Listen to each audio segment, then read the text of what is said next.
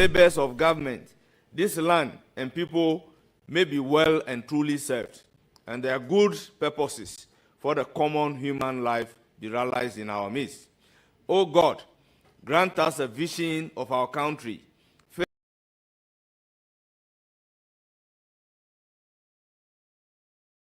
a country of brotherhood, where all success shall be founded on service, and honor shall be given to the deserving, a country of peace, where government shall rest on the will of the people, and the love for the common good.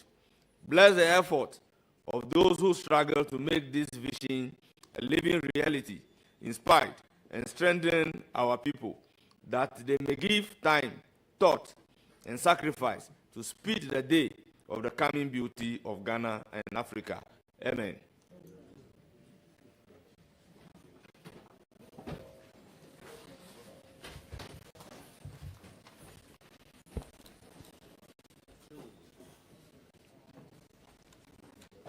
May I humbly invite the nominee to take his seat.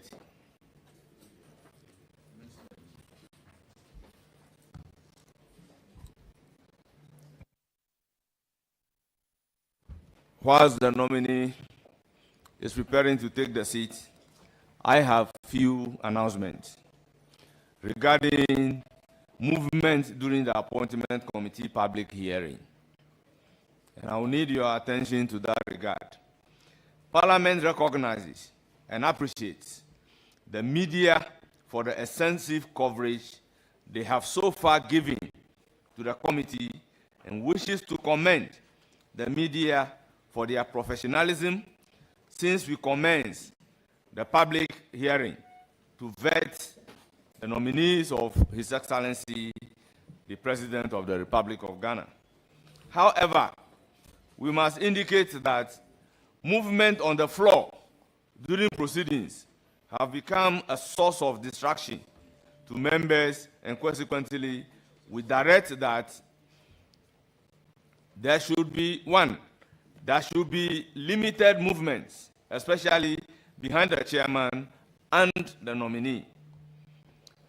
Cameras should be positioned not beyond the first part of the table after the seat of the nominee to enable the cameras to capture the nominee, but should not interrupt the seating arrangement nor block the view of members. 3, people using mobile phone to capture proceedings should not move beyond the cameras. Media personnel who are not members of the press corps and who are not also accredited for the coverage of these proceedings will need the express permission of the Media Relations Department to be granted access.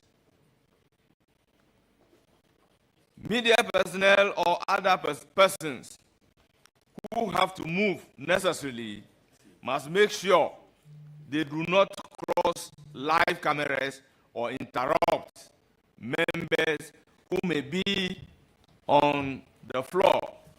We urge all to take note and comply with these directives to enable us to minimize movement on the floor during the hearing and for a smooth running of the proceedings. I thank you for your attention.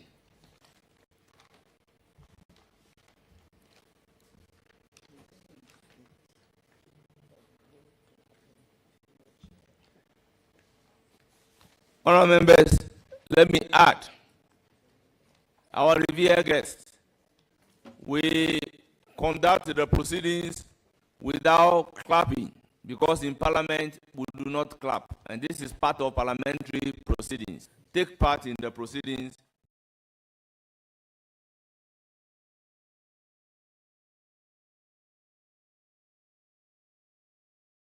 of the committee to administer the oath.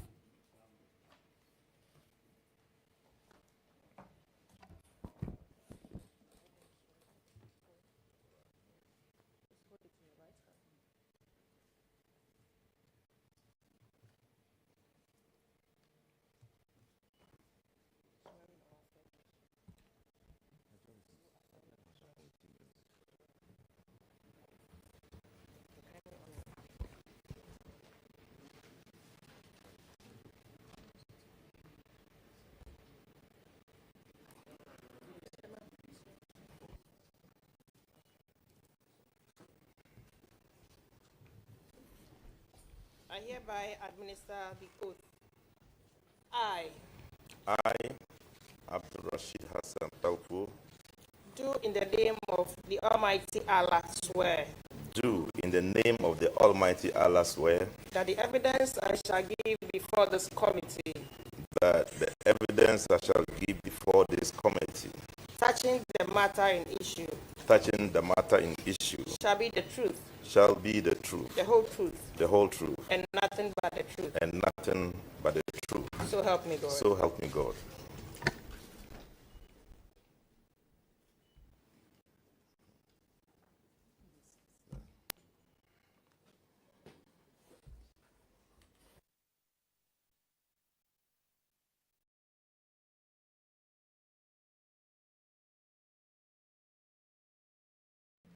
Please tell us briefly, in 2 minutes, about yourself. Well, my name is Rashid Pelpu. The long of it is Abdul Rashid Hassan Pelpu. I'm from Wa,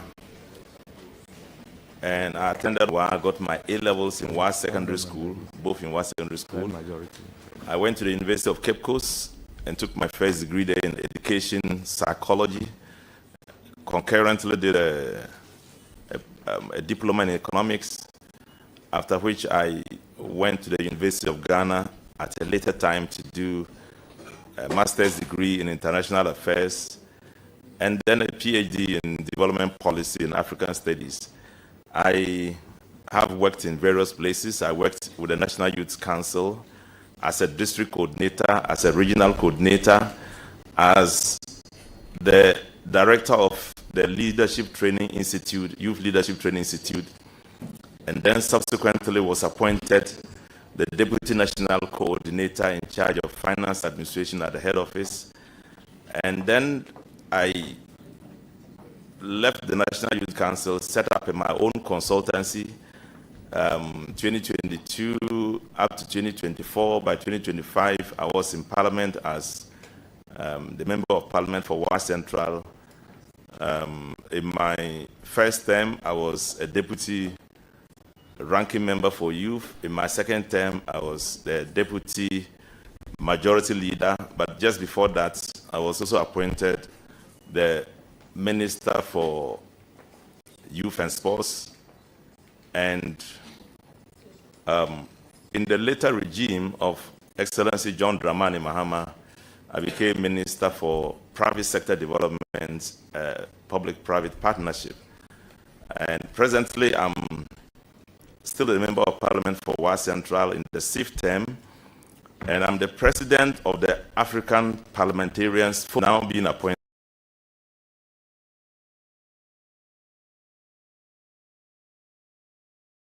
Very gracious, and very thankful to him.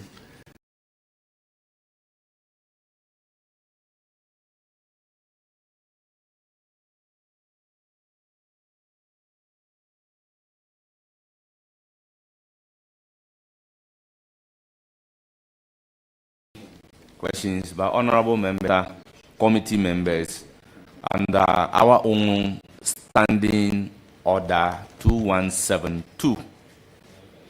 So I will start with the minority members of the subject matter committee, and on the list I have is Adelaide Ntim.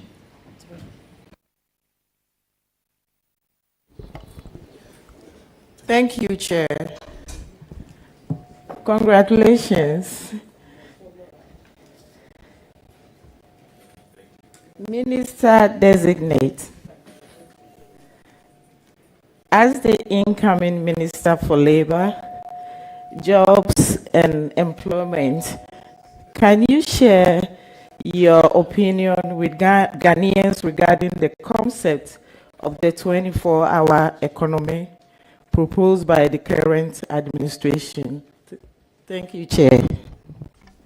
Thank you. The 24-hour economy is a policy initiative by the present NDC administration, proposed to the people of Ghana and accepted by them because they overwhelmingly approve it by the vote. It is a commitment to ensure that we engage the Ghanaian worker effectively within 24 hours and ensure that in the 3 working space of the 24-hour period we live, we have each period of working space 8 years.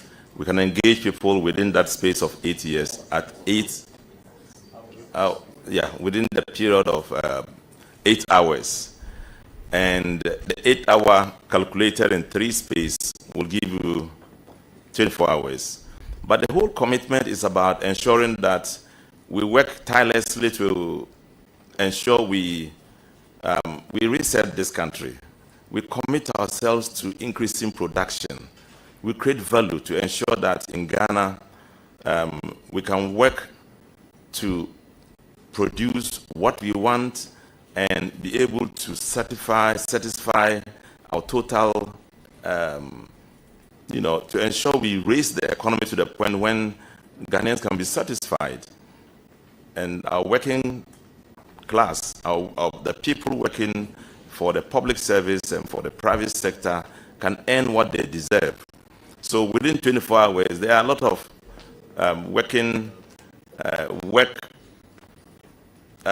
institutions and organizations that can be occupied within this space of period of time.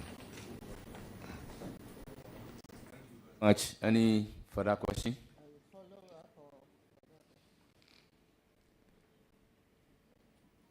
Please, you have the floor.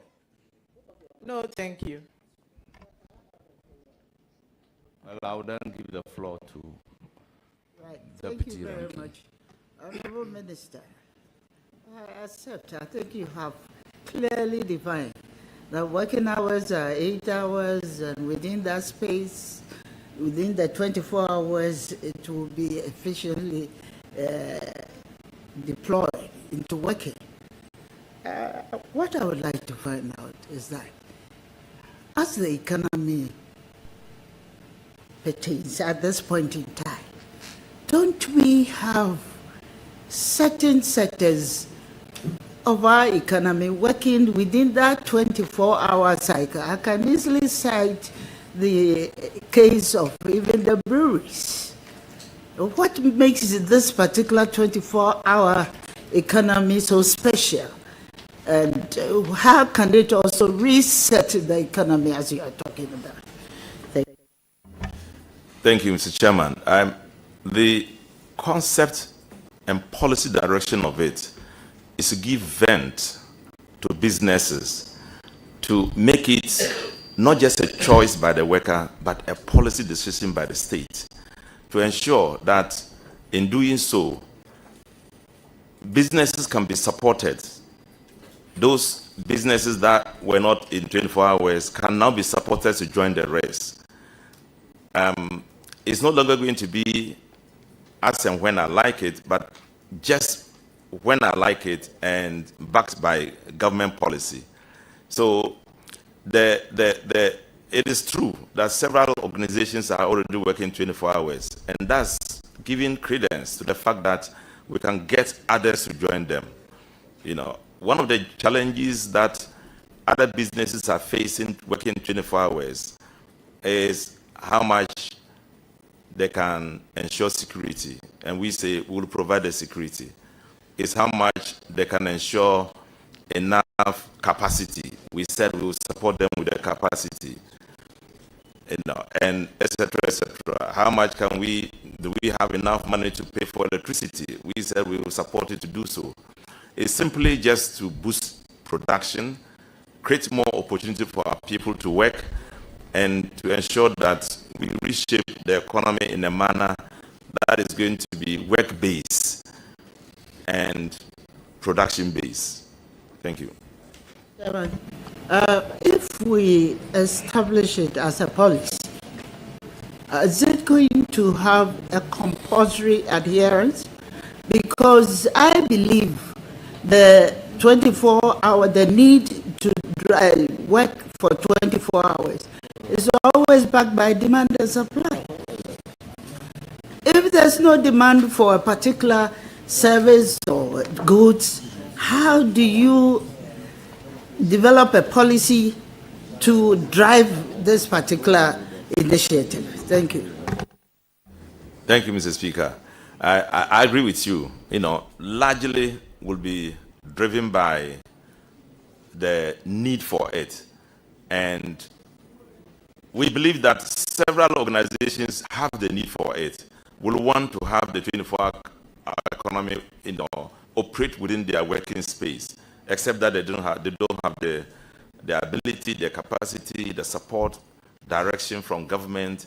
So we are targeting those organizations that will be willing to go the extra length in increasing production, by increasing employment, engaging our young people, and creating a situation where they can effectively be engaged. But this is largely for those who need it. And for government organizations, it will be backed by policy direction, meaning that there will be a certain compelling factor for some state public organizations to operate within that 24 hours. But for private people, it's a choice you can make. Thank you. Thank you very much. I'll proceed to give the floor to Honorable Asante Boateng. Or you still have a substantive question? Please do. Thank you, Chair. Minister Designate, women express their concerns on the need to increase maternity leave. What are your intentions when giving the nod in respect of this subject matter? Thank you. Thank you, Chair. This is a very, very important area, and I think it deserves further discussions, but I support it as a person. I support the affirmative action law, which we just passed. I worked very hard to contribute to it. So it's an area that is interesting, and I believe many Ghanaians are going to support it. Thank you.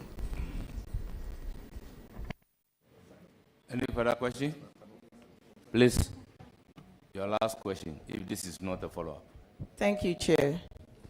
Minister Designate, what plans do you have to make the National Service Scheme more attractive in terms of the allowances and job content? Thank you, Chair. I wish the National Service Scheme was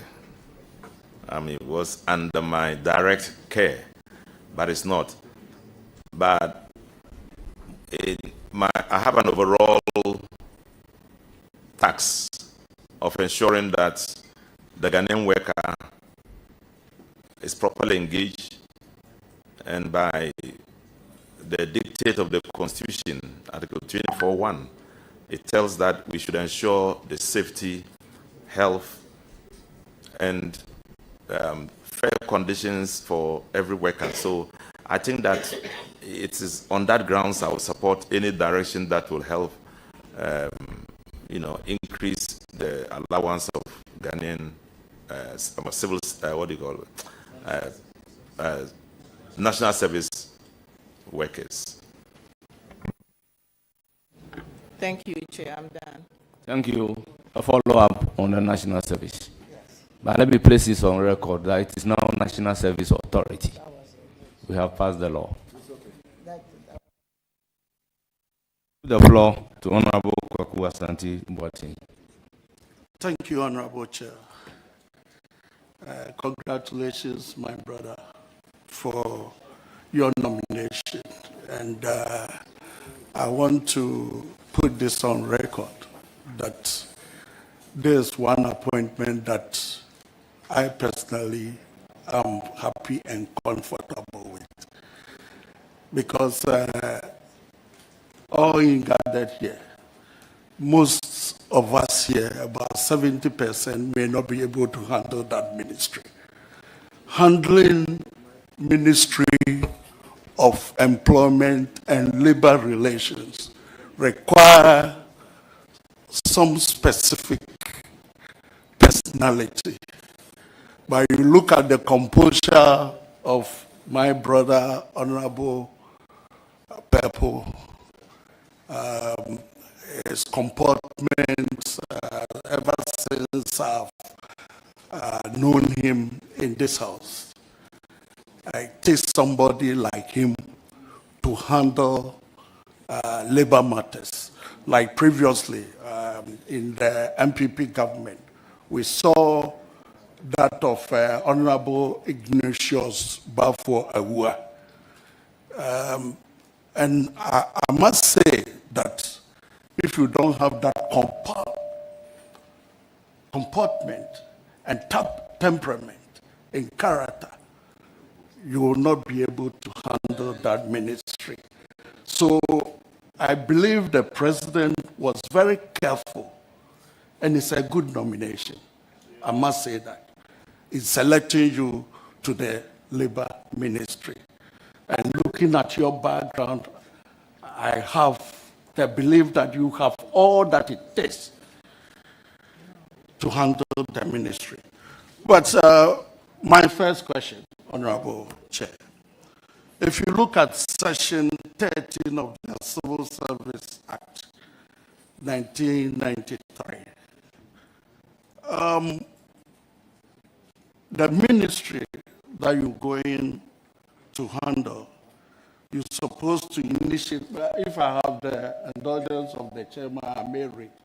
Chairman, I want to read a quote from the session. Go ahead. Initiate and formulate policies taking into account the needs and aspirations of the people. That's A, 13A. B, undertake development planning in consultation with the National Development Planning Commission. And C, which is critical, coordinate, monitor, and evaluate the efficiency and effectiveness of the performance of the sector. All of us know that looking at the working force in government sector, we have about 688 employees. But we also realize that there's low productivity. But if you go further, one of your key or critical issues as a function is to ensure fair and equitable wages and salary for employees of all sectors in the economy. In the light of low productivity, even some are advocating that we may have to even reduce. Honorable Asante, in your question, please. How do you, in the context of low productivity of the public sector, try and ensure that there's fair and equitable wages for the sector, looking at the low productivity of the sector as well? How do you superimpose the two?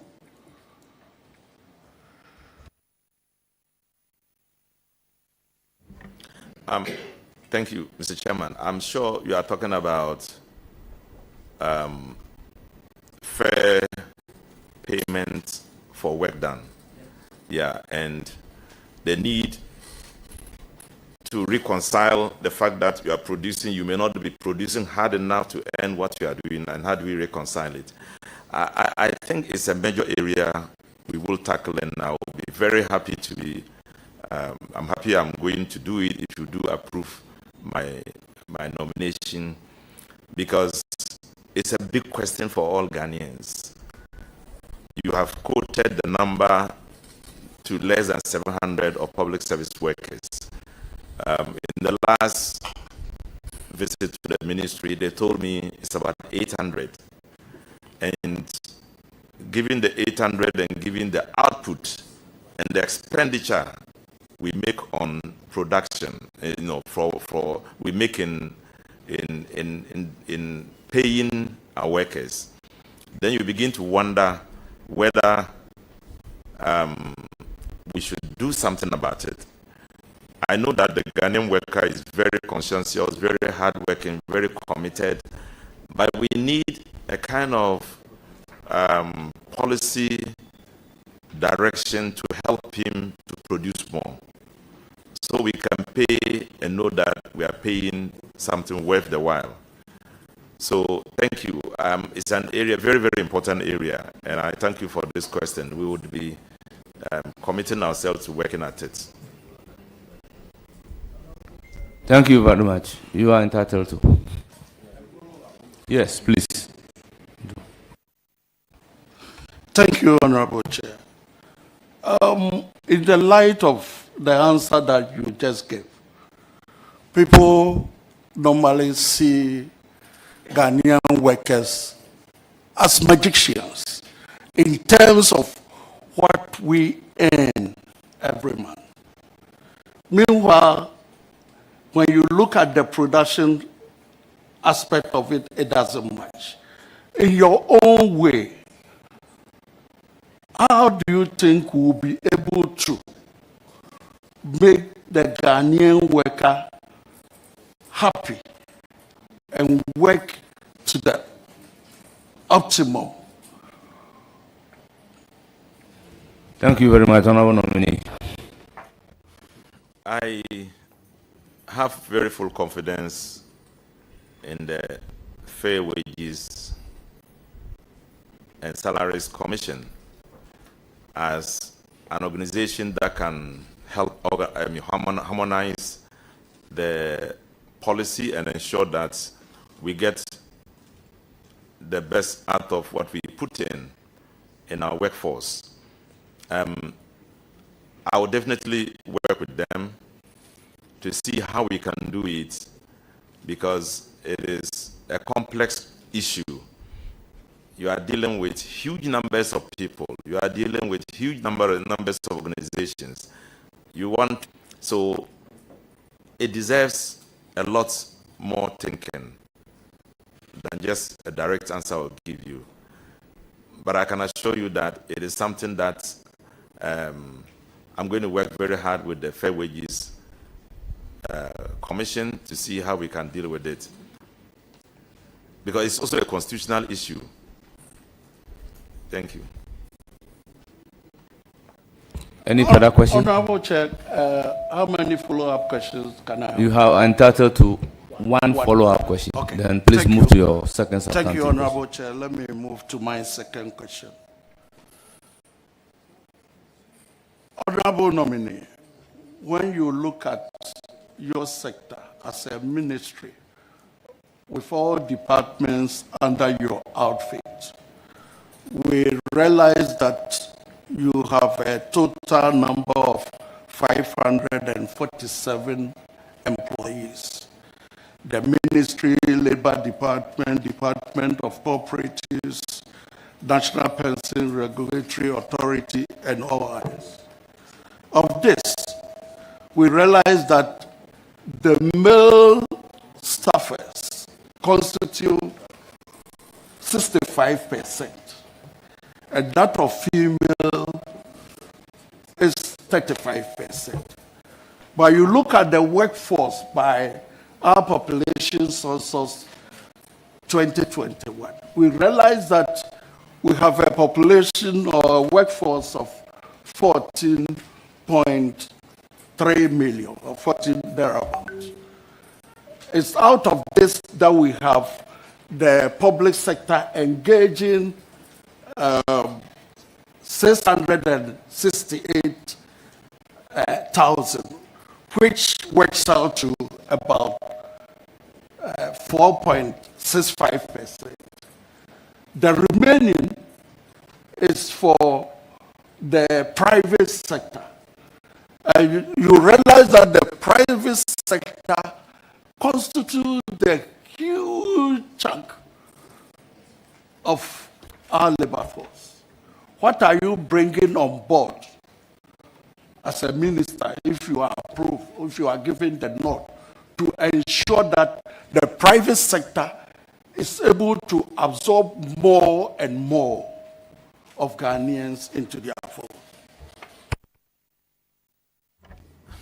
Thank you, Mr. Chairman. In Ghana, we are developing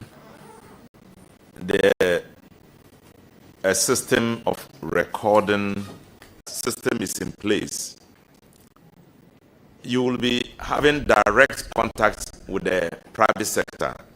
You will find which areas in the private sector are where are available for jobs for the people of Ghana, and you will work to encourage those areas. And indeed, what I want to encourage my government to do is to ensure that we embark on a system of providing support for private sector inputs into the economy, creating opportunities for people to get credits and investing in those credits, and therefore creating opportunities for people to get jobs. And then, in a snowball effect, also creating the wealth of the country through taxes into the consolidated fund. So actually, the private sector is not differentiated from our economy. It's a very key concept, part of our economy. And so encouraging them to do anything. Honourable Member, be brief in your answer. Kindly be brief in your answer. So we will encourage them to produce as much as they can, and we will support them. Thank you. Thank you, Honorable Chair. Follow-up question on that. Thank you, Chair. As a follow-up question to that, I gave you the numbers with regards to employees within your outfits, which is a total of 5,647. And the indications are 65-35 in proportion, male, female. But when you look at the population census, we are almost the 2021 census indicate that female are 15.6 million and males 15.2, almost 50-50. How do you ensure that you create that balance between male and female employees within your outfit and all over Ghana? I believe the women here are listening to you and your wife. Honourable Member, I will allow that question, but treat it as a substantive question. The gender balance.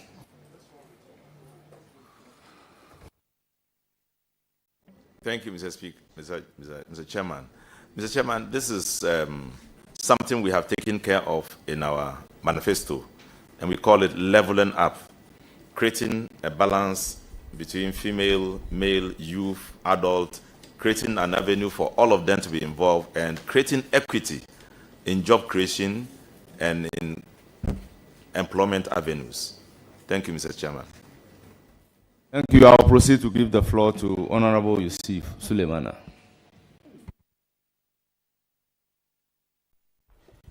Chairman, I'm very grateful. Honorable Dr. Alhaji Rashid Pelpu, congratulations. Thank you.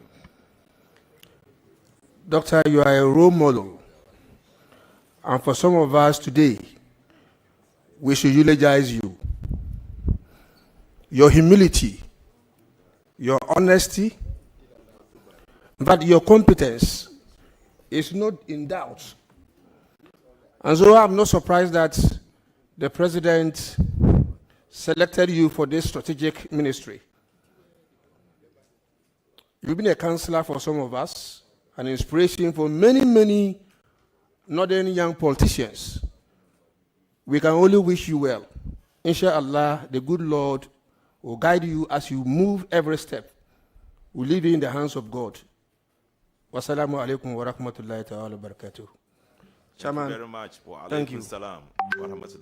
Thank you very much. No.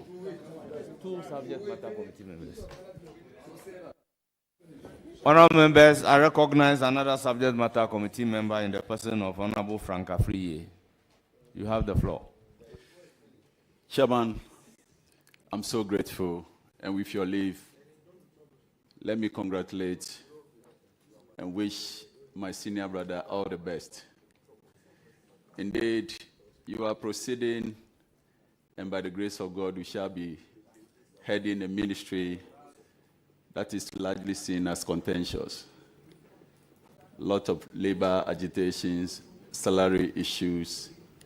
Meanwhile, I fully associate with the earlier speakers on their observation that you are indeed a role model for those of us who are more inclined to toe the path of diplomacy and to be gentle and soft-spoken like yourself. However, the average Ghanaian out there, how would they be convinced that you have what it takes to balance the two, leading a ministry that will be hot, and you yourself, you are averagely soft-spoken and cool-headed? What is your biggest tool yet in your toolbox? Thank you, Mr. Chairman. Well, this is a question that requires my overall personality input into a system that is often and sometimes populated with lots of agitation. I believe that if you are quiet, if you are gentle and you are thoughtful, it's easy to find answers to many, many problems. One of the greatest problems we have in this world is that where you are in confrontation with somebody and both of you are angry, you can't solve the problem. Somebody has to be thoughtful and quiet. Thank you. Thank you very much. Any further question? Chairman, best wishes to him. No further question. Thank you. I'll proceed to give the floor to Honorable Patrick Yahuama. Thank you very much, Chairman, and congratulations to our senior colleague, Honorable Rashid Pelpo. I have 3 questions for him, and the first one, I'll proceed to lay the foundation to that question, a very important one. It's on pensions. And since the inception of Act 756, Act 766, that's the Pensions Act, as amended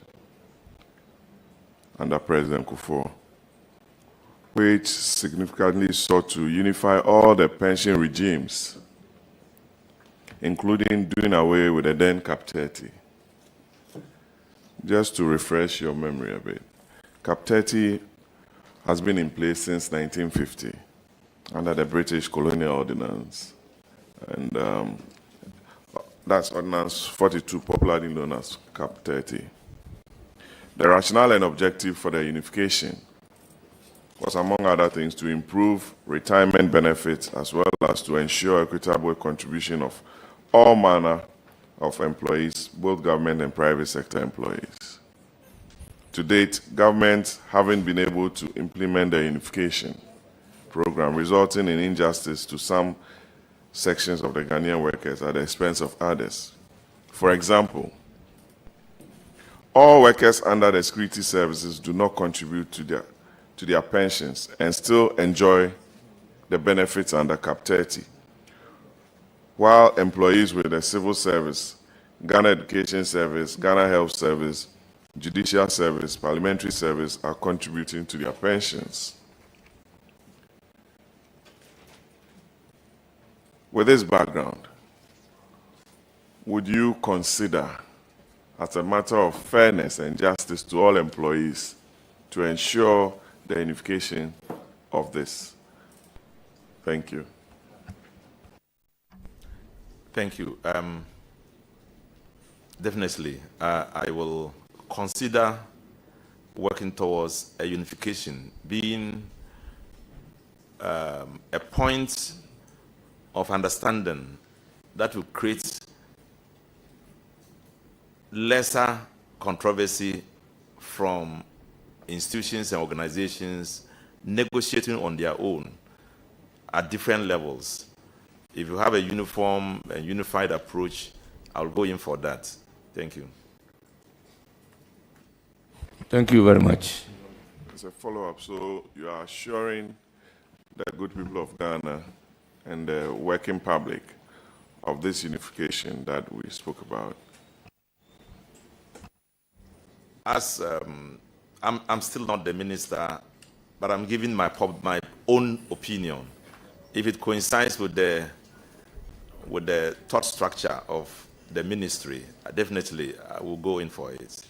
Thank you. Yeah, I ask because government spends over 300 million cedis in pensions on some of these areas. And let me shoot straight to the second question, Chairman. I know you are in a rush, and we are here to work.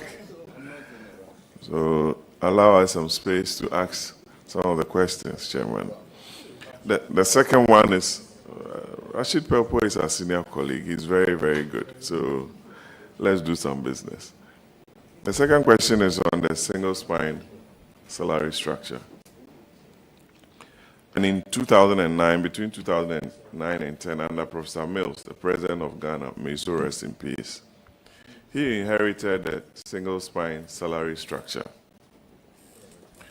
For equity and fairness, and on the background of low salaries for workers,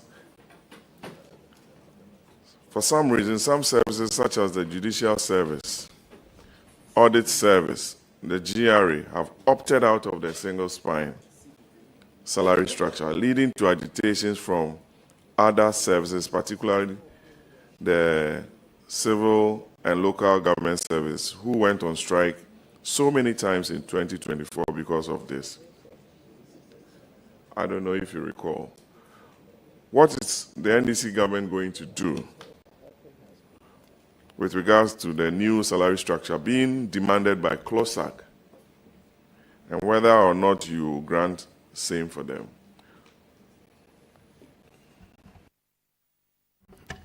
Thank you very much. I know that this is one of the key areas of concern and still under negotiation, the review of the single spine salary scheme.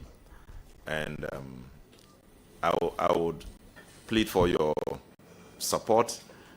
I will join my colleague Ghanaians who are within the space of the labor industry, so we can finally get to a point when a review can take place, so we can have a satisfactory response from the NDC government to the many questions posed in that request for review.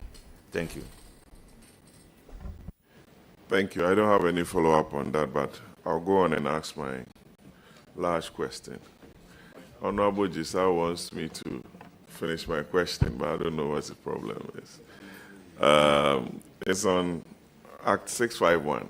I'm sure you are familiar with it, the Labor Act. And some employees suffer all forms of harassment and violence at workplaces. And I would want you to tell Ghanaians some of the gaps within Act 651, especially on harassment and violence at workplaces. You hear some big private sector players beating their employees, women complaining here and there at workplaces. What are some of the gaps reading through Act 651 that you've identified, that you'll be sending a proposal to Cabinet for a review of this very important act?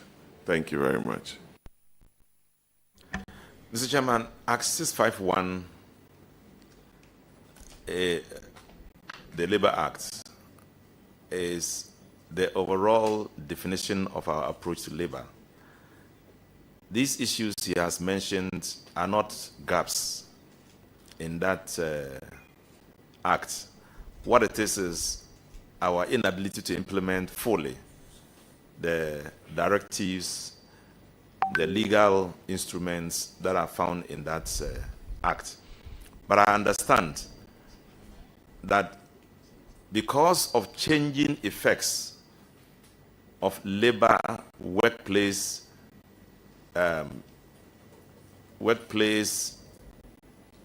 reforms, because of issues about technology coming into our work life, and etc., there will be the need to look at it again to see how we can review it to commensurate with present changes and effects.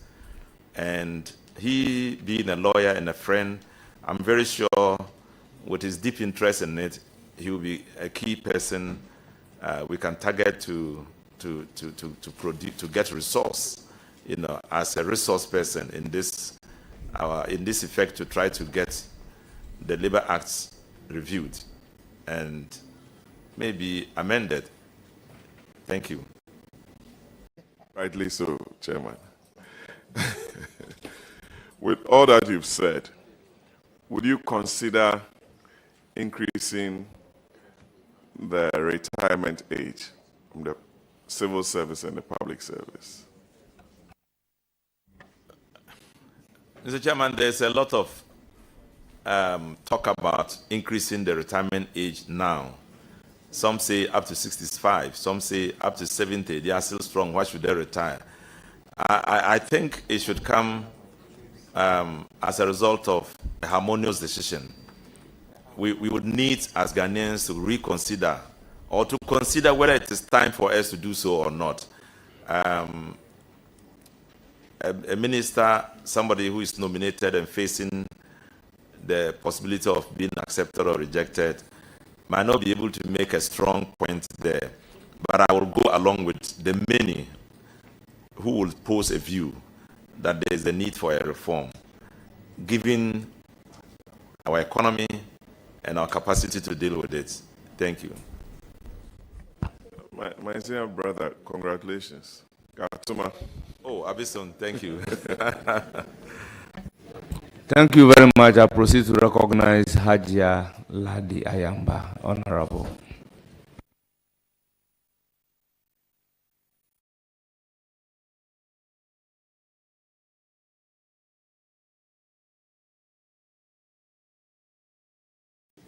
Thank you, Mr. Chairman. Let me proceed by congratulating the nominee. I have, for not less than 30 years, observed your demeanor. I'm not surprised about it. The issue of being slow, gentle, diplomatic, and whatnot has never affected your output.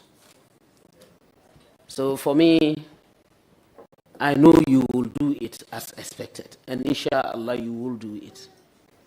By the grace of the Almighty Allah, you will do it. But there is a very simple question I want to ask. And Mr. Chairman, let me precede it by the 24-hour economy and the fact that started now. That started. Now, member, address the chair. Please proceed. So, the 24-hour economy is a very laudable policy that His Excellency John Dramani Mahama, I know, will ensure that it happens, it works. And it's something we are all looking up to. We are aware that the 24-hour economy will ensure job creation. One of the areas that our opponents hyped and spoke about so much was Agenda 111, which is supposed to be doing with hospitals. We have a lot of backlog of nurses and doctors waiting. And we have so many hospitals running with either 2 or 3 doctors.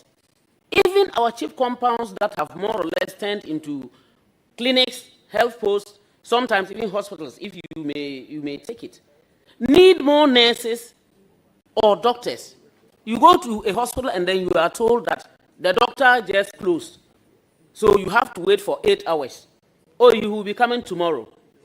Will you consider, under the 24-hour economy, although the MPP hyped Agenda 111 and the president told us in his State of the Nation address that they were able to complete, the former president, sorry, they were able to complete only 3. Will you consider bringing them on board and ensuring that the 24-hour economy will make you bring in all the nurses and doctors and staff that are needed, and that you will divide the long hours being spent by this health staff to about maybe 8 hours each, so that they run shift and then they are able to attend to our people? Will you consider looking at that? Thank you. Mr. Speaker, Mr. Chairman, yes, I will consider so, given the fact that we have a responsibility to create jobs and to employ our young people in these areas. Thank you. Congratulations once more, and I wish you all the best. Be guided. Thank you. Thank you. Thank you. Thank you very much. I move to Ritana Odolesowa. Honorable. Thank you, Honorable Chair. I wish to congratulate Honorable Rashid, my senior brother, for his nomination by His Excellency, the President of the Republic of Ghana, John Dramani Mahama. Honorable nominee, there are lots of people out there looking for jobs, but sometimes we find out that children are used for certain jobs. My area of concern is children who are especially sent to go fishing, where they abandon their education. What do you intend to do about that? Thank you. Our labor law is against child labor.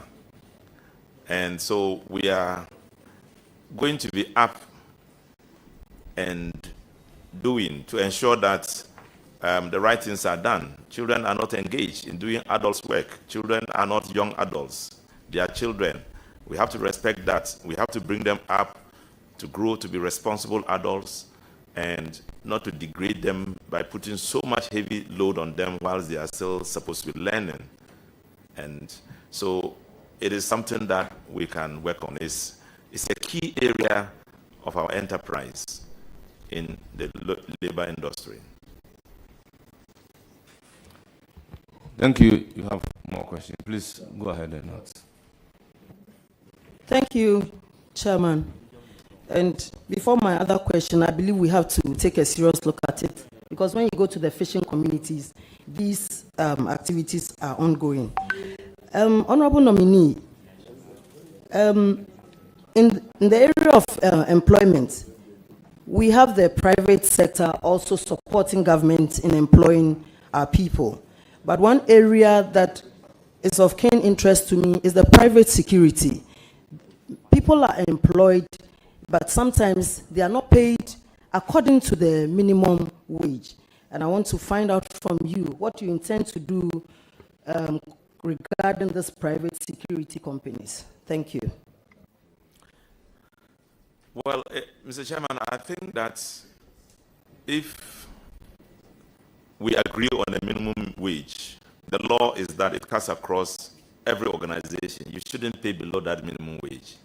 So if we find anybody doing so, you'll be subject to questioning.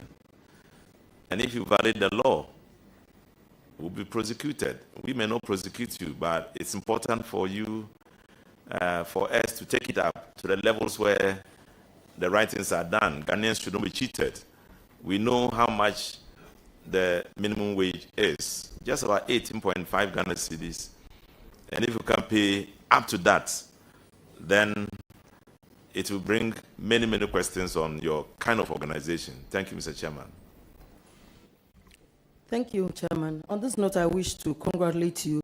A lot have been said about you, and that is very true, your temperament, and I know you are going to take that into the ministry and ensure that you you are going to work well with His Excellency and the people of the Republic of Ghana. God bless you. Thank you.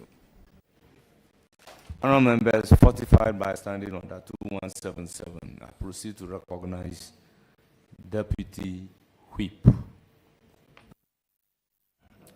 Thank you, Chairman. I'd like to congratulate you. I think I will also join my colleagues to say that you've been not only a leader, but a father to many of us in the chamber. Chairman, my question to him, I intend not to ask you a question because you are a six-time member of Parliament, a former leader of Parliament, a former minister. You know, you have it all. But there was some news that I cited in some section of the media to the effect that you said youth who are unemployed in our country can go and cut grass where they breed animals or gather stones and sell where there are buildings. I want a clarification. In which context did you say so? And the first question should be if actually you said so, and if yes, in which context? Thank you, Mr. Chairman. Mr. Chairman, if this question were not asked, I wouldn't have been happy at all. Mr. Chairman, I was at Newsfile. I think it was 2015 or so, and Ghana was getting hot. Campaigning was on for the elections, 2016 general elections. I went to Newsfile and I was asked a question. It was about job creation and about getting people to be employed. I explained that whilst I was coming, I met a specialist, and he explained to me that everybody can work. And when he said so, he cited those examples. He said that if people are not employed, if people want to be employed, they can be employed on their own. Even if they have no education, they have no skill, they could still work. And he cited the example of a person living close to a place where buildings are being constructed. And he said, if you live within that space, that area, and you feel you are unemployed, you can create a job for yourself.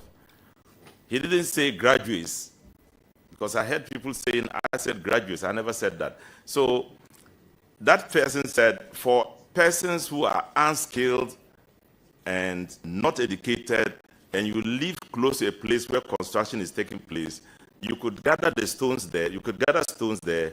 At the time, stones were, the trip of stones was about 1,200 Ghana cedis.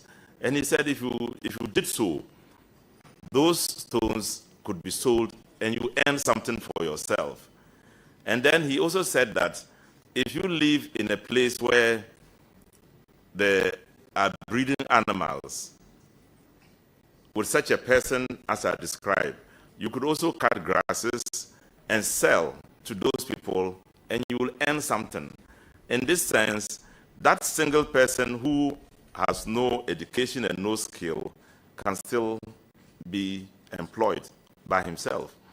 So I cited that, and then they captured the part I was explaining that alone and used it a lot. I saw it a lot in the 2016 campaign against NDC, that I said they should go and cut grasses, graduates should go and cut grasses, and then, collect stones and all that. Mr. Speaker, Mr. Chairman,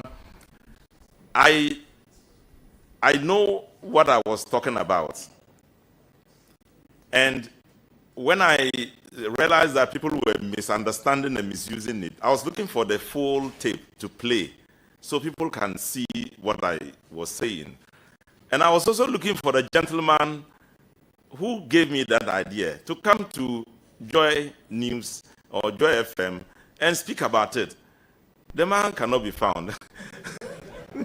So when I saw him the other time, I said, you gave me this idea, I brought it up, And then I'm running into problems. You won't come and explain. You know, I wish you were here. He's, do you want me to call his name? You were there when I was blaming him the other time at Alaji's house. So, Mr. Speaker, it is simply not the case that I'm saying graduates should do so. I was just quoting somebody and trying to encourage my Ghanaian fellows that if you are a nurse and you have the skill, you are better off. You go to a community where there are no nurses, you can set up something on your own. If you know, if you have money and you go to a town where vehicles are not sold, you can buy vehicles and send them for sale. If you go to a place where there's a particular product that the people consume a lot, in the, you can go and produce that product and send it there. That's a bigger form of it. That was just a basic example. Other examples could take place. If you go to a place where there are no computers, you can send computers there for sale. If you go to a place where people don't have electronic knowledge about anything, you can go and set up an industry there. It is to give perspective. One. Your explanation is clear. And then now I think you being sent to a ministry that will definitely have a responsibility of job creation, workers' welfare, and the rest. Will you consider the grass cutting and the stone gathering as part of the 24-hour economy to help reduce unemployment?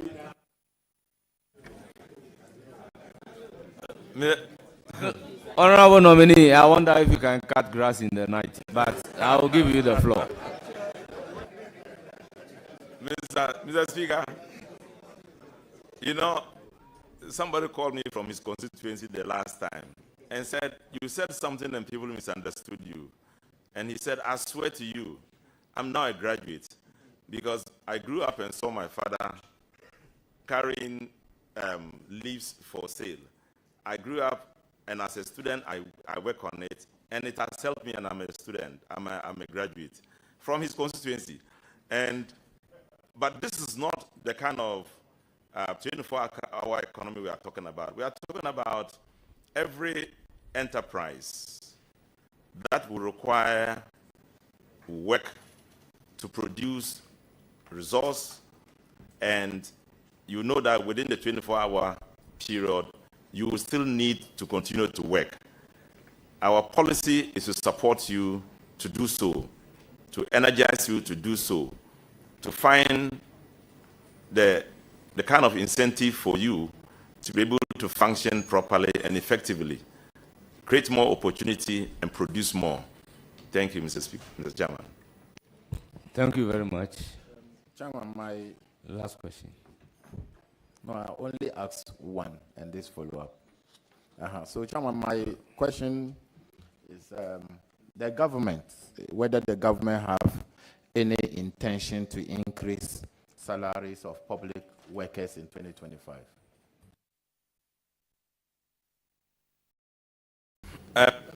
Thank you, Mr. Speaker, Mr. Chairman. Mr. Chairman, it's one of the key areas under negotiation right now.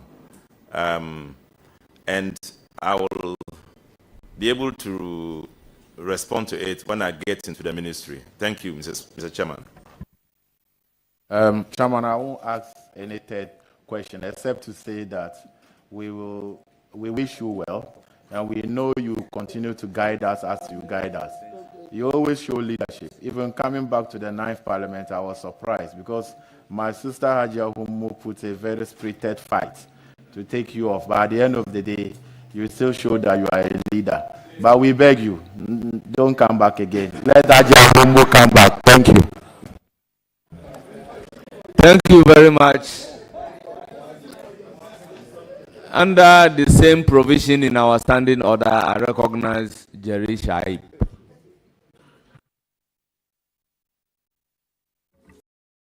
Thank you very much, my very respected chairman. Mr. Chairman, just a follow-up on Honorable Ritana Odeleso's issue on child labor. So we have about 160 million children involved in child labor globally.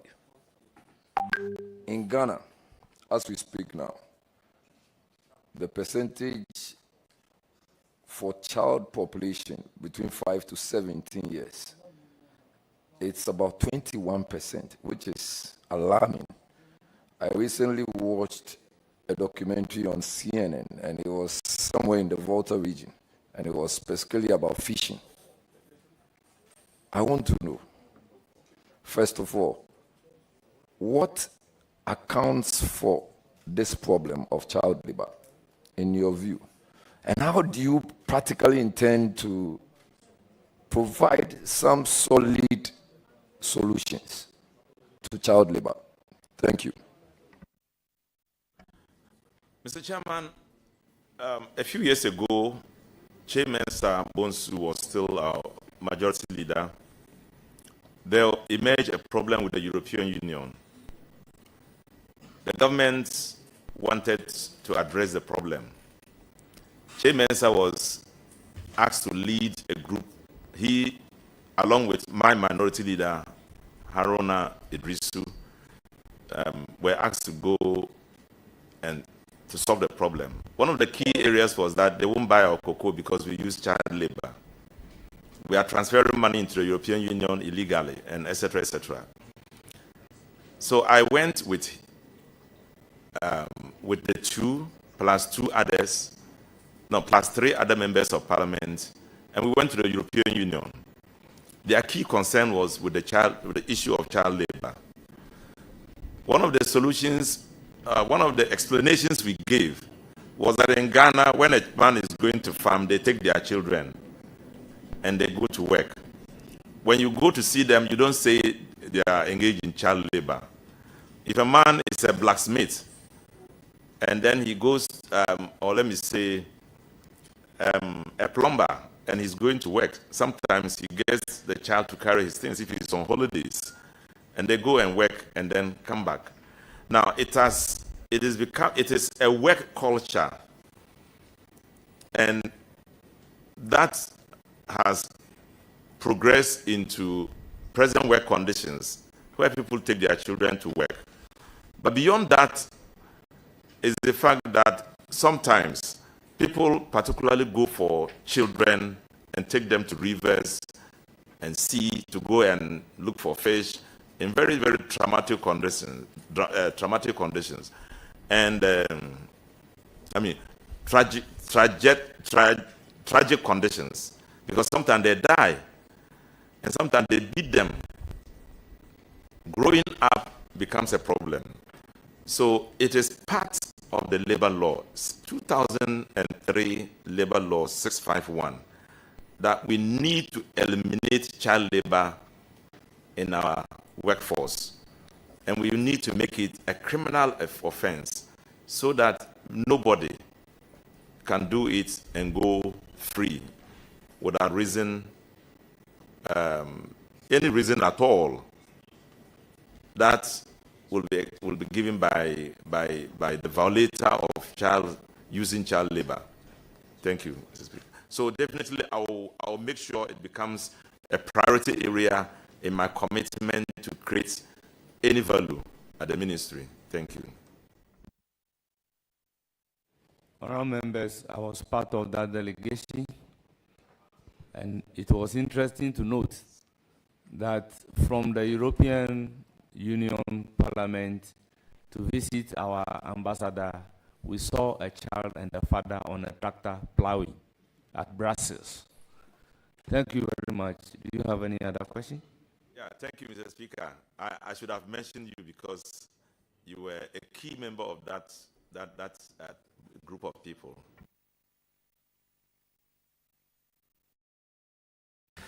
Thank you very much, Mr. Chairman. My very respected Honorable Minister Designate, do you have a government land? Have you acquired a government land?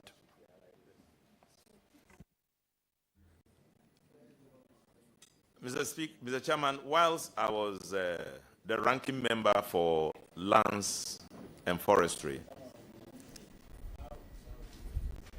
at the end of, during the space, the 4 years, we were informed that every single time the land committee was operating, at the end of the period, the Lands Commission would salute you, thank you by giving you a piece of land. So they offered us a piece of land. I have not acquired it yet. It's about some 4 years now. I have made attempts to acquire it. They are saying they will do the papers for me. I haven't got the papers yet. But I hope that if I make the necessary effort, I would acquire it. Thank you. And I agree with you. I don't think it's a problem to have it at least engrossed in your name for the period you served on whichever committee you claim. Just my last question. We've had issues of foreigners in our workspace. And the complaints that we numerously get is the maltreatment to the Ghanaian people who are working for most of these foreigners.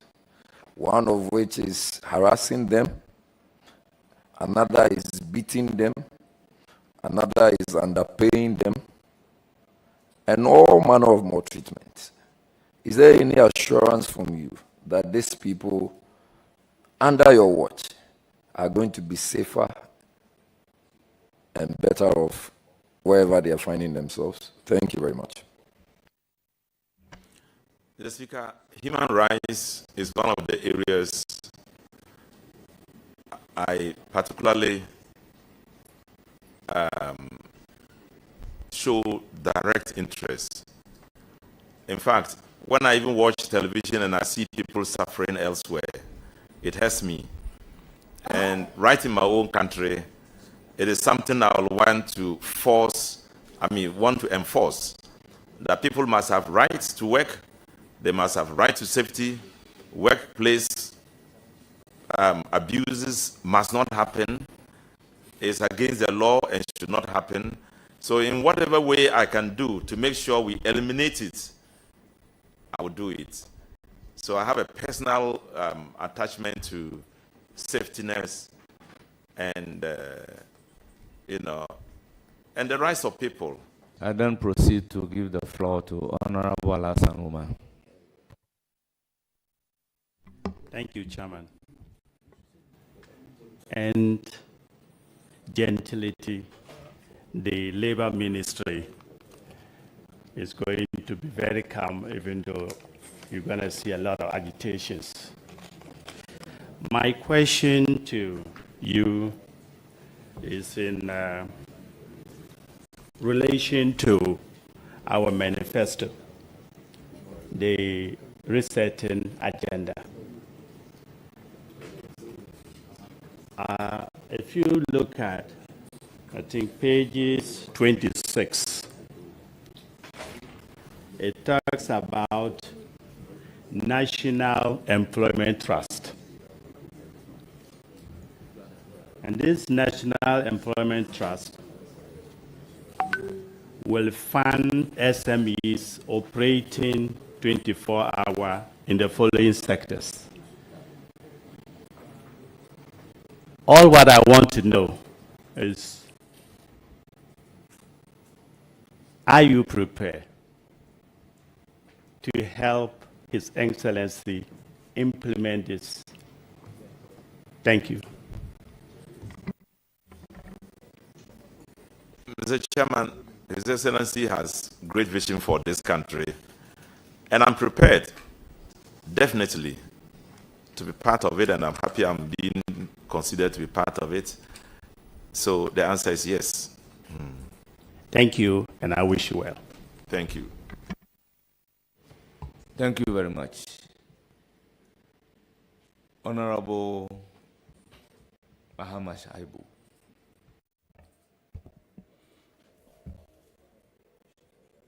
Chairman, let me thank you for the opportunity. Honorable Dr. Al-Haj, my senior bro, congratulations. A well-deserved nomination. Many on this table have recounted your very good attributes. Indeed, trust that I want to ask a question about your integrity and your competence that you have earned and you have bagged it. What many don't know, and indeed the NDC needs to celebrate you, is that today, just like religion, that many people fought for religion that we worship freely today. You were the pioneer, tertiary education institutions network called TAIN. Many in NDC do not know that you were the brain behind the formation of TAIN. I want to put it on record today that you ought and you deserve to be celebrated. I was happy many years ago to have worked under you as an executive when you were forming TAIN on the campus of University of Cape Coast. Thank you so much for that. We have said a lot.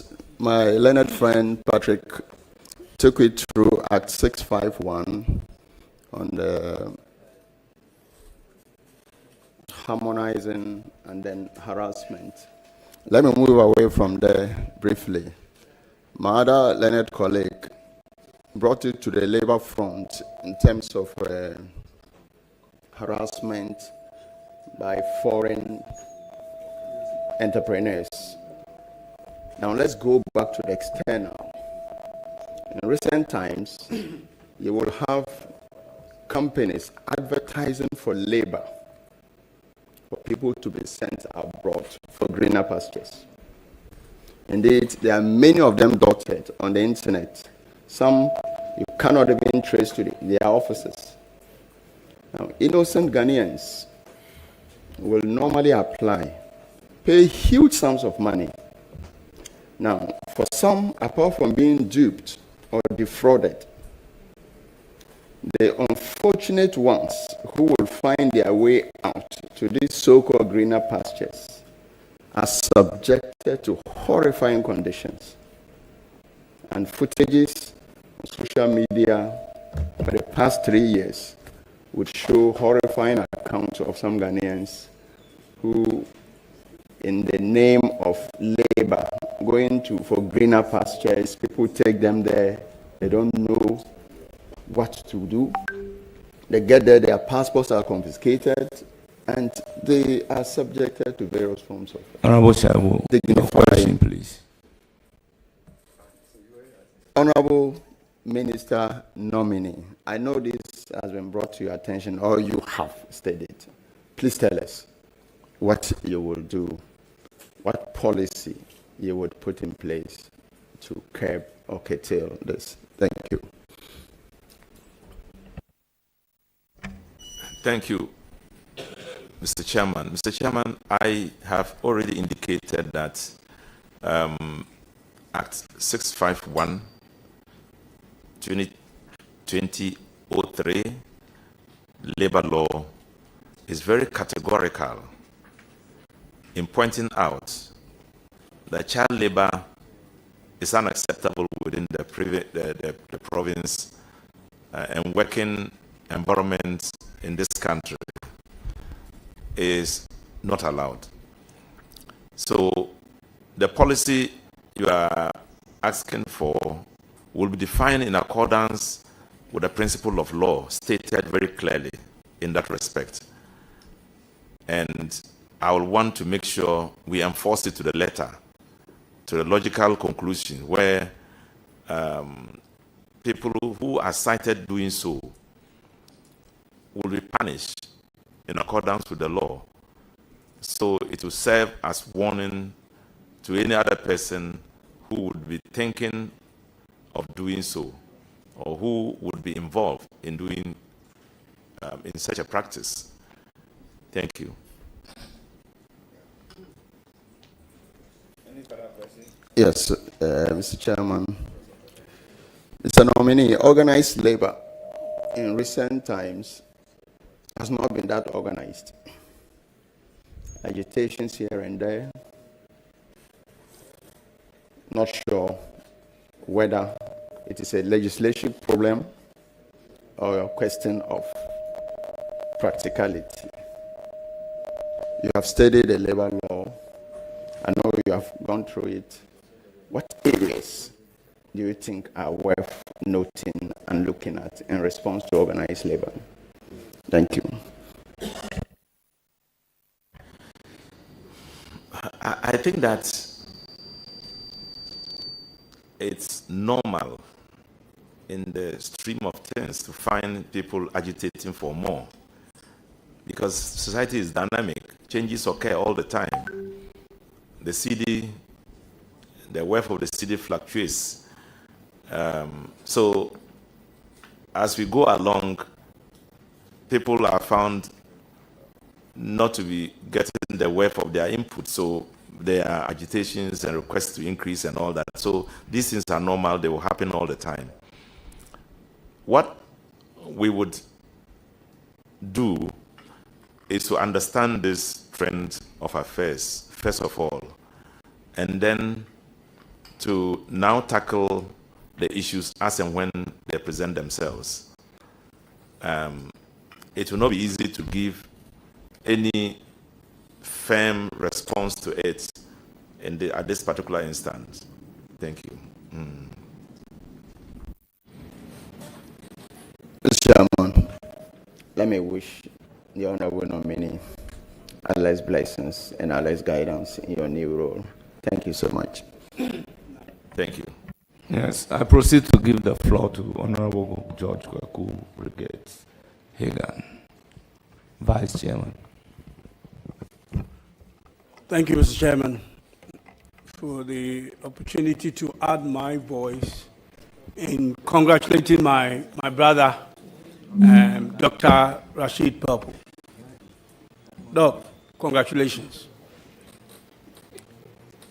I'm going to just take you back just one question, and then maybe there will be a follow-up if there need be.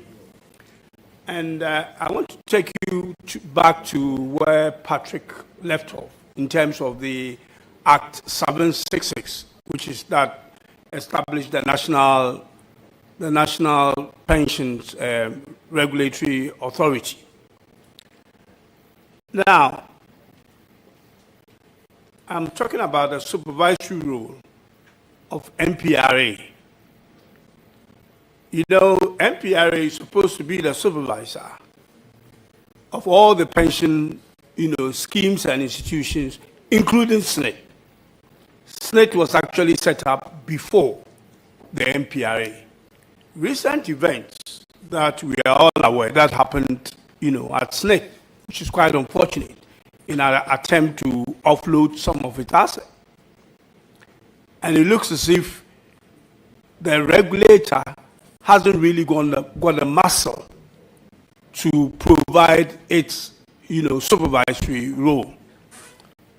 Would you tell us what you will do to make sure that NPRA assume its rightful role of being the regulator of the pensions industry, including SNIT, which has obviously been around since inception and seems to be the bigger player in the industry? Thank you.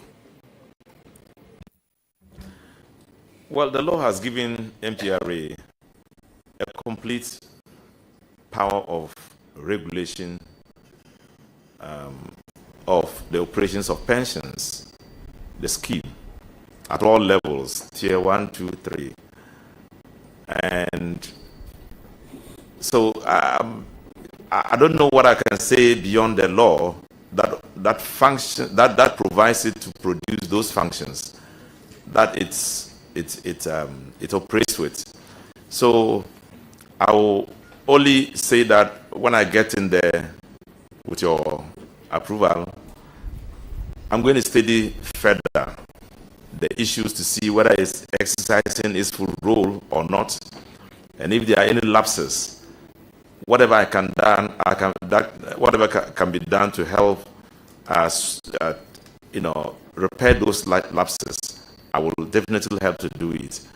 It has to function as a regulator, and that function cannot be undermined and should not be undermined by anybody. Thank you. Okay, then my other question, I was going to make it a follow-up, but I think I should make it a second question. And that is to do, again, with the Act.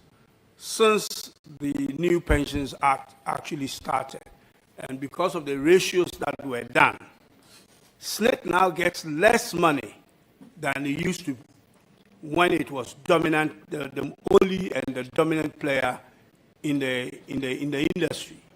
As a result of that, the contributions that come to SNIT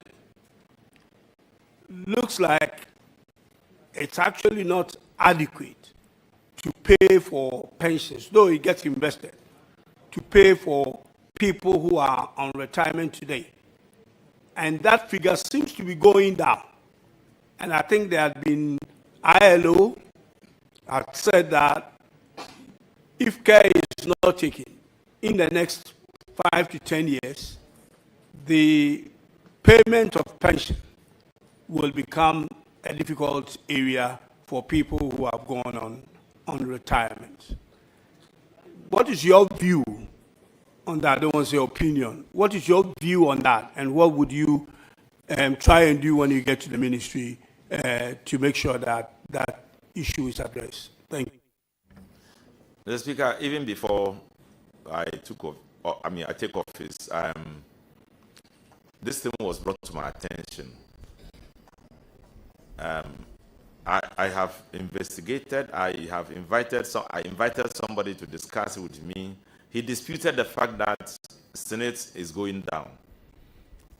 He explained to me that at this very moment, Senate is beginning, payments of pensioners have matured and they are spending money. So the overall cash element of Senate is coming down. But also that because of the reducing value of the CD, it has an effect on the totality of the money that is available, the worth of it. But he said as they're paying and retiring people, more people are getting in, so it will not go down. But unfortunately, it does appear to me Senate is no longer part of the Ministry of Labor, Jobs and Employment. And so I will maybe work with the Minister for Finance so we can ensure that no lapses occur in that. Thank you. Follow up on that. So let's get it clear. MPRA is still under Labor, Jobs and Employment, and SNIT is under Finance. Is that your understanding? Yes, that is it.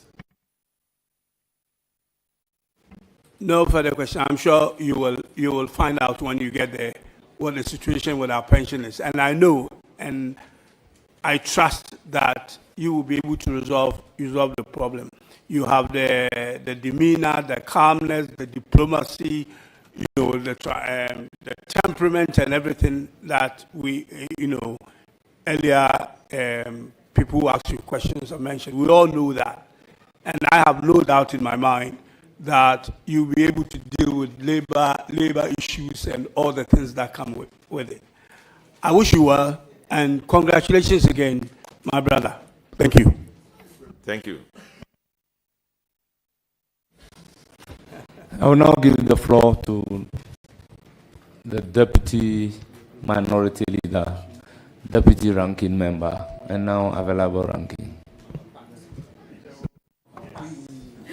Thank you very much.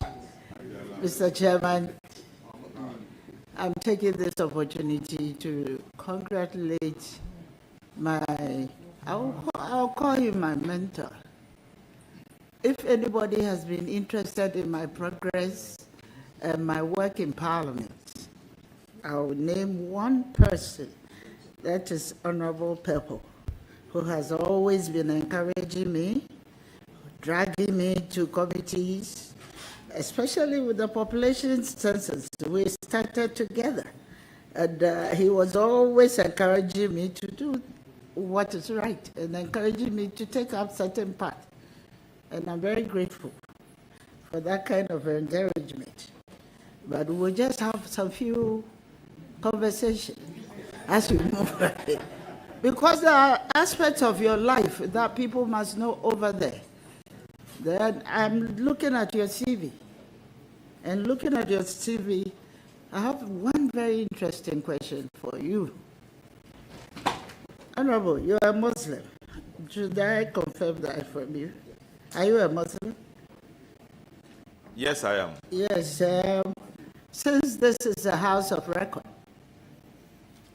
I just saw on your CV that you are married without telling me whether it's 1, 2, or 3, or whether you're going to add me to the bunch that are already out there.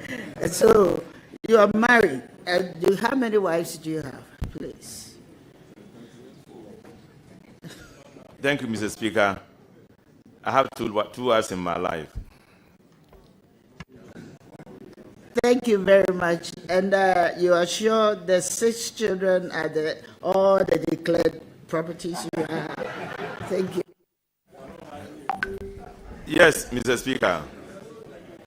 I have 5 from one very committed, dedicated woman, a lawyer, and the second one from another one who is also a very committed, dedicated lady.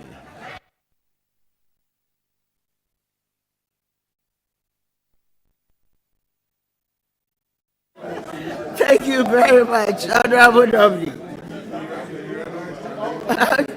Honorable Nominee, I also noticed that you can speak so many languages, about 4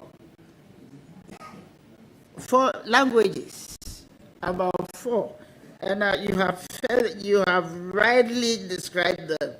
Because I don't think I've ever heard you speak French, but you indicated it's a fair spoken, but you also wrote it that you can read and write. But you use the word fair.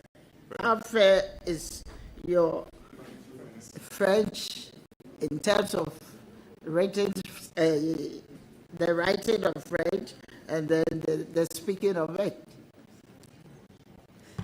Yeah, I studied French in secondary school up to a point.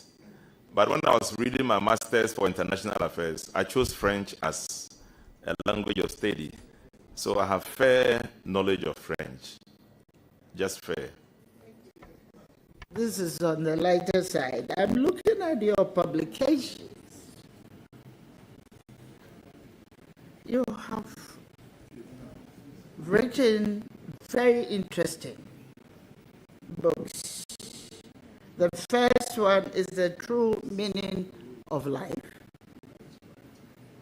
And the second one is a review of the George Orwell's Animal Farm and Chinua Achebe's Man of the People. I'm sure most of us here have gone through the phase of reading these books. Would you like to share the import of all these publications? I think it will be a very interesting thing for us all to know. Thank you very much, each of them. Thank you. Well, True Meaning of Life is a collection of poems. I write a lot of poems. It's my first publication on the poetry I write. I pick it from the political life of Ghanaians, I mean, political life of the people I meet. Poetry is about inspiration and recount of the inspiration in manners that you believe will be comported, but if read, can be expanded in the minds of people. So I have written about philosophy, the philosophy of life in the book, poetry, poems on that, about love, about Africa, and the challenges we face as a people. Those are all captured in poetry and are in that book. I can give. The book has been studied, has been reviewed and approved for the years. I sent it to them, they reviewed it, and it's been approved for years. Just that I haven't gone ahead to get it published and spread in that direction. Then the next one you mentioned is about the Judicial and then Chinua Achebe's Man of the People. If you look at it, you say you write it's Rashid Pelpo et al, meaning with others, with somebody else. Because of my deep love of poetry, for the arts, I've read a lot, and in those books, you will find that each of them treats a life of society from the political perspective, and how that, when you read it, it shapes up in defining how society looks like. So I picked it out from there, and then got the political sphere there points to. And then this other guy who I worked with also put the artistic value in it. And so you have an article published in one of the best journals in the world. Thank you for sharing that. On page 2 of your CV, I would say the third item, which is the international appointments and positions. I noticed that you are still holding the position of the African Parliamentarian Forum on Population and Development. And then you are still also holding on the Global Climate Alliance position. What does that mean in terms of your current appointment? Does it mean you are going to step down, or you still hold the position, or you are going to make a recommendation for some members of Parliament to continue the good ways which you have done? Thank you. Yeah, it's an elective position, and it involves almost all African countries involved who send their representatives, and I presented myself, first elected as the West African president, and then I got onto the African scene and was elected as the president for African Parliamentarians Forum. But it's a 3-year term and ends this year. I don't hope to continue. I don't hope to contest again. I will encourage somebody else to contest. In fact, I want it for the rest of West Africa, not just for Ghana. I was elected as presented by West Africa. I contested the elections and won. So if I'm not the president now, possibly the president is going to come from South Africa, because at a point they stepped down for me. They could have challenged me, but after presentations and all the others, they decided not to contest me. So possibly they will come on board. The president will come from South Africa, possibly. So, but the other one, I was appointed an envoy for Africa for climate change in Egypt at the Climate Change Festival or conference, and it was just for 2 years. So, but up to a point, yeah, so I've given up that one. It's no longer going to be a bother to me at all. Thank you for your explanation. And Honorable, let's go on to the substantive issues. Can you recollect that we have passed the affirmative action bill into law? Yes, I affirm. Honorable Nominee, have you had a second look at that bill, or have you critically examined that law? Sorry. Well, I was part of the making of that law. I contributed in making it. But after it has been passed, I haven't laid hands on it yet, so I haven't looked at it critically. The reason why I'm asking you this question is that I want to create the awareness that you have a critical role to play in the implementation of the law.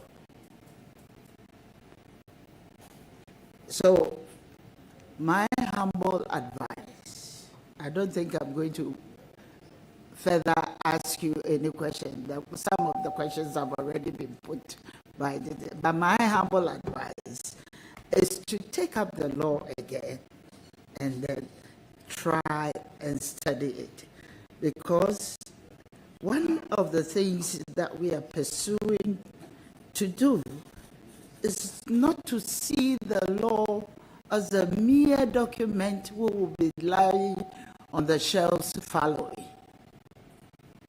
I think as early as this year, we should start the implementation, because the implementation has all kinds of a question was put to you earlier on about how you can ensure that we have a balance in terms of employment, that we can have a balance in that. If you don't put on your gender lens, I don't think that particular question in which you answered will be achieved as we had it. So that is what I want. So what can you assure this House? How you're going to ensure that the affirmative action law is widely implemented? Thank you. Thank you, Mr. Chairman. Mr. Chairman, I have already stated very clearly that I'm a pro-gender person. I'd like to see equity in all aspects of our lives.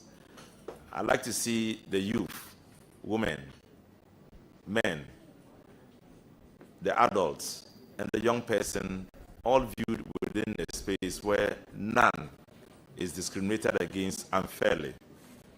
And by the dictates of the law, the labor law, it is stated very, very clearly that we need to work to eliminate any kind of discrimination in the practice of engaging our labor force. So, Mr. Speaker, I want to assure her that as far as my ability can go, I'm going to make sure that equity is projected very high.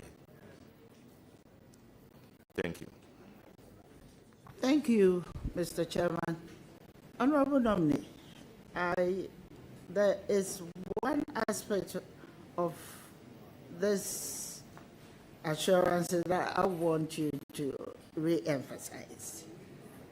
You agree with me that maybe it's because you haven't gone through the law again, that you agree with me that implementing ministry will be the gender ministry. So it will require some collaboration. So I want to bring to your attention that there should always be the eye to collaborate with the gender ministry to ensure it's fully implemented. And I don't have any doubt at all that you are going to be the pillar behind the good implementation of the affirmative action law. But let's come to child labor again. Child labor across the country, street hawking in the cities, farming with kids in rural areas, minors engaging in mining communities are some of the instances where kids are being exploited. UNICEF's 2023 report shows that nearly 28% of children aged between 5 and 17 are involved in the child labor. Around 21% of child laborers are engaged in hazardous working conditions.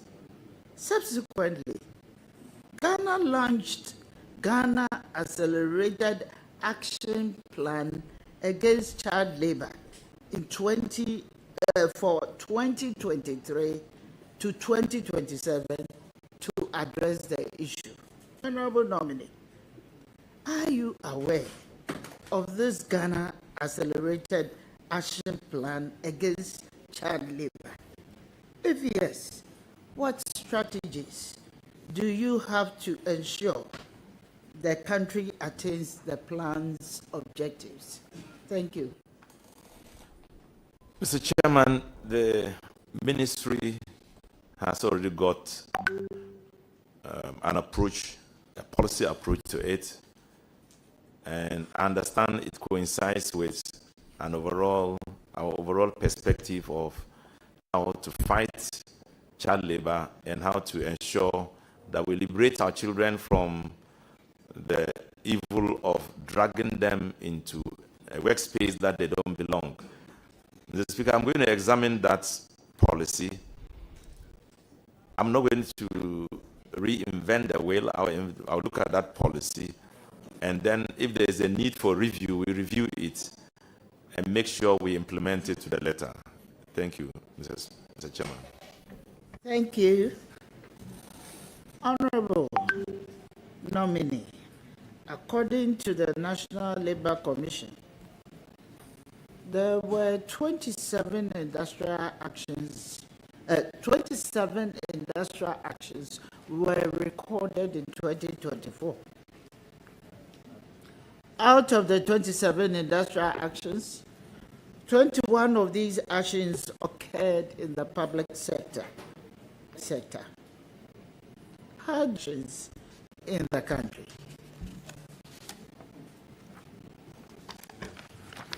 Thank you, Mr. Speaker. Mr. Speaker, as I've indicated, there are already laid down rules that you follow to tackle these challenges with organized labor. And we are going to follow those existing rules. We have key individuals who are well baked in these things. I'm going to work with them. I'm going to ensure that we understand ourselves. A key and major factor in addressing labor issues is to listen to them and to appreciate what they are asking for. And I think I have the composure to do so, to listen to them, to empower they understand that, and the fact that in the Labor Act Commission, we need to ensure that there is a productivity. And so we have the Salaries Commission, who we should talk about it as a bureau. And we should talk about it as a bureau. And we're going in for how much have I produced, how much am I going to is critical. Thank you. It's critical. Thank you. Thank you, Mr. Chairman. Honorable Nominee, You know, I'm raising this issue again. Because on this floor, you are being put down as assuring us to deal with the issues. And you need to understand, that's why I came with that dimension, that you should look at the different dimensions of the issues that are at stake. You can relate it, work as against output and the revenues, but you have given an assurance. So I just want to draw your attention to the fact that it is very important that, as you have already indicated, you are going to have a very close working relationship with the Fair Wages. Honorable Nominee, the Ghanaian job market is rapidly changing. It is now being driven by technological advancement and shifting business demands.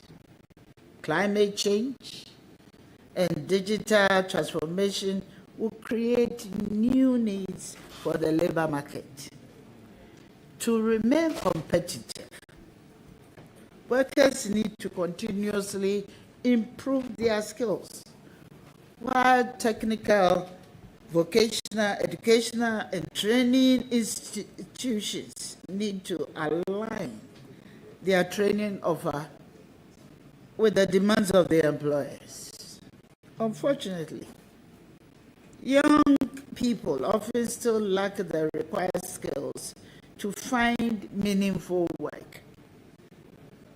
Honorable Nominee, if given the nod, how will you collaborate with the Education Minister to ensure that graduates from tertiary institutions have the required skills for the job market? Thank you. Thank you, Mr. Chairman. Mr. Chairman, it is true that technology has changed the face and structure of our workspace. Today, people are talking about the GIG or GIG, GIG, working, the changes in our workspace, that's the changes in our workspace, that's the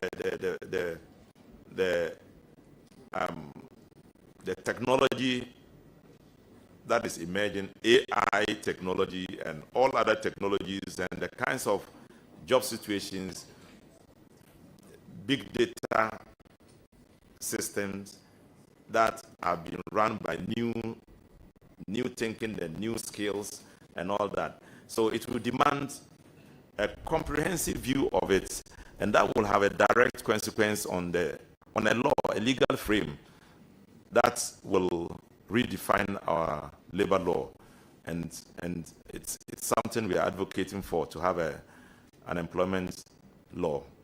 Yeah. Right. Thank you very much. I realize that you have very much interest in the employment and the labor setting. You've been looking at your background.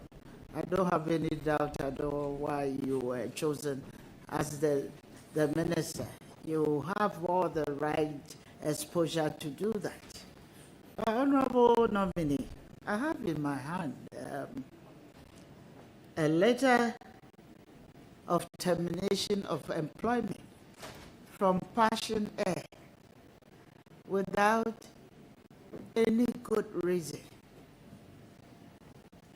And I believe this is happening in so many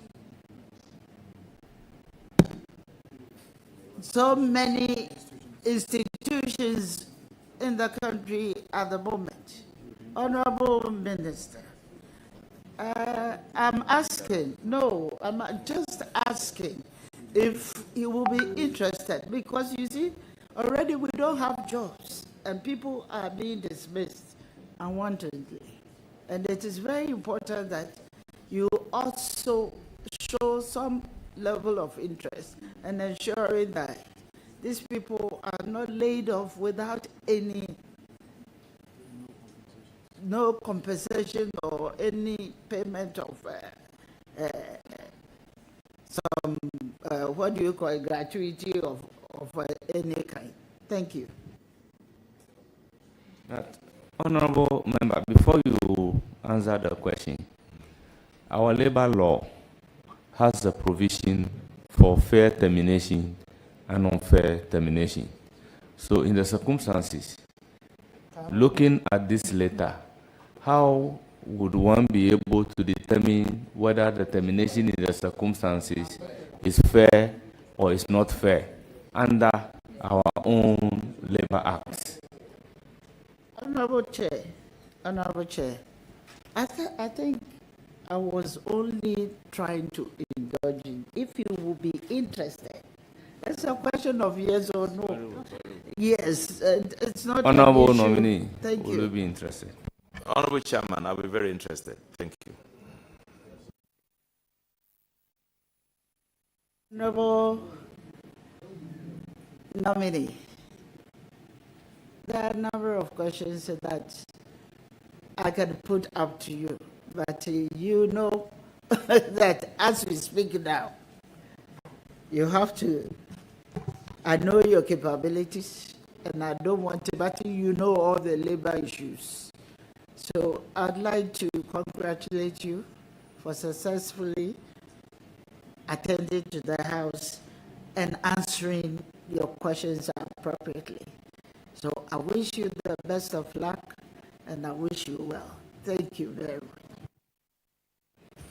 Thank you so much, Deputy Minority Leader. Honorable Pelpo, it's now my turn to ask you a question. And my question is, if there is one thing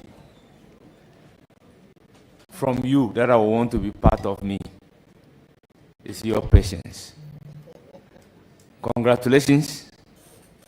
I will proceed to recognize and acknowledge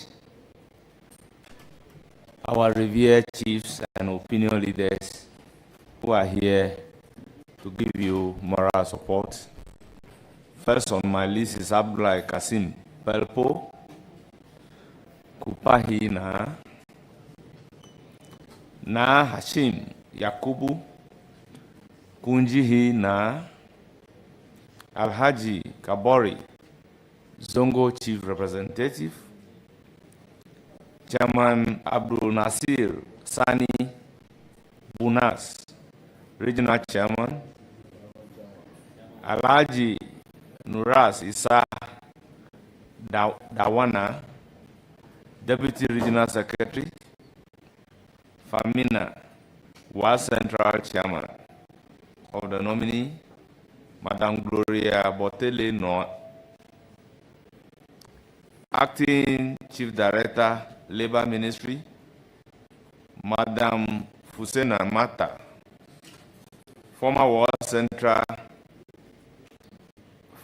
was Central Women Organizer, Alhaji Ali Wunwana, businessman, Alhaji Moro Sadiq Kotia, businessman.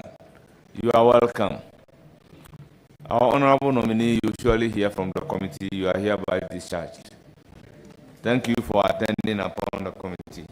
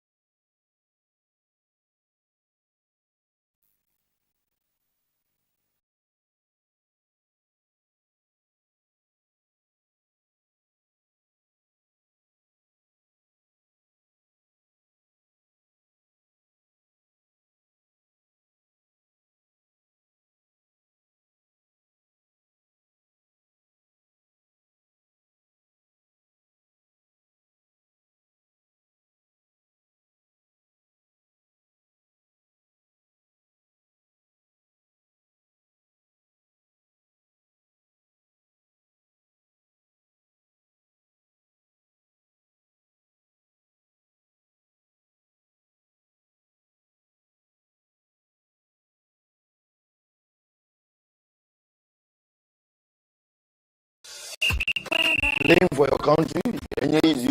Scoring, and easy. Avoiding injuries, and easy. Winning, and easy, Charlie. But you know what be easy now? Keep all 4 in 1 Gary mix.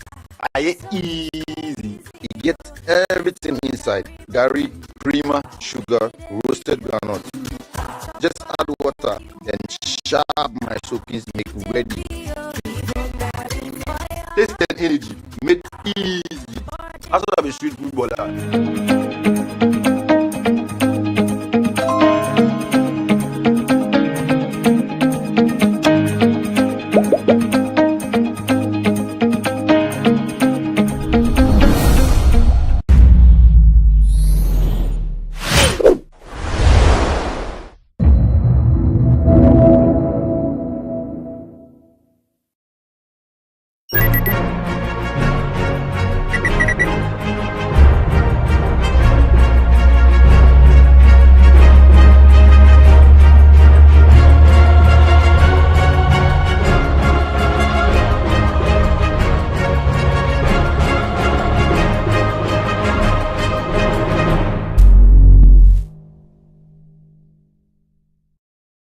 Mining continued to generate national discussions across the country.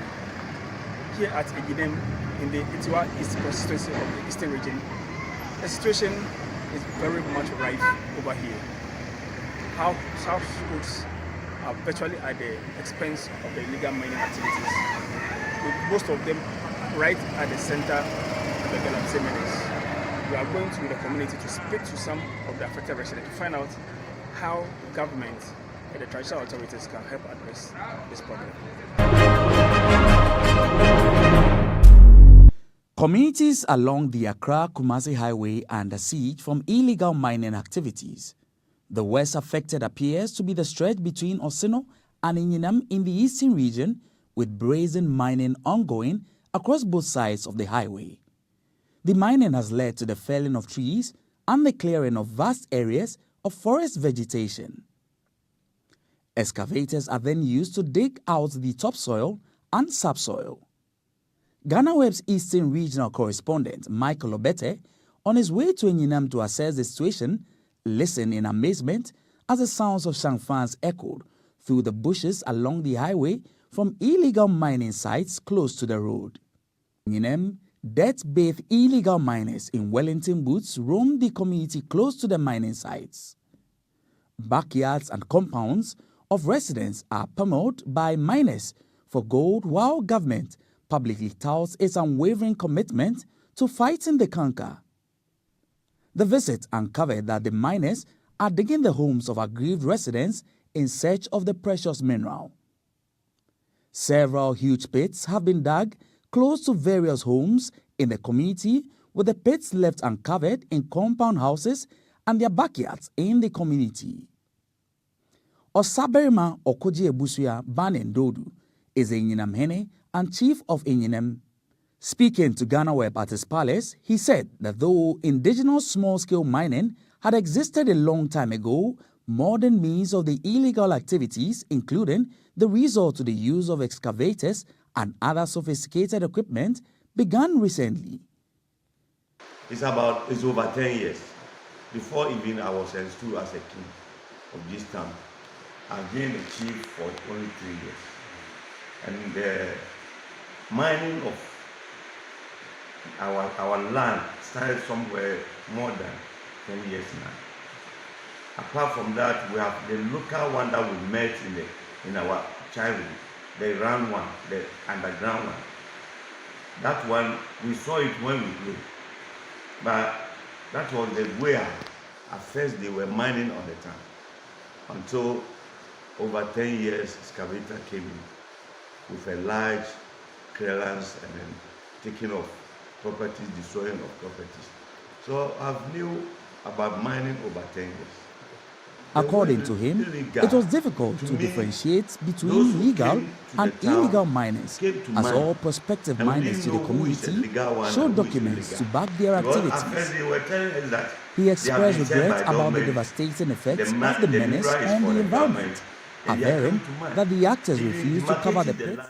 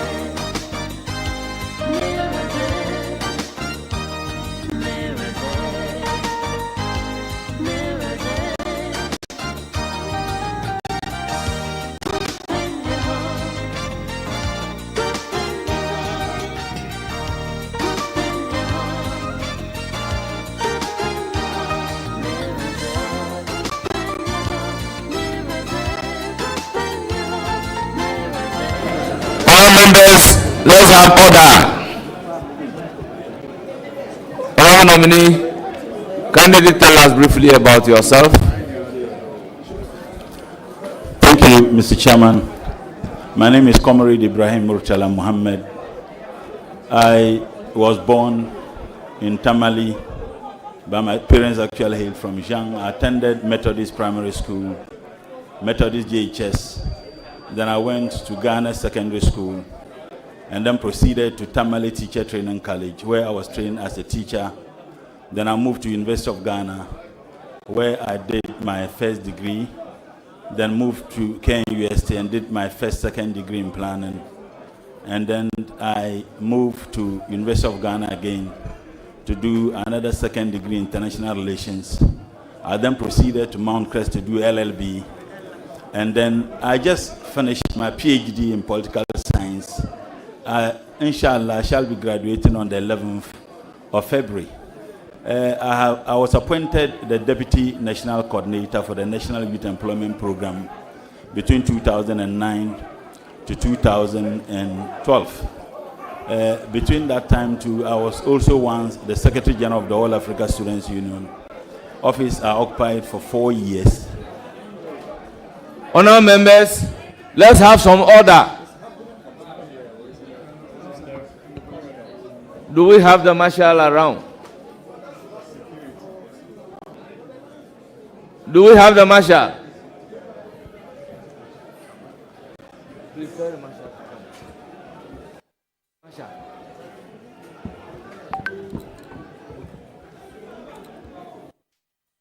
Honourable member, please continue.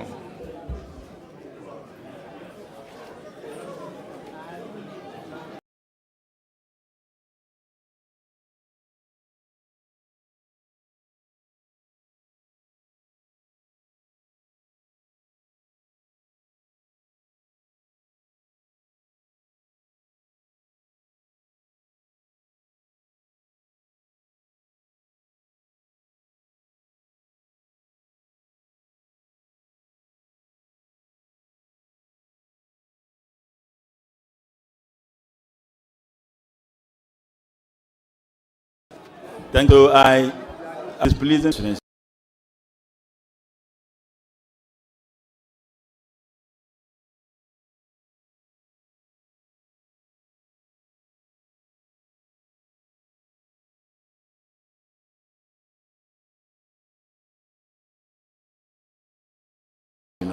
Mahama.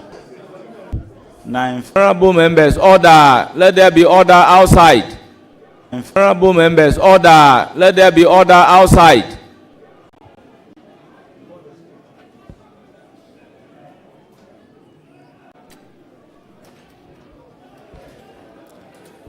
I will proceed to give the floor to Honourable John Dako.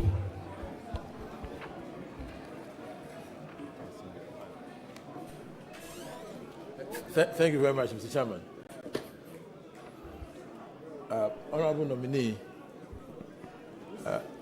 with the announced plan of the United States to withdraw from the Paris Agreement to the UNFCCC, on the basis that the agreement undermines its economy and also puts its economy in disadvantage. That's what the United States has said as a reason for announcing their withdrawal from the Paris Agreement. And then China's seemingly unwillingness to go by the Paris Agreement. Do you think Ghana, which is a near zero emitter, should continue to honor its NDCs? And if you think so, how do you think we can do that in the face of the many challenges we face as a country? Thank you, Mr. Chairman. It is a worrying development, considering the fact that United States of America is one of the biggest funders of, if you like, donor support that is given to many countries, particularly LDCs, in terms of their fight to ensure that there is some environmental sustainability. It is worrying, and more so taking into consideration the lackadaisical attitude that indeed have been shown by many of the countries that are engaged in the highest emission of distance. And so I think that what we need to do as a state is to see how we can continue with the bilateral relations we have with America. I do know that EPA has a lot of their funding coming from United States of America. I do also know that CSIR, they've gotten a lot of funding to execute some of their programs and projects. So it is worrying. So I think it's a diplomatic issue. I would not be able to find out why America thinks that they should withdraw. But I think that our leadership can find a diplomatic solution to it, because this particular action is something that would affect our determination to ensure that the pace at which we move on as a state in terms of environmental sustainability is not the best, but it is encouraging. And this will be a setback. So I would suggest, and maybe perhaps suggest to His Excellency the President, that we need to take advantage of the diplomatic channels, see how best we can continuously get some of this assistance from the United States of America. Thank you very much. Any further question? Mr. Chairman, I have a follow-up.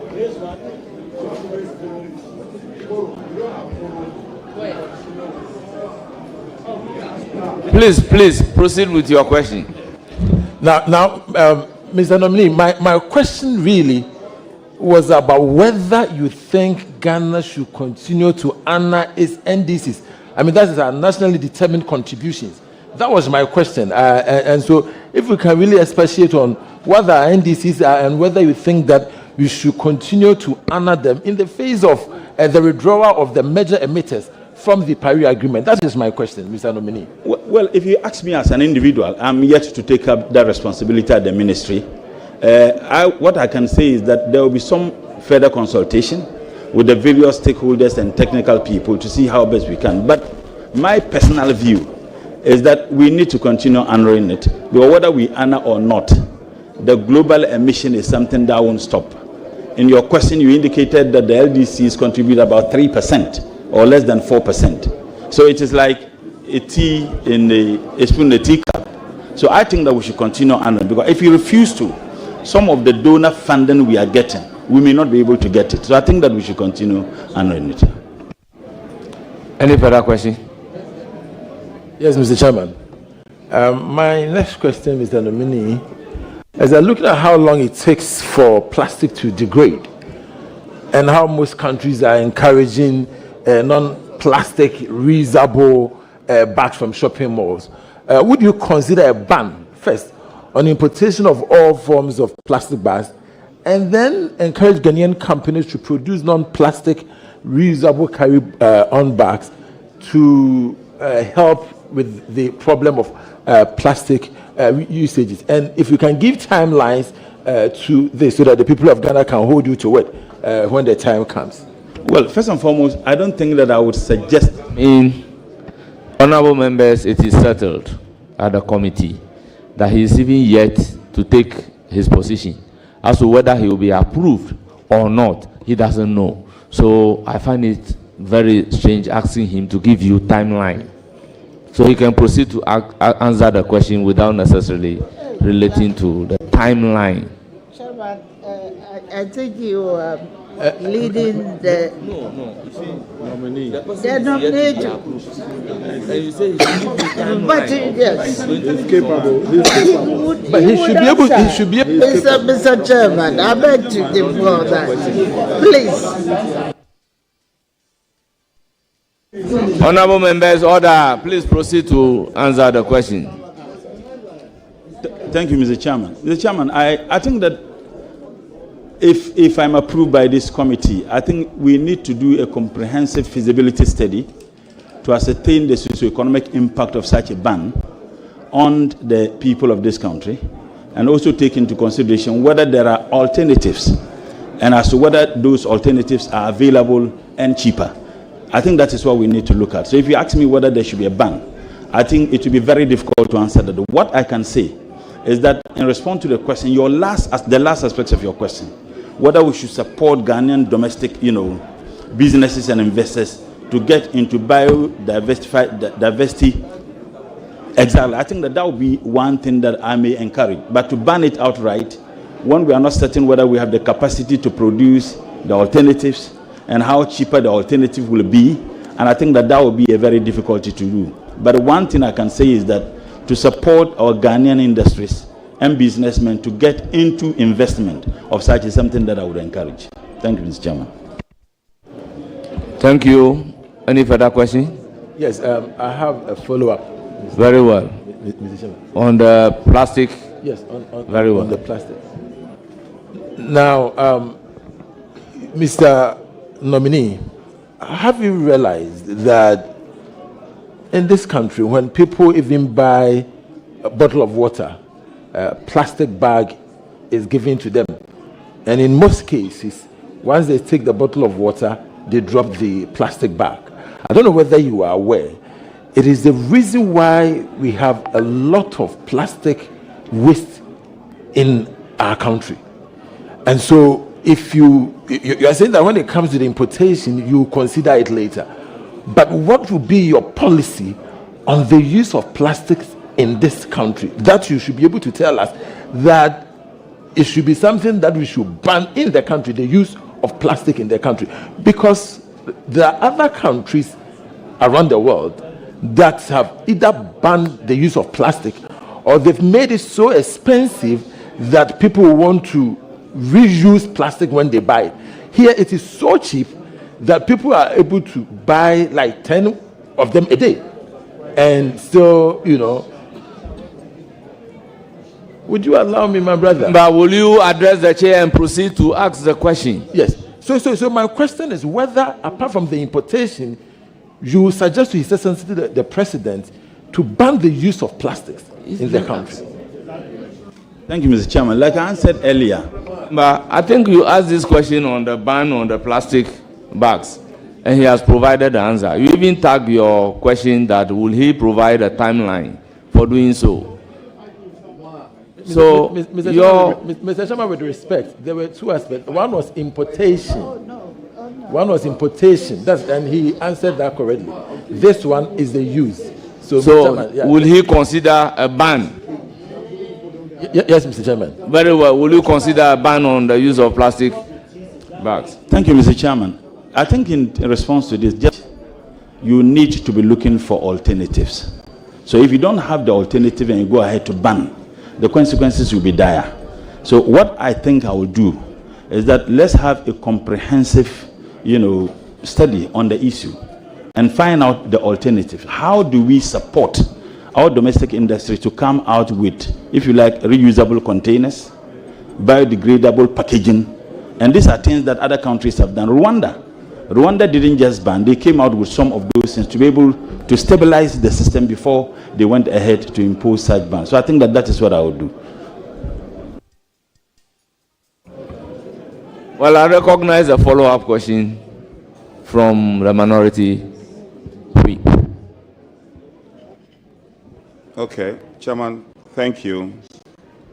My friend, Honorable Mutala, or should I address you as Dr. Mutala?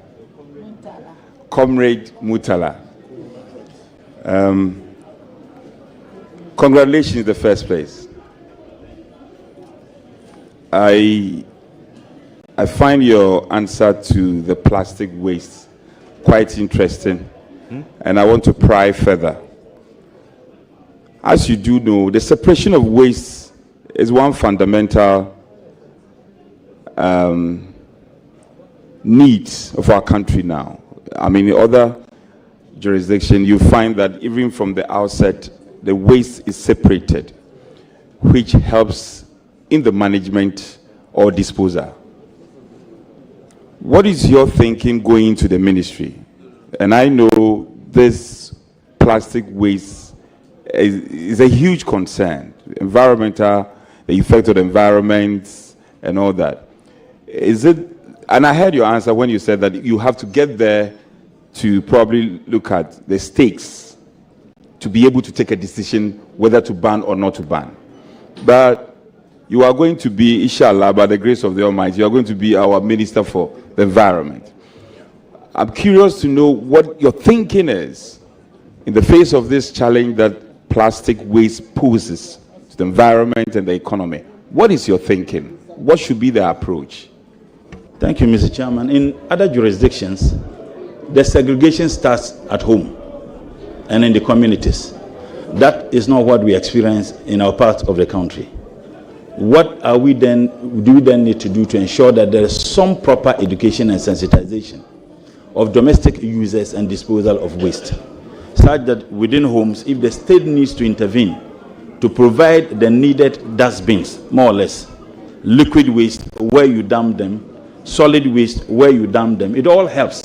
And I think that that is what I'll be looking at. If there is the possibility for the state to intervene, perhaps taking advantage of other, if you like, private entities who are interested in some of these things, then we have some education, some sensitization, so that people would be able to segregate liquid waste and solid waste. It helps even at the, the receiving point where the waste is even dumped. But when you mix them, it creates a lot of problems for sanitation and some of the disposal facilities. So that's what I would do.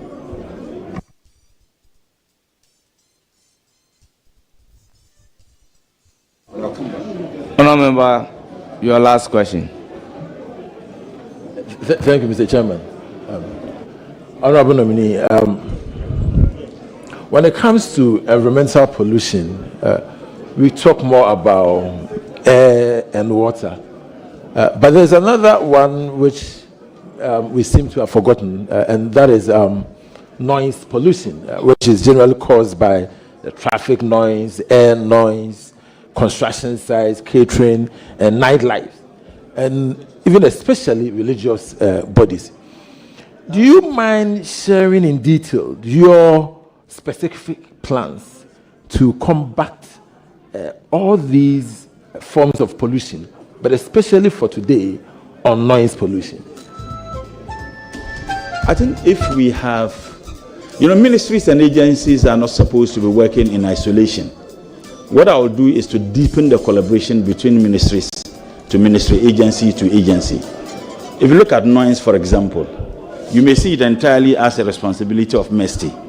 But to be able to have a policy that would regulate the noise that people engage in our communities, you cannot do that without engaging traditional authorities, without engaging local governance level. In this case, the Ministry of Local Government and Chief Sansi will be so much important in it. So I think what I would do is to have some consultation with some of these ministries and agencies and see how best we can all help to stem the tide.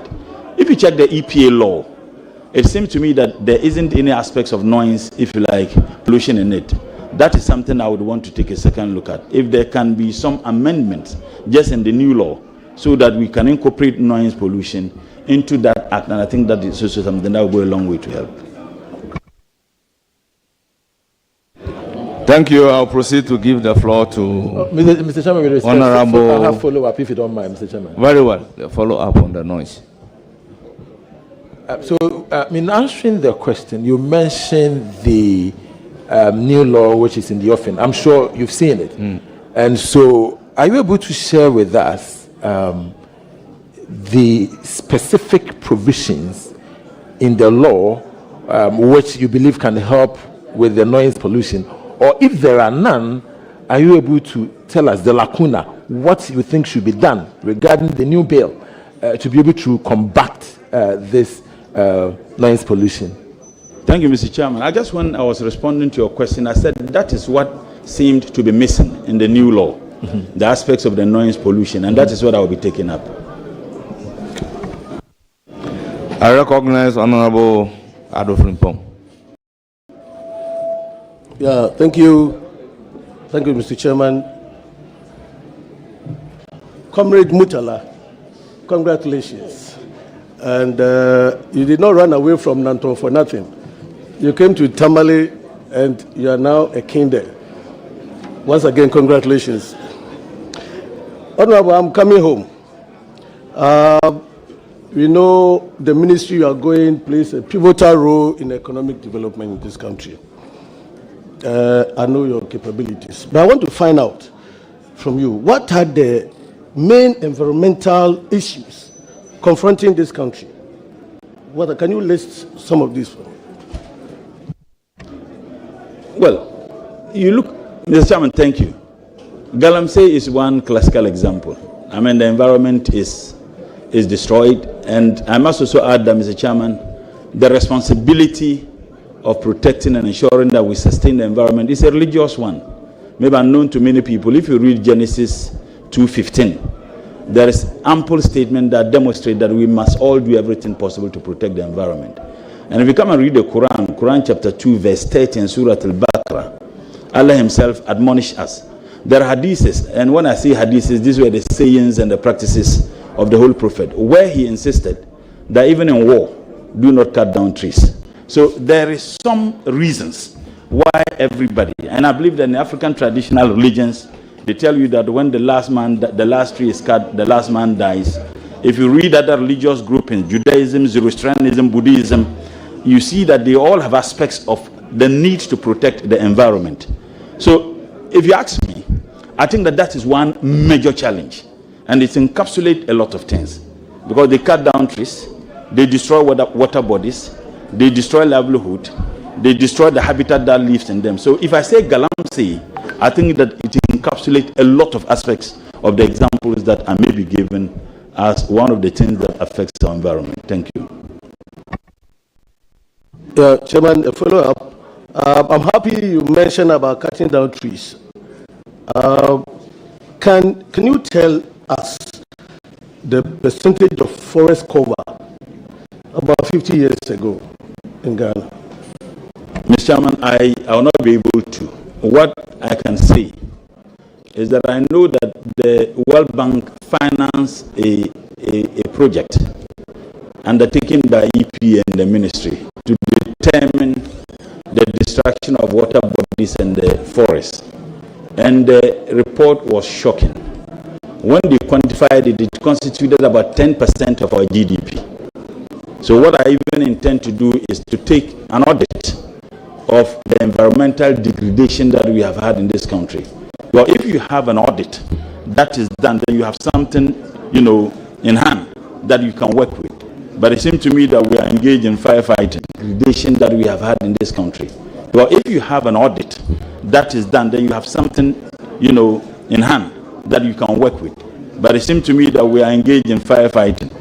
You cannot specifically say this is the level of destruction of the activities of Galamsey and other human activities to our environment. So the first thing I intend to do is to see if we can have a national audit to be able to determine the percentage of the environment that is destroyed, taking into consideration the work that was funded to be done by the World Bank and EP and the MSC. So that's what I intend to do. Yeah, thank you, Mr. Chairman. I still want to pin my brother down to that same. This is a follow-up, Chairman. Initial amount of deforestation has taken place. You are going to... Honorable, my very good friend, you are to ask a question. A preamble. But you say what you can tell him.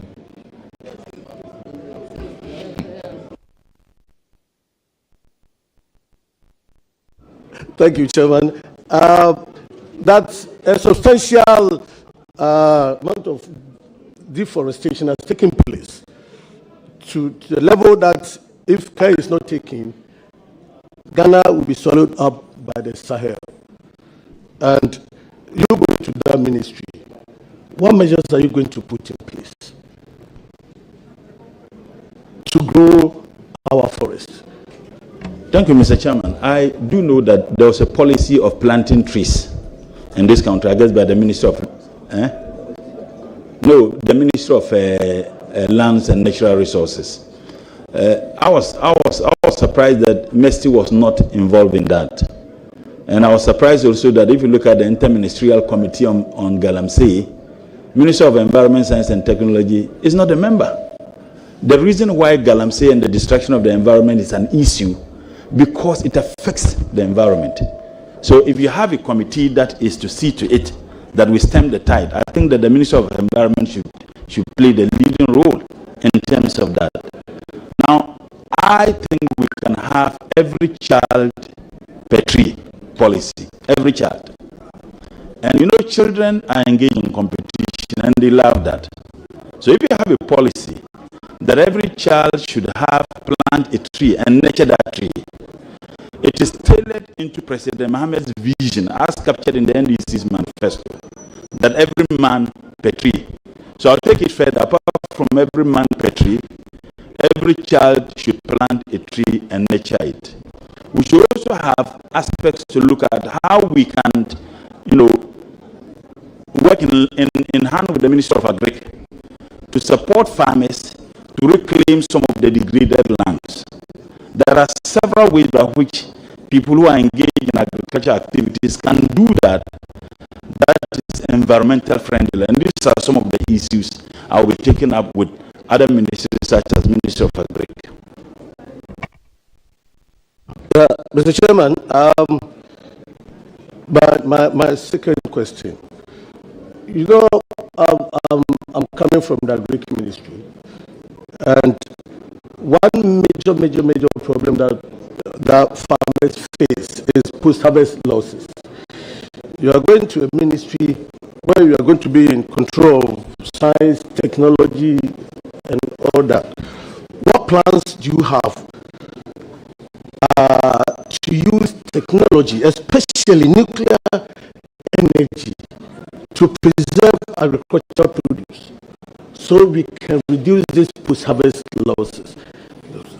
First and foremost, I'll be looking at increasing the funding sources of some of these state institutions. The Ghana, GAIC, Ghana Atomic Energy, Commission, and you have EPA, you have CSIR. They all have the capacity to come out with new innovative ways by which we can assist to protect our environment. Unfortunately, if you look at budgetary allocation to them, are not encouraging. One, I would insist that we increase budgetary allocations to them. So what I have done, I've had engagement with heads of the various institutions, and I insist that they all present to me a paper determining the challenges they are facing within the agencies, challenges which prevents them, unfortunately, from executing to their fullest capacity, and means by which we can find solutions to them. So that if I am discussing that with the government, I should discuss with the government having something that is concrete. So I think that once we get to, we'll be able to engage various stakeholders. Now, Mr. Chairman, the issue of post-harvest loss, it is not only limited just to the environment. It has something also to do with motorability, access to farmlands. I'm a farmer myself, and I've seen people who engage in small-scale farming, that they can harvest their farm produce, but they find it extremely difficult to cut them to market centers to sell. And they all contribute to the post-harvest loss. How do you work in tandem with Ministry of Roads so that that linkage that ought to exist between ministries is deepened? And I think that these are some of the issues I want to look at. So in as much as I'll look at the aspects of the environment and what we intend to do, I'll look at the aspects of other ministries can do in line with the Ministry of Environment, Science and Technology to reduce this post-harvest loss and increase agricultural yield. Thank you, Mr. Chairman. Yeah, thank you. In your answer, you've given indication that you work in collaboration with other ministries and agencies to resolve some of these problems. There's a key government policy in education, that's the STEM education. They say charity begins at home, and you know that. How when giving the nod, Honorable Member of Parliament, when giving the nod, what are you going to do to bridge the gap between your ministry and the STEM policy? If you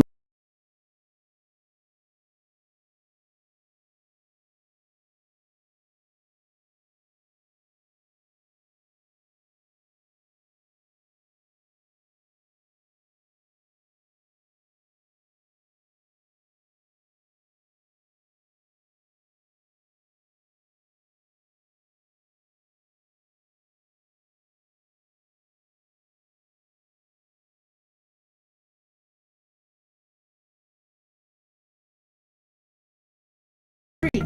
Choose from over 200,000 vehicles online. Get your car straight from the USA and Canada.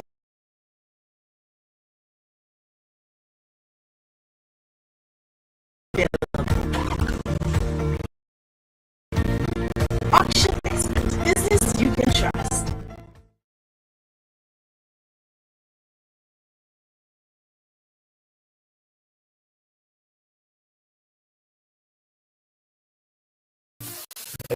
Spicy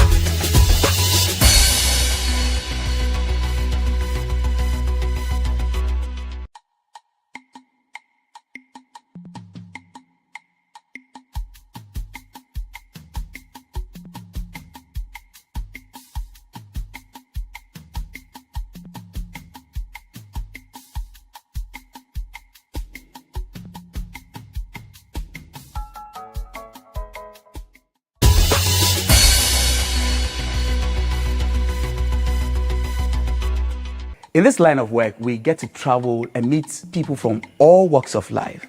But the conversation we're about to have is not one of the ones you have heard or seen because of the area we are in. We are at Asin Kushia. It's in the central region of Ghana, and Kushia is actually regarded the cleanest city in Ghana. How that has become the case, well, we'll be honored to hear from the man himself, the traditional ruler of this area. Ehunabobrim Nana Pra Ajinsem the Sixth is the paramount chief of the Asin Orenchi traditional area. Nana, I hope I got the pronunciation of your traditional area right. Very correct. And thank you very much for welcoming us actually into your beautiful castle, if that's what we can call this place. No, palace. It's a palace. Yes. Well, but it's majestic. Thank you. Arguably the biggest in Ghana, is that it?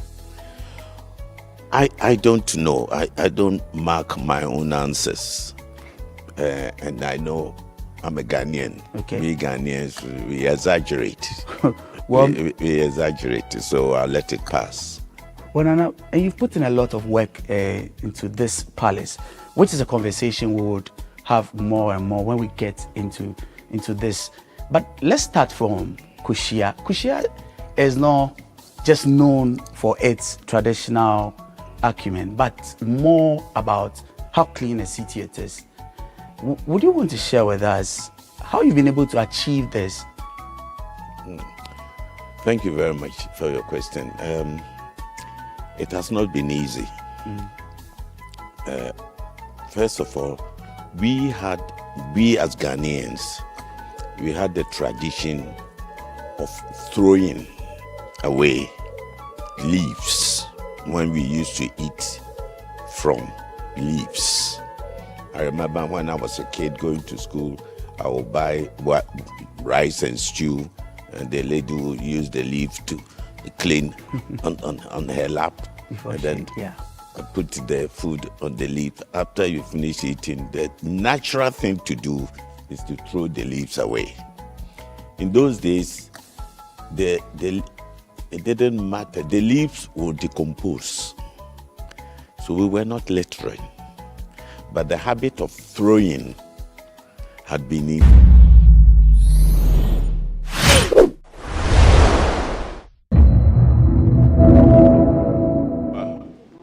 As you said, this must be subjected to further discussion. But may I ask again, when you go to the research institutions, particularly animal research, at close to Adenta, they have a problem with their land issues. Their lands are being encroached, and I know you are aware because the last year it came up, it was a topical issue. How are we going to navigate this issue? How are we going to do it to get people, stop encroaching lands that have been acquired for these various institutions? Thank you very much. Thank you, Mr. Chairman. It's a very known fact that they have complaint time without number. The incessant nature by which people encroach on their land. When I had interactions with some of the agencies, particularly CSIR, that they had about 181 acres of, 81 acres of land, I think around airport. They didn't have leases. By the time they finished with the leases, it was reduced from 81 to 51. So 30 acres gone. I would insist to find out where those lands have gone to. Because I made it very clear to them that if they are telling me that it was 81, and by the time they finished with the lease, it reduced from 81 to 51, we need to find out where the 30 acres of land have gone to. One other thing is to work in collaboration, one with the Minister or Minister of Interior, to see how best they can protect some of this.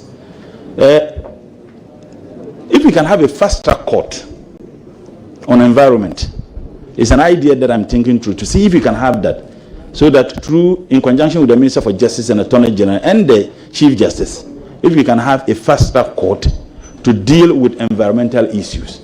Taking lands that belong to some of these institutions can't even be added as part of the issues. It will help, because one of the agencies told me that they have spent almost 50% of their time going to court and chasing those who have encroached on their land. When in actual fact they'll be spending the time doing things that will aid the effective work of the institution. Hold on. It's a follow-up. You don't have a third question? No. All right, okay. Please go ahead and then... thank you. Honorable nominee.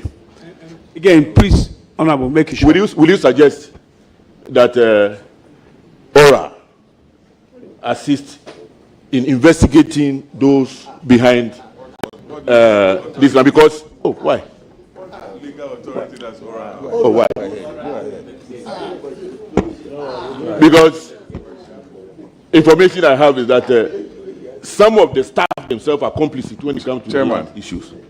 Thank you very much. Chairman, what legal basis does ORA have to assist? Sorry, Honorable. And he made a categorical statement that Honorable, you haven't got my eye. Please, let's complicit. Please.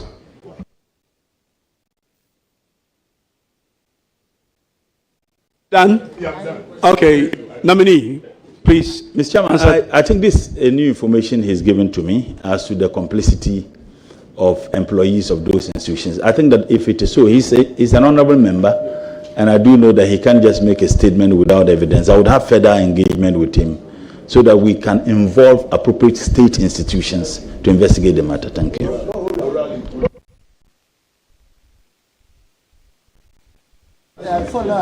Yes, I will let you in quickly, please.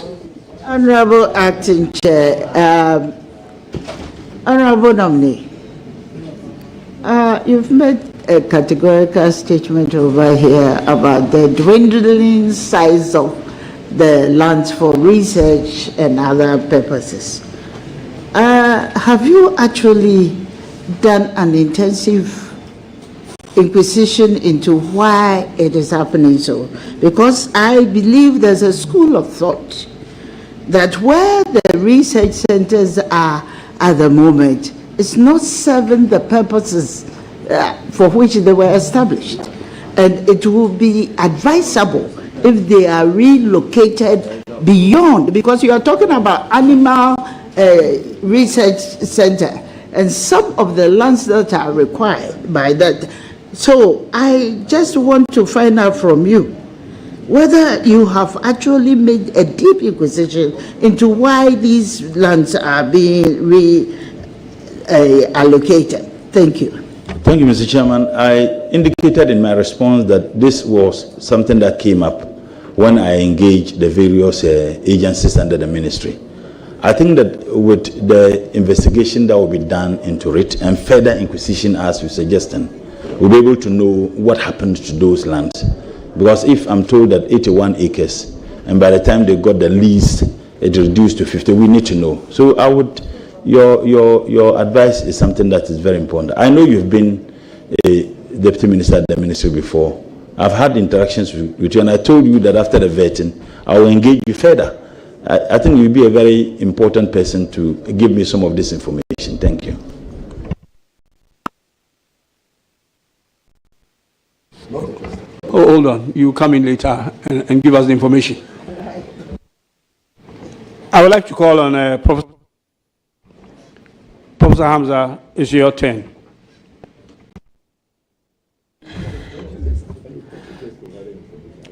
Please go ahead. Honorable Dr.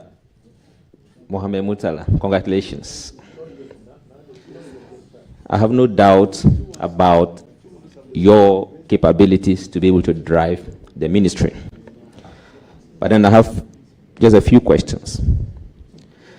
Well, under the Paris Agreement, countries are allowed to collaborate in order to be able to meet their climate targets.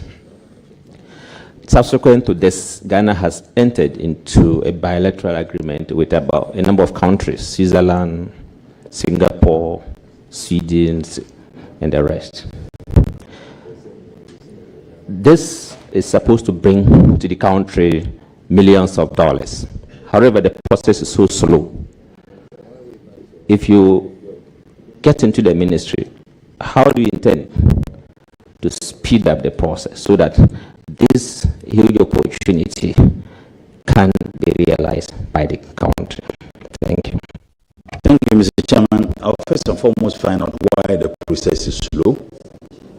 And if you're able to identify why the process is slow, I believe we can get a remedy. Of course, like I said earlier, if ministries are working together, you'll be able to identify some of the solutions. To the Ministry of Foreign Affairs would be a critical ministry that would engage, having identified why the process is slow. And I believe that we'll be able to find solutions to it. Thank you. Thank you for the answer. My second question is,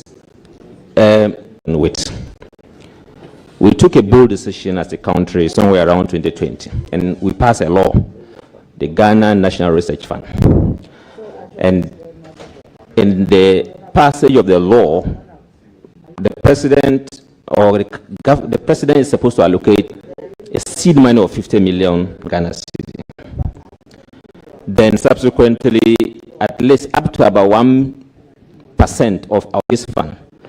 Till date, over 5 years down the lane, no action has taken place. What steps will you take to ensure that as soon as you get to the office, you work towards the implementation of this? Thank you, Mr. Chairman. The information I got is that when the law was passed, I think in 2020 by Parliament, there was a difficulty as to which ministry handles it. I think the debate was between MESTI and Ministry of Education as to which ministry should handle it. Unfortunately, this debate or argument, ran for 4 years as to which ministry handles it. Yes, 50 million Ghana cedis as the seed capital. The information I got as of this morning is that because of that debate as to which ministry handles it, it was only in 2024, I think that by the end of 2024, that the president directed that Ministry of Education should handle that particular fund. So what I will do is that, of course, I'll sit with the Minister for Education, who happened to be my senior brother, and see how we can tailor the funding of it to meet the vision and the policy position of His Excellency the President. As a matter of fact, I don't mind much which ministry handles it if we are to work together. For me, it doesn't matter which ministry handles that facility. But if we are to work together, I think that is what I would be interested in. Thank you. My last question, Honorable Dr. Mohamed Mutala, you are going into a ministry where you have a lot of technical, it's a technical ministry with a lot of technical men. What steps do you intend to take in order to ensure that there is that kind of smooth working relationship between you and the technical men to ensure that the process of ensuring total development of this country is ensured. Thank you, Mr. Chairman. Let me quickly say that I don't know why repeatedly you address me doctor. I haven't graduated yet. I'll be graduating, God's willing, on the 11th of next month. Don't do that, and University of Ghana says that we are not awarding you the PhD again. Just besides the point. When I had my first engagement with the heads of institutions, I got the sense that every head there is a professor. When we were to do, self-introduction, and at a point, I haven't addressed someone as professor. I said, no, I'm not a professor. And I said, I thought every, head of an institution and Minister of Environment, Science and Technology is a professor. I do understand that it's a purely technical ministry. I do understand that it is full of scientists. I would give them the absolute freedom to operate, as long as what they do is in sync with the vision and policy direction of President Mahama. I wouldn't have any problem. And I indicated that to them, that I would allow them to operate whatever they think that we should do that will near to the benefit of the people of this country. And in line with the vision and policy position of President Mahama, I'm good to go with them. So I respect academia. I respect people with such intellect, and I wouldn't have any problem working with them. Thank you. Congratulations once again. Wish you all the best in the ministry. Thank you very much. Ajia, Honorable, please, it's your turn now. Thank you very much, Mr. Chairman. Do you want me to congratulate you? Anyway, congratulations. All those there, congratulations. You see, I'm congratulating my husband. What's wrong with that? Congratulations and well done. I am not surprised about your appointment. I will make sure I will always be by your side to urge you on, and then also to make sure that at least, if anything at all, you will deliver. And inshallah, I know you will deliver.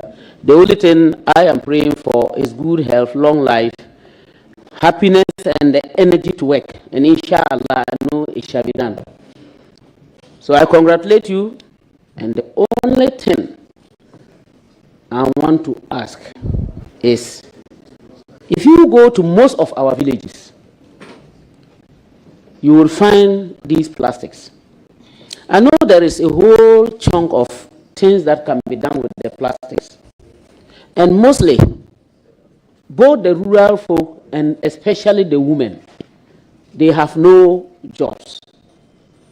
Will you consider finding a way to ensure that these individuals are employed so that they can collect these plastics for us to put into good use, which would also be a job for everyone, notwithstanding whether you were saying it or you were not saying it, whether you are NDC or you are MPP. Will you consider that? That apart, I will say, comrades, bravo. Thank you.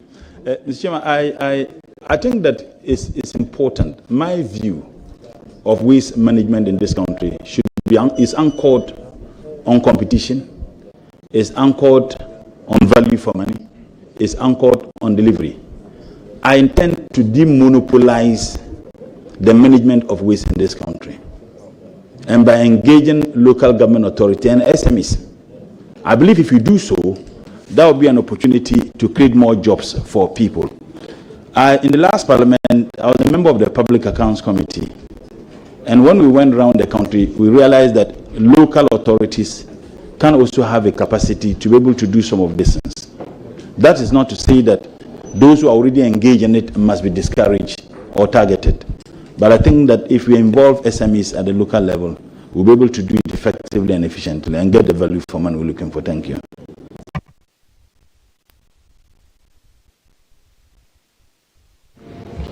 Are you done?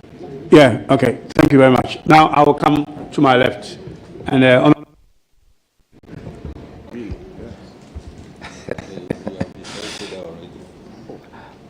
Honorable Mutala, you have a very pretty wife. Hey. That's haram. Thank you. Honorable, congratulations. Thank you. Mr. Chair, this is an observation before the question. I was trying to indicate to you earlier. Yes. So on the CSIR, I heard you indicate that it was about 81 acres and now it's about 50. But I know Honorable and Reported did some work with reference to protecting some of these areas. Maybe you should check with him and ensure if some of the lands have been reclaimed and some Ramsar sites as well. Mr. Chair, now my question.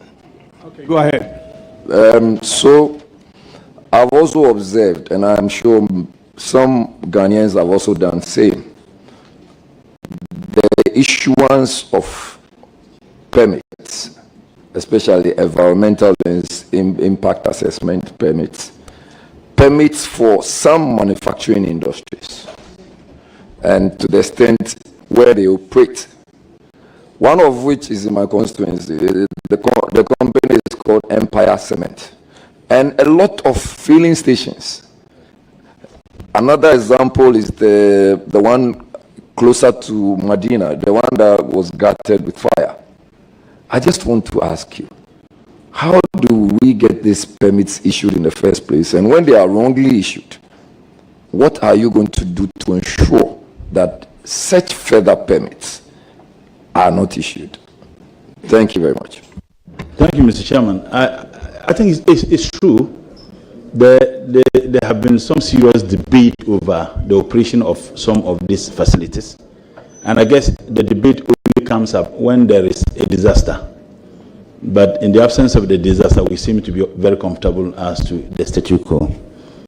I do know that with the new EPA law, which Parliament passed, EPA permit or certificate is now preconditioned for any other permit you are supposed to get. If you want to operate, for example, in the mining industry, you need to have the EPA certificate first before you can get any other certificate or permit to be able to operate. Once again, I think that various ministries do not need to work in isolation, and agencies. If you look at the EPA law, it has given EPA so much powers. But the minister has a supervisory role to ensure that the powers given to that agency is used effectively, efficiently, transparently, without any difficulty. The Empress Cement example you gave, I've had some interactions with, leadership of the various agents, particularly EPA. And we will look into that. It is something that I will take up seriously. The good thing is that the permit, my understanding is that it's given every 2 years. So there are some preconditions. If you issue the permit, these are the things you need to do.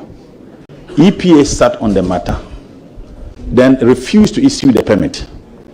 Then if you look at the law, you can then petition the minister. And the company petitioned the minister. The minister constituted a team to sit into it. And I think that there were some changes thereof. So it's a matter I want to look at. It's not only Empire Cement. Many other entities that are operating that do not meet the standard. And EPA, once again, will not have a carte blanche. The fact that the law permits you to do that, it doesn't mean that you can do anything. I have a responsibility to monitor and supervise the permits they issue. And as much as I wouldn't get involved in the legal aspects of the issuance of permits, because if there's any problem, it's the minister who will be blamed. And I don't want to be blamed. I want things to be done in accordance with law. And that's what I will insist. Thank you. You may ask, is a follow-up? Yes. All right, okay. Yeah, so I think your answer is not a bad one at all. The only thing for me is that, are you in the position to revoke when permits have already been granted, and then you find that for whatever reasons you granted the permit are not in sync with the permit you actually granted? I think that the legal processes and the procedure leading to the granting of permit will not even occasion the idea of you wanting to revoke or not. I think that the processes, there should be some processes that must be met before permit is issued by the appropriate agency, in this case, EPA. And that is why if you look at the law, that when there's a person who is aggrieved, either by the actions or inactions of EPA, that person can petition, if you like, an appellate body, in this case, the ministry. The minister cannot just say, I agree with EPA's decision or do not agree. You constitute a committee to look further into the matter. And I think that as technical people and people clothed with the powers and expertise to do that, when they submit their report, we'll look at it and see whether we need to go ahead with the permit or not. Thank you very much. Mr. Chair, I have my second question, and that has to do with the popular Restore Ghana initiative. And this seeks to address very significant environmental and developmental challenges in Ghana. Do you want to expatiate on that since it's in your manifesto? Thank you, Mr. Chairman. It borders on reclaiming our lands, and we, like I said, we all know the havoc of Galamsey. And when I answered the earlier question, I said Galamsey is enough to talk about all aspects of environmental destruction. They destroy water bodies, they destroy farmlands, they destroy habitats that live in them, they destroy the livelihood of people. I think that deepening collaborative effort among ministries is important. If you ask me, my personal view, I think the issue of fighting Galamsey, it should be the Ministry of Environment that should take the lead. I don't think it should be the Ministry of Lands. Ministry of Lands is accused, rightly or wrongly, as having been a participant in the Galamsey menace we have. So it shouldn't be the ministry that should be taking the lead in fighting Galamsey. Unfortunately, the interministerial committee that was constituted, Ministry of Environment was not even on that committee. And I guess my mother, would certainly lament on some of those things, because I think that the reason why Galamsey is an issue is because of the destruction of the environment and the consequences that such destructions bring to our livelihood. So it was mind-boggling that the Ministry of Environment, Science and Technology was not even on that committee. I think that the ministry should take a lead role in fighting against this Galamsey menace. Yes, Mr. Chair. Just by way of information, I recollect Professor Frimpong Bating was, and he was then the Minister of Environment, Science and Technology. So he was a member. I think he was even the chair also. No, but briefly, you remember there were some issues. You remember? Oh, I don't want to get into that. It was, and ever since, Mesty was not even involved again. Yes, Mr. Chair. This should be your third question. Yes, that's my third question. Okay. Yes. There could always be a follow-up depending on the answer. I just want you to avert your mind to electric waste and the hazard it's causing. And when you go to the Agbogloshi area, and what is currently happening to electric waste,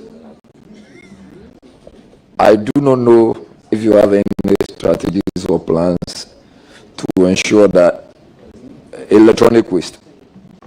thank you very much, Ahmed. Electronic waste, I do not know if you have any plans to ensure that electronic waste is rather waste that would bring money rather than cost more waste. Thank you. Thank you, Mr. Chairman. There's actually an act of Parliament, the Hazardous and Electronic Waste Control Management Act of 2016, Act 917. And again, we have what we call the e-waste recycling center at Agbogloshi. There is one that the ministry has, but for proximity, they realized that the young men who are engaged in this act were unwilling to transport those items to the holding center at Ajinkotoku. So the ministry then decided, and thank God my mother, they then decided to have that at Agbogloshi. The disturbing information I'm getting is that the people are getting back there. Maybe the question is it a case that the monies that were given to them based on what they were virtually selling was not encouraging? That is one thing I want to look at. If it has to do with money, do we need to up it a little so that will encourage them When they bring it, they can easily take it without they trying to ban, taking into consideration the health hazards that may occasion as a result of their activities. So it's one thing I want to look at. If it has to do with the money, maybe we can up a little. I know there are a lot of funding, grants available that we can access to be able to do some of those things. I want to be looking at that. But you see, when there was a reduction, it wasn't because there was a reduction in the emission. It was because they were no longer operating there because of the actions taken by the then Greater Accra Regional Minister. So they were having other places, they were emitting the same, if you like, carbon dioxide. But we felt that, this thing is now doing well. So I would engage various stakeholders. I would engage the communities, those young men who are doing that. I've been to Agbobulushi a couple of times when I was the MP for Nantong. I would engage them to see them see the need for them to sell it to the center that is there, taking into consideration the effects or the consequences of their actions on their health. And I believe once we do that, it will help. Just a follow-up, and it's to the effect that the one, I'm also aware of another one, and it's very close to the Kolebu Teaching Hospital. Is there any plans to consider dealing with that one first, and even if there can be a closure? I would have a discussion with the Minister for Local Government, who happened to be my leader in Parliament, and the Greater Accra Regional Minister, and then the MPs of the area. I mean, the MP is a senior comrade of mine. I share the same floor with him, so I would have further discussions with him. I don't want to rush to say that we will do this when I don't have proper understanding of the reasons, and that is what I will do. Thank you. Mr. Speaker, sorry, Mr. Chair, I wish my brother a very good one.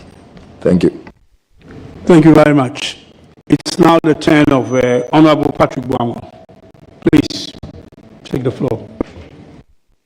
Thank you, Vice Chair and Member for Cape Coast South. Congratulations, my good friend. From the 6th Parliament to the 9th Parliament. Kaola. Alafi. Andre. Nah. Good.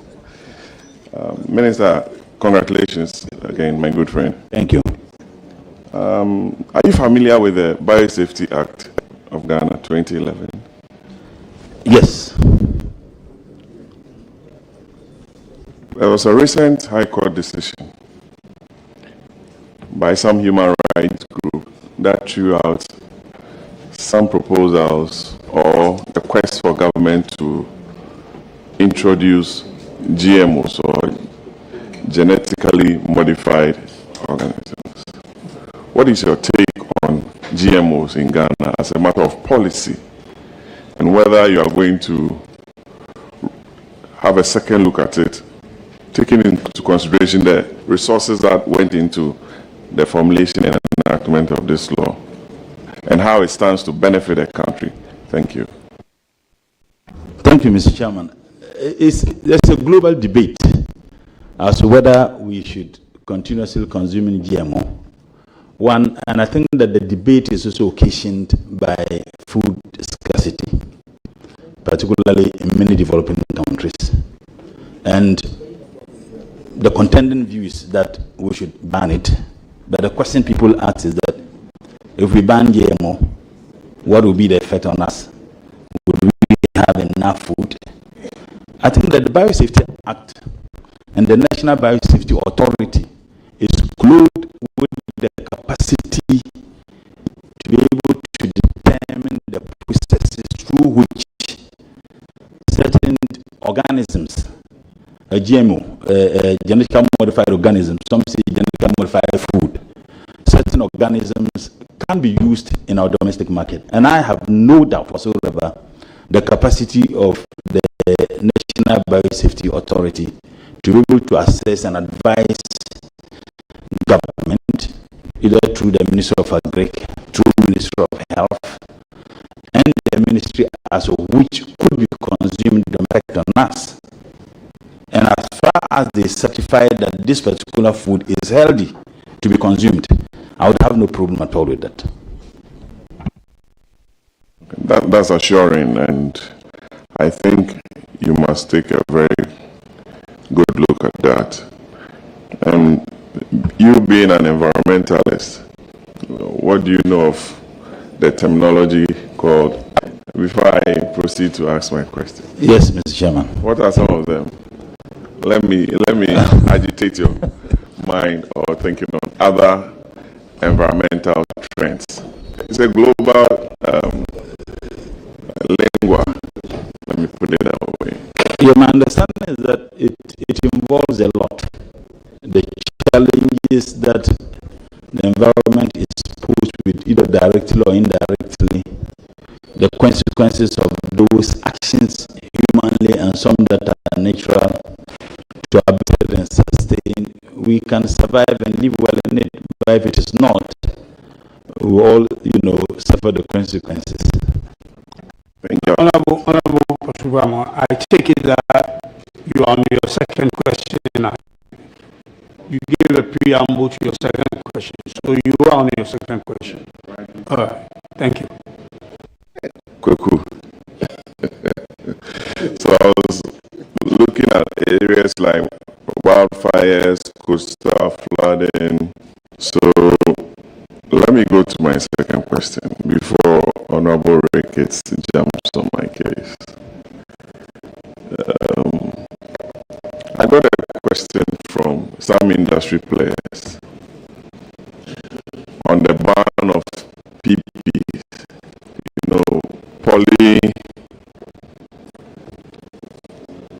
polypropylene.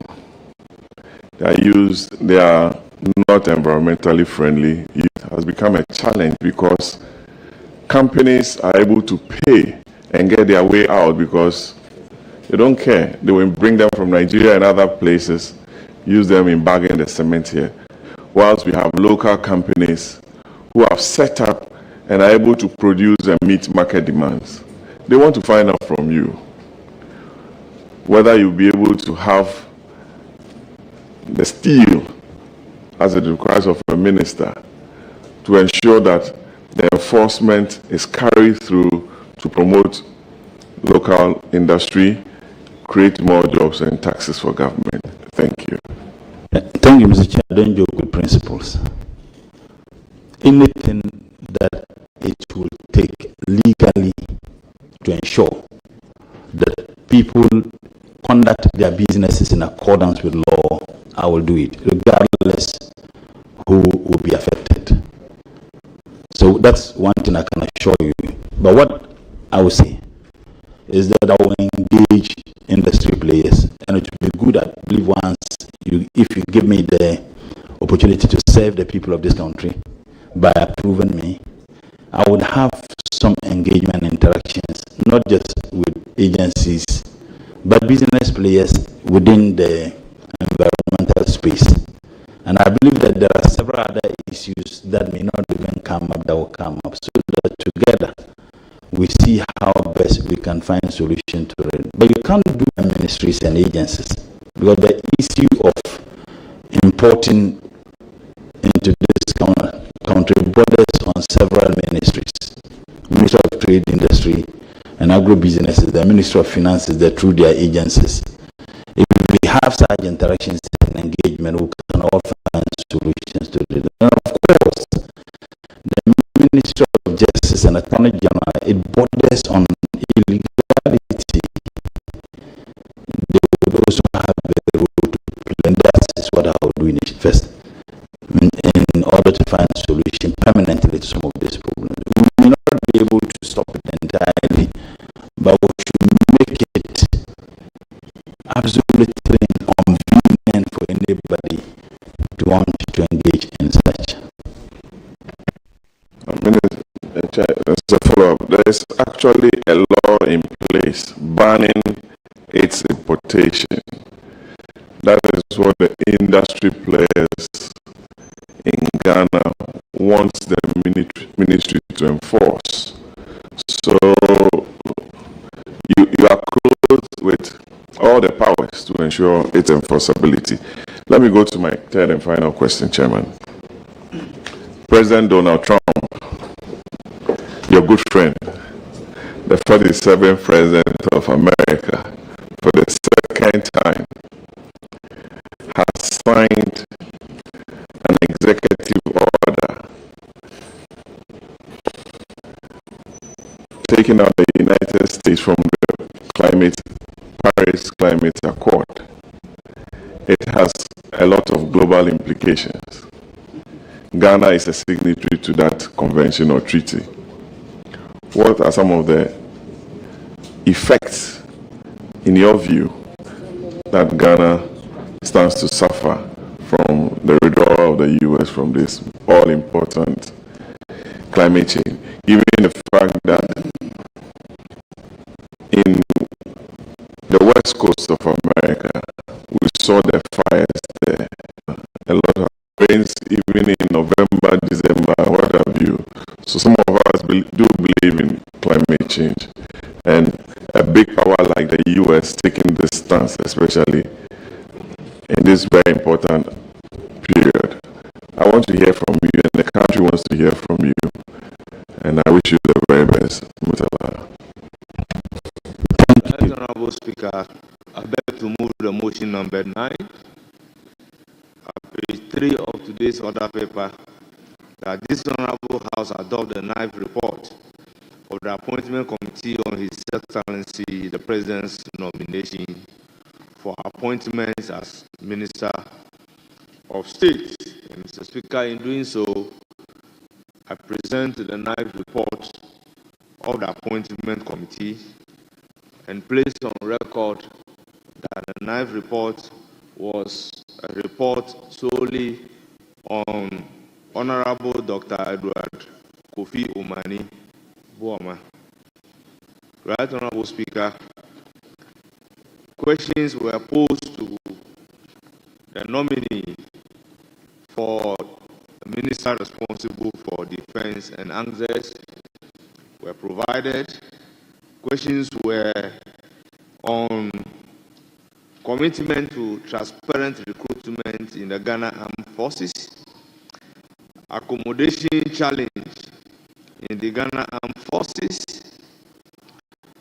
enhancing the military health care infrastructure, enhancing Ghana's role in global peacemaking efforts.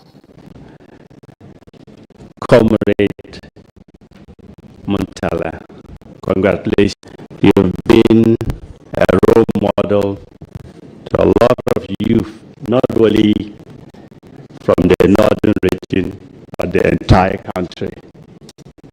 And we count on you to be one of the ministers that Ministry of Environment never got.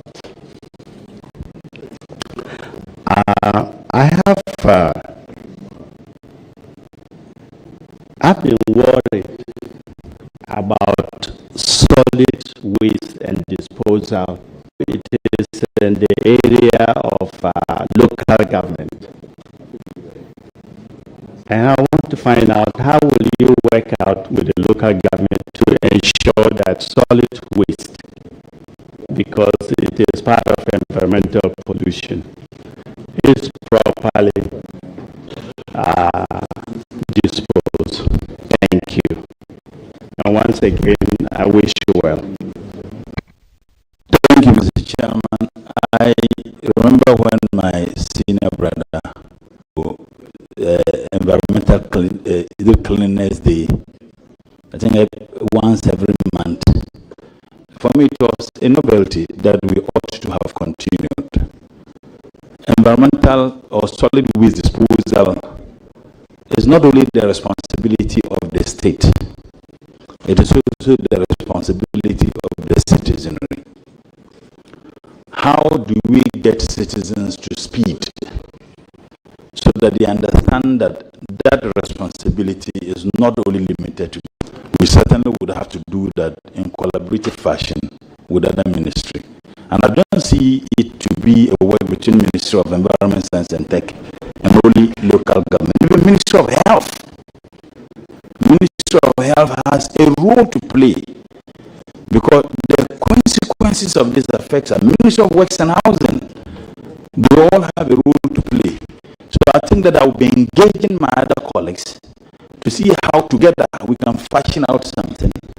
One, on education, which we can sensitize the people of this country, the need for them to dispose such waste in a manner that is environmental friendly. I also said that we need to have a segregation of waste at home. Does the state need to come in to provide 2 separate dustbins for every household so that solid waste is put here and liquid waste is put here? These are things that we all need to think through, and I believe that with the support of certain individuals and entities, we can find it. Are you done? Okay. Chairman, thank you for the opportunity, and let me commend my friend and a colleague. I see him, he's well composed. Honorable Mutala, congratulations. I don't know. The previous government did not assign a deputy minister to your ministry. I appreciate the enormousness of work in the face of the transition of the world. Would you say that you will subscribe to that, where you will be without a deputy, or you think the president should assign a deputy to your ministry? Mr. Chairman, I don't have the capacity to determine what President Mahama wants to do. I am only working in accordance with the dictates of His Excellency President Mahama, and I have no doubt whatsoever about his sense of judgment. He knows why he wants whether we should have a deputy or not. So, Mr. Chairman, I can't be answering your question. I don't have the capacity to answer. One thing I can say is that President Mahama has proven beyond any doubt that he's visionary. He has some well thought through in terms of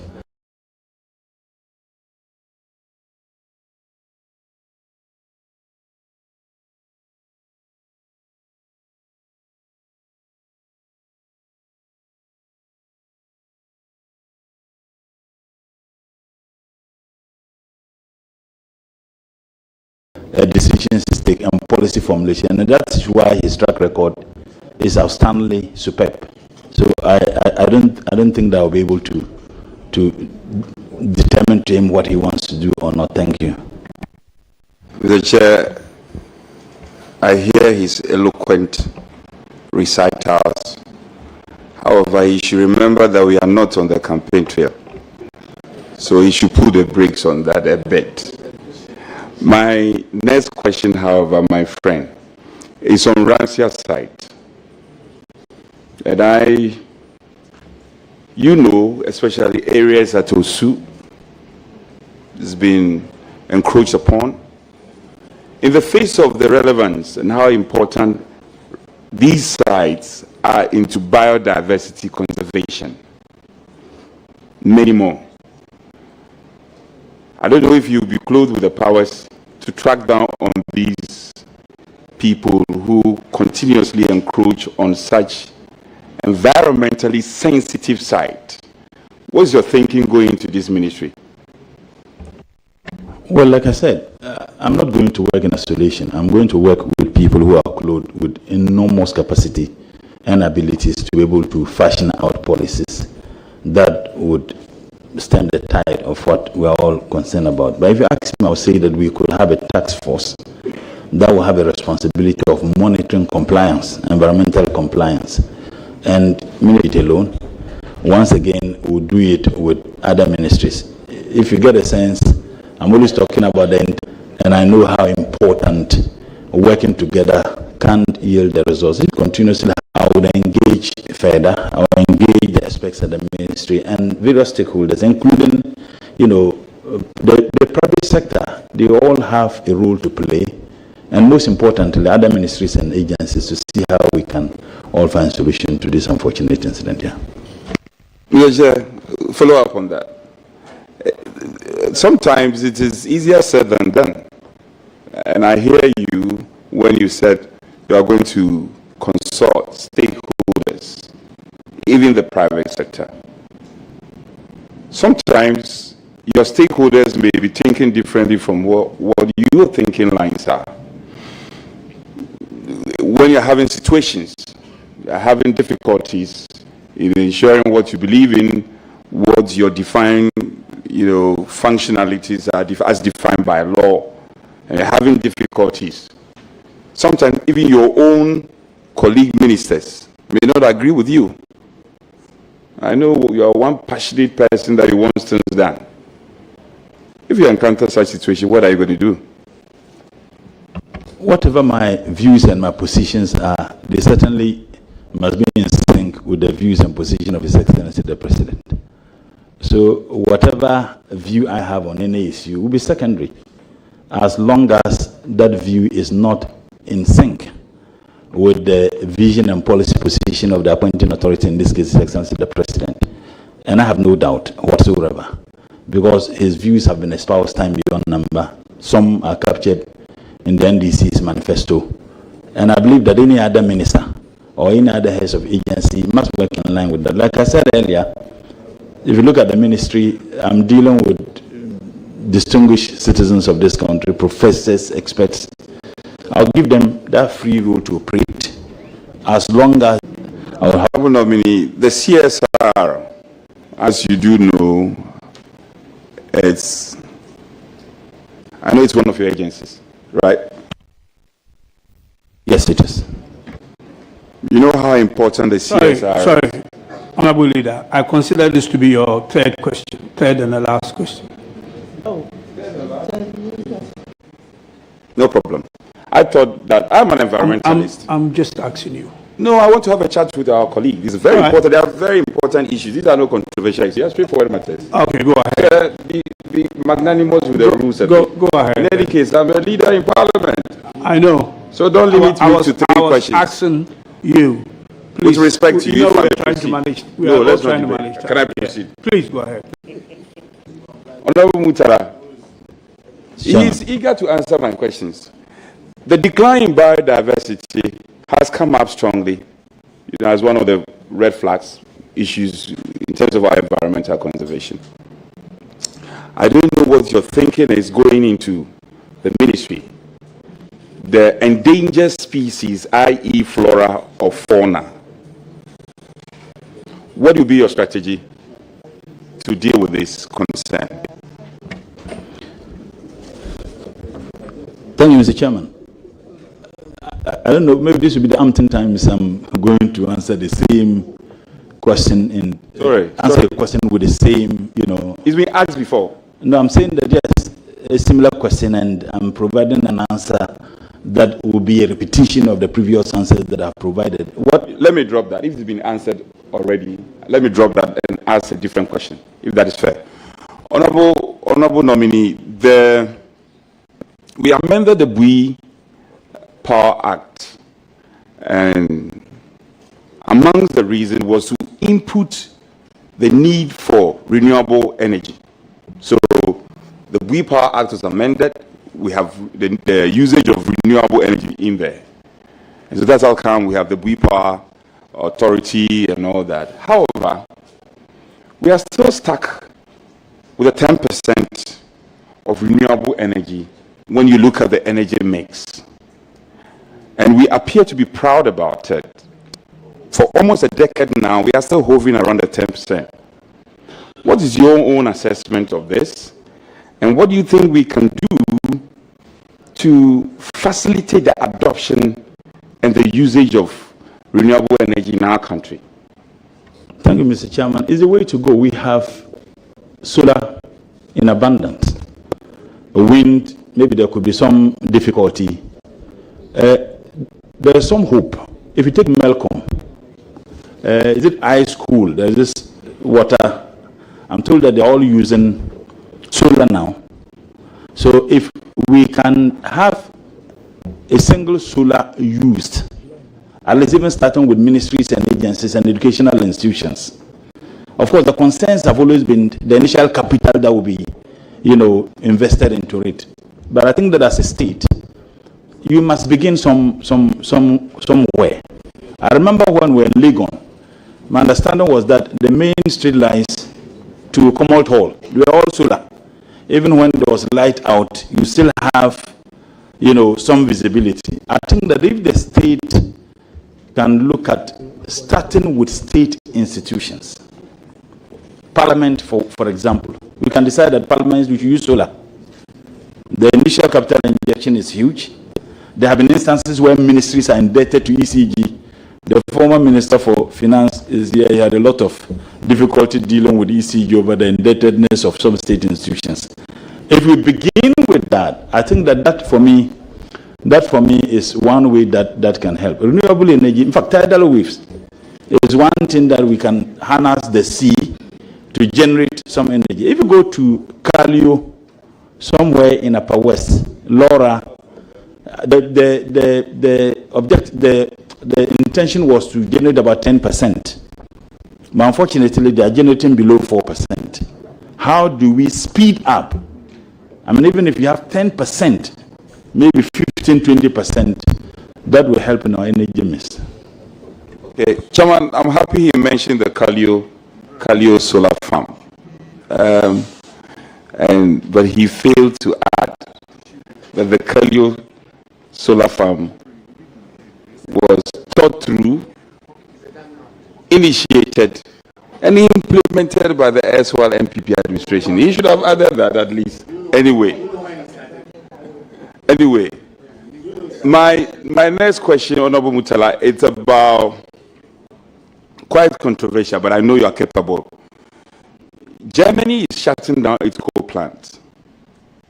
All over the world, the European world, developed countries are gravitating towards clean energy. However, there are experts who say that Africa should pick and choose. We should pick and choose, and we should know our priority in terms of our unique stage of development. The fact that Germany is shutting down and they are gravitating towards clean energy doesn't mean we should necessarily do that, because the developed world, for want of a better expression, have polluted to be where they are in terms of industrialization. I know how patriotic you are. Would you sparingly, or will you suggest that renewable energy also pollute a bit? Are you for that school of thought? Thank you, Mr. Chairman. I remember when I was in SHS2, I read Arrow of God. Arrow of God. I think that those who are interested in literature, and there's a phrase in it that we are all men. When we open our mouths, we know the men from the boys. We can't, and I see in your question, I see you speaking as a former NOX president, the student leadership.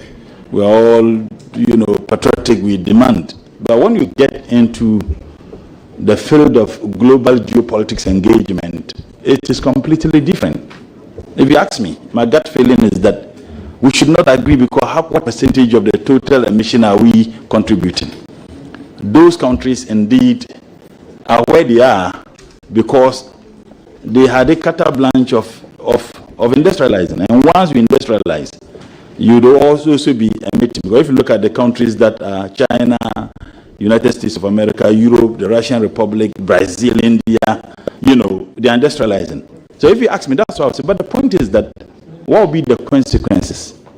But when you have your food or your mouth in another man's kitchen, you certainly won't have, they say, we do so, they cut funding sources. It affects not only our, desire to sustain the environment, but it also affects other developmental activities. So if you ask me, yes, as a patriot, as a former student leader like my brother, yes, we should do that. But in reality, it will be extremely difficult. Okay. You mentioned China. Just to follow up, most people tend to criticize China about the pollution and the extent of it. However, ironically, most what people don't know is that last year alone, China invested more than 2 billion in the area of renewable energy. I mean, better, globally better than even the Netherlands, and some other countries that are noted for investing more in renewable energy. It's a very interesting topic, and I just wanted to tease your mind about it. My penultimate, just a final question I want to ask is on the EPA Act, the new EPA Act. We're all passionate about it. We passed it. What do you think this EPA, the new EPA law, would cure necessarily? Thank you, Mr. Chairman. It is now an authority, and naturally, authority gives it some powers. I think that the new law gives EPA now the prosecutorial powers now to prosecute, and for me, that is also something that is extremely good. I said we may have environmental fast-track courts to deal with people who violate, certain environmental laws. Now, if you now have EPA, which is now an authority and has prosecutorial powers, I mean, you played a significant role in crafting this particular law. I think that it will go a long way to help. And even if you look at funding sources, it's something that is encouraging. The carbon credits, and maybe this may be my last question. If I'm an afterthought, I think about another question I'll ask you. And that is not being fair to you. I'm being very fair to you. The carbon credit concept and the RED Plus concept has come to stay. And the difficulty with developing countries is capacity. Because we have a challenge, Prof is here, he can confirm. Because we have a challenge with capacity, we are unable to buy into the concept and rake in the necessary millions of dollars that as a country we can have because of the advantage we have in terms of afforestation, and anywhere in this country where you plant, it will grow. I see that as a huge potential, and it's as an avenue we can raise a lot of IGF, for want of a better expression, IGF. What would be your style or strategy for us to enhance our ability to buy into the carbon trade, and Ghana becomes a very important destination in terms of we taking advantage of the RED Plus concept and the carbon trade? We are at advantage. May God forbid, assuming we are brought in conflict, like we can say many or some African countries, I don't think that they would have been interested in, and we seem to be doing very well. Professor Hamza's question, he enumerated some of the issues. We have that with Sweden, Switzerland, and Singapore, and many other countries, and it is yielding some problem. Maybe we need to deepen that and engage such relations to support some of the agencies that are engaging that without necessarily, financing the activities through budgetary allocation of government. So, let me wish my friend who we've been engaging ever since his name came out officially. We've been talking and hoping that things will go well. Just to end on the note that what would you want to be remembered for after your stay in the ministry? Honorable Murtala, thank you, and I wish my colleague the best of luck. Thank you very much, Honorable Leader. I will now come to my right again, and then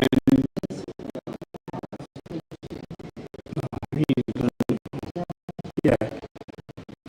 So you have the floor. Very much.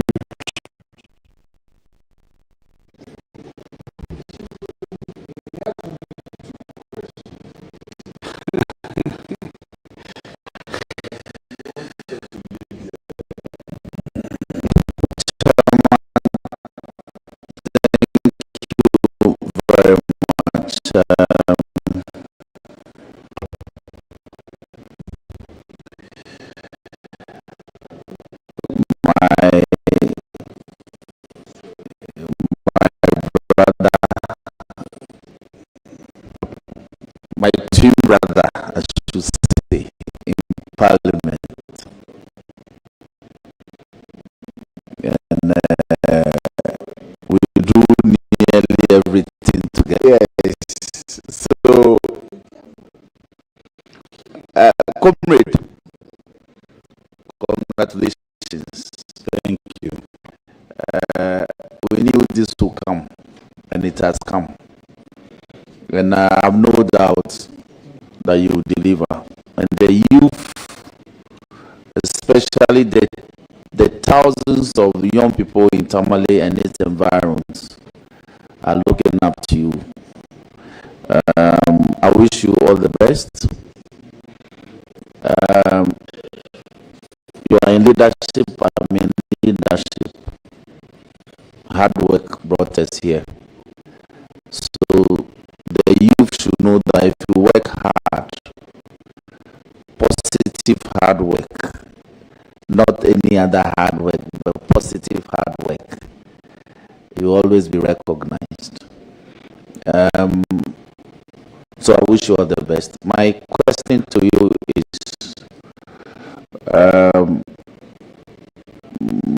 cottage industry used to be the backbone of recovery, and there are lots of small, medium, and a lot of people tell you that some of the things we use in our farms are designed and built by Ghanaians. The only difficulty is that they don't have enough capital to be able to build more. That's one problem. The second problem is, will they have market for what they do? So it should be a multifaceted approach. The state can come in, that, okay, we provide the resources for you to build ABCD for farming. Planters, we import them.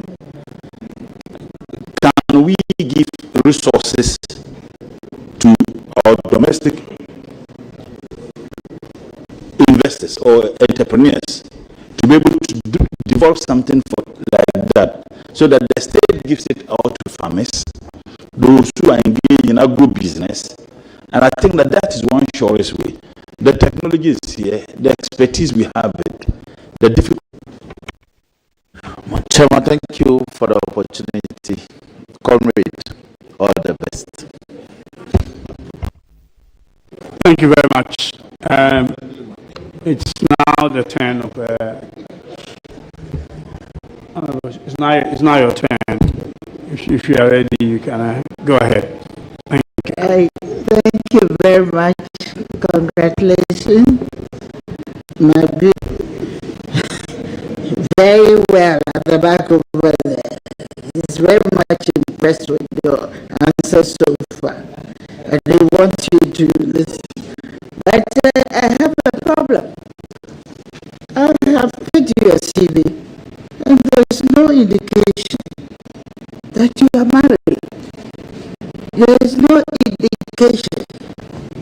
Unless maybe you have to take me through and let me. So, do you have, this is a house of record.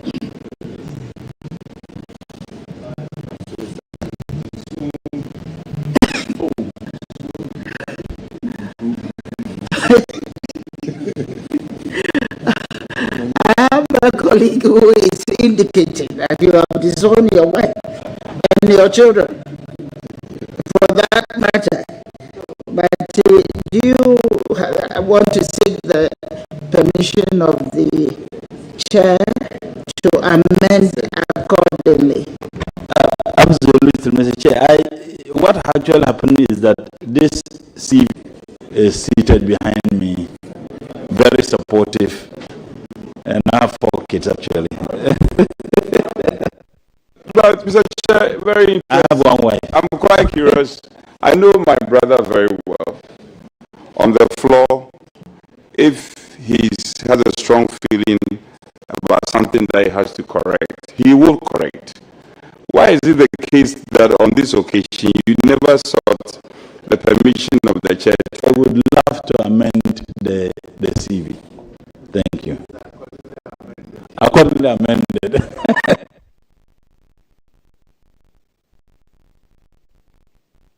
Honorable, thank you very much, Mr. Chair and Honorable Nominee. I've noted that you have undertaken a number of education,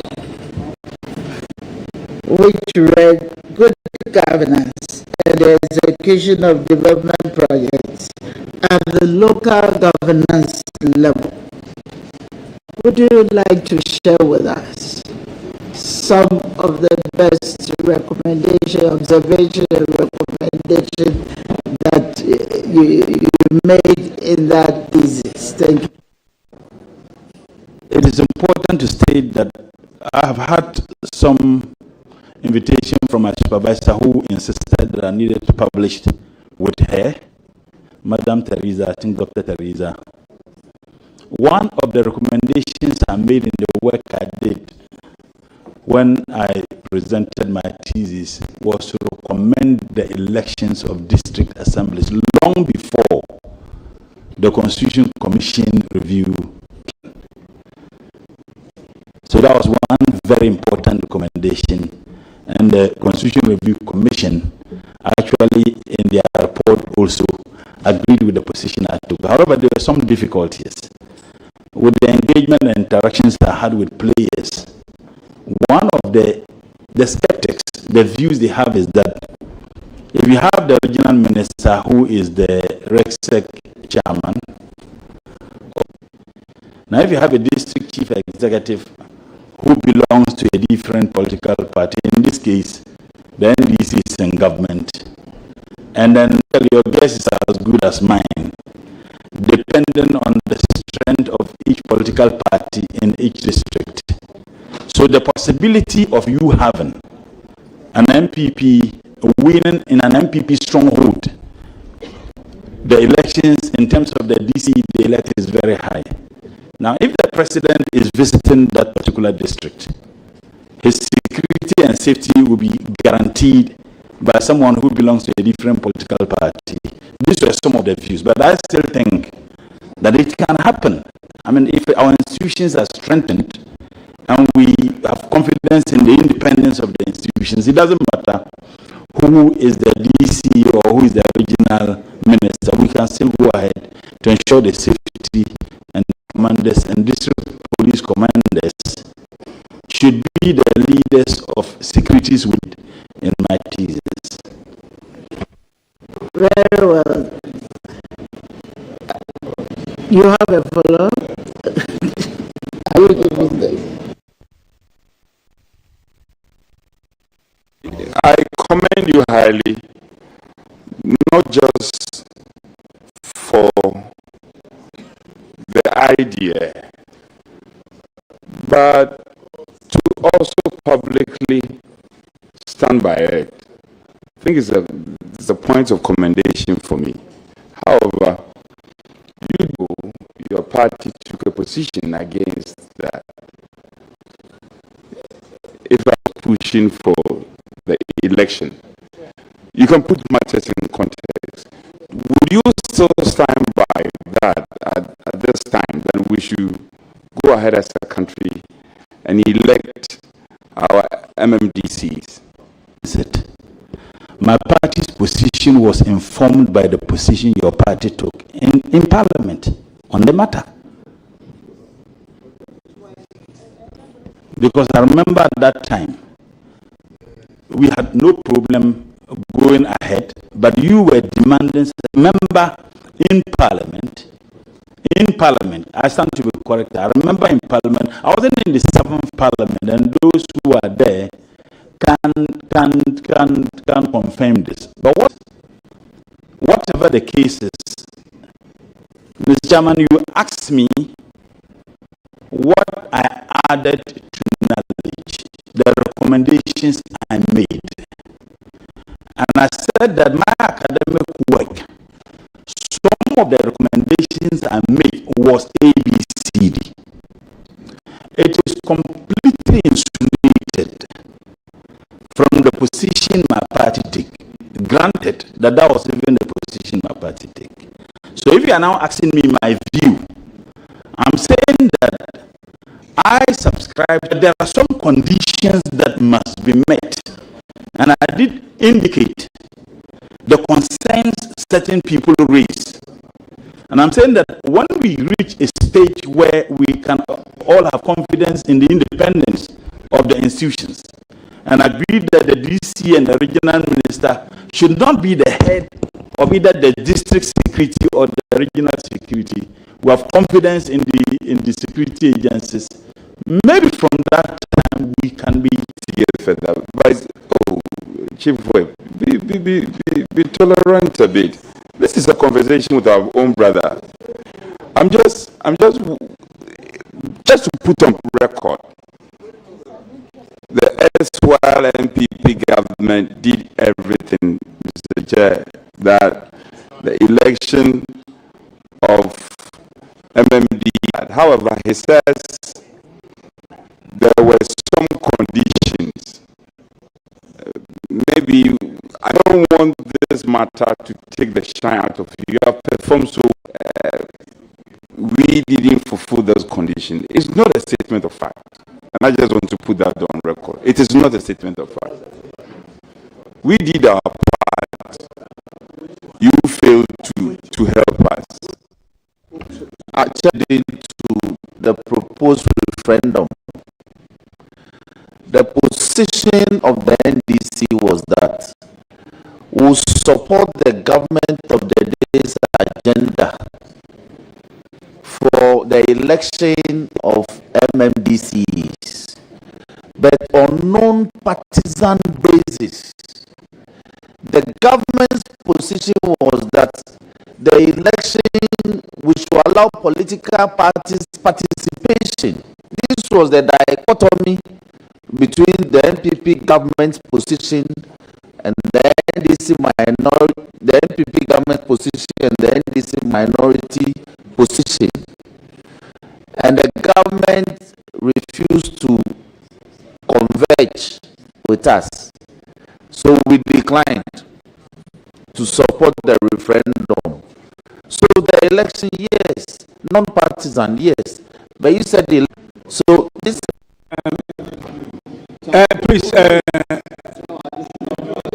nominee, I think let's make progress. Honorable Patricia, I tell my it's in our manifesto, so we implement it. Yes. Please, Honorable, go ahead. Thank you very much for the direction, but it's a very good going to you. Now you've realized that we have some level of differences. Anyway, on your CV, page 1, there's an observation that the BA psychology you have 2 dates on. I don't know what the 2003 means, and then the 20, whether you started pursuing in 2003. If we want that clarity, so if you can help us achieve that. Thank you, Mr. Chair. I think it's just a typo. I finished 2003. I went to Legon 1999-2000 academic year, the Mobroa struggle years, and my good friend, the Honorable. So do we have minority the 12 nominee? On the back of the question, the final question put by Honorable Anodompre, I want to pursue further and ask you, what would be your top priorities? And 3 top priorities as a Minister of Environment. 3 top priority projects as a Minister of Environment, Science and Technology. Thank you. First and foremost, help make the various agencies financially independent. That's 1. 2, build the capacity of people who are working, not just the ministry, but the agencies. And I say this because there are a lot of funding sources. The UNDP I talked about, they have funding that helps to build capacity of agencies and ministries who are working in the area of environmental sustainability. And 2, to work in collaboration, stem the tide of the havoc caused by Galamsey. Thank you. And Mr. Chairman, I heard you rightly say that the implementation of the environmental laws and regulations should rather be the responsibility of your ministry, and especially when it comes to lands and natural resources. They are not the ministry that should be responsible for that. May I know from you, you will be one of your agencies is the EPA. Do they have the required personnel and the right monitoring systems to undertake this regulatory function appropriately? And if not, what would you do to ensure? Thank you, Mr. Chair. From the outside, I can say they do, but I'll begin to hear.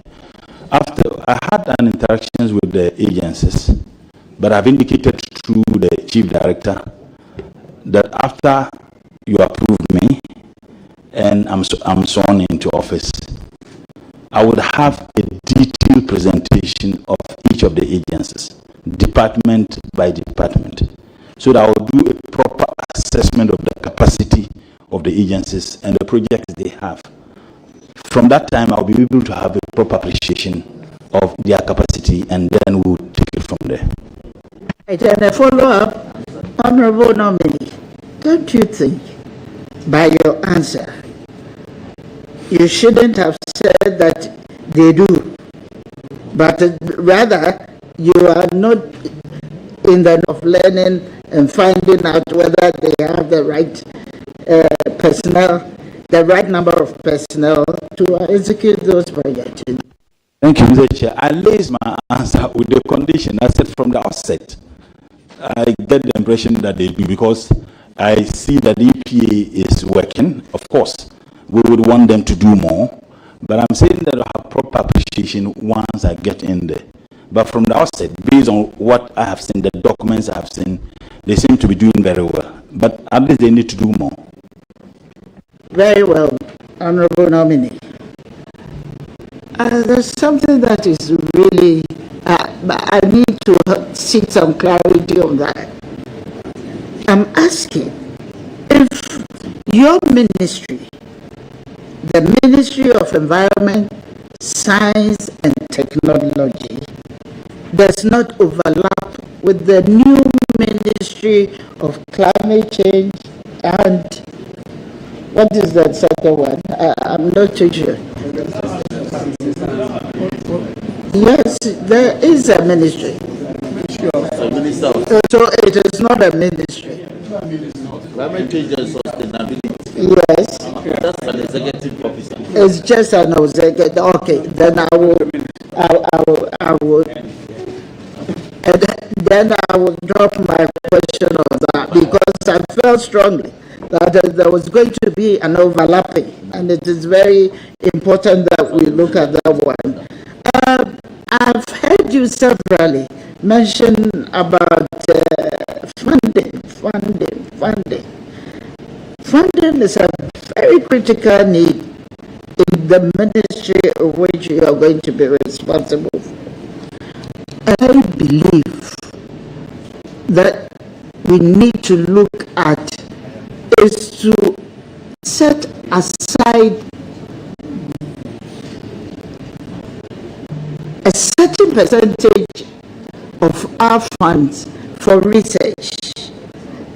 I want to find out from you if you agree with this assertion, and if not, what would be your alternative plan? Because work still has to be undertaken by that ministry. Thank you.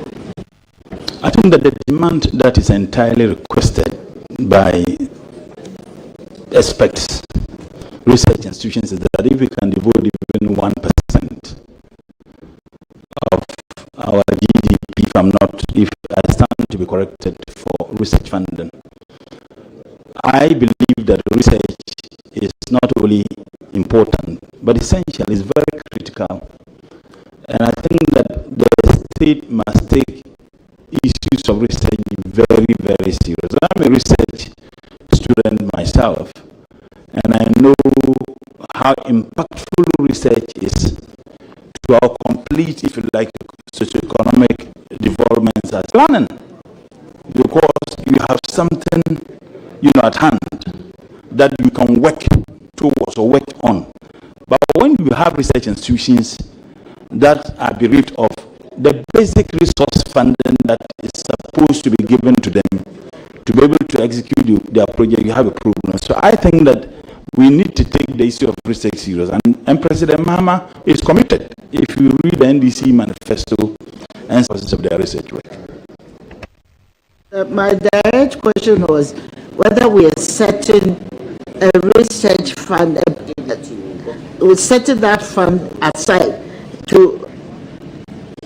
There is already a fund for research. In fact, the act was passed in 2020. And like I said, the government was committed or promised to put a seed.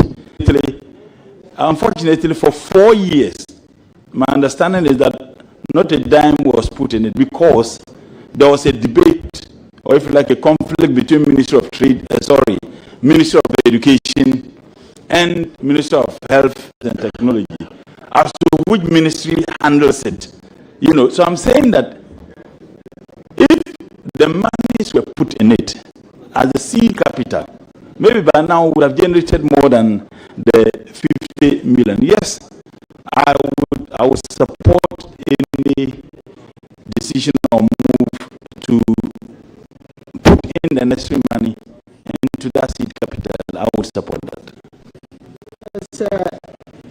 And you think there will still not be that kind of controversy between the ministries? And I want you to also tell us what percentage of research funding if it's possible, when you are giving the nod. Currently, we are doing less than 1%. Less than 1%. I mean, currently, I'm saying a beggar has no choice, but at least let's start somewhere. I'm happy my senior brother is the former Minister for Finance. If I had the opportunity, I would have asked him why they didn't give the 1% which was requested. I mean, if we have more than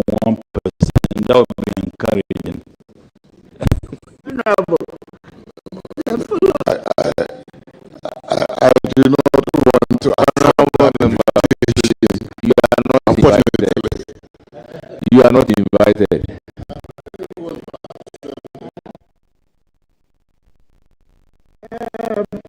What plans do you have to promote the use of natural resources? On that, we have a very big challenge.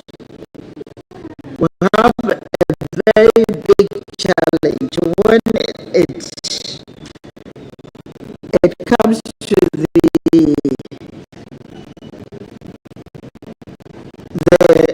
promotion of our natural resources. You are in charge of technology. You are also in charge of science. Ensure that there is a very responsible way of doing it. So that is where I am looking at. That is where my question relates to. Thank you. Thank you, Mr. Chair. Initially, in one of my response, I talked about the already laws that we have enacted to preserve the environment, if you like, the Hazardous and Electronic Waste Control and Management Act I talked about, and the fact that we now have the e-waste recycling, at Agbobulushi. Reclaimed lands. If we have agriculture smart technology, we'll be able to help in this direction, and we can only do so if research institutions are given the needed resources to come out with that, of course, in collaboration with the Ministry of Agric Activities. Fight Galamsey. I see that as a moral duty and a responsibility. I don't know what I mean. My earlier, ancestors said, look, the idea of helping to sustain the environment is anchored on scripture. And I made reference to Genesis 2:15. I also made reference to Quran chapter 2, verse 30, where the Lord told all of us to do everything possible to take care of the environment. It's a moral duty. Maybe perhaps our religious groupings, the pastors, the imams, should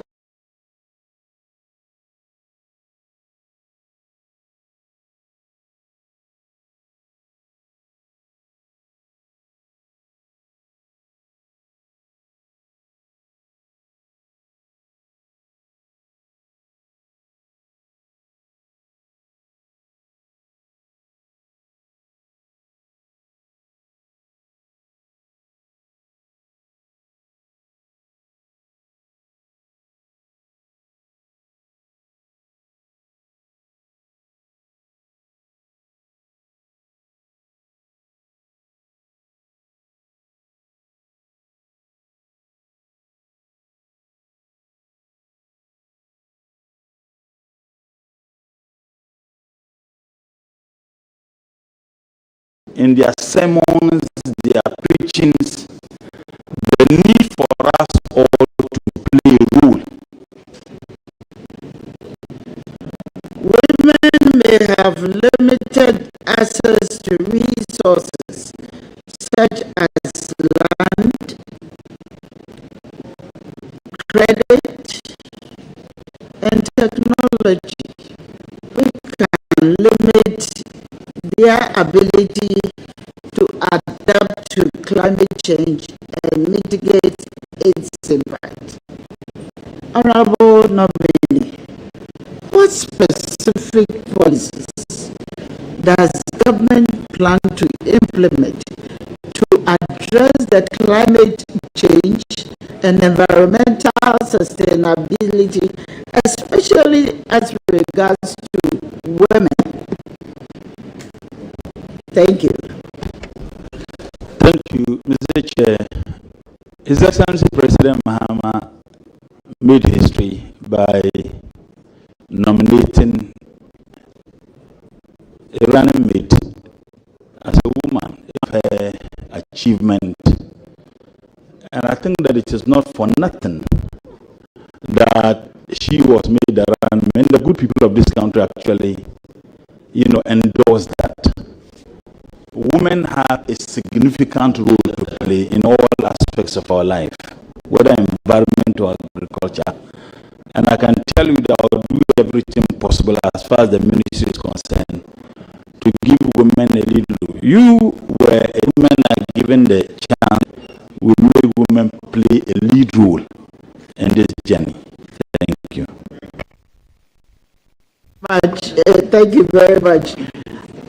Honorable Minister, I have a challenge, and the challenge situates directly in my constituency. You know, in Accra and Kumasi. In Kumasi, my constituency is where we have the abattoir. Responsible disposal. When you have abattoirs in the town, you know there is a technology that can be used, and at the same time the output will be commercially useful as a society. If given the nod, Honorable Minister, how are you going to ensure and embark on this responsible waste disposal? As I speak now, if you go around my constituency where the abattoir is at this point in time, I don't think you can breathe well because of the stench that comes out. What would you recommend as a solution or a technology? Thank you, Mr. Chairman. Honorable, you indicated that there is a technology. Yes. I indicated to you yesterday that I shall be engaging you. As a matter of fact, I've engaged several other, players in the industry. The former minister, I spoke with him on phone. I had a discussion with you. Remember that I'll come and see that technology for Mother Ghana. I know you are patriotic, but self-disciplinations governing the conduct of anybody in this country, including those who operate the abattoirs, we must ensure that they adhere to those regulations. But we'll look further into some of the technologies and see how we can harness it to be able to solve some. Chairman, it's something that is very much required.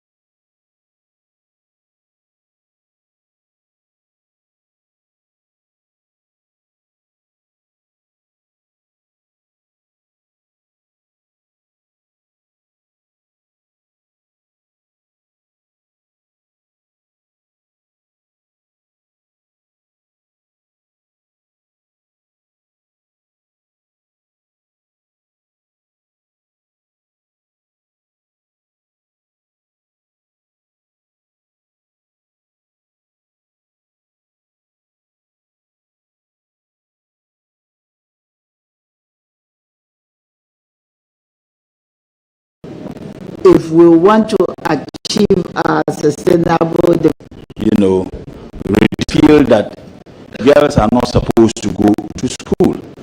There's a profound socio-cultural, aspects of our life that hinders the growth of girls, particularly in the area of science. I have 2 boys, 2 daughters, and they're wonderful girls. And I will do everything possible to assist them, just like I assist the boys, to be able to unearth their enormous potential.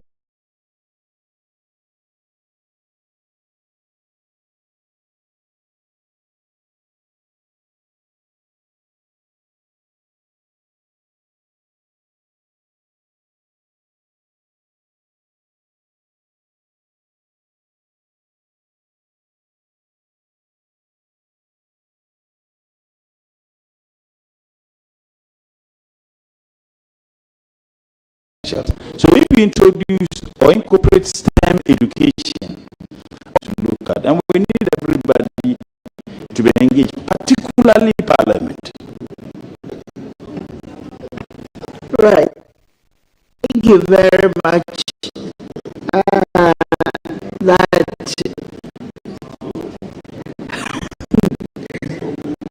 you brought the issue of affirmative action. And I don't think anybody has to implement that apart from you, the sector ministries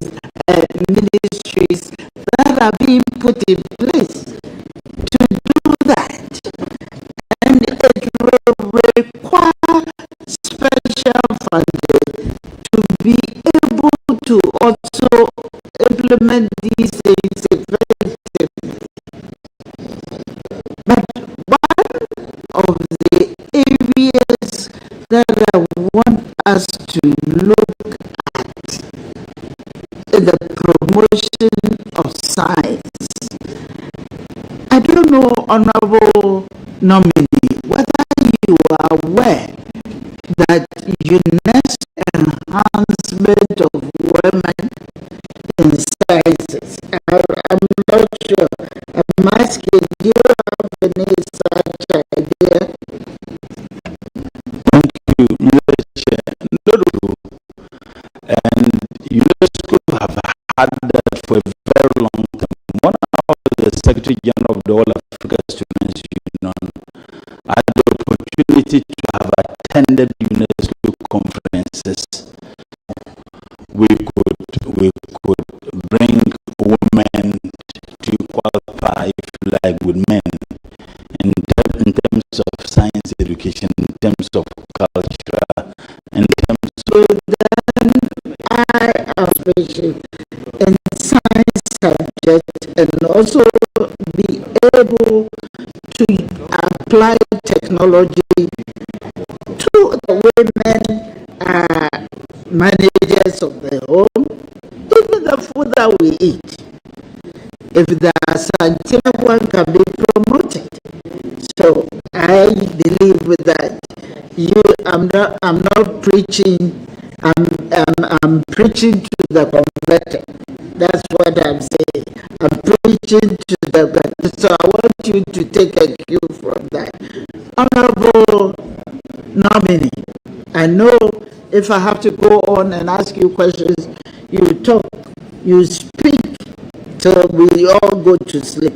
So I'm going to end here because you love speaking and you are always articulate. So I'm going to end here. I wish you well in your future endeavor. Thank you.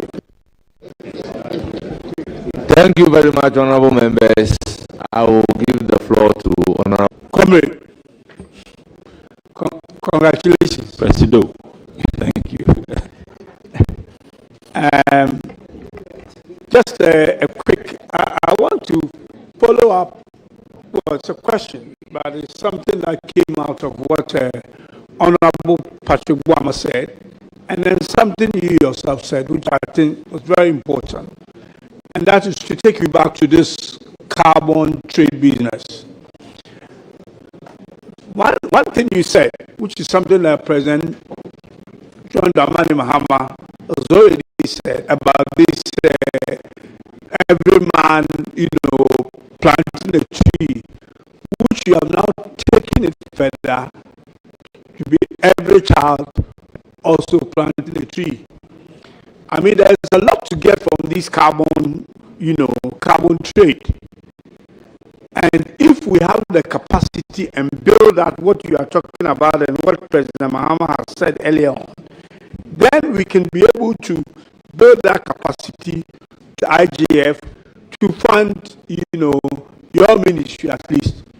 But for me, the most important part, and I want your opinion on this, and I'm happy that the finance minister, former finance minister, is also here, that we have a revenue target.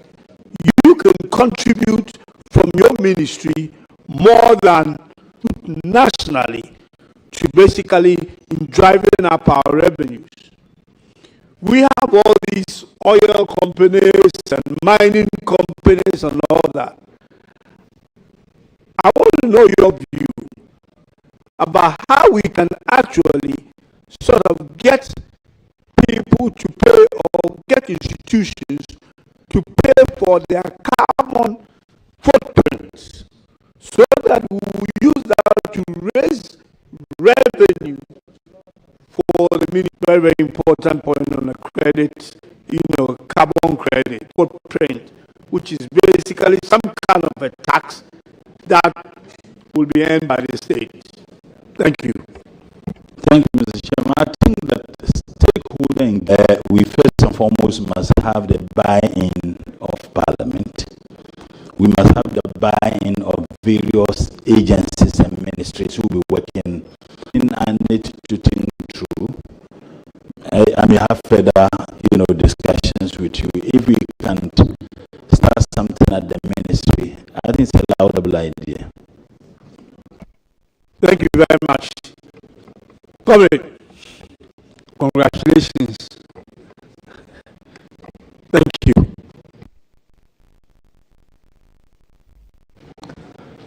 Honorable Mutala. Mr. Speaker. Katuma Biola.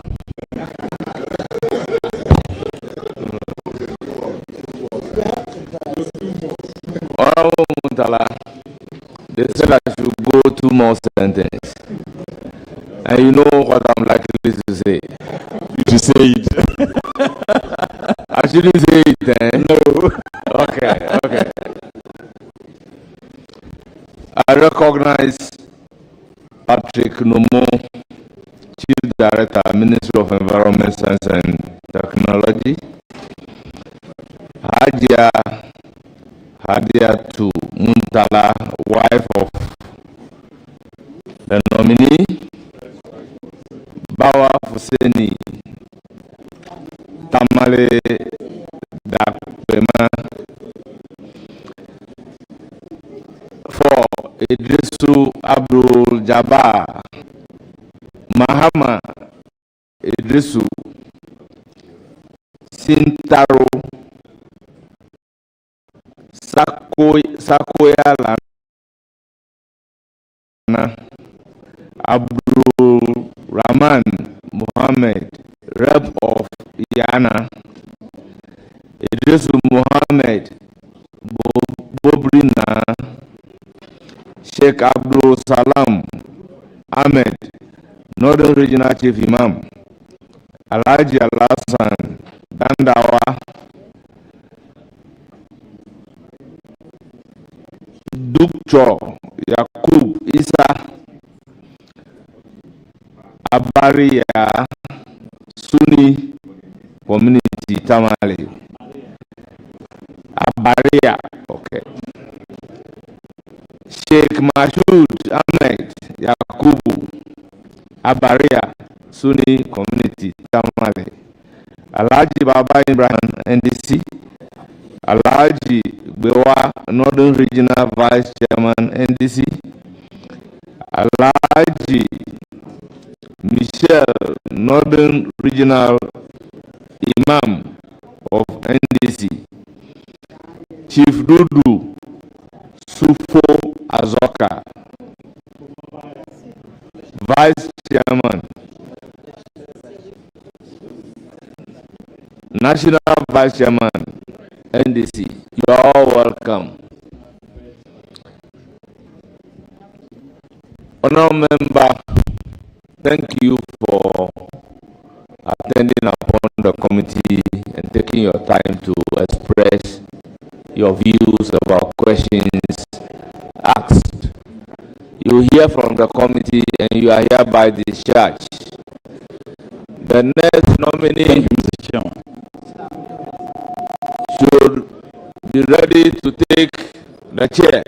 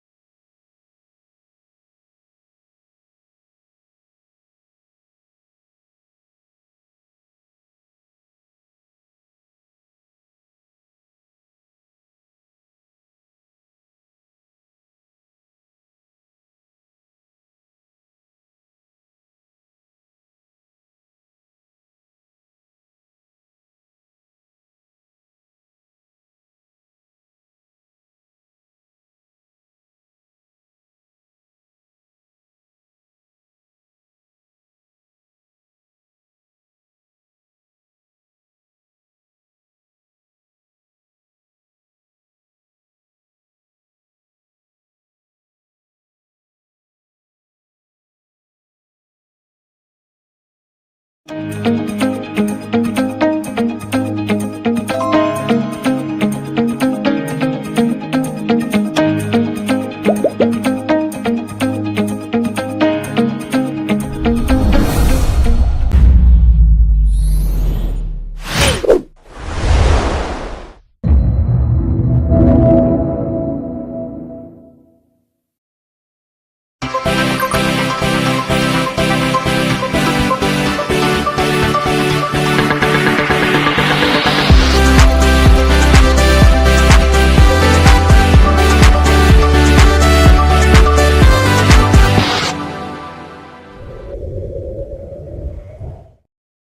and thanks for joining us for this special episode of Talkatainment on GhanaWeb TV. My name is Benefo Boabin Abrantipai. And today on the show we have a very special guest.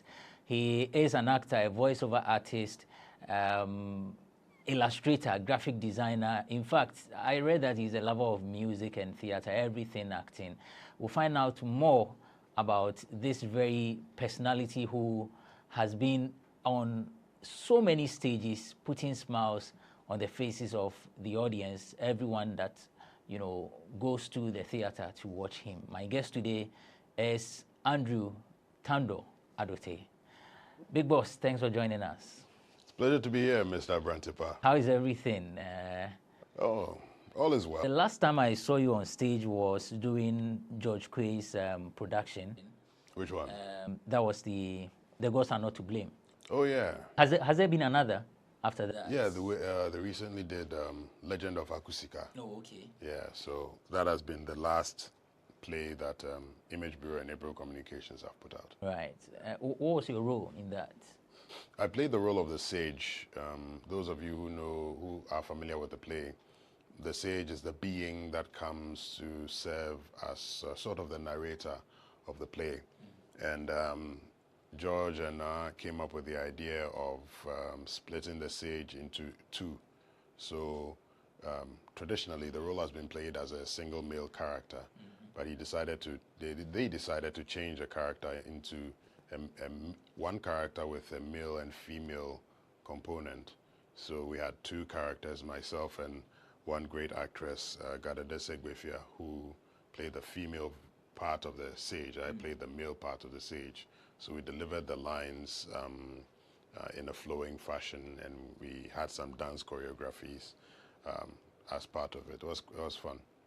Looking at the roles that you've played, I guess that was not challenging enough for you, was it? That particular role? That particular role. I think, I mean, different plays challenge you in different ways. Was it challenging in the ways that I'm used to? No, but in the ways that I wasn't used to, it was challenging. I mean, I wasn't used to the dance choreography kind of thing.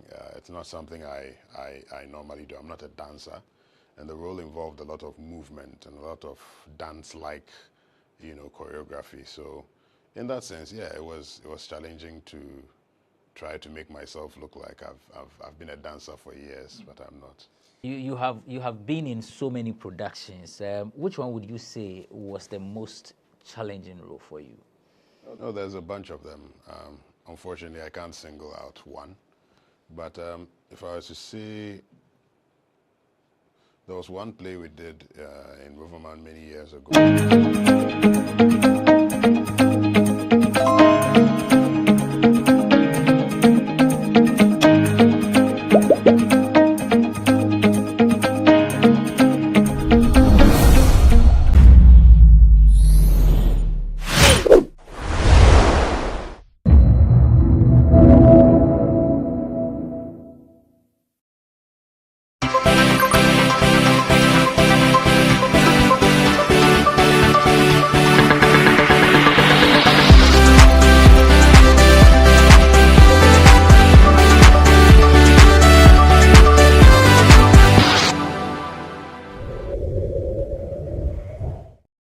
Hello and thanks for joining us for this special episode of Talkatainment on GhanaWeb TV. My name is Benefo Boabin Abrantipai. Today on the show we have a very special guest. He is an actor, a voiceover artist, illustrator, graphic designer. In fact, I read that he's a lover of music and theater, everything acting. We'll find out more about this very personality who has been on so many stages, putting smiles on the faces of the audience, everyone that, you know, goes to the theater to watch him. My guest today is Andrew Tando Adote. Big boss, thanks for joining us. It's a pleasure to be here, Mr. Brantipa. How is everything? All is well. The last time I saw you on stage was doing George Quay's production. Which one? That was the Gods Are Not to Blame. Oh, yeah. Has there been another after that? Yeah, they recently did Legend of Akusika. Oh, okay. Yeah, so that has been the last play that Image Bureau and April Communications have put out. Right. What was your role in that? I played the role of the sage. Those of you who are familiar with the play, the sage is the being that comes to serve as sort of the narrator of the play. And George and I came up with the idea of splitting the sage into two. So traditionally, the role has been played as a single male character, but they decided to change the character into one character with a male and female component. So we had two characters, myself and one great actress, Gadadese Gbefia, who played the female part of the sage. I played the male part of the sage. So we delivered the lines in a flowing fashion, and we had some dance choreographies as part of it. It was fun. Looking at the roles that you've played, I guess that was not challenging enough for you, was it? That particular role? That particular role. I think, I mean, different plays challenge you in different ways. Was it challenging in the ways that I'm used to? No, but in the ways that I wasn't used to, it was challenging. I mean, I wasn't used to the dance choreography kind of thing. It's not something I normally do. I'm not a dancer, and the role involved a lot of movement and a lot of dance-like, choreography. So, in that sense, yeah, it was challenging to try to make myself look like I've been a dancer for years, but I'm not. You have been in so many productions. Which one would you say was the most challenging role for you? No, there's a bunch of them. Unfortunately, I can't single out one. But if I was to say, there was one play we did in Riverman many years ago that I found quite challenging. It was the Riverman take on the characters switching bodies. So a husband and wife are arguing in the house, and then one day a being comes and says, the two of you are always arguing, so I'm going to exchange your souls.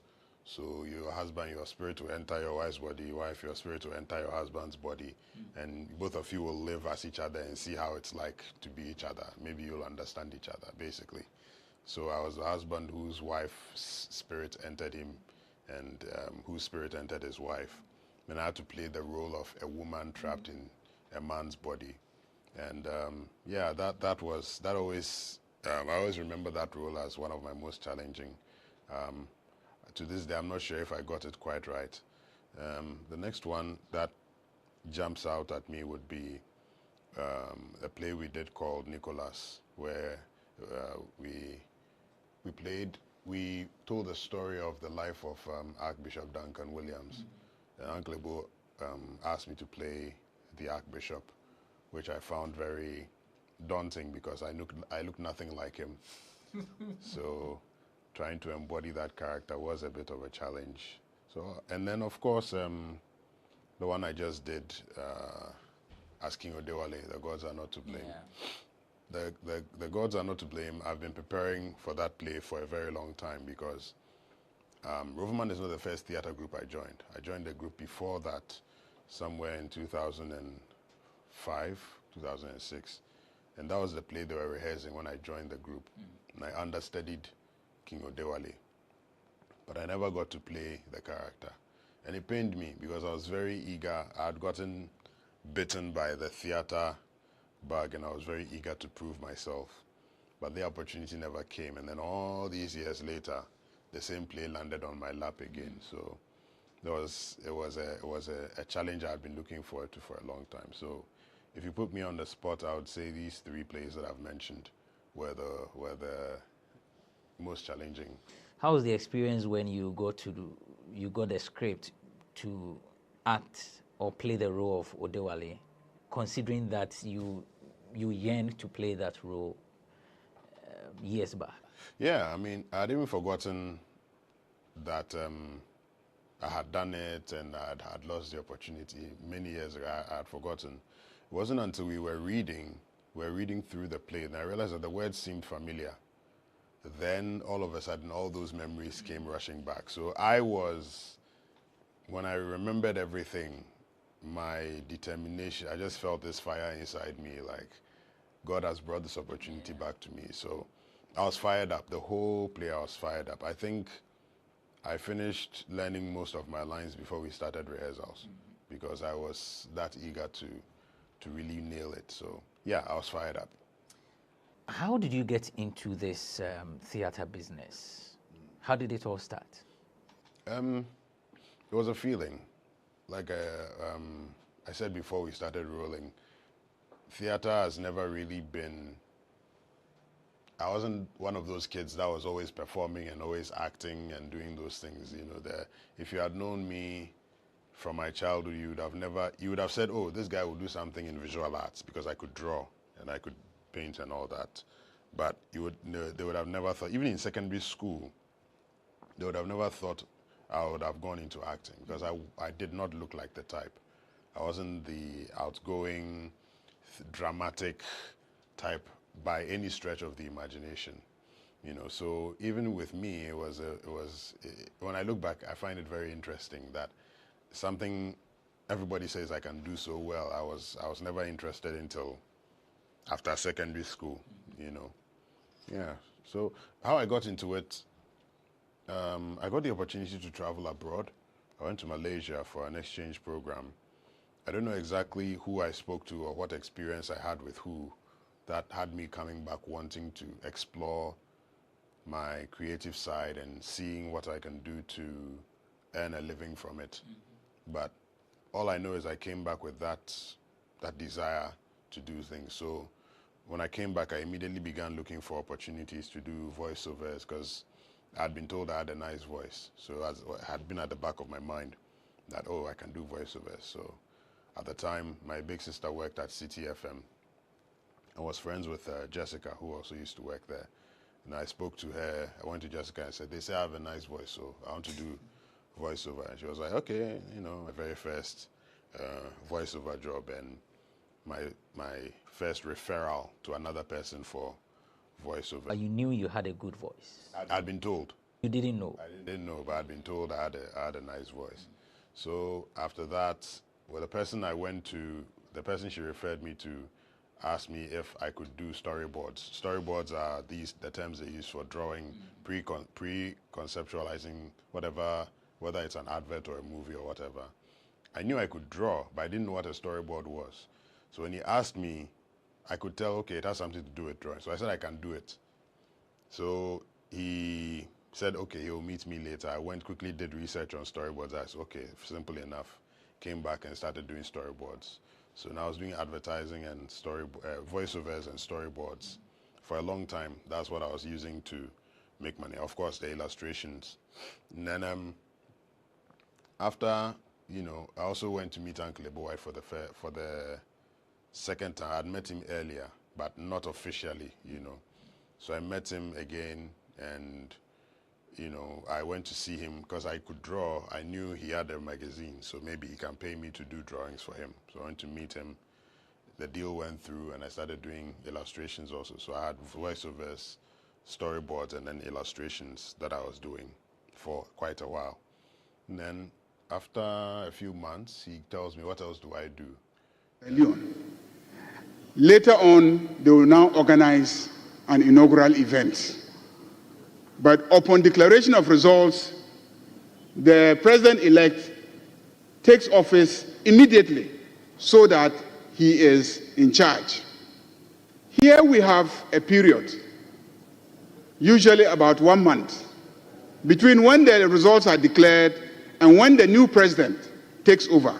Mr. Speaker, I have an example that an experience I want to recount here. After the election and before the inauguration of the new president, I received a call that the rice and maize that this House approved to be purchased, which had been stored in Tema at a warehouse, was being guarded and protected by some civilians. And that if I didn't intervene, there would be a problem, since I was a member of the transition team. So I got up and drove there to find out who were these civilians. There were some young people, some of them I knew, others I didn't know. And I asked them, what was the problem? And they said, oh, the rice that was purchased is being stolen, and so we are here to protect it. And I said, but you are not security agents. Why have you taken upon yourself to protect the rice? So we have to protect the rice, because some people intend to steal the rice. Mr. Speaker, I engaged them, and we came to some understanding how the rice should be protected until the 7th of January, when the new president is sworn in. Mr. Speaker, some of the ministry buildings, some of the agencies, young people went there, and if you went to them to ask them why they were standing there, said they were protecting public assets. And that some people intend to steal the vehicles there. Some people intend to steal some items in the ministries. And they could not trust the security agencies, so they were there to protect those assets. And we saw a similar pattern across the country. In fact, in my region, Mr. Speaker, the young men went, and some of them said there were some items in the warehouses of the various district assembly buildings. So I called my regional chairman, and we called the regional police commander, and we said, okay, go and secure these warehouses, put a padlock, and we told the young people, you believe that there are items there that will be stolen by the assembly staff. Okay, you to add one padlock. Take your key away. The regional commander will also take his key away. Nobody will open those warehouses until after the 7th of January, when the new president is sworn in. So they did that, and we secured everything in the warehouses. So what I see is a problem of trust and lack of confidence during transitions, and citizens taking upon themselves to protect public assets, something that I find regrettable, and yet they think they are engaged in a patriotic duty. Why have we arrived at this? Mr. Speaker, if you recall, 4 years ago, in this very house, we had a major challenge, which was the question of recruitment into our security agencies. Mr. Speaker, if you recall, myself and my colleague, Honorable Suhini and Ablakwa, brought before this House a motion to investigate recruitment into the security agencies. Mr. Speaker, the ordinary thing that should happen is that during the transition, the security agencies should secure every asset of the state. Why is it that the youth of this country don't have confidence in the security agencies to do their job? Mr. Speaker, the answer is simple. They don't have confidence because in most cases, they see the actors in those security agencies as an extension of the party in power. They don't see the security agencies as independent professional institutions that will genuinely protect public assets. Because by the way we conducted affairs, we compromised the integrity of our security agencies. Yesterday, a civil servant, serving in a ministry I will not mention, called me and said, I am a civil servant. I came to work. I want to take one of the official vehicles and drive to controller to carry out some functions. But there are young people at the entrance of my ministry, and they're saying that I cannot move the vehicle out. I should go and use my own vehicle to go and carry out the function. I drove there, Mr. Speaker, met the young people, asked them what was the problem, so they are protecting the vehicles. So allow the civil servant to drive the vehicle to controller and carry out the functions and come back. So, okay, since you have come to tell us, we will let the vehicle go. Mr. Speaker, why will they seek to protect state assets from civil servants? Because we know that our civil service is supposed to be non-partisan. Our civil service is supposed to be professional. Why? Because we have conducted ourselves in such a way that we always, whilst in power, try to co-opt the civil service and use them as if they are part of our party apparatus and not independent professional officers who should not be acting under the whims and caprices of politicians. In doing that, we have compromised the neutrality and the integrity of our civil service. And so the public out there do not see the civil servants as neutral, independent, professional actors. They see them as part of our various political organizations. And so they don't trust them. So what we are facing today is a major loss of confidence in institutions that ordinarily should be independent, should be professional, and should be respected and highly regarded by every single Ghanaian. But they are not. And so when you ask me, what motion should we pass in this House? What resolution should we pass in this House? We should be passing a resolution asking this House to inquire into our conduct in office, out of office, that have ultimately led to the situation that we face today, where the young people in this country do not have confidence in our civil service, do not have confidence in our police service, do not have confidence in our army, and feel that they, on their own, should go and protect property and assets that we have recruited and we are paying these same services to protect. We have a genuine problem, and it is not a partisan matter. Today, we are reaping the benefits of the seeds that we invariably sowed when we were in office. And I hope that the party that I belong to, and that has just won an election and has taken over this country, will not go along that path. And that is why I am happy when ministers who appear before the Appointments Committee promise that they will ensure that recruitments into the military, recruitments into the police, recruitments into fire service, and all these professional bodies that are supposed to carry out independent and professional functions indeed are impartial, are not political, and that every single Ghanaian citizen has a fair opportunity of being recruited.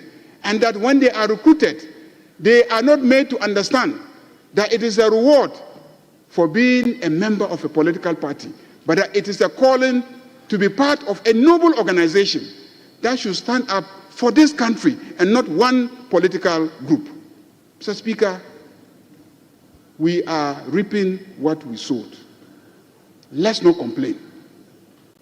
Mr. Speaker, let me conclude by saying that I agree that we should condemn it together, unambiguously, across party lines. It shouldn't happen. Number two, I agree that we should review the situation with a view to coming out with proposals. How do we deal with the police? You cannot trust the military. You cannot trust the public service, because those who came before you politicized those organizations.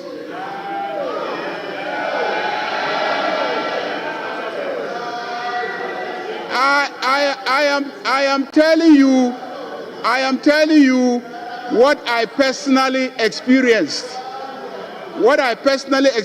And I'm telling you, just yesterday, I had to go and convince the young people to allow a civil servant to perform his functions. They are clearly not right. But were we right when we created an impression that people should be recruited to the security agencies on the basis of partisanship? Were we right? Were we right when we politicized our civil service? Were we right when we politicized our military? Were we right? Were we right when we ran this country in such a way that we excluded everybody who was not part of our party? Were we right when all procurements, when a majority of procurements were sole sourced, and the business community were denied business unless they identify with a political party? Were we right? Mr. Speaker, we are sowing, we are reaping what we sowed. So, Mr. Speaker, I do agree that it's a genuine problem, but I'm saying that all of us have in the past behaved in ways that have encouraged the attitude, tendencies, and behaviors that we are witnessing today.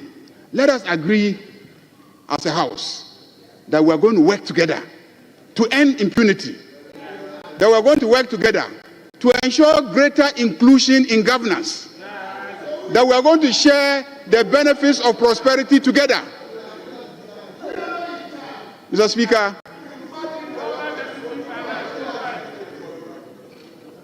on that note, I want to thank my colleague, the minority leader, for making this statement.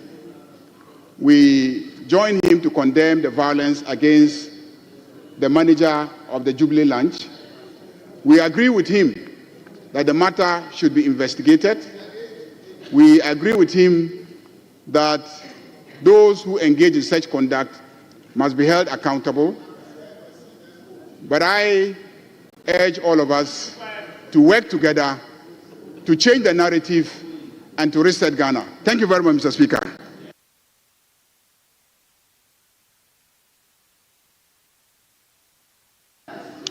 Well, honorable members, not just this House, I think the whole country has identified a very serious challenge and a threat to the survival of our democracy.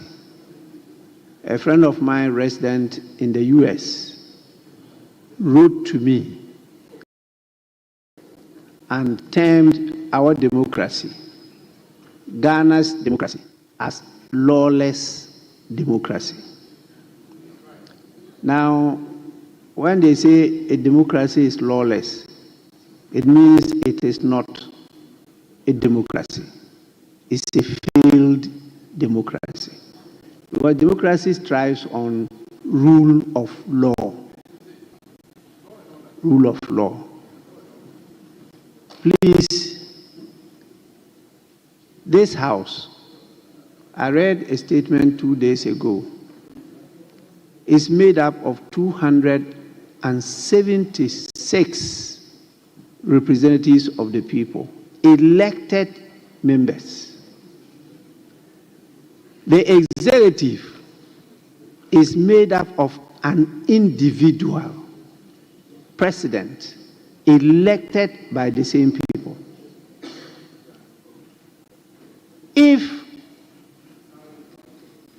we, 276, elected from the diversity of Ghana, cannot come together to agree on the way forward, and you want to allow one individual who doesn't represent that diversity, he represents one group, a party. How could he be the one to take the decision to solve such a problem? That is why it's incumbent on this House.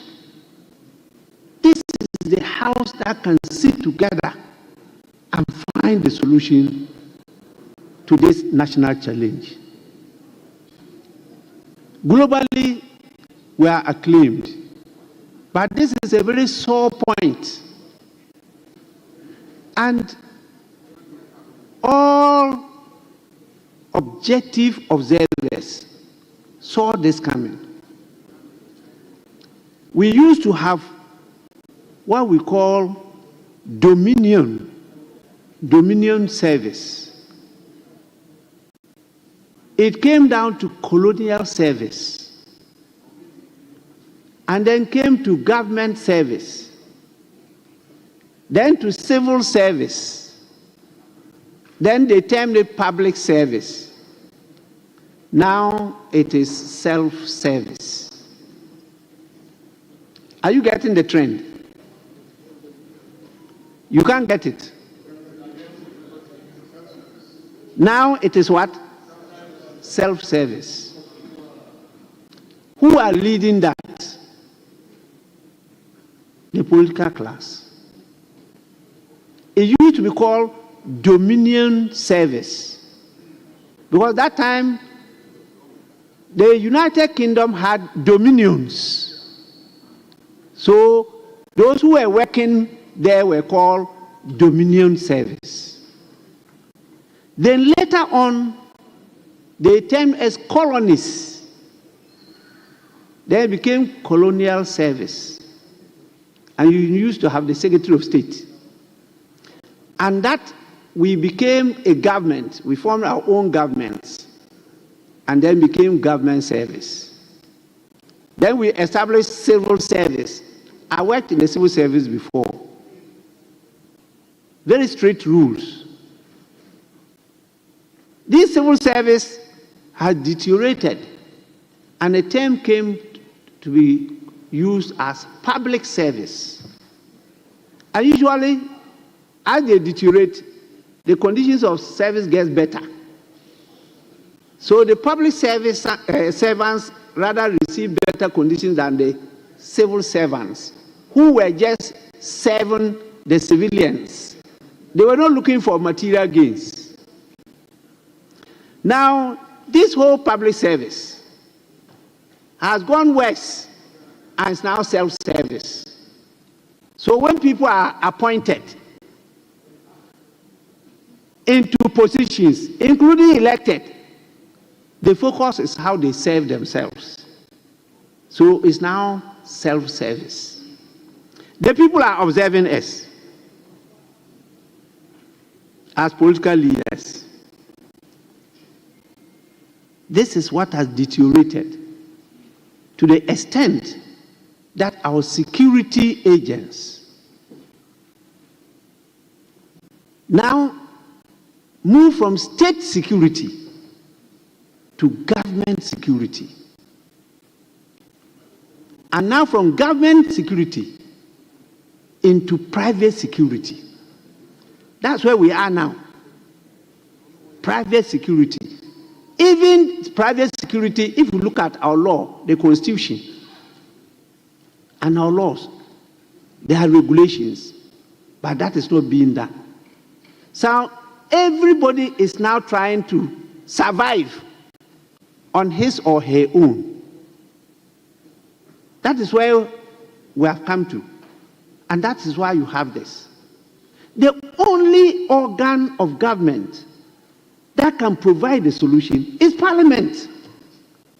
Because all the interest groups are represented here. The president cannot, because the president is seen as representing one class of people, political party. That is what is. You have to lead to find the solution. And so when you get the opportunity and you yourself get up and you are a mirror of what is happening, you encourage it.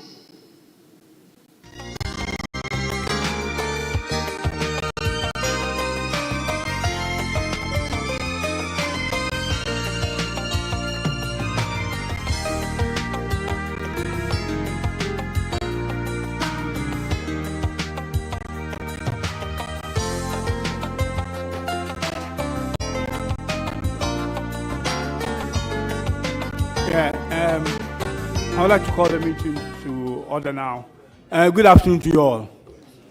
The clerk should bring in the third person on my list, which is Honorable Sam Nati George. If we can bring him in to take the oath, then we can get things going. Thank you.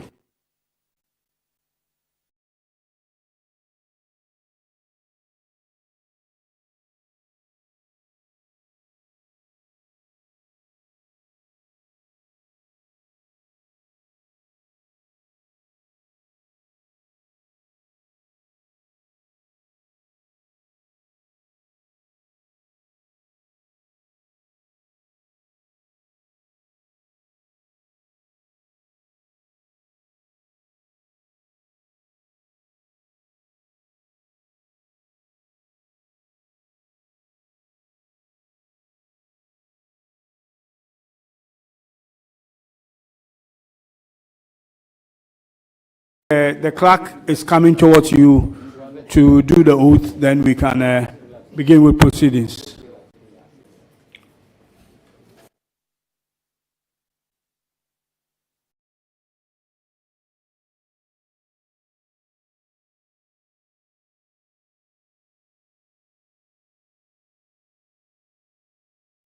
I do hereby administer the oath. I, Samuel Nate George, do in the name of the Almighty God swear do in the name of the Almighty God swear that the evidence I shall give before this committee touching the matter in issue shall be the truth, the whole truth, and nothing but the truth. So help me God. So help me God. Thank you.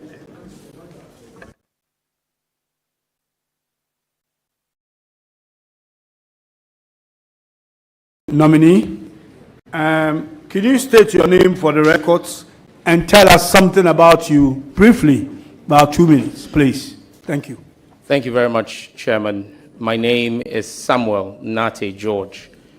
I am a native of Ahuam in the Old Ningo, part of the Ningo Prampram Municipal Assembly. I was born in Somanya in the eastern region of Ghana. Both my mother and father hail from Old Ningo. I had my basic education in Nigeria and finished my secondary education as well there. I returned to Ghana to pursue a Bachelor of Science in Agricultural Engineering from the prestigious Kwame Nkrumah University of Science and Technology. And I happen to be a fellow affiliated to the University Hall, so I'm a Katangi. After completing that, I did my national service, which was at the Office of the Vice President.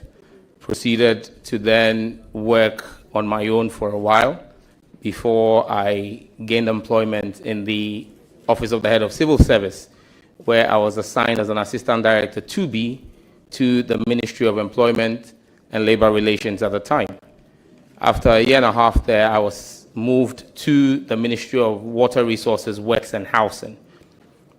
In 2014, I was appointed Communication Specialist to then President John Dramani Mahama, Earlier, or preceding that in 2013, I was appointed to the board of the National IT Agency, NITA, where I served also for 3 years.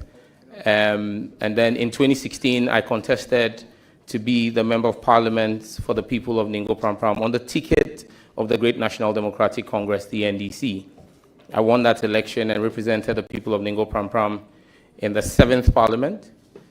In the 7th Parliament, I was a member of both the Public Accounts Committee and the Communication Committee of Parliament. I once again stood for re-election in the 8th Parliament in 2020 and won that election for the great NDC Ningo Prampram, and returned to the 8th Parliament, where I still remained on the Public Accounts Committee and later became the Deputy Ranking Member on the Communication Select Committee. In 2024, I once again ran for office as on the ticket of the NDC as Member of Parliament for Ningo Prampram, and was returned to Parliament to join this 9th Parliament. I'm married to my lovely wife, Vera. We have 3 kids, 2 boys and a girl. I'm a charismatic Christian. I worship at Parish Chapel International, and I happen to be an elder of the church. And for me, technology, cars, and computers are my hobbies, are the things I love the most. And in my spare time, I play FIFA 24 on my PS4. I'm a lifelong Hearts of Oak fan and Arsenal Football Club supporter. Mr. Chairman, I think that the last thing I'll say is that until my nomination by His Excellency John Dramani Mahama, a day to my 40th birthday, I used to be the Secretary General of the African Parliamentary Network on Internet Governance, which is a network of parliamentarians across the African continent pursuing internet governance. And so I sit before you because I got the honor and privilege of a fantastic 40th birthday gift from His Excellency the President of Ghana as a nominee, or his nominee, to the Ministry of Communications, Digital Technology and Innovations. I thank you. Thank you very much. We are going to start with a question, obviously, from the subject matter area, Order 2175. So we'll start with, from my left, I'll start with Honorable Isaac Boamanyakun. Please, you have the floor. Thank you very much, Mr. Chairman. Congratulations, nominee. I've known you for quite a while. When we both undertook the University of Law LLB program. So it's University of London Law. Yes, we did the LLB together. So, nominee, my first question to you, if you look at the cost of calling in Ghana on our mobile networks, when you compare the cost to other West African countries and other jurisdictions like Europe, you find out that the cost of calls in Ghana is very, very high. What are you going to do as the Minister of Communication to bring down the cost of calling in Ghana? Thank you very much, Mr. Chairman. Thank you very much, Mr. Chairman. When it comes to voice calls, I believe that that is a part of the market that is in decline, has been in decline over the past decade with the rise of data calls and voice over IP calls. However, still call volumes make a critical mass of the revenue for MNOs.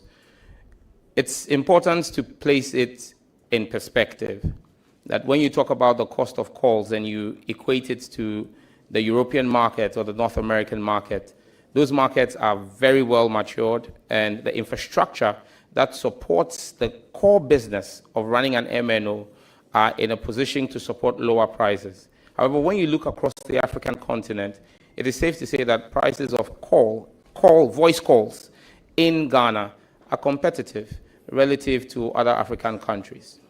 And so we'll continue to work with stakeholders and the regulator to see how well we can continue to drive prices down using regulation in a way that makes the businesses sustainable and does not kill the investments of MNOs in the sector. I thank you, Chairman. Mr. Chairman, a follow-up on this particular one, yes. Ghanaians have had concerns in terms of, again, the cost and the treatment that they receive from the telephony group. You make a call and they tell you the call is out of coverage area, the number you are calling cannot be reached when the person is right in distance with you.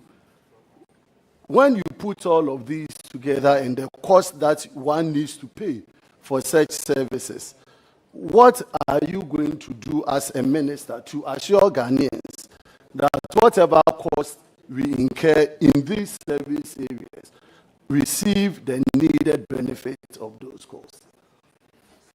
Thank you very much, Mr. Chairman. Once again, on the issue of voice calls, I think that the real issue with voice calls is not necessarily the cost, if I understand the market. It's what you've just pointed out in your follow-up, the quality of service. That's where consumers and customers have a problem, and that's where we all face the challenge, where you're making calls and the rate of call drops and call failures are extremely high. I agree with you that there is work that needs to be done from the ministry by way of policy through the regulator, the National Communications Authority, to ensure that the KPIs for the MNOs and service providers is enhanced, and that we ensure having the real consumer experience that citizens have to have. As Minister Designate, I think no. I think that there's a lot of work that the telcos have to do.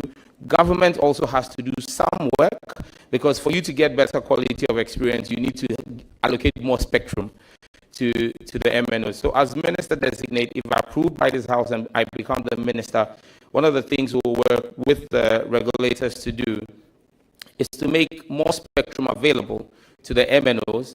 However, we'll be raising the KPIs and ensuring that the standards are met. And I will not be a minister who will be afraid to impose fines on MNOs who fail to meet the quality of service. Ghanaians deserve the best quality of service. And we would crack the whip when necessary, but we would also support the MNOs to ensure that they get what is needed to provide us the best quality of service. I thank you.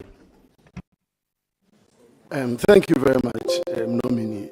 My second question, Mr. Chairman, sits around the emerging issue of cybersecurity threat that we face as a country.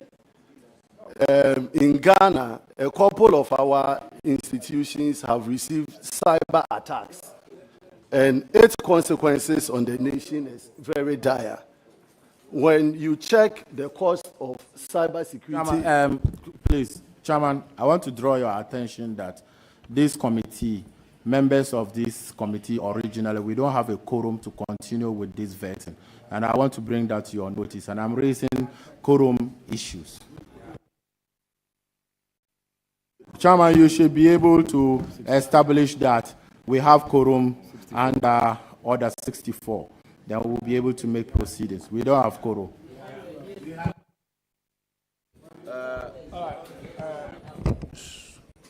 Chairman, with all due respect to the First Deputy Minority Chief Whip, with all due respect to him, this shouldn't happen again. If you want to invoke the rules, please do so properly. Do not interrupt the proceedings in such a disorderly manner. You have failed to invoke the rules properly. This is a committee proceedings that is ongoing. You have not established the number of committee members sitting around the table for which will warrant your interruption in such a manner. With all due respect, let me offer some education. This committee is constituted pursuant to Order 217, Rules 1, 2, 3, 4, 5, 6, 7, 8, 9, 10. In accordance with Rule 2172, there are standing members of the committee pursuant to 2171. There are 11 standing members. Under 2172, subject matter committee leadership are statutorily mandated to be represented on the committee where subject matter minister nominees appear. as we speak, your side has provided 2 names as subject matter leadership committee from the communications committee. The majority side has also provided 2 subject matter honorable names to satisfy the requirement under that provision. Now, if you add these 4 members to the standing members of 11, that is 15. Now, you have not established that as we proceed, a quorum of 15 will give you at least 5. You have not established that even the membership supplied. Please, Chairman, can we have some order around the table? Please. You have failed to establish that even around the table, myself, yours truly, the chairman presiding, plus the 2 members you have supplied, plus 2 from aside, that is 6. Even minus you. And you are not a member of this committee. You are not. Speaker, please, with all due respect. Point of order. I'm a member of this committee. With all due respect. Understanding order 2177. Yes. Read order 2177. I'm a member of this committee. Please. I haven't called you yet. Please. But you didn't call him and he's also distracting. So if he's misleading the House, he should read order 2177. And no, then he should withdraw the fact that I'm not a member of this committee. Because if you read order 2177, Chairman, it states that a member of the leadership of the House is entitled to participate. I'm a leader of the House. Chairman, I am entitled to. So I am a member of the committee. So don't say I am not. Please switch off. Please. Let's try and do this orderly. Please, let's have some order. Establish that you have quorum. Establish it. The ranking member, the vice ranking, the minority whip, the 1 person we appointed who is in the person of Honorable Patrick Buama, none of them is here. On your side, the chairman is not here. The vice chair who you are presiding now, they are not also here. Establish that you have quorum before you continue. All right, can you... Mr. Chairman. Honorable Roxon, go ahead. Mr. Chairman. Please, let's Chairman. Can you come in?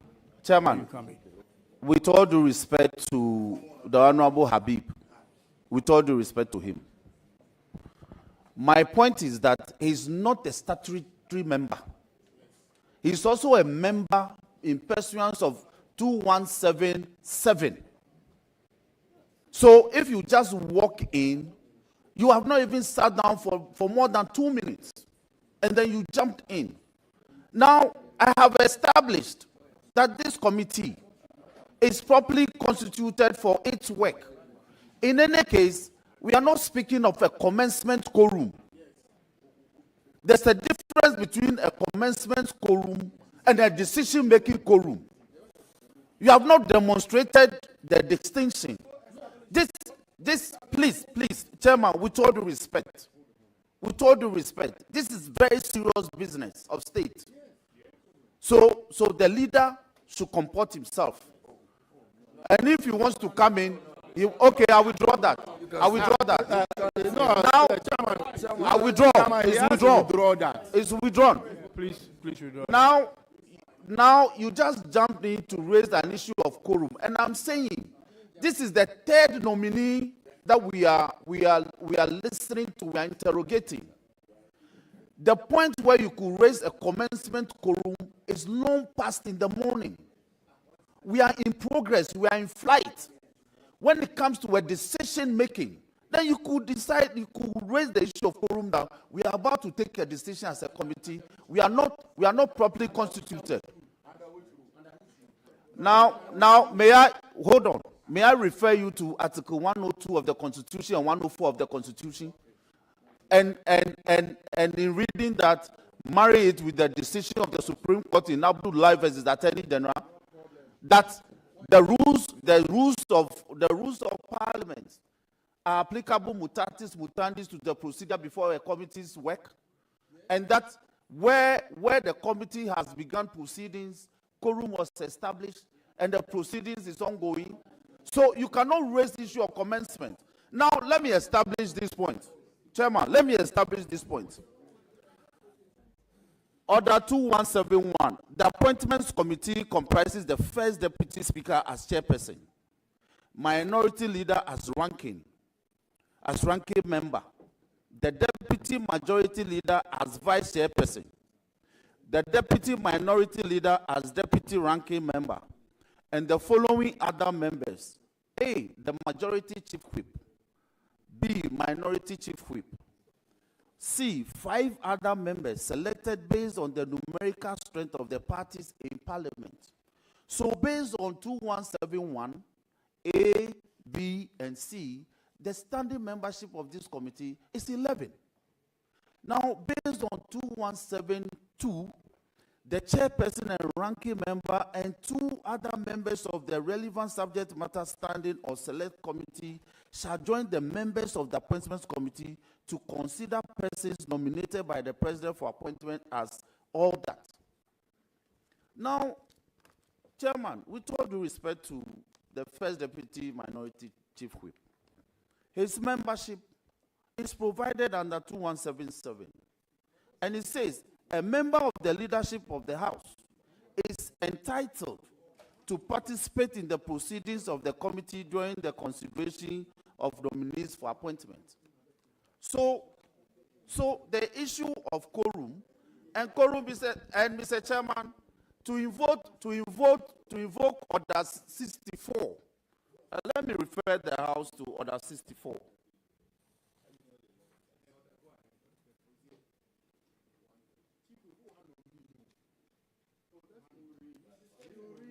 This agenda to disrupt these proceedings, it won't work.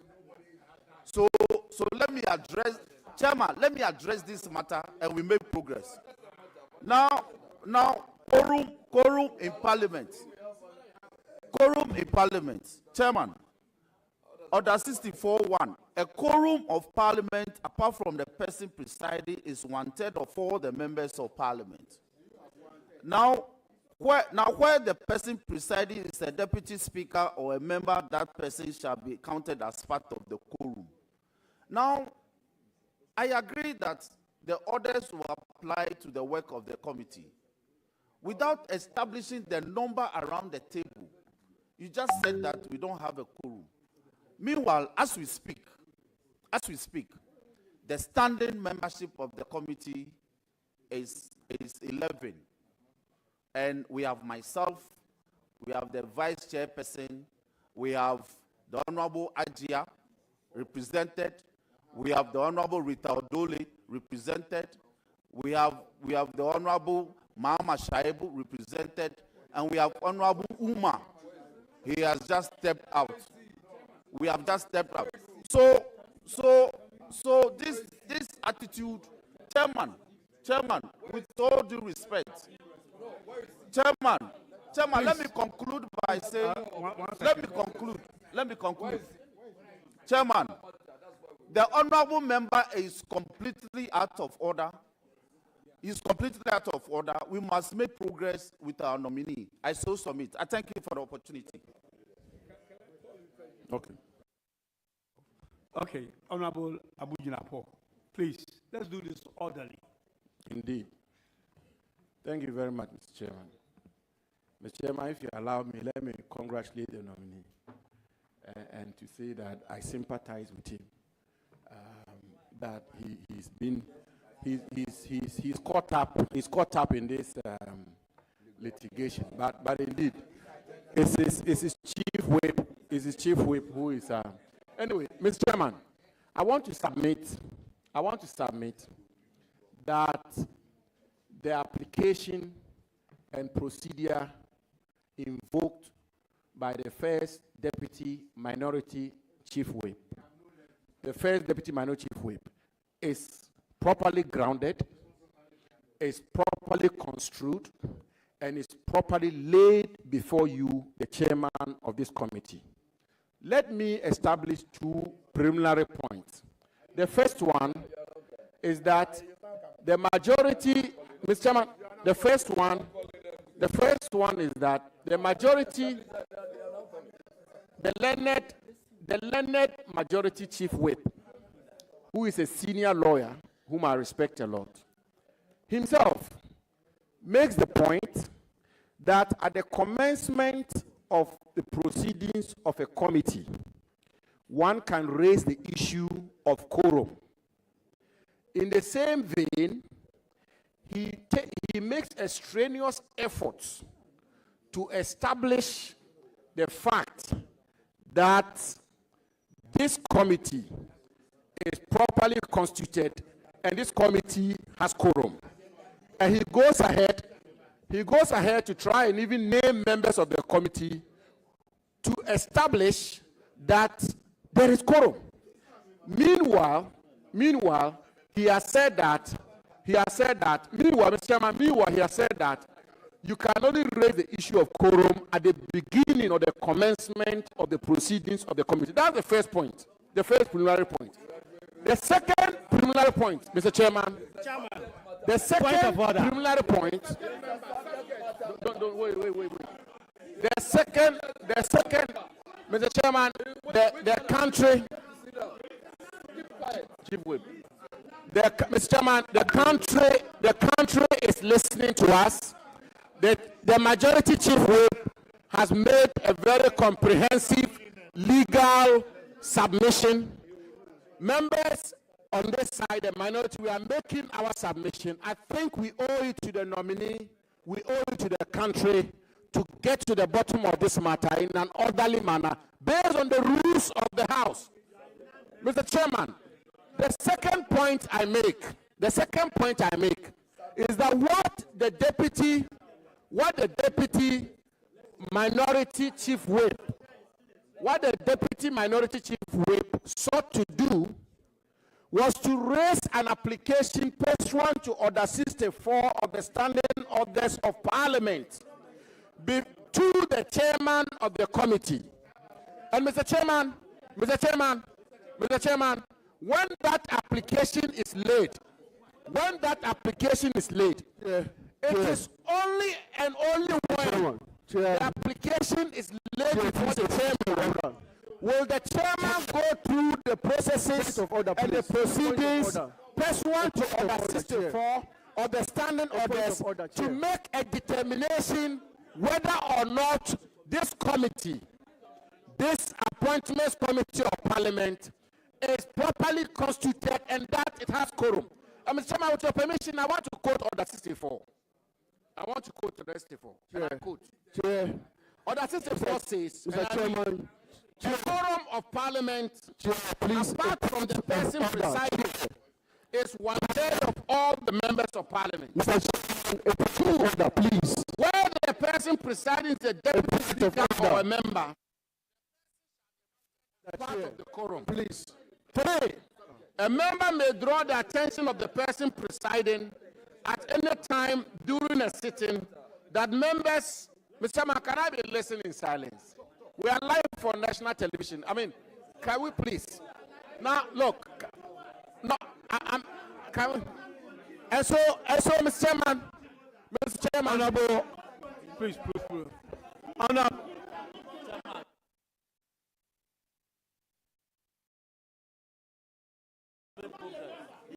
Honorable member. He's not a member. No, he is not. Can you put that thing off? Please. Yeah. Okay. All right. Honorable member, I believe you are done. Mr. Chairman, no, just a few more minutes. Yeah. 1 or 2 more points. Relax. And so, Mr. Chairman, what is the point I seek to make? Mr. Chairman, the submission I make is that pursuant to Order 64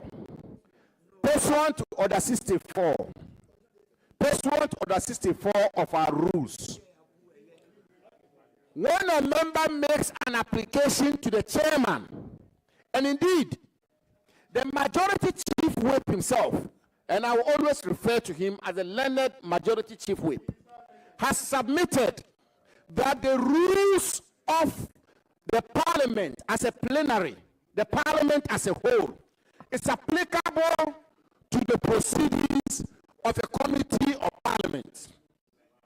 And therefore, Order 64 is applicable to this appointments committee. And so what is my conclusion and what is my contention? And of course, Article 102 and Article 101 buttresses this point. Mr. Chairman, and so I'm contending that when the Deputy First Minority Chief Whip made the application to you, the correct and proper procedure pursuant to Order 64, which is Order 64 applicable to the House of Parliament, and which the Majority Chief Whip himself has submitted, applies to the committee of the House, and therefore the committee, the Appointments Committee. Mr. Chairman, I conclude by saying that you then would have gone through the processes of establishing whether or not this committee is properly constituted and has quorum to conduct business. Mr. Chairman, as we speak, the NDC members of this committee have now all run into the committee. They run here. They rush here. So, Mr. Chairman, on that basis, let me conclude by saying that the first Deputy Minority Chief Whip has withdrawn his application. It was properly grounded, and therefore let us proceed. Thank you very much. I have, please. Let's continue the meeting. Well, we have the commencement quorum, so we'll continue the meeting. And then you have a rule, actually. Can we continue? Yeah, you on the floor. Yeah. Thank you very much. Before you go on, just to bring to your attention, I was given this piece of paper before we started, and Honorable Abu Jinapo is a subject matter person on this table. So you help us form a quorum. Thank you very much, Mr. Chairman. I was on my second question to the nominee, and that's my second. I hope, okay, so my question was that cyber security has been a national concern, and I was indicating that the country has experienced some couple of cyber attacks. And then when you consider the cost of establishing cyber security in institutions, it is on a very high side. When you look at the NDC manifesto, you talked about enhancing support to cyber security establishment and initiatives. I want to know first from the nominee, what is he going to do as a minister to fund cyber security initiatives to ensure that the country's systems and networks are adequately protected? Thank you. Thank you very much, Mr. Chairman. Mr. Chairman, the cybersecurity of our country is a critical one that sits and straddles the Ministry of Communications, Digital Technologies and Innovation, and our national security apparatus. In fact, when you read the National Security Strategy document that was prepared in 2020, I believe that paragraph 3.4 on page 41 speaks about our cybersecurity preparedness as a nation. Mr. Speaker, Mr. Chairman, in 2020, we passed Act 1038, which is the Cybersecurity Act. As a member of the committee at the time, I played a key role in the formulation of that legislation. And when you speak about funding cybersecurity, I'm sure that the outgoing minister will bear witness, and the members of the committee, that when the bill came to Parliament from Cabinet, it did not have anything about funding cybersecurity. It was my personal intervention and amendments to the bill that introduced Section 23 of the bill, which is the funds of the bill. I would say that it is just sheer providence that 4 years after the bill came into law, the outgone government was unable to operationalize the fund. And I, who brought it into the bill, today sits here as the nominee of the president to superintend this bill. I give you the assurance that the brain and thinking behind me introducing funding for the bill, and if you read it, I identify a number of sources to fund cybersecurity. One of them is grants from the government.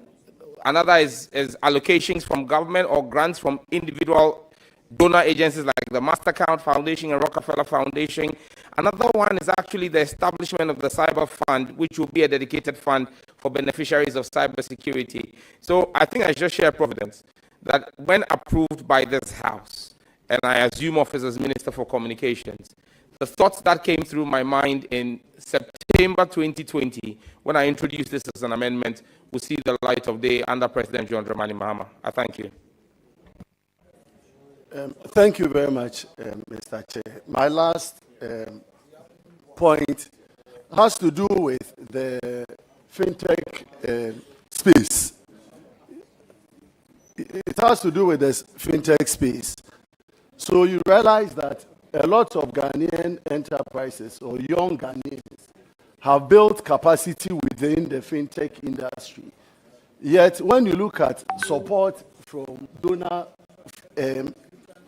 enterprises like the World Bank, most of their support in these areas are for Ghanaians to buy software, or they buy softwares for Ghanaian companies, which limits the development of our fintech industries. Now, there's also a call from your NDC and during your manifesto that you were going to establish a $50 million fund to support the fintech industry. My question is, how are you going to protect the young Ghanaians who have built up their capacity in this fintech space? How are you going to make sure that they get the needed support and leverage to build their capacities and growth? And also, how is this fund going to be disbursed? Thank you very much, Mr. Chairman. Thank you very much, Mr. Chairman. Mr. Chairman, as subcommittee chairman for the NDC's Manifesto Drafting Committee on Digital Economy and ICT, we put in place that policy plank with the approval of His Excellency John Dramani Mahama to set up a 50 million fintech fund. The 50 million fintech fund, that 50 million is supposed to be a seed funding that we're going to use to attract funds from other multilateral and bilateral donor agencies. Our target is to build a $300 million fund. That's not going to be disbursed like confetti, but that's going to be used as seed funding to attract major funding from venture capitalists and angel investors.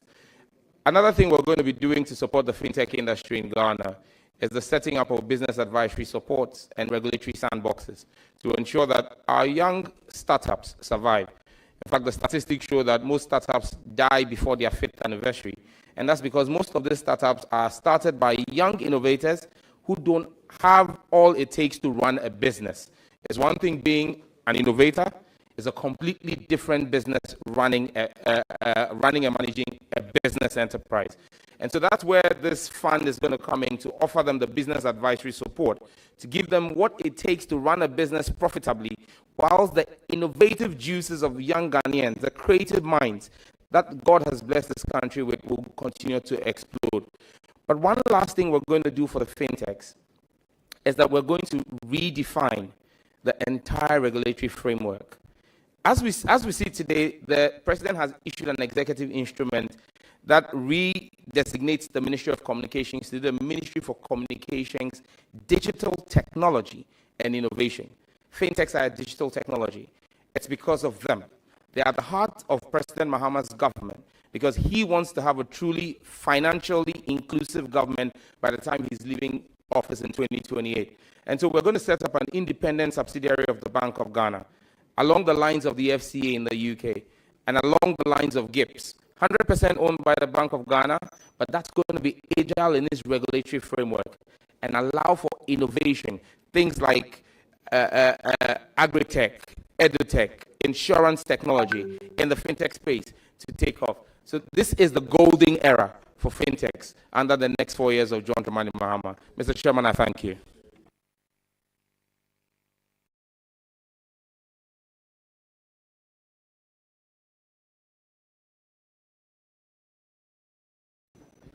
Any further questions? Or you are done? You've asked your 3 questions. Then I will proceed to give the floor to Honorable Abu Jinapo.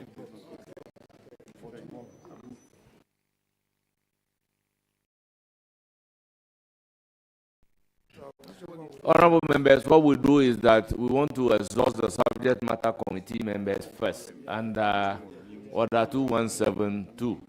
And subject matter committee members is 2 from each side. So if you want me to give the floor to another person,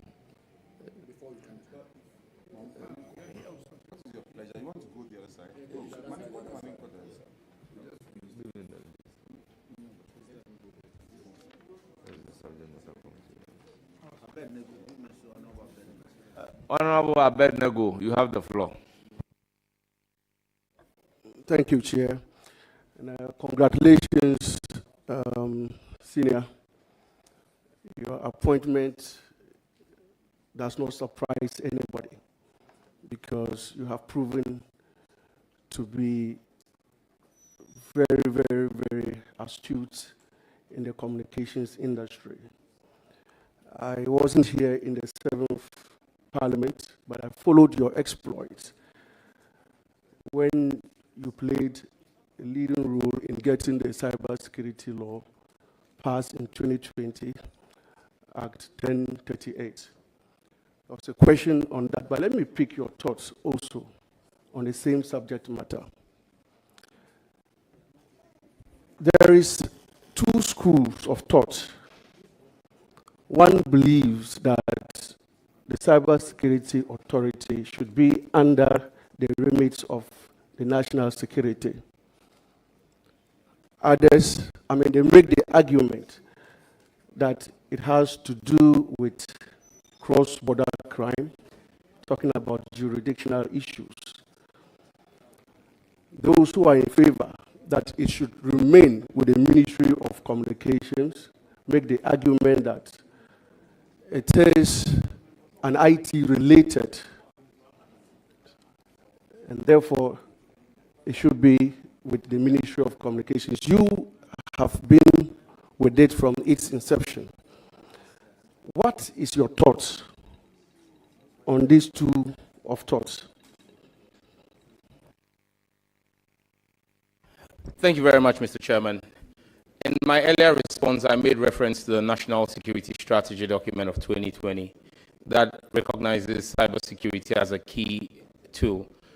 I agree that there's the school of thought that thinks that cybersecurity should not sit, especially the Cybersecurity Authority, should not sit under the Ministry of Communications, but rather under the National Security Ministry. There is some merit to that, but I think that when you look at it holistically, you realize that that will not be the best architecture. When you look at best case situations across the world, like in India, like in Singapore and in Rwanda, you realize that you keep your Cybersecurity Authority under your Ministry for Communications or your ICT ministry, because cybersecurity plays 5 cardinal roles, or has 5 interfaces. There's the public interface, which deals with the citizens. Then there is the international interface, our engagements with multilateral and bilateral stakeholders. You've got the industry interface as well, where you talk about the cybersecurity professionals in the sector. You've got the policy formulation, which is largely what the ministry will lead.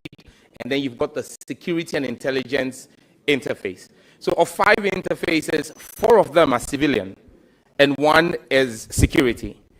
If you move it under your National Security Ministry, it becomes difficult for you to have the full benefit of the 4 other interfaces, be it policy, be it industry, be it international or public interfaces. What we need to do is to have collaborations between the Ministry of Communications, Digital Technology and Innovation and our national security outfits to ensure that the synergies are built between both institutions. I thank you, Mr. Chairman. Mr. Chair, thank you. I will not have further questions because Minister Designate, your competence and capabilities is unquestioned. Congratulations once again.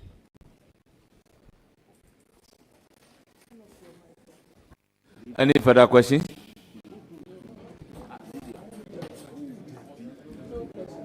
I then move to give the floor to Honorable Abu Jinapo.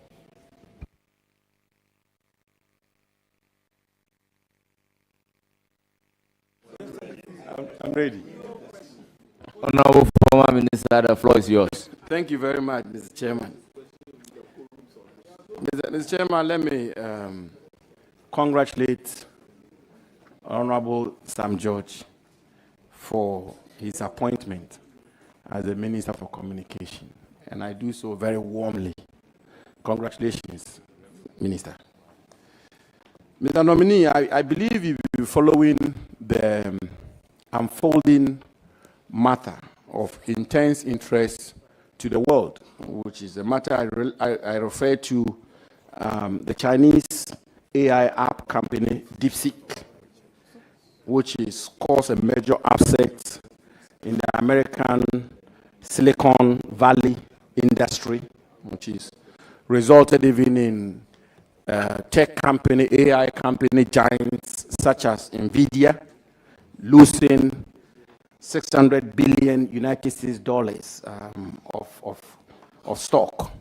This area is becoming a major area, artificial intelligence and how other countries are leveraging on them to bring about progress and development.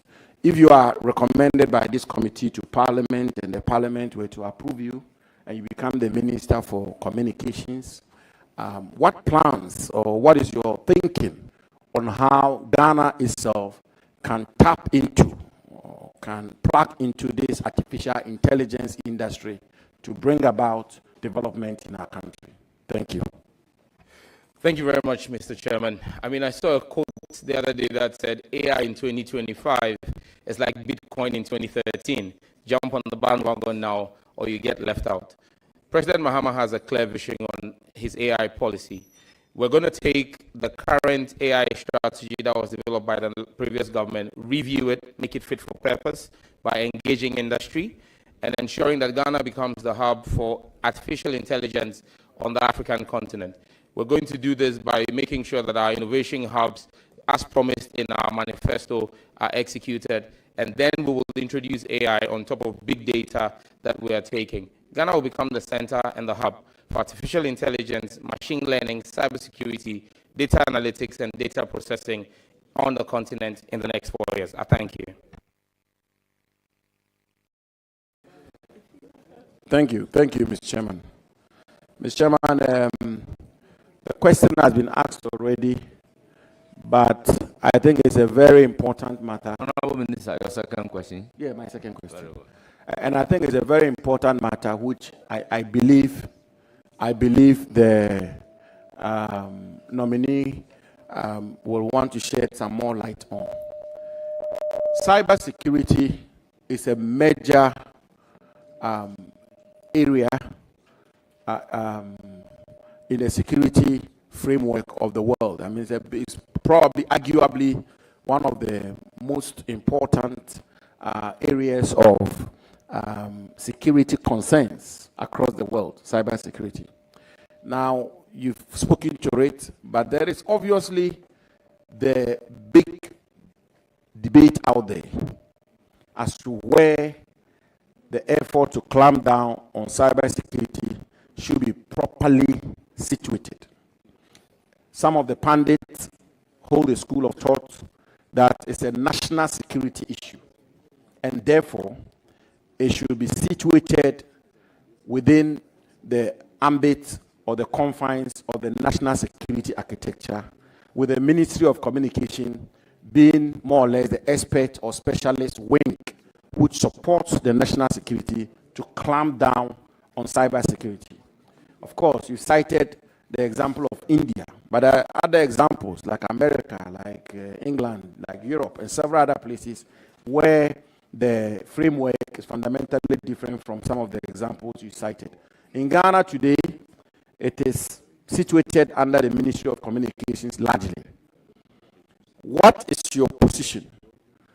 Not so much as to how the country's efforts at fighting cybersecurity, where it should be situated, but how can we build the proper synergy between the national security apparatus holistically in its totality, and your ministry to ensure that we come to full grips on the issue of cybersecurity in Ghana? Thank you. Once again, I'll just reiterate for the purposes of this committee and for the betterment of the people of Ghana. The NDC holds the view that cybersecurity is not just a national security issue, it's also a civilian issue. Cybersecurity has two sides, it's two sides of the same coin, protecting citizens from the state and from malicious actors. If you put cybersecurity solely under the ambit of national security, it assumes a fully militarized, weaponized tool. But cybersecurity, like I said, has the public, has the industry, has the international and policy outlooks that we need to keep as civilian. The architecture we have today allows for daily briefings by the Director General of the Cybersecurity Authority to the National Security Coordinator. So we are fully integrated. There's full briefings. The Joint Security Council, the Minister for National Security and the Minister for overseeing the police, the Ghana Police Service. The Ghana Police Service does some work relative to cybersecurity. We've not moved the police from Ministry of Interior and the National Security. You've got Defense Intelligence under the Ministry of Defense. We haven't moved them under National Security. You've got the Research Department under Foreign Affairs. You've not moved them under National Security. Cybersecurity has a home under Communications and it will remain there. Thank you.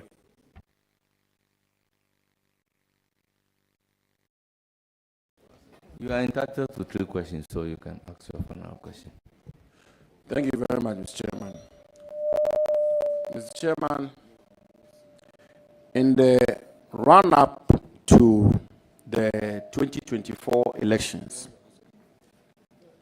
the Honorable Nominee, on several occasions, and I have various articles to that effect, dates and occasions, voted on the 5th of December at the NDC's final rally.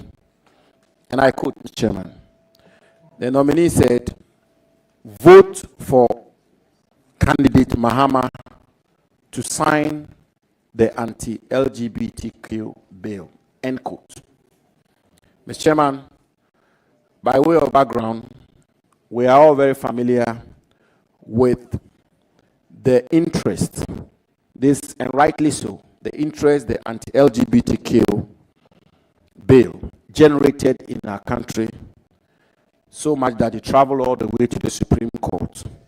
And the Honorable Nominee was very categorical that if you voted for President Mahama, the bill will be signed.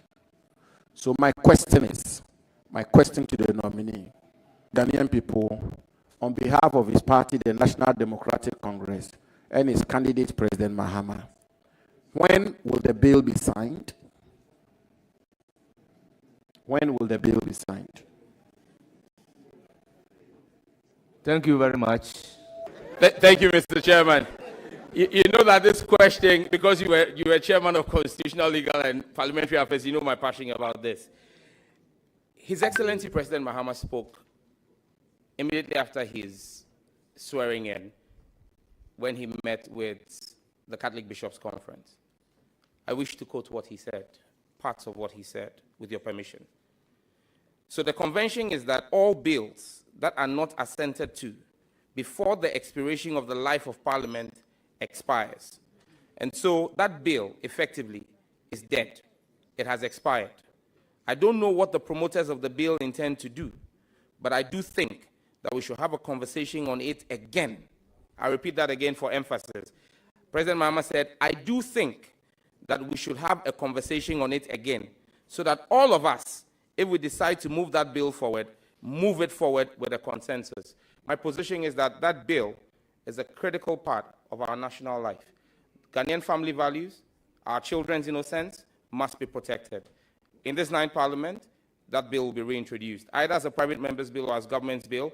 I will work with government. If it's government's bill, if it's not and it's my bill, I will bring it back again, because my chiefs seated here, the chiefs from Ningo and Pram Pram, supported me in bringing that bill in the 8th Parliament. They've asked me to reintroduce it in the 9th Parliament. I will do so. Thank you.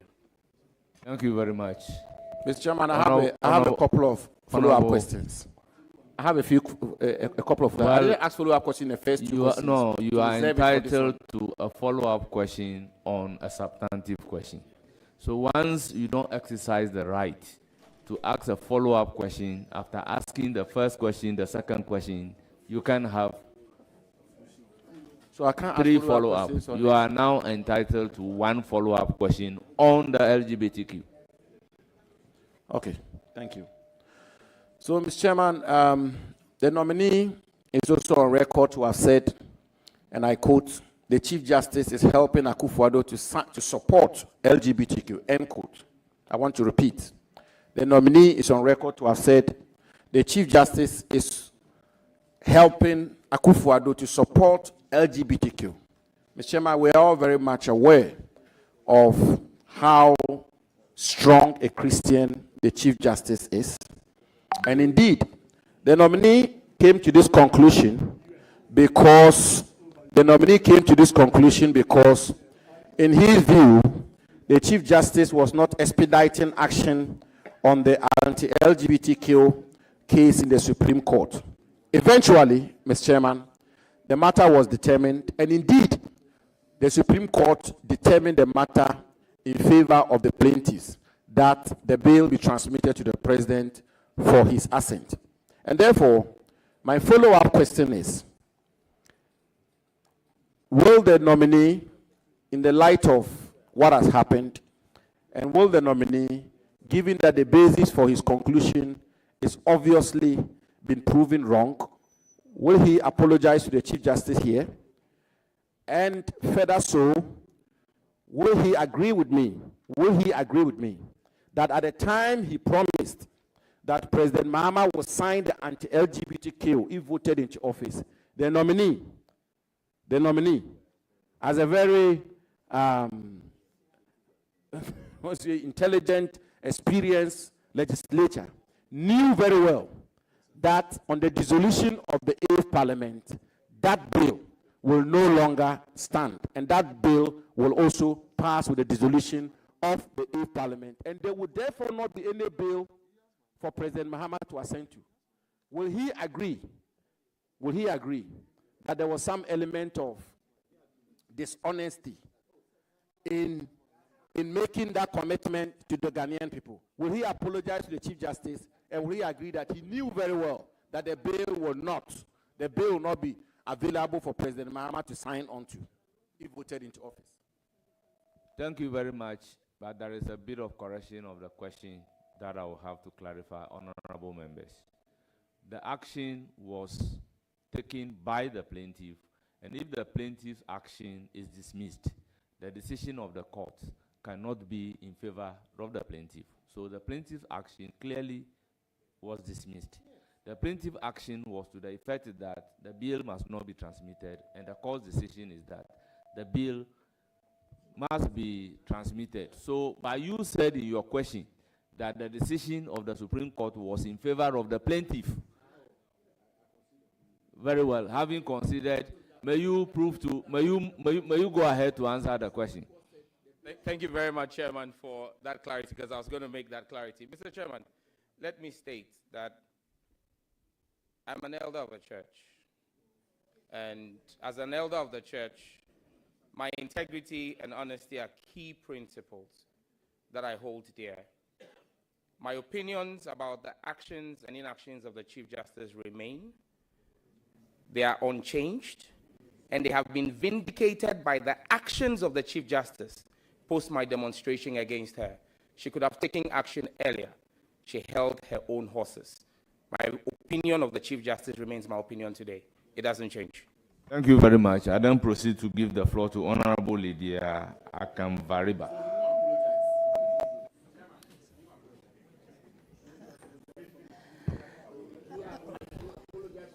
Thank you, Mr. Chairman, for the opportunity. Actually, I don't have a question to ask my able deputy ranking. I only want to congratulate you. Your appointment is no surprise to me because I know that you can even do much better than the position they have given you. I have been with you in the committee from day one. We all went together to APNIC, African Parliamentarian Network on Internet Governance. I'm a member of that particular organization. It is because of the nominee that I can proudly say that I'm the treasurer of West African Parliamentarian Network on Internet Governance.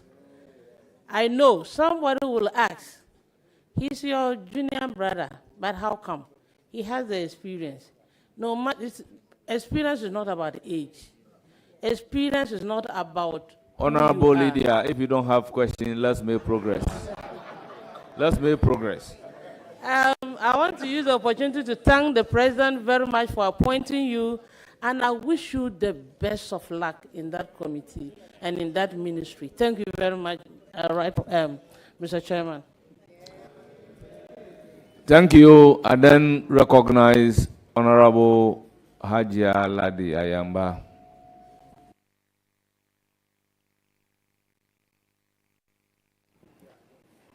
Thank you, Chairman, for the opportunity. Congratulations. As for this, congratulations, it's worth it more than 1,000,000 times. But we have to just do it for the fact that we are supposed to do it. You have worked, you deserve it, and you are there. What we can think about is that the Almighty Allah bless you so that you'll be able to work and work harder. The LGBTQ plus with all the pluses under the sun, which you spoke, worked, and did everything about. My concern is about issues of what was being put inside our books, that is in the schools, for peoples to learn. And I'm using peoples because this is as far as the basic schools. Will you consider using your expertise as a communicator to continue to advocate and to work hand in hand with the Minister for the Minister for Education to ensure that our books are properly looked into, so that we don't buy the minds of our children when they are so innocent? Will you consider that? After answering that question, I say thanks to the Almighty Allah for putting you in that position, and may He guide and protect you. Thank you. Thank you, Honorable Nominee. Again, just be brief. Thank you very much, Chairman. I would put everything in my bin to protect the innocence of Ghanaian children.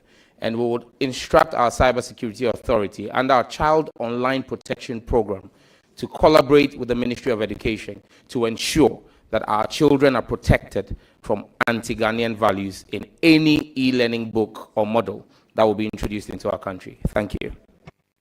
Thank you very much. I recognize Charles Oredu.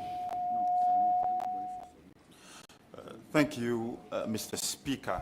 Please, you operate within the terms agreed upon. Absolutely. Mr. Chairman, congratulations, Honorable Sam Nate George.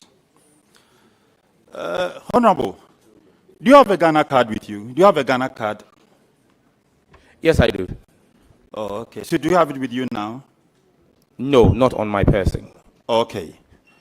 So why would you say that using the Ghana card as the primary source for the SIM registration was flawed, and that you would want to subject the good people of Ghana to another re-registration of the SIM card?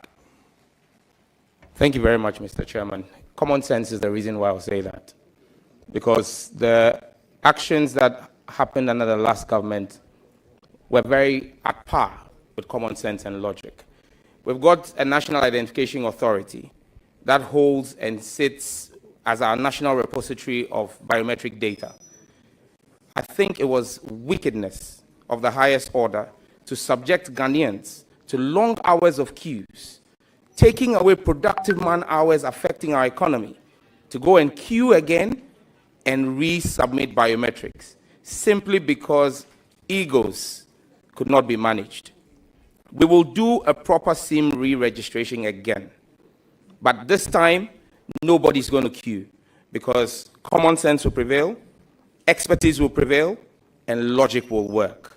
The MNOs hold a certain set of data.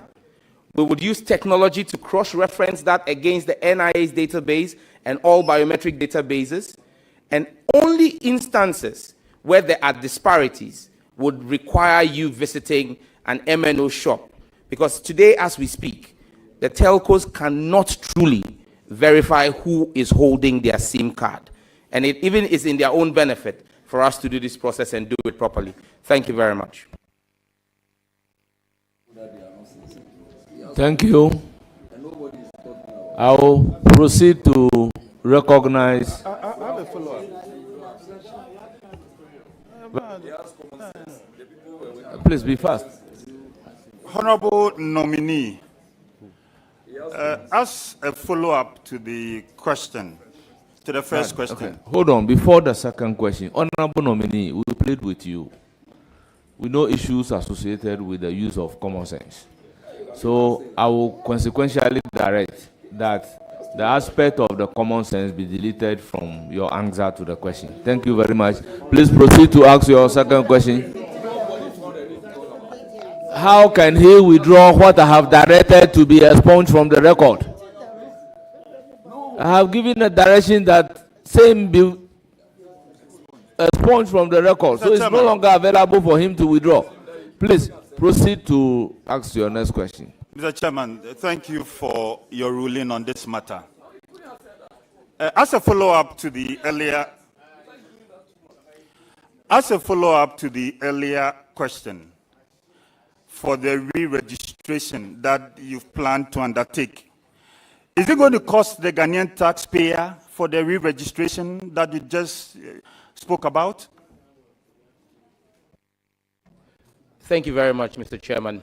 Unlike under the immediate past government where people had to pay to use an app, no Ghanaian will have to pay for this. The cost will be borne by the MNOs. Thank you. Thank you very much. Any follow-up or the last question? Please go ahead. Mr. Nominee, I hope you are aware that under the supervision of the former Minister for Communications, Ghana launched the 5G network. I think that the whole of Africa, probably apart from South Africa and then one or two other countries, Ghana ranked really high in the launch of this 5G. You were on record to have said that you plan to roll this 5G network that, MPP launched commercially if NDC should win the elections. Now, you are the minister. NDC is in power. You plan to commercially roll this out.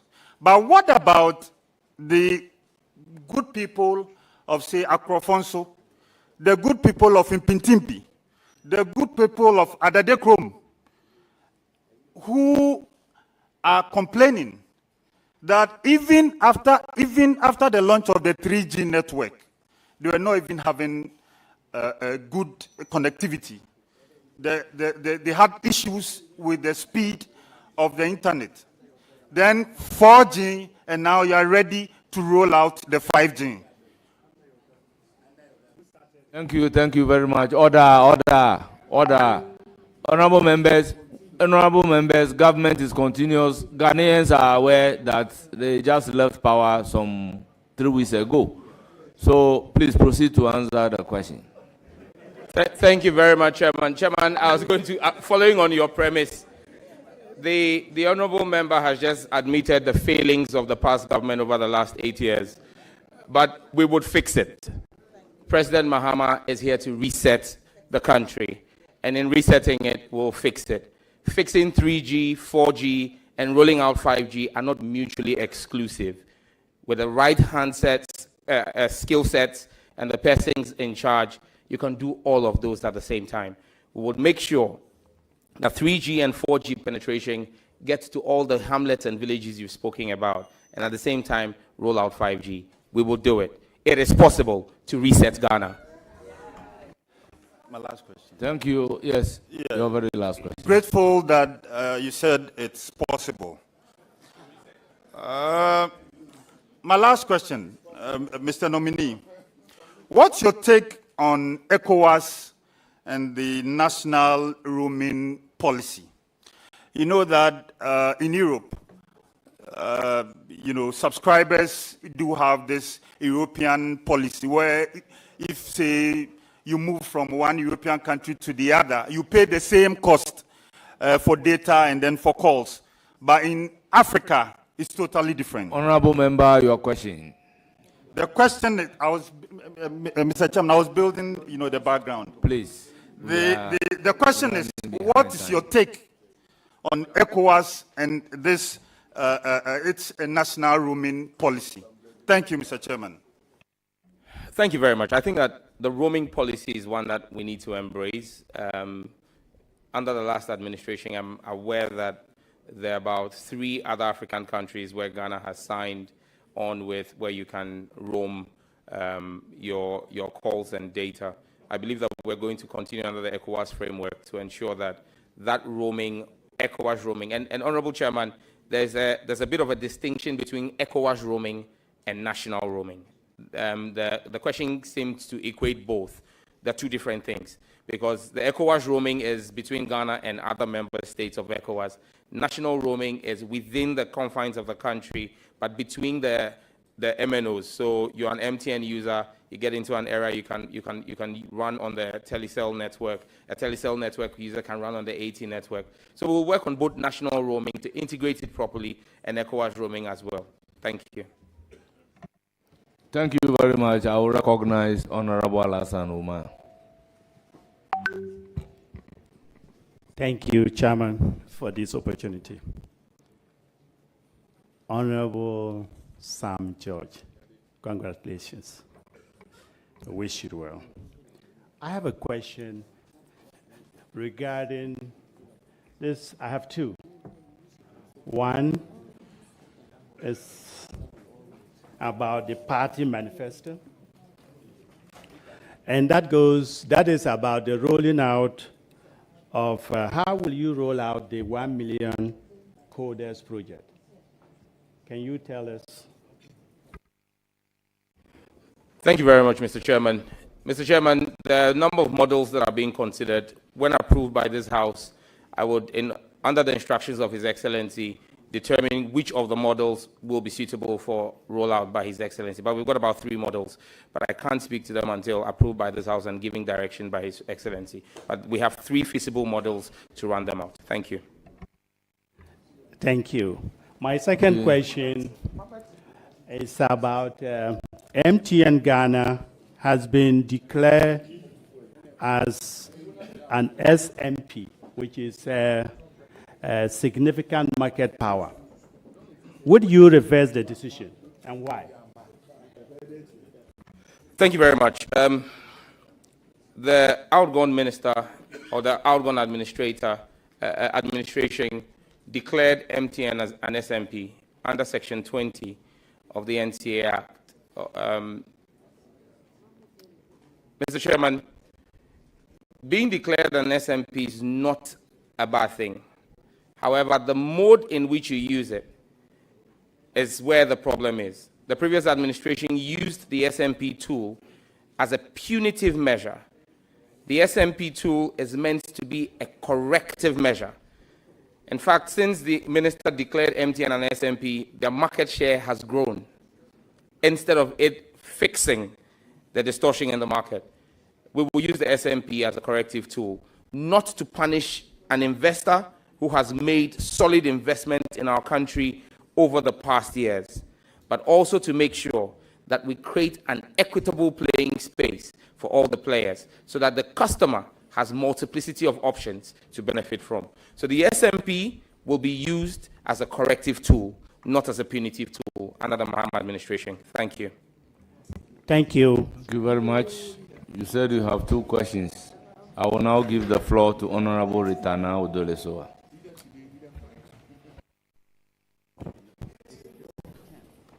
Thank you, Honorable Chair.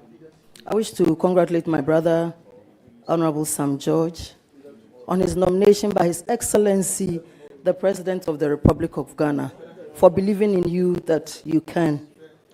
My question is, do you think there are too many taxes in the communications sector, and what do you intend to do about that? Thank you very much, Mr. Chairman. This question is more like a trick question. I'm guided and minded that my brother, who has been vetted and approved by the House, Honorable Atufo Singh, is dealing with plugging a big, deep hole in our national purse. And so talking about taxes is pretty touchy. However, yes, if you look at the cost build-up for taxation, when you look at a network like Telecel, about 27.65% of the cost build-up is taxes. When you go to a network like MTN, it's almost 40%. It's important that we look at the taxes in there. I know that the government has indicated, our government has indicated that we'll repeal the COVID levy.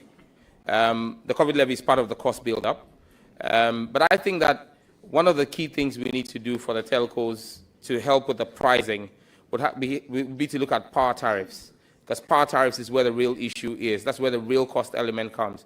And conversations are already on the foot between myself and Honorable John Jinapor and the industry to see how we can work on that. But I believe that something has to be done about the tax build-up for the sector. Thank you. You have additional questions. Please go ahead quickly. Thank you, Chairman.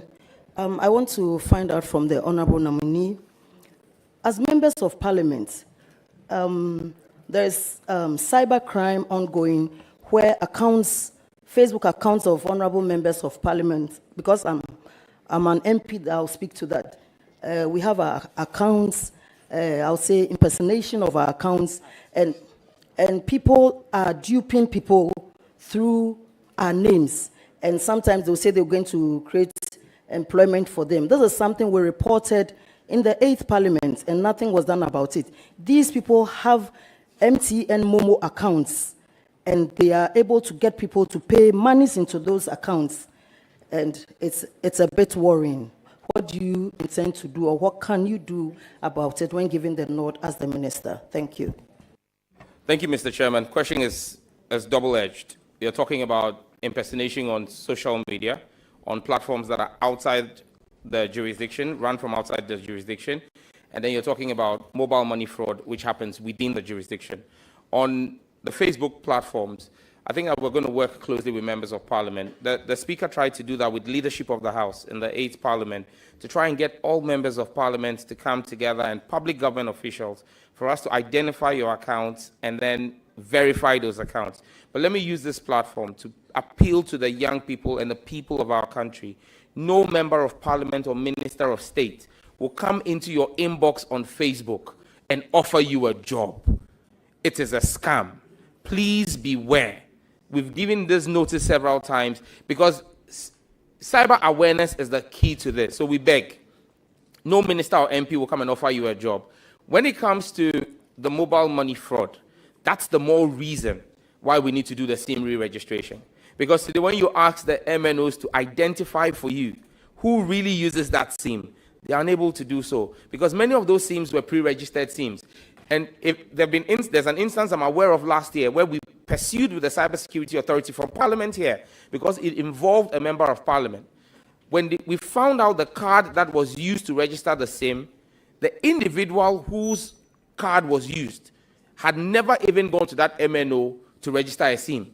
So somebody had used his details to register that SIM. That's why we need to re-register the SIM. So we'll work with the MNOs to clean up the sector using SIM re-registration and then ensure KPIs that will drop cybercrime using mobile money fraud. Thank you. Mr. Chairman, I want to wish him the very best and God's blessings. Thank you. Thank you very much. I proceed to recognize Honorable Samiya Oku. Thank you, Mr. Chairman. Mr. Nominee, permit me to take you back a bit to the question of LGBTQ. Let me take you back to 2014 during a program on multi-TV, Joy News, Joy TV. That time it was Majority Caucus. And let me paraphrase. That is a direct quote, and I'm quoting in full. I believe that this matter has been overflogged and is being pushed just to suit a thing, parochial political agenda. C, irrespective of my personal opinion on homosexuals, the Constitution of this country remains supreme. And the Constitution of this country enjoins that everybody has right. And their rights must be protected. It's actually one of the preambles to the Constitution of Ghana. We must speak issues which are of necessity to the Ghanaian people. The amount of airtime we have wasted, pertinent issues of water, pertinent issues of power, potential petrol prices going up. Look, those are the things that bother everybody.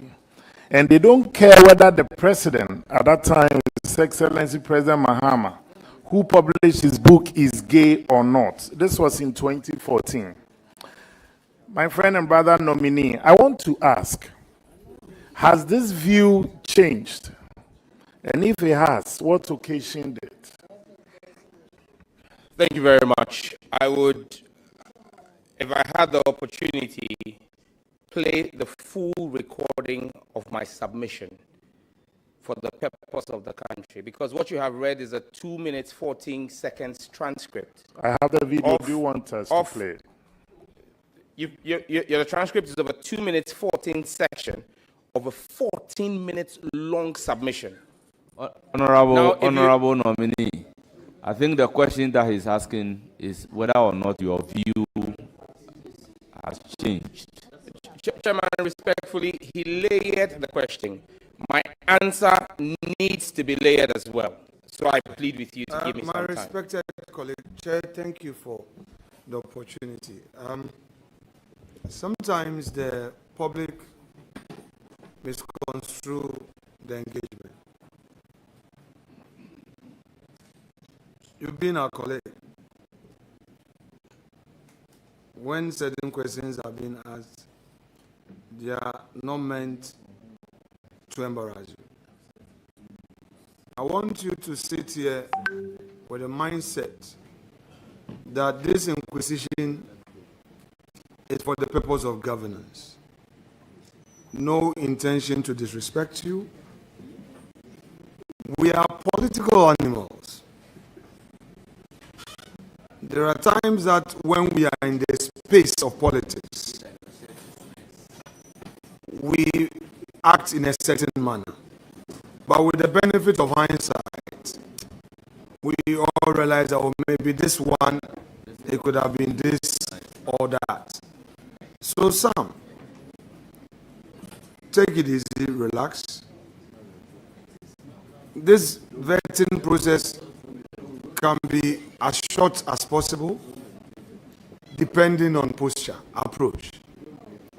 I recall, and I will say this with the leave of chair, I recall, in my early days in practice, here was a young barrister advocating for bail on behalf of my client. And in the bail application, I was talking too much law. I recall the district magistrate, after court, called me into his office and asked me whether I know why my client was denied bail. He said, normally, when you are appearing before a court and you want bail, the approach is not all about the law, how you even extend courtesies to the court. Situations where you think the court is erring, how you go about it will contribute materially to how the judge will treat your client. I'm just saying this to get you to take a deep breath, to listen, so we can have a very good interaction. Don't be agitators at all. Is that okay? Is that fair? Is that okay? Mr. Chairman, I am in no way agitated. I'm extremely calm. And I just want to respond, I mean, and no offense taking to the question by my brother and friend. Mr. Speaker, Mr. Chairman, what I was saying was that it was a 14-minute submission. And in the quote, you hear that I spoke about quality. As far as I am concerned, is an aberration of the mind. It has been my position in 2014. It is my position today. In 2014, we did not have an advocacy office opened in Ghana to promote LGBTQ. We didn't have it on our screens and in our books like we did in 2020. So the exigencies in 2014 were completely different from the exigencies in 2020 or 2021. So, Honorable Nominee, your views are the same. Yes. Please proceed to ask the second question. Mr. Chairman, this is a follow-up, so it's not a second question, Mr. Chairman. It's a follow-up. Nominee, you spoke about almost a 14-minute video. But what I read, was it part of the 14-minute video? And if so, that's why I asked, if these words were part of the 14-minute video, has your views changed? Because first, it was general. Now it is more specific of anti. That's what I'm asking. Has the views changed? It's a direct one I asked. Thank you, Mr. Chair. Respectfully, Chairman. Honorable member, I think from the answer, the view is the same. He said so.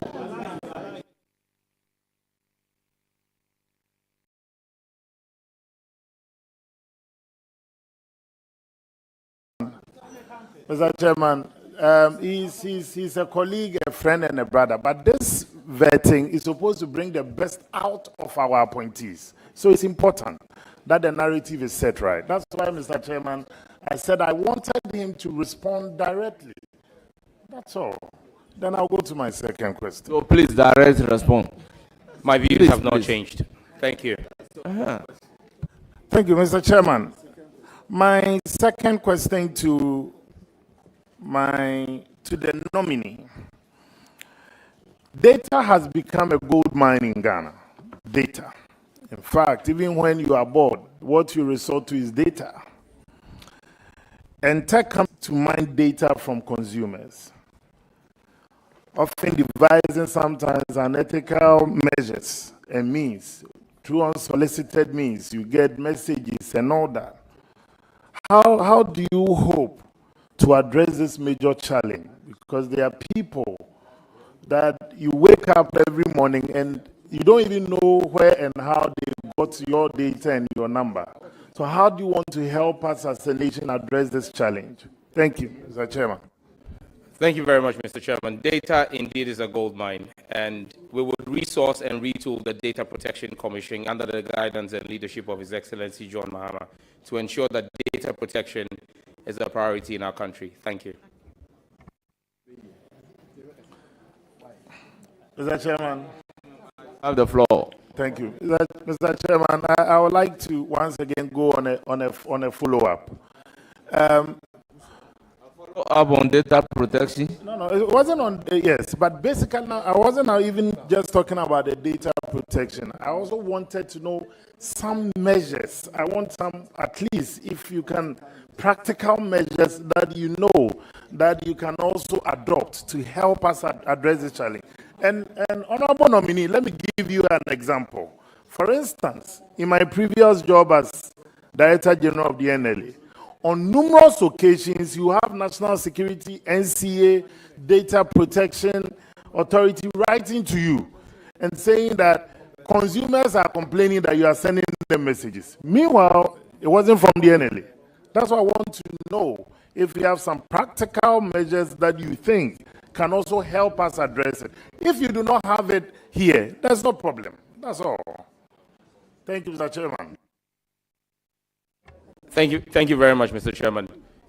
The issue of unsolicited messages, if that's what you're referring to, unsolicited messages is one that is disturbing, and it's one that the regulator, the NCA, has gotten its marching orders since 7th of January 2025 to decide to work with the MNOs to clamp down on, to ensure that unsolicited messages are cut to the barest minimum.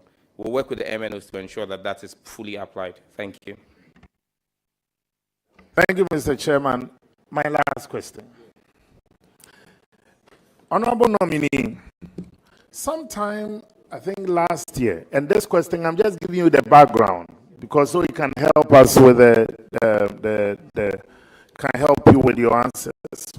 Honorable Samuel. First of all, Mr. Chairman, I will be. Mr. Chairman, this one affected everybody. That's why.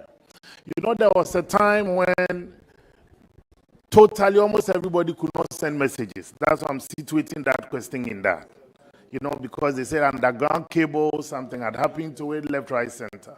So now my question, Honorable Nominee, does Ghana have a national emergency plan to guide how the country deals with these national disasters, which incorporates telecommunication? Am I allowed to ask my question? Mr. Chairman.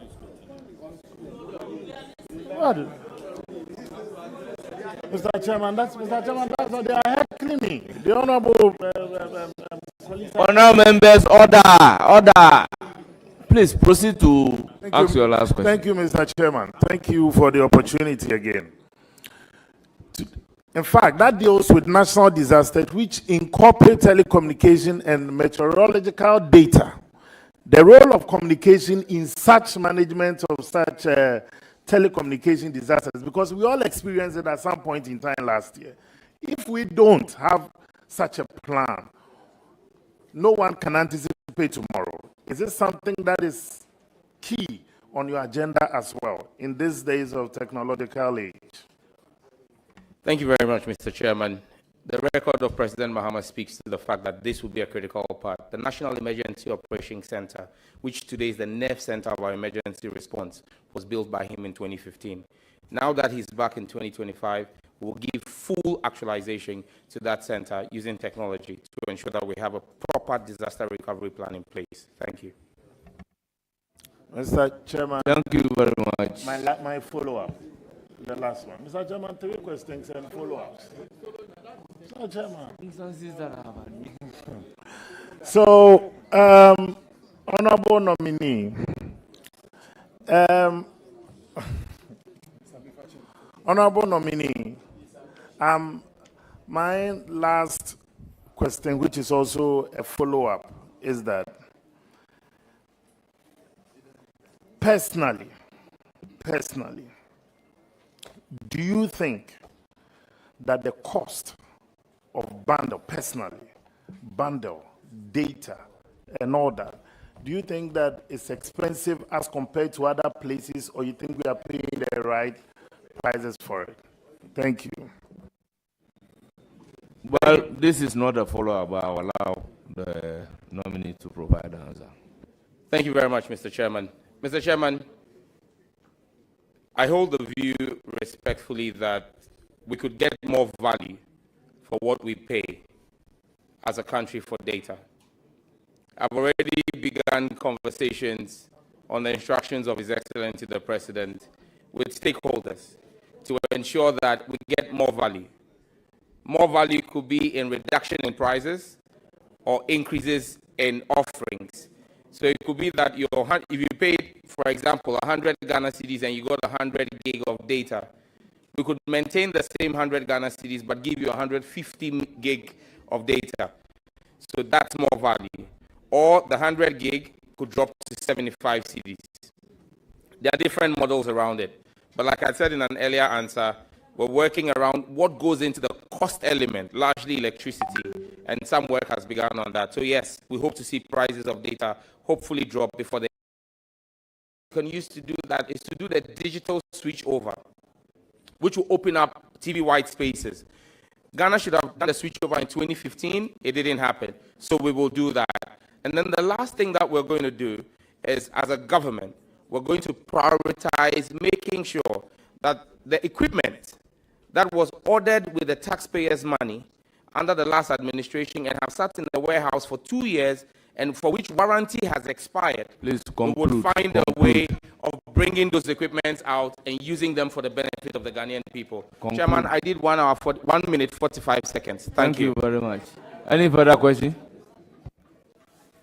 Indeed, you were short but elaborate. Leader, my second question, second and last actually. 80 Airtel Tigo, 100% Ghana, government of Ghana. Is that a case? 100% government of Ghana. Airtel Tigo. Yes, please. If approved by this House, I will be the CEO, chairman, and board of Airtel Tigo. 100% owned by government of Ghana. Beautiful. They still run a 3G. Is that a case? Yes, please. Please. Airtel Tigo not competitive enough to rake in the needed revenue for government. Obsolete equipment. I mean, they just can't compete in the market. Please tell us what plans you have for Airtel Tigo. On that note, I wish you very well in your new role. Thank you. Thank you very much. Mr. Chairman, Airtel Tigo is a sorry example of what mismanagement of the telecom sector has been in 8 years. Because Airtel Tigo is the illicit love child of Airtel and Tigo. That was tried to be fused together to make it survive, but still, it has end-of-life equipment, debt in excess of 500 million. It's really unsustainable. But there is a roadmap under His Excellency John Dramani Mahama to find a way where we will have no job losses and to consolidate government shareholdings into a viable enterprise in the sector. Thank you. Thank you very much. Roxanne, you have the floor. Chairman, thank you. The 7 boys, myself, you, Yusuf, Mutala, Ernest, Adongo, Suhini, and Jinapo. Today we are here. I have no doubt about your ability and qualities that you bring. Just be careful. I know you Ernest, Adongo. I wish you all the best. We are in this together. I wish you all the best. And the question about rural telephony has been asked. And you know, we've been there together. How, as MPs, we are worried by our constituents to improve the networks in the various areas. I wish you all the best. We are in this together. And I know you are. I wish you all the best. And the question about rural telephony has been asked. And you know, we've been there. Thank you very much. I give the floor to Deputy Ranking, Honorable Patricia. I wish you all the best. And I know you are. I wish you all the best. And the question about rural telephony has been asked. And you know, we've been there. Thank you very much. I give the floor to Deputy Ranking, Honorable Patricia. I wish you all the best. Congratulations. I wish you all the best. And the question about rural telephony has been asked. And you know, we've been there. Thank you very much. I give the floor to Deputy Ranking, Honorable. Thank you very much. I wish you all the best. I wish you all the best. And the question about rural telephony has been asked. And you know, we've been there. Thank you very much. I give the floor to Deputy Ranking, Honorable. Thank you very much. I wish you all the best. I wish you all the best. And the question about rural telephony has been asked. We've been there. Thank you very much. I give the floor to Deputy Ranking, Honorable. Thank you very much. All the best. And the question about rulers, in fact, even today at this. Thank you very much. I give the floor to Deputy Ranking. Honorable. Thank you very much. All the best. And the question about rulers, in fact, even today at this. Thank you very much. I give the floor to Deputy Ranking. Honorable. Thank you very much. All the best.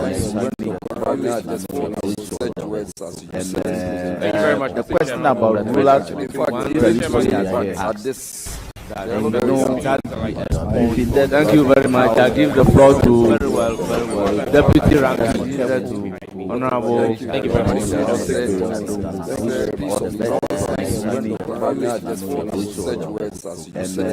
you very much. The question about rulers, in fact, at this. Thank you very much. I give the floor to Deputy Ranking. Honorable. Thank you very much.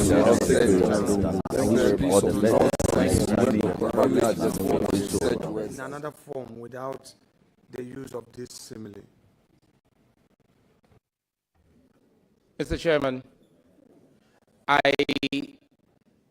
have come to know but if there's one person on this panel who has known me for years, and I believe could be a proper character reference, and attest to the fact that I am not abusive and disrespectful, it's the ranking member on the committee, Honorable Afenyo Makin.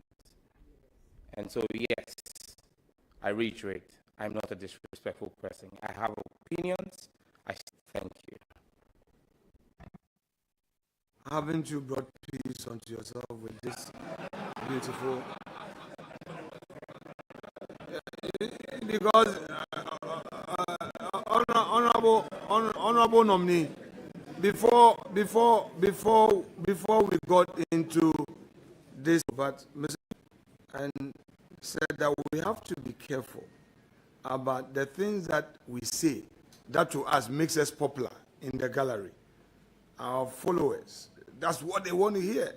You remember the 79, let the blood flow. The same people turn around to now say Jerry Rawlings was this and that. You remember?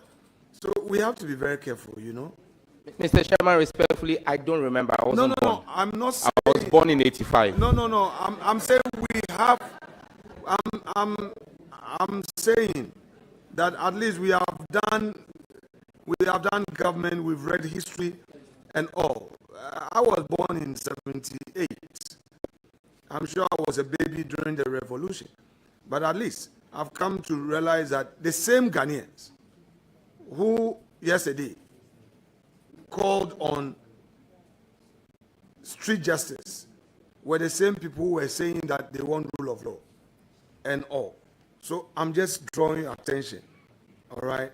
Yes, please, let's land safely. Your advocates are many. Let's land safely. Don't disappoint your advocates. Yo.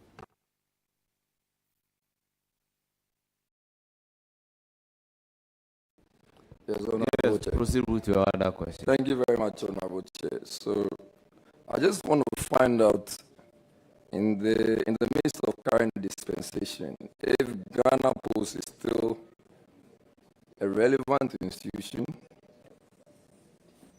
with all these technological advancements, and if at all, what would you do to further equip it to play an active role in the courier services? Thank you very much, Mr. Chairman. This is a very important question. In fact, one of the most important I've had here today. Many people don't know that Ghana Post sits under the Ministry of Communications, Digital Technologies and Innovation. On Friday last week, I took briefings from the management of Ghana Post in preparation for this vetting.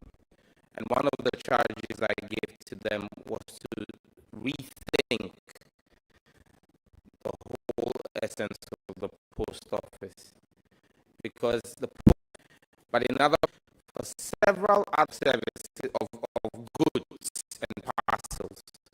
And so I tasked the management there to begin to rethink the way we can make the post office a 360-degree service center, especially leveraging on the enhanced community information centers effect on those to make them truly to make it more than just receiving and sending parcels. Thank you.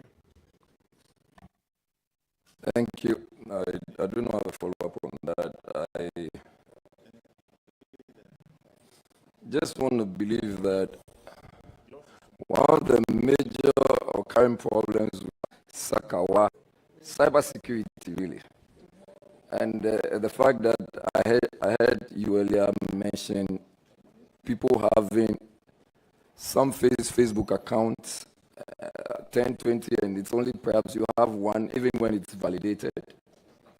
I'm just wondering, cybersecurity authority that we have, we still have a lot of online impersonation and cyber fraud and mobile money fraud. I do not know what steps you have or you intend to bring on board to curb, even though I really take care of this. Because we have a lot of cyber issues. Mobile money is the way to go, although it's very functional and active. You pay, the next thing you know is being received by the wrong person. Thank you very much, Mr. Chairman. I believe that one of the challenges we've had is that we've not been able to grow. There's a Raison project that was begun under the last government. It's stalled for almost 4 years. They need just about $5 million to kickstart the project. That's one of the things we'll be prioritizing, to make sure that the cybersecurity authority is fully tooled and equipped to be able to deliver. However, on the issues of mobile money fraud, we have to work collaboratively with the MNOs. And that's why we have to go back to the issue of SIM re-registration again, to properly register the SIMs so that the MNOs can identify who it is. Because it's one thing blocking the SIMs, it's another thing tracking the persons, the cartels behind it, and being able to arrest them and prosecute them. You need to be able to identify persons who hold SIMs. And so working together with the regulators in the space, we will get it done. Thank you. Mr. Chairman, just a follow-up.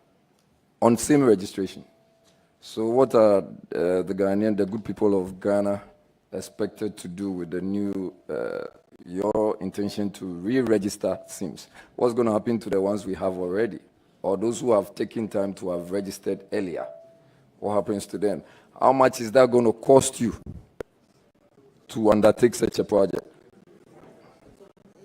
Thank you very much, Mr. Chairman. All three questions have been previously answered by me. If I have the direction for me to repeat my answers, then I'll proceed. Please do. You can repeat the answers, but I'll be brief. Nobody, no Ghanaian will lose their SIM cards. They have to do nothing. It's going to be a technology-driven exercise between the NCA, the MNOs, and the National Identification Authority. If there are any, will be notified to visit their service provider. But majority, we believe that over 90% of SIM holders would not have to visit their service providers. So there will be no activity done. You just get notification. Yes. Will there be cost incurred? There will be cost, but will be borne by the MNOs, because it serves the MNO's own purpose for them to be able to know who is holding their SIMs. Because if they have us do I'm okay. Thank you. I now give the floor to the minority leader and ranking member of the committee.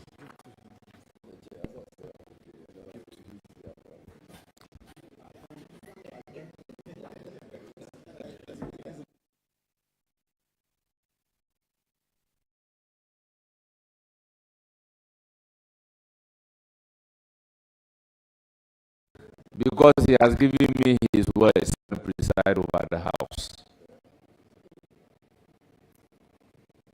So, please, Robson, the phone call.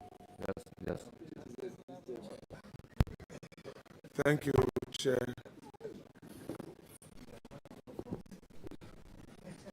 Honorable First, I thank you for making time to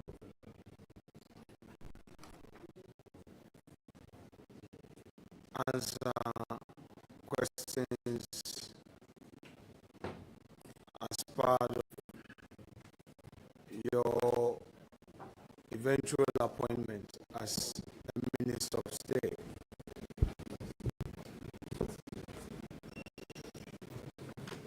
Let me also commend you for availing yourself. I've sent you a paper.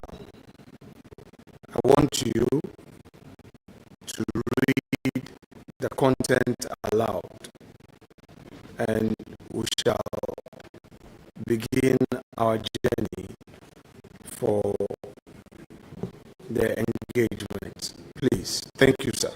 Make me an instrument of your peace. Where there is hatred, let me sow love. Where there is injury, pardon. Where there is doubt, faith. Where there is despair, hope. Where there is darkness, light. Where there is sadness, joy. O divine as to understand, to be loved as to love. For it is in giving that we receive, it is in pardoning that we are pardoned, and it is in dying that we are born to eternal life. Amen. Fortified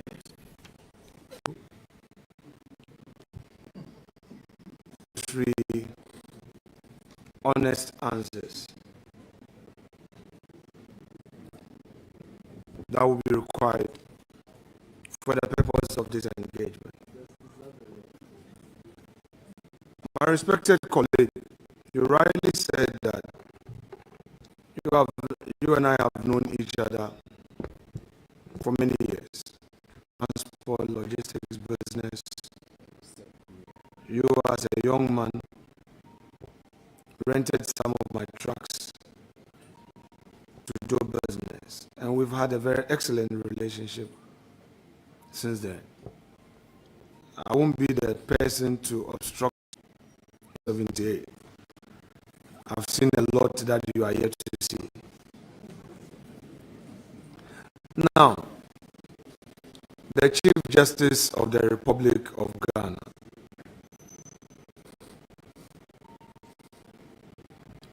My respected colleague, Honorable Abu Jinapo, had posed a question to you regarding views you had earlier expressed about the Chief Justice.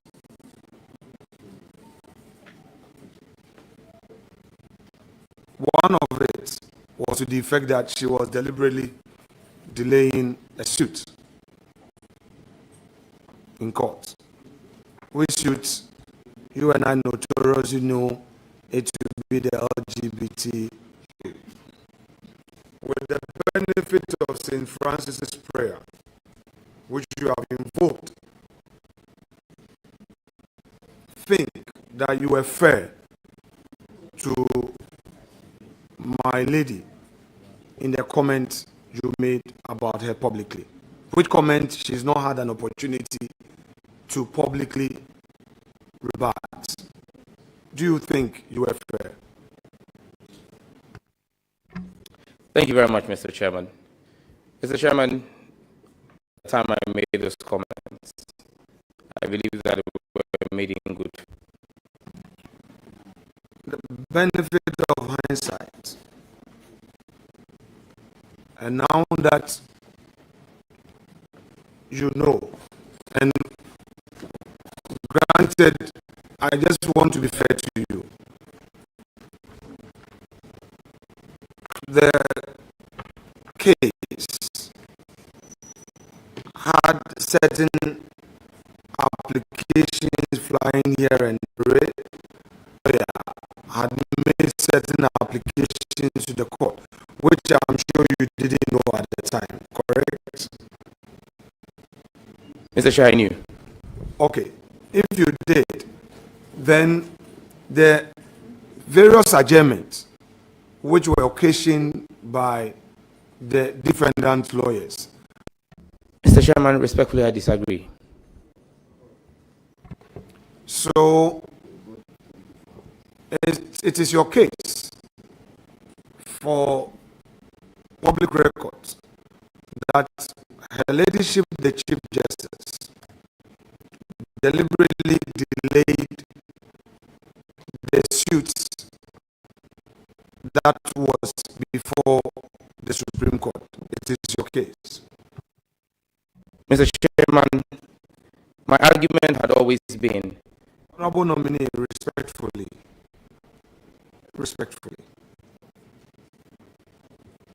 is it your case that the LGBT case, Richard Delasky, barrister at law, etc., etc., was deliberately delayed by the Chief Justice of the Republic? Is that your position? Yes, no. My words were that she had the power to move the case faster than it was being done. And subsequent actions after the demonstration that I led have actually proved my position to be true. That when the Chief Justice gives a time, abide by it. When she invoked her powers, everybody complied.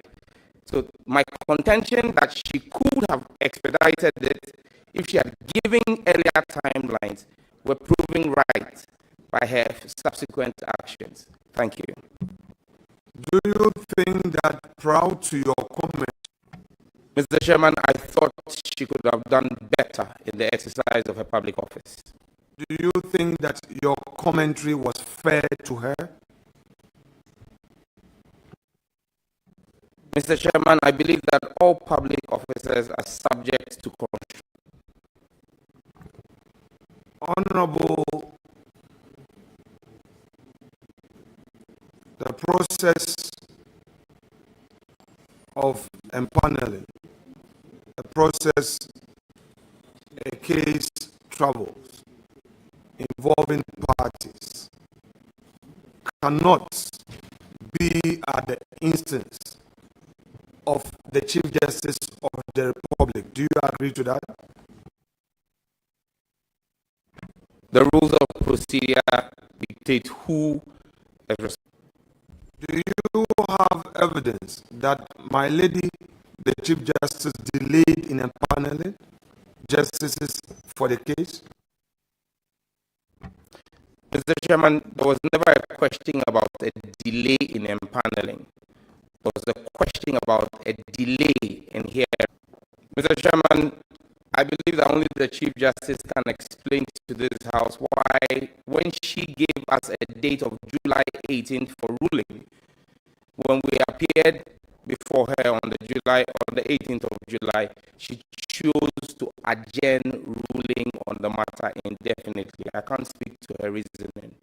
Were you a party in the case? You a party in the case? Were you a party in the suit? Not on the record.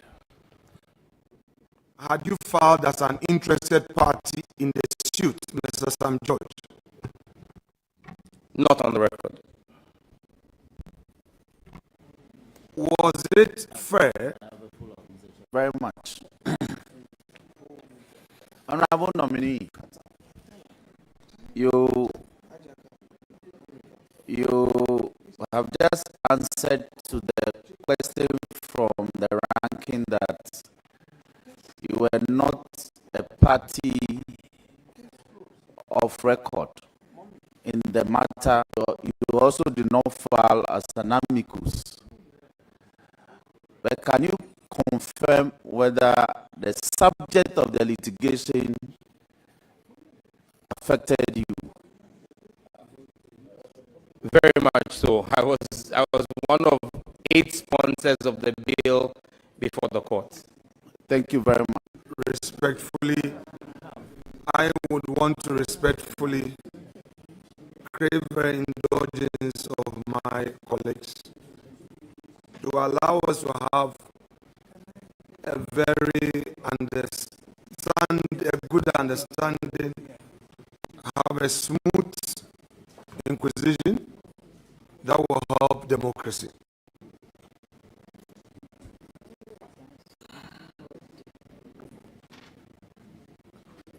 So, you have answered to a follow-up question that you had an interest in the case. That's correct, Mr. Chairman. Yet you didn't deem it fit to get into the case through your lawyer. Which trust in the representation of Mr. Speaker, who was a plaintiff and who, in my opinion, represented the interest of the sponsors of the bill. Thank you. You mean the defendant? Because the parliament was done for that matter. Because the principal defendant in the matter was the Attorney General. It being a constitutional matter. That's correct, Mr. Chairman. So I'm asking you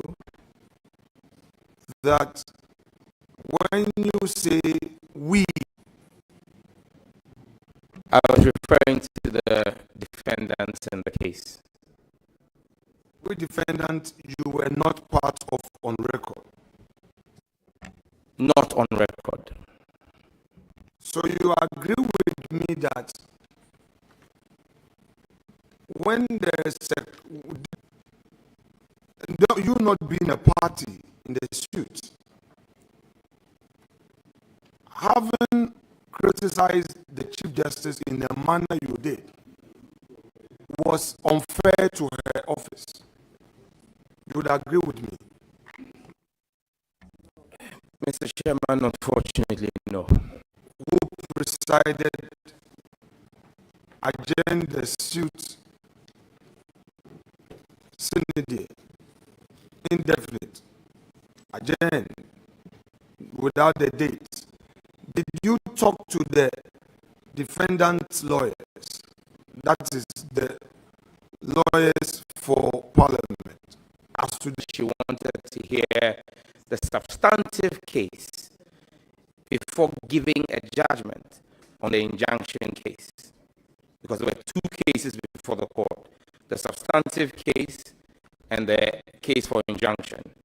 Now, the decision not to the hand of Parliament indefinitely, because so long as there was no ruling, Parliament could not appeal, Parliament could not act.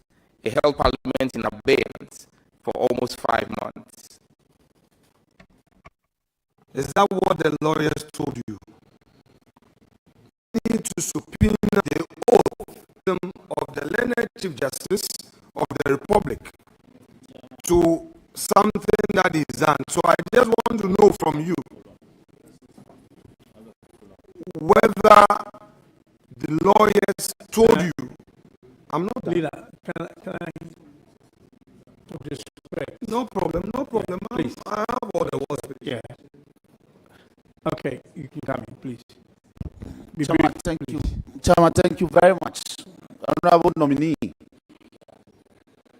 you just answered to a question that you,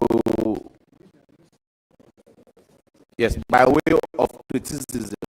Yes, please. Can you confirm? Let me Let me, Chairman, please. Can we have some order around the table, Chairman? Please go ahead. Please go ahead. Mr. Nominee, let me avert your mind to Article 21, one of the Constitution.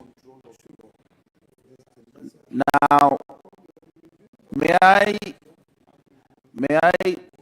put it to you, and by way of a yes and no, that whether your right as encapsulated in Article 21(1), which is to this effect, all persons shall have the right to freedom of speech and expression, and B, freedom of thought, conscience, and belief, which shall include academic freedom.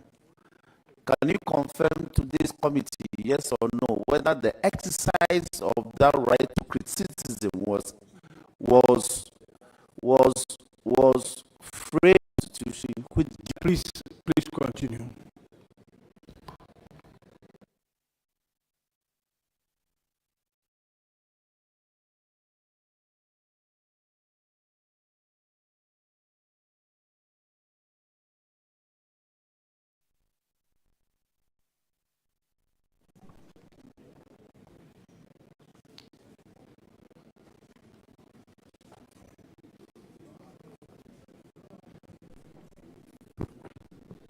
Mr. Sam Joy.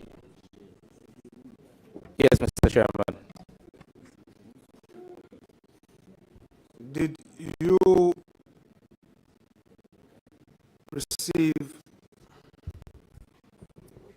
any information regarding the reasons for the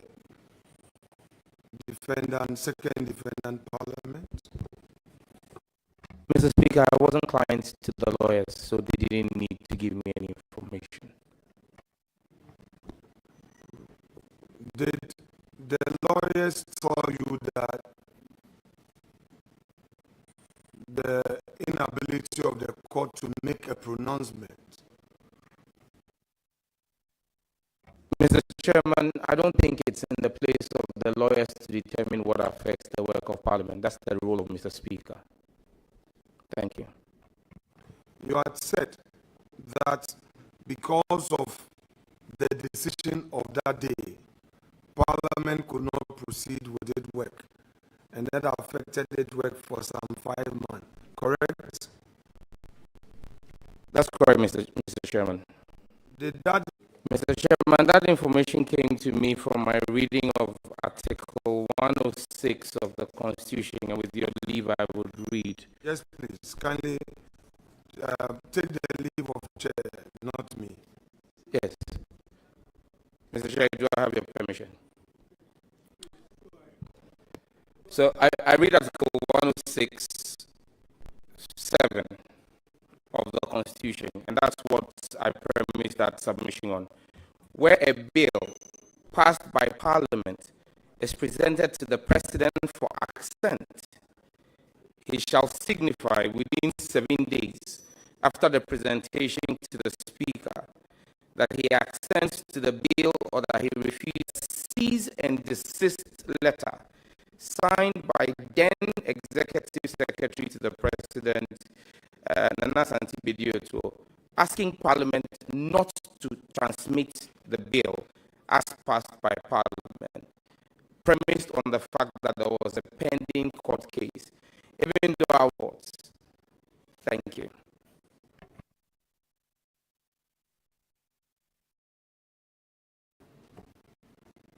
I am asking you, do you think that your attack on the Chief Justice of the Republic had any basis, constitutional right? Criticized her, and she's not above criticism. Thank you.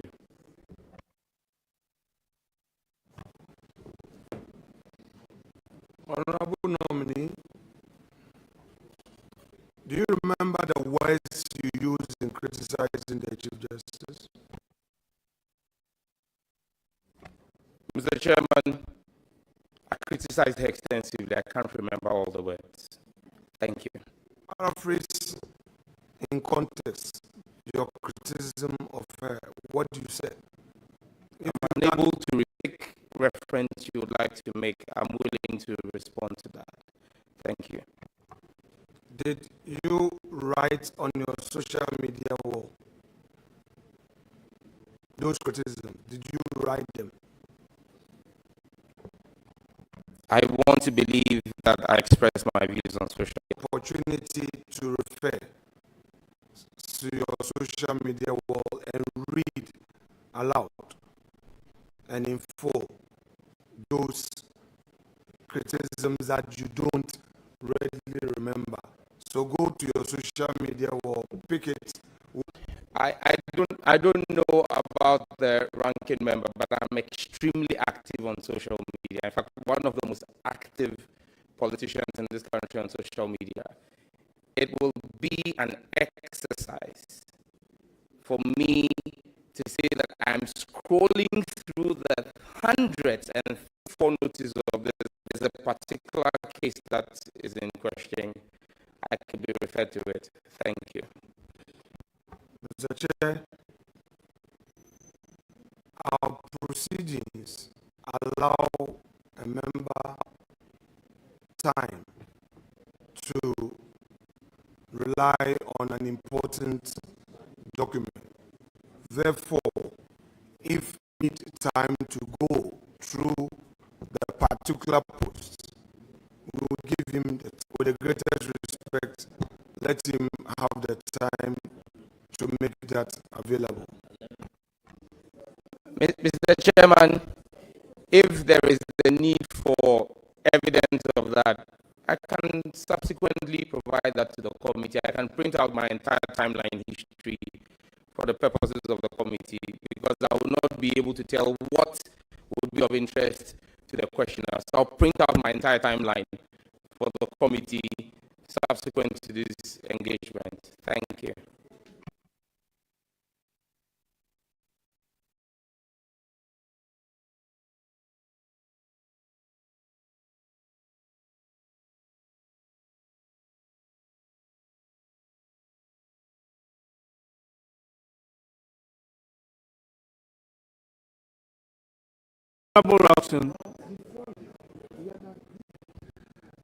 Chairman, thank you very much.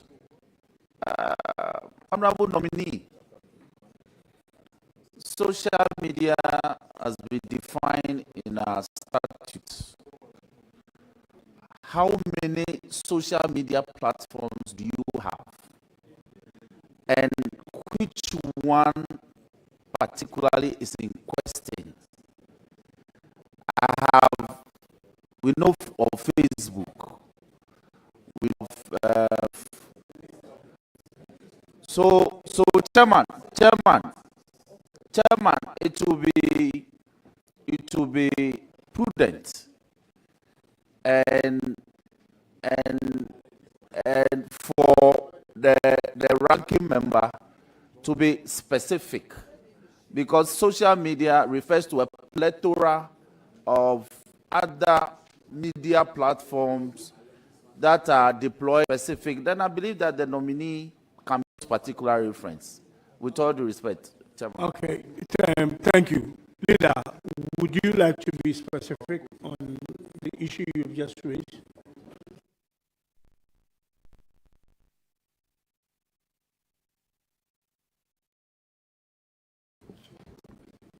Chairman,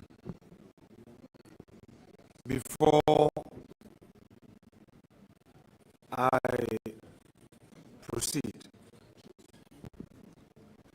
I want to suggest to you to kindly reiterate an earlier call by the chair of this committee,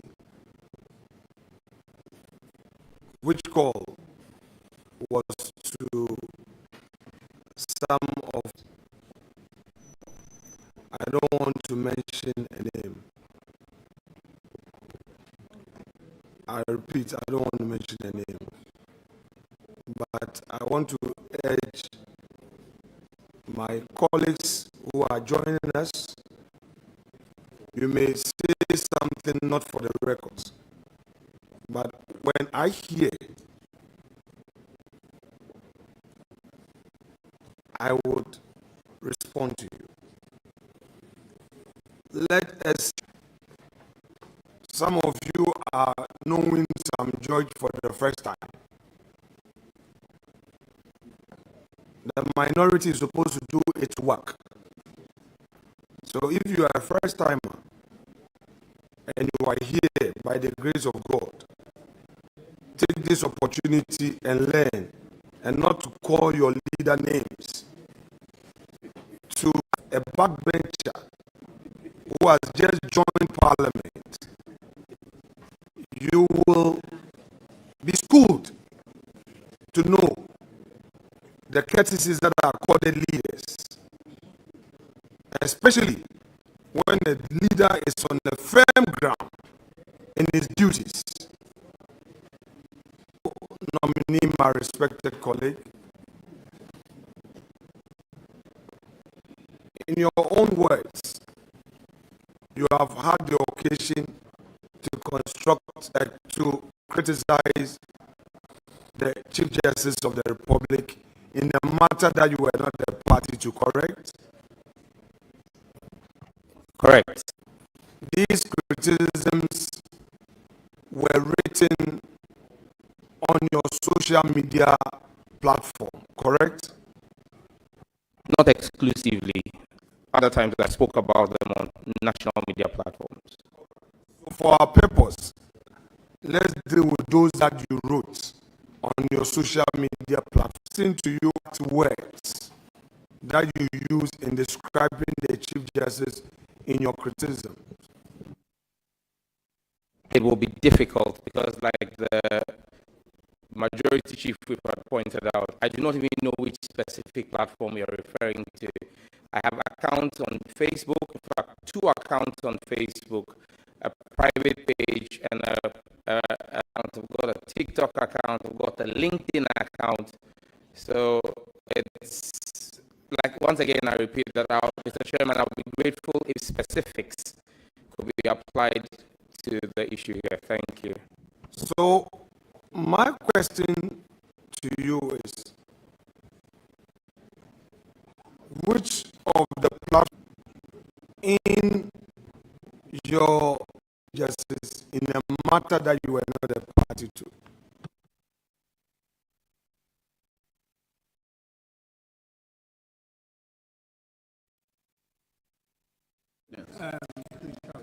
Yes.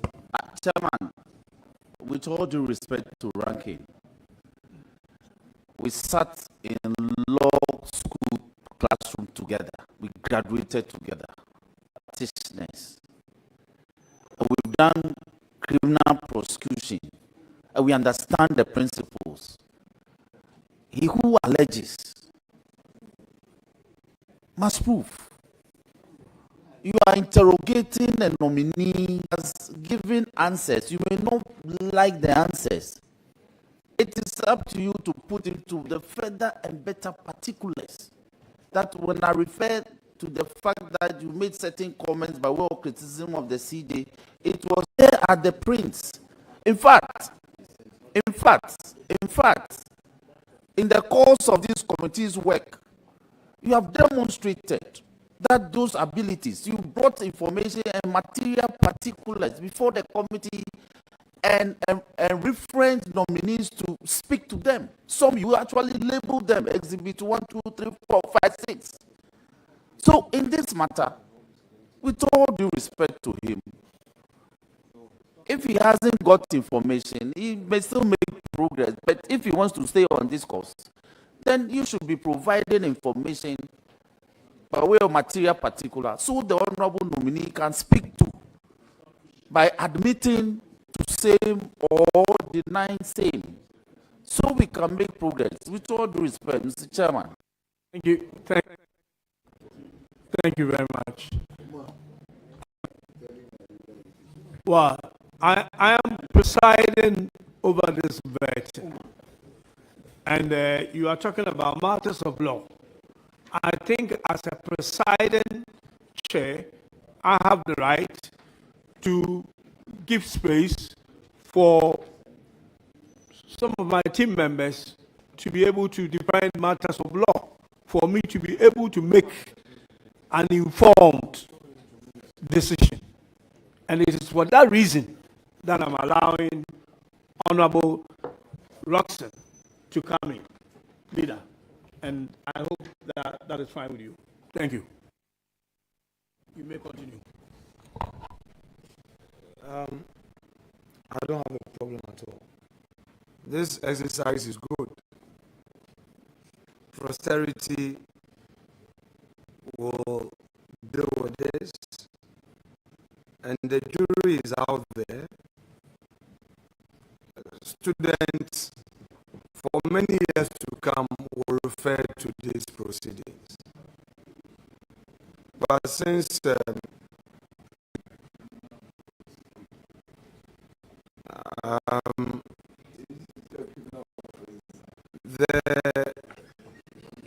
classroom that we are,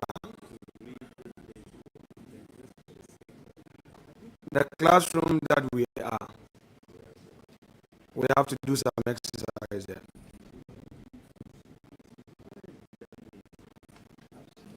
The issue that is being discussed, the nominee, it isn't the case that he is denying knowledge of any criticism. He said he has done so. And he says he stands by it. It is on that basis that I am asking him. He should into. He should tell us where he did it. He himself said some was by words of mouth on platforms. He said it in the media. Some too, he posted them. So he posted them. If as it were he had said that, oh, he doesn't remember ever saying it, he hasn't said anything at all, then I would ask him to identify a document and speak to it and find out whether he is the one who authored it. But as simple as that, Chairman, so he's supposed to answer that question. Thank you, Chairman. Chairman, once again, I reiterate my answer that I'm unable to know which of the platforms I have posted on that he is referring to. And let me state for the records, what was put to me was the fact that I had attacked the Chief Justice. I have not asked of her, but I'll be grateful and I'm willing to identify any documents that are available, and I'll speak to them with all the integrity and honesty. Thank you. You have your constitution with you. Yes, please. Earlier, the honorable about your rights in the law, and you read the right, that you had the right to freedom of speech, correct? That's correct. The Honorable Roxanne read that. Go to Article 41 of the same Constitution.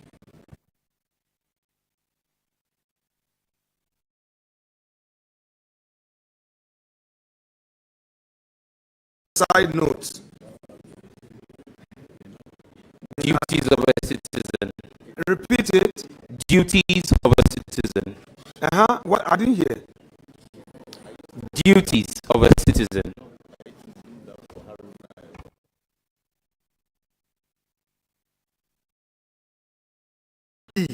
Read 41D aloud.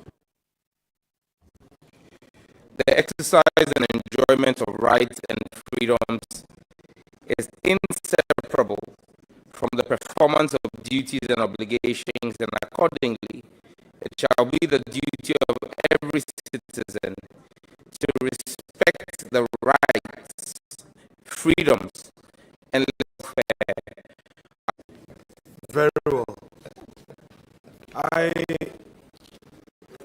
shall, Chairman, with your leave.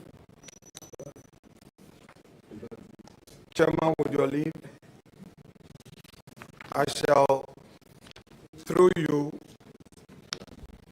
forward to the nominee a document for him to.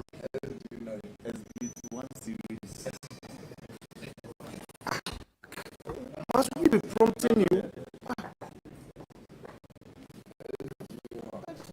You get you. What is this? We have agreed to do so.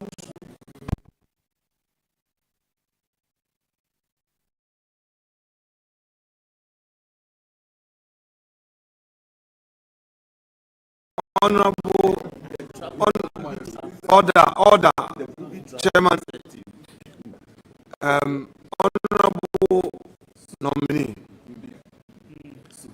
you have turned to number 9. There is absolutely no doubt in my mind that the current Chief Justice is engaged in judicial thuggery and poses an existential threat to the dispensation of justice in an equitable, fair, and just manner. Such partisan behavior at the apex court of our judiciary must not be entertained and must be condemned with all the force reasonable people can muster. Judicial gangsterism is a precursor for the breakdown in the dispensation of justice and the doctrine of the rule of law. Common sense ought to be an ingredient in the dispensation of justice. My respected colleague, what you have just read, was it authored by you? Yes, Mr. Chairman. What date was this authored? On the 27th of March, 2024. Now, on the 27th of March, 2024, you wrote this about the Chief Justice of the Republic, correct? Yes, I did. You have again read Article 41D. For the avoidance of doubt, read it at the risk of being repetitive. Read it one more time. Mr. Chairman, I remember the content. Read it one more time. Well, I'm not going to read the heading again. I'll just read the 41D. I am asking you a question, honorable nominee. Yes. Once the question is allowed, you cannot overrule it. The I'm exercise... saying read 41, yes, in full. Read 41D. The exercise and enjoyment of rights and freedoms is inseparable from the performance of duties and obligations, and accordingly, it shall be the duty of every citizen to respect the rights, freedoms, and legitimate interests of others, and generally to refrain from doing acts detrimental to the welfare of other persons. My respected colleague, what you have just read as your constitutional duty, and what you have also read as your constitutional rights, if you reconcile, would you say that all those words you used to describe the Chief Justice were fair? Mr. Chairman, that post was premised on my understanding and reading of Article 296 of the Constitution, and I would proceed to read with your leave. That's okay. Please proceed. The side note is exercise of discretion or in any other law discretionary property. A, that discretionary power shall be deemed to imply a duty to be fair and candid. B, the exercise of the discretionary power shall not be arbitrary, capricious, or biased based on resentment, prejudice, or personal dislike, and shall be in accordance with due process of law.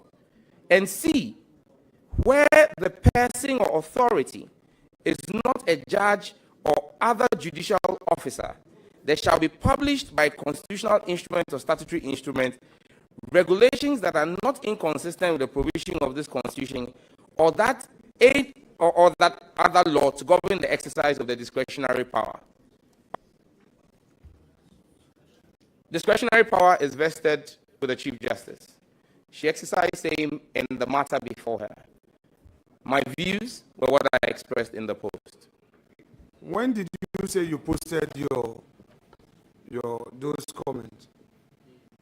27th of March 2024 at 6:34 a.m. What occasioned this post? Activities that had gone on the previous day in court. Can you share with us the activities that had gone on in the previous day in court, and in which matter? It was in the anti-LGBTQ case, the case you referenced earlier on. I don't really remember all the details, but I'm fully aware that my comments were in reference to the actions that had happened the day before in court. You had earlier said a July 28th disappointment. Now you are referring to a March post. So which is which? Just reconcile. Chairman, at no point in my previous answer did I say that my displeasure with the Supreme Court and the Chief Justice was exclusive to the July 18th ruling. The case had started in court from the 5th of March. I made reference to the fact that the July 18th ruling is what led me to lead a national demonstration against the Chief Justice. So what exactly did the Chief Justice do to you on the 5th of July, of March 2024? The 24, you said 23rd? 27th so of March. This post was 27th of March. And you are saying that based on what happened in court on the 26th of March. And can you tell us exactly what happened on the 26th of March, which led to such description of the Chief Justice of the Republic? Mr. Chairman, let me be clear that I have answered this already and stated that I don't really remember all the actions that happened. But again, let me be very quick to add that post this social media post, the Chief Justice has had occasion to write to me on 2 occasions to the Judicial Secretary. The Chief Justice is clothed with the powers of contempt. If she thought and held the view that legally I had erred, the Supreme Court of Ghana is not one that has shied away from using its contempt powers. They have failed to hold me for contempt because I have not erred, and I'm sure that the Chief Justice herself and the Judicial Council and the Supreme Court recognize that constructive criticism is helpful for the dispensation of our justice system. Thank you. So you hold a view that those words used in describing the Chief Justice of the Republic to you remain constructive and nothing less? I hold that view, sir.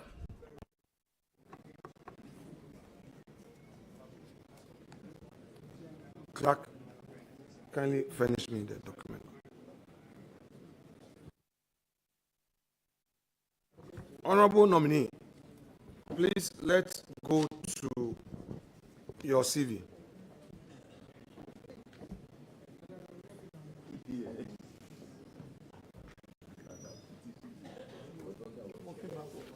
Please, where were you born? I was born in Somanya in the eastern region of Ghana. I'm not familiar with Somanya. Is it in the eastern region of the country? Mr. Chairman, I just stated that I was born in Somanya in the eastern region of Ghana. Now, Krobo Odumase and so many, are they the same? I am unable to respond accurately to that. I'm not sure about that, but I believe that one of the MPs from the Krobo area is present in the committee. He can help us with the geography. Honorable nominee, respectfully, are you familiar with Krobo Odumasi? Yes, I know the constituency, the Lower Manya Krobo, the Lower Manya Krobo constituency, and Upper Manya, yes. I'm not talking about constituency. I'm talking about a town called Krobo Odumasi Krobo. Yes, I know a town like that exists, Mr. Chairman. Very well. And I'm asking you whether that town and Somenya are the same or different. I am unable to answer. I told you I'm not very conversant with the geography of the area. Did you live in Somenya where you were born? Chairman, before you came in, when I did the introductory part, I stated that I was born in Somanya, but I grew up in Nigeria. My mother is here, my birth mother is here, and if you wanted to swear the oath, she will, to testify on at what age she took me. But I was taken to Nigeria at the age of 6 months. At that age, I don't think I would have been in a position to know what my surroundings were. Thank you.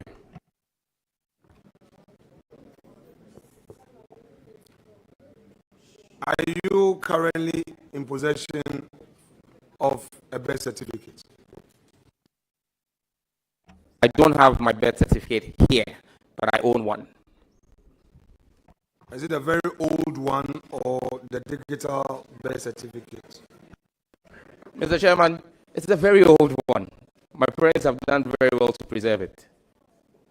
And that has your place of birth as Somenya? Yes, Mr. Chairman. You are in possession of a Ghanaian passport? Yes, Mr. Chairman. 2, actually, but under the same name. A regular passport and a diplomatic passport, all under the name Samuel Nati George. Thank you. The Ghanaian passport you have, does the place of birth bear Somenya? Both do, Mr. Chairman. So you would disagree with anybody who would suggest that you were born in Odumasi Krobo? You would disagree?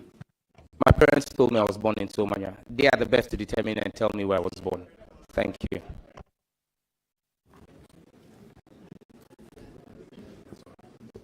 Honorable nominee,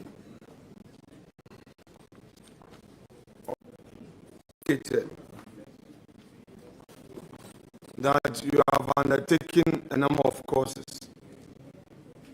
Yes, Mr. Chairman. But before then, you have indicated that you speak English, Dangbe, and Tree. Yes, Mr. Chairman. Do you speak any language of Nigerian origin? Also Yoruba, dear sir. So you speak Yoruba? Yes, I do, and a bit of Igbo. I can tell you my name, Ahambu Sam George. Don't pay attention to my questions. Pay attention to my questions and then answer my questions. Not for the gallery, but for me. All right? Do you speak Yoruba? Fairly. You speak a bit of Igbo? Yes, please. To take the leave of Mr. Chair to amend your CV to include Yoruba. With the leave of Mr. Chairman, if it pleases the committee for me to have to, but I just put the Ghanaian languages I spoke on my CV. But it is here you stated language spoken. Language spoken. So I'm asking, since you say you speak Yoruba, that would you want to take the chair to amend to reflect that? Yes, Mr. Chair, it can be amended with the leave of Mr. Chair. Leave granted, amendment accordingly carried out.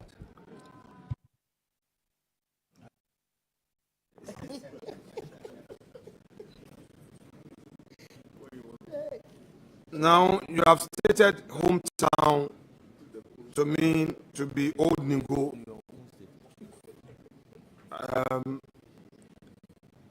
We've had different descriptions of hometown. So tell you how you come by hometown. I believe on my CV it says Ahuyam, Old Ningo. And Ahuyam is where my father hails from, where my father comes from. So that's where my father's house is. And mom too from there? My mom is from... Your CV page 1,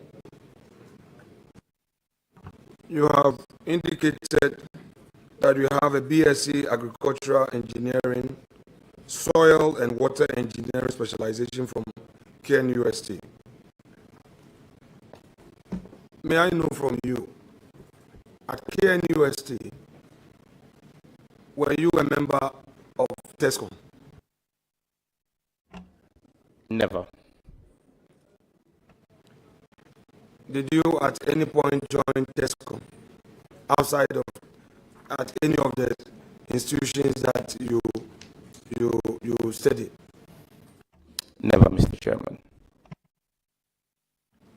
So you disagree with any report to the effect that you were once upon a time a member of TESCOM? That would be an unfortunate lie. I disagree with it.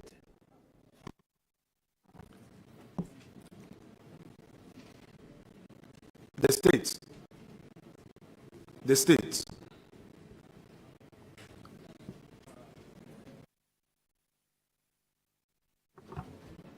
as part of our vetting, you know that we request for due diligence reports from state security.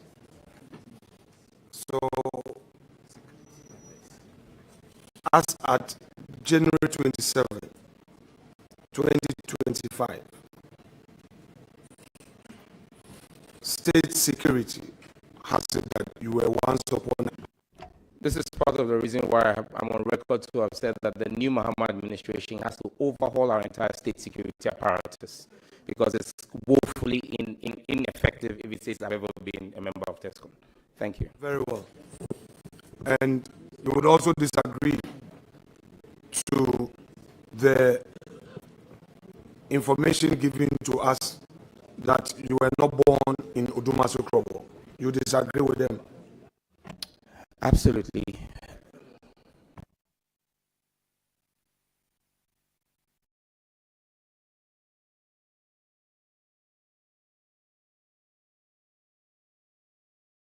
Page 2 of your CV. Let's go to page 2.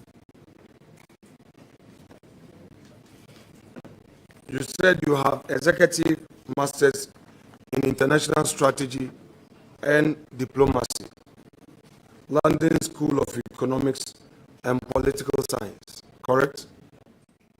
That's correct, Mr. Chairman. You have the certificate with you? Not here, but I can furnish the committee with it. If Chairman, with your leave, would want to take that later, since he doesn't have it now. No problem.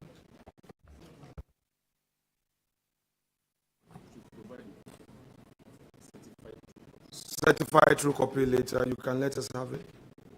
I would quickly make the request to the LSE. Certificate with you. You have graduated. I have the original certificate framed. You're asking for a certified true copy. No, but you can certify it. You can get it certified. I would choose to get it certified from the university that issued the certificate for the purposes of this committee. I'll make the request to the LSE. This perhaps is a legal question, so it's all right if you understand it, sir. Well, for the benefit of your supporters, we are here to also help you. I know you've done LLB. I know you've done LLB. You've not been called to the bar yet. You don't need to write to your school to give us a certified copy. Once you are in possession of the original, a notary public who cites the original can certify that is the law would you be able to furnish us with a certified copy of that certificate? If it pleases the committee, Mr. Chairman. When did you start the program? And when did you finish the program? September 2021, and I submitted my dissertation in July 2022. How did you pursue the program? In person. Now, at all material times, you were a member of parliament. September 2021. You said, when did you finish it in 2022? In July 2022. So between September 2021 and July 2022, school is in the United Kingdom. So share with us how you pursued the program. Mr. Chairman, I believe that when I put my mind to something, I spent most time... Nominee, how did you pursue the program? Mr. Chairman, that's where I'm going to respectfully. I'm just saying that to help you go straight so that we can finish with you on time. Mr. Chairman, my program was an executive master's program, and I had multiple class periods and assignment periods. So in every month, we had 10, and then you had essays that you had to present or submit in the ensuing period until the next class. And so again, if the committee would want for me to show evidence of my travel record, I will show how I spent 10 days in London with the leave of Mr. Speaker when I returned to Ghana to make sure that I stayed within the courses. And I had to do that between September and May. June, July, and August. June and July were not, you didn't need to be in person because that was when we were working on our dissertation. Thank you. Okay, so you are telling us that so from September, every month, you were spending 10 days in the United Kingdom. Every month. Give or take. Yes, please. No, let's be specific. Because you say just want us in the answers. So September, when you started in September you went to UK for 10 days and came back, correct? Mr. Chairman, that's why I said give or take. There were times when, because of travel periods, and that was at that time, there were still COVID travel restrictions. So there were times when I had to spend 14 days. There were times when I was able to do 12 days because the regulations in the UK were very fluid at the time. But sometimes, at the early part, you had to do a 2-day quarantine after entering the UK before you could make yourself available. So yes, I may have gone to school for 10 days, but my travel time included 2 days of quarantine when I entered the UK, so it could have been 12 days. So give or take, it was 10 days at every time. So you were doing it month on month, correct? With evidence of September travel, October travel, November, December, all the way to May, as you said. Yes, Mr. Chairman. Chairman, with your leave, the nominee has promised to finish us. So leave is hereby granted. Very well. So, honorable nominee, we'll take that one. I recognize the follow-up question from Honorable Roxanne. Thank you very much, Chairman. Nominee, did you pursue this program with public funds? Absolutely not. Fully funded by myself. Now, this program, do you have an online component of it? Yes, please. The submission of your essays and all of that. No, please. My question was very specific. There is an in-person, so I want to find out whether there is an online component of the program. That's all. Yes, there was an online component. So, in addition to traveling to London, you pursue some aspect of the coursework whilst here? That's correct. Chairman, that will be all. Chairman, I'm taking note of the supposed follow-up which come in multiples, and they are indeed substantive. Mr. Roxon has had his time, but anyway, I would tolerate him. It's fine. Okay, so when did you graduate? I believe it was in December. I attended my graduation, I think, either in December 2022 or January 2023. I need to refresh my memory, but I think it was in December 2022. It's a matter of public. I'm sure when we get the certificate, we'll get to know. Now, let's use that you fully funded yourself. Yes, please. How much did it cost you? Mr. Chairman, are you asking me the cost of the course or the cost of the entire program? Because okay, I'll break it down. Don't worry. That would include travel. Don't worry. I'll break it down for you. First, let's deal with your tuition fee. How much did it cost you in tuition? I would have to check with my account to determine how much it cost. This was a fee I paid about 4 years ago. With the leave of chair, we would want to have that. Very how well. much did it cost you in accommodation? Again, I'll have to check with my residents at the time how much it cost me. So with the leave of chair, you provide us with that. How much did you in travel? Again, the tickets vary based on season. So I'll have to itemize each ticket and how much it costs. Okay, so chair would give direction on all three, so you can provide. Leave is hereby granted for you to bring the cost component. But Mr. Chairman, respectfully, may I find out why personal expenditure of mine for my own personal development is now the subject of this committee's inquiry? You should have said that as your answer. No, Mr. Chairman, I was asked specific questions about whether I did them. Now, the question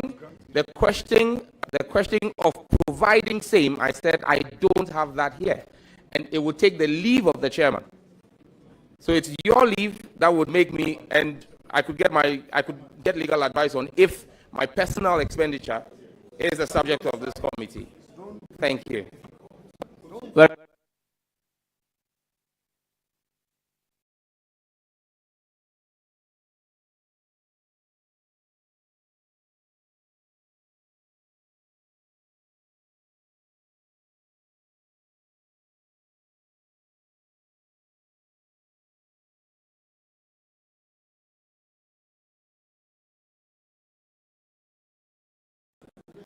as you granted leave for those information to be provided, we'll rely on the nominee to make those available through the clerk. So proceed. Thank you. Now, on the issue of Kofi Annan training, have an executive master's in conflict, peace, and security, correct? That's correct, Mr. Chairman. Can you share with us how you undertook that program? Mr. Chairman, that program was a weekend program as an executive master's at the Kofi Annan International Peacekeeping Training Center, and I attended with a few other colleagues. Thank you. How long did it take you? It was a one-year program. I completed in 2019 out of the country. So I came back in 2020 to join the executive cohort 6. I was part of executive cohort 5, but I joined executive cohort 6 in 2020 to graduate. Thank you.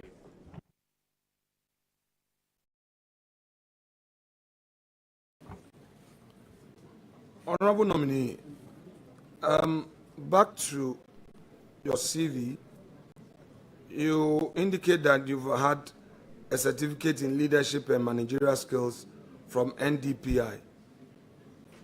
That's correct. Are you able to furnish us with a certificate? I will do so if with the leave of the chair. Leave is accordingly granted. Now, have you any registered company, a limited liability company, that you operate outside of your work as a parliamentarian? I currently do not hold ownership of any company that I operate outside of Parliament.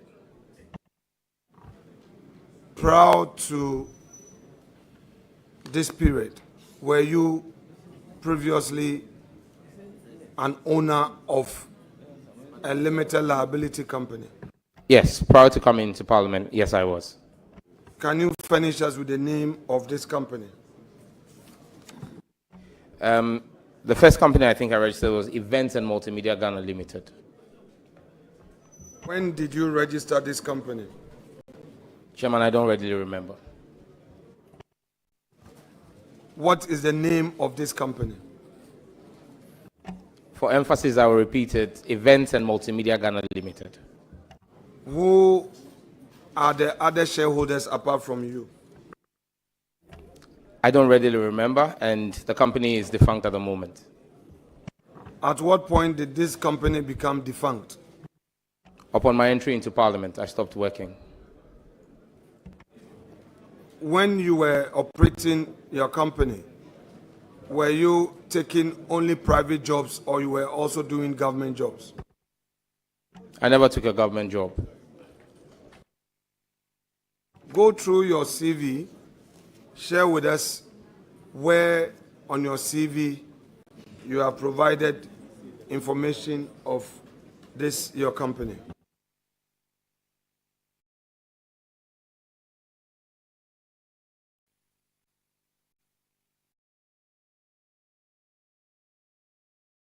Mr. Chairman, it's not provided on my CV.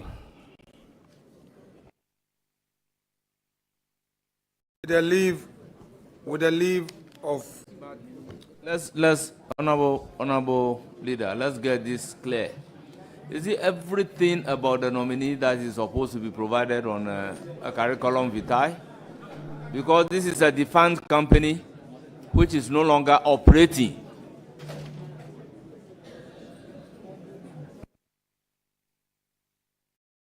Chairman, respectfully, the nominee has provided us his own CV. The CV, he talks about personal data. He moves from there to profile. He has shared with us his educational background. He goes further to talk about professional experience. He has taken us through conferences he has attended. He has also told us that he is a member of certain boards and agencies. It is therefore proper, as part of the inquisition, to ask which boards he served on, where he's been a director. It is a regular question. And he himself has provided us information as to a company he has registered that he is a shareholder and a director. The issue of it being defunct is a different matter. So, honorable nominee, you have said that at the time you entered Parliament, you stopped running your business, correct? That's correct, because I became politically exposed. Very well. So, before entering Parliament, tell us, between which period to which period you operated your business? Tell us, between which period to which period you operated your business, that your company? Mr. Chairman, I believe I registered this company whilst I was in the university, sometime between 2003 and 2004. I left the university in 2005. And I believe that I stopped running I stopped getting any businesses after I was appointed communication specialist at the president in 2014. Because at the time, the clientele I had required that they couldn't work with me as a PEP. Thank you. But you just told this committee that you only stopped operating your business when you were elected member of parliament, because at that time you had become politically exposed. Do you still stand by that answer? Yes, Chairman. You see, the nature of business I did, I had long-term contracts. So even though I became a PEP in 2014, I had contracts that ran till sometime in 2016, and it was indicated to me that those contracts will not be renewed. Now, share with us the period you became a member of parliament. You were not doing any other business. You were solely dependent on your salary, correct? Yes, Mr. Chairman, as my primary source of income. Did you have the benefit of any secondary source of income? Mr. Chairman, I'm married to a very industrious woman. I don't get it. Please explain. I'm married to an industrious woman.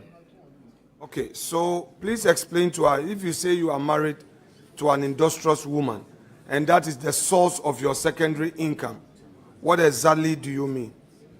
I mean, my wife takes care of me. Very well.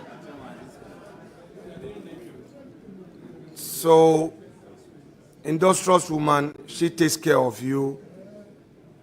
Are you suggesting that she also paid your school fees for your UK program? Mr. Chairman, I believe that this committee has asked me to furnish them records of my fees that were paid. I believe that I don't see where we're going with this. Thank you. No, with the greatest respect, honorable nominee, I continue to treat you with respect. If you say you don't see, yours is to answer. If you need guidance, please seek guidance from the chair. If chair allows my question, and you want to say you don't see, where I follow up based on what you say. I never asked you about your wife. I never asked you about her business. You said your wife takes care of you. These are your words. You say your wife is an industrious woman. These are your words. And that is your secondary source of income. These are your words. So, are you aware whether your wife, through her industry, has been paying her taxes? Have you become aware of it? Mr. Chairman, those are my wife's Please, affairs. please. That is personal to your wife. So, with all due respect. The monies that your wife your wife gives you, which monies you say that is your secondary source of income, do you pay taxes on them? Mr. Chairman, I have at no point in time before this committee, and I'm on record, said that my wife gives me money. I have at no point in time made that claim. My claim before this committee is that my wife takes care of me. I didn't say she gives me money. Thank you. Is that your secondary source of income? I have not said so. Your words, Mr. Chairman. Honorable nominee, would leave it there. Whether they are your words or my words, we'll leave it there. Let us proceed. How did you raise the funds to pay your fees? Because this is a matter of record that you provided. Mr. Chairman, I had savings. Thank you.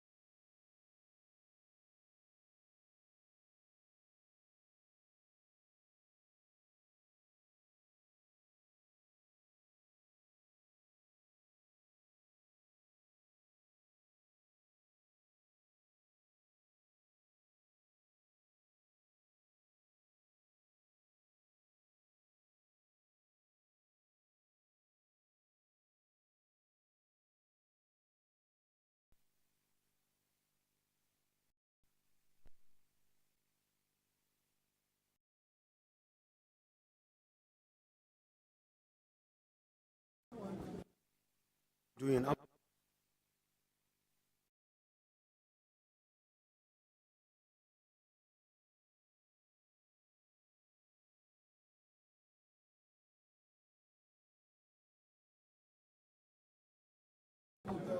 Honorable nominee. Yes, Mr. Please, Chair. please kindly read aloud that document you have in your possession. Dear comrades, take positions at the airport and land borders. None of those who have raped our nation's resources should be allowed to skip town. Those who have stolen the public purse must, in capital letters, be made to account for every peswa. Operation Recover All Loot, in bracket oral, must swing into full action. For our children, for our nation, let's go. And it has the lion emoji and the Ghana flag and the fire emoji.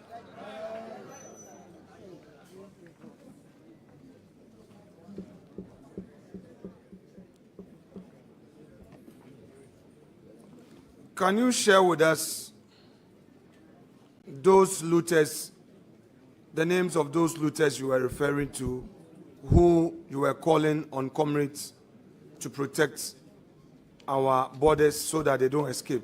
Can you share with us those you had in mind at the time you made this post? All of that information, Mr. Chairman, has been shared with the oral team that was headed by my comrade Okujeto Ablakwa, Member of Parliament for North Tongue. Thank you. Honorable nominee, this is a public hearing. You have made this post, and I'm relying on it to ask you the question. I'm asking you, these individuals that you say they have looted the nation, they have raped us of whatever, can you share with us those individuals? Give us their names. Honourable Member, with all due respect, we spoke yesterday about the Whistleblowers Act, and there are remedies available for such a thing under a Whistleblowers Act. So in a full public view, asking that the names of those people be disclosed, there are dire consequences for it. I will therefore humbly overrule the question. Thank you.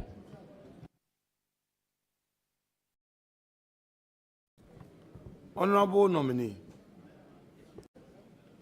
at the time you made this post, did you know about the consequences of the post you were making?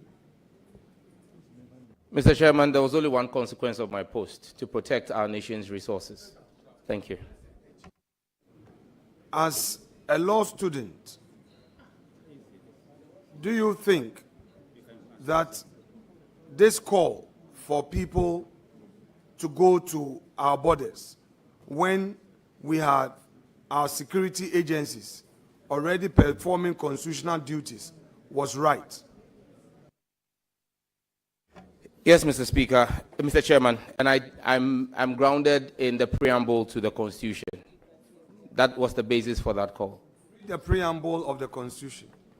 We, the people of Ghana, or in the name of the Almighty God, we, the people of Ghana, in exercise of our natural and inalienable rights to establish a framework of government, which shall secure for ourselves and posterity the blessings of liberty, equality of opportunity, and prosperity, in the spirit of friendship and peace with all peoples of the world, and in solemn declaration and affirmation of our commitments to freedom, justice, probity, and accountability, the principles that all powers of government spring from the sovereign will of the people, the principle of universal adult suffrage, the rule of law, the protection and preservation of fundamental human rights and freedoms, unity, and stability for our nation, do hereby adopt, enact, and give to ourselves this Constitution.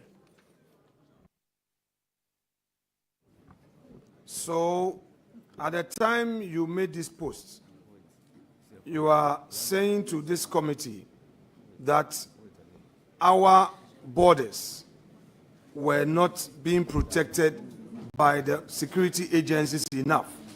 Therefore, there was a need for you to make a call on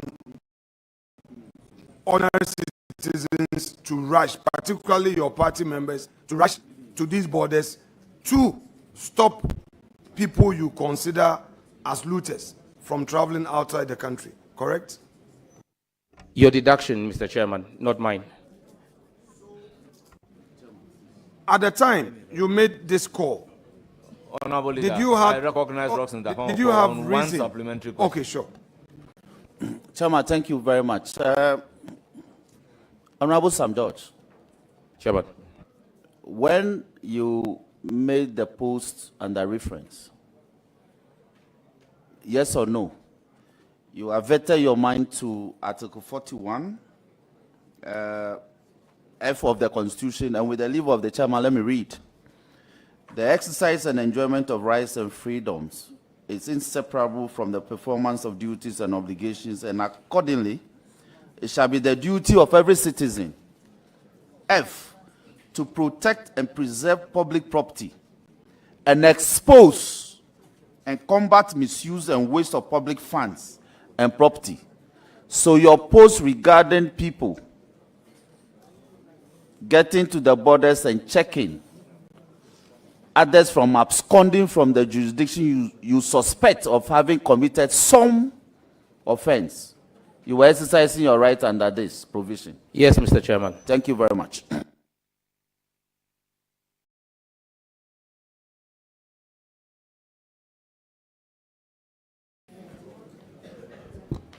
Honorable Sam George, when was the last time you traveled outside the country?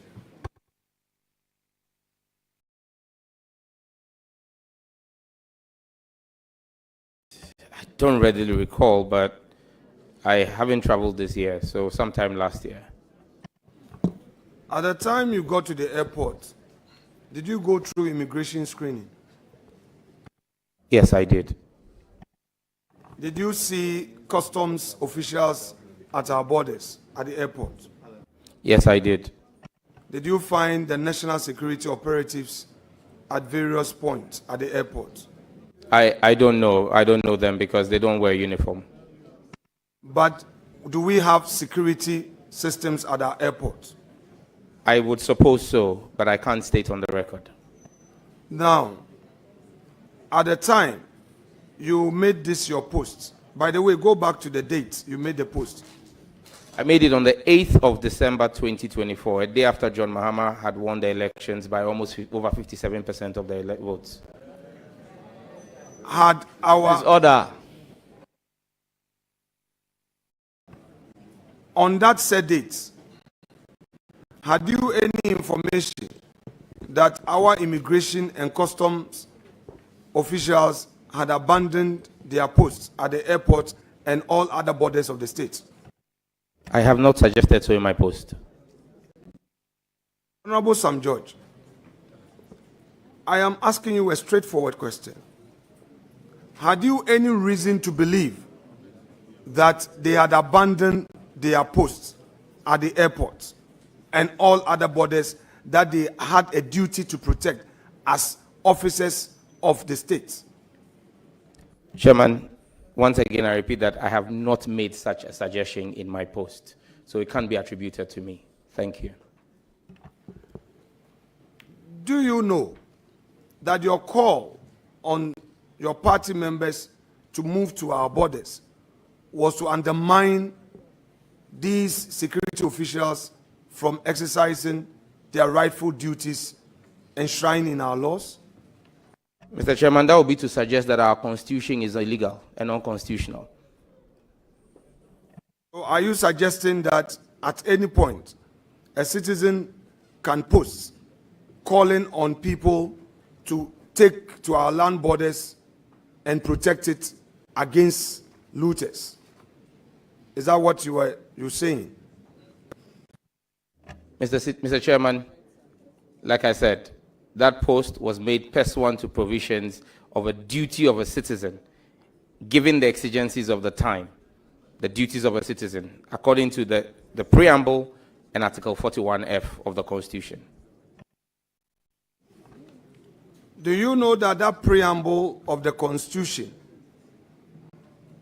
is equally enforceable through a law properly enacted by the state. Do you know that? I'm aware of that. And do you know that as part of the enforcement of the constitutional provision, we have established state security agencies to protect our borders? Fully aware of that, Mr. Chairman. I'm fully aware of that, Mr. Chairman. And do you know that as a citizen, your right call would have been to the security agencies instead of party members you call comrades? Do you know that? Mr. Chairman, it is the vigilance of these comrades that stopped the export of 17 pallets of gold that were not properly labeled at the Kotoka International Airport. My call was a call to national duty. It was heeded and saved the public purse. I should be celebrated for that.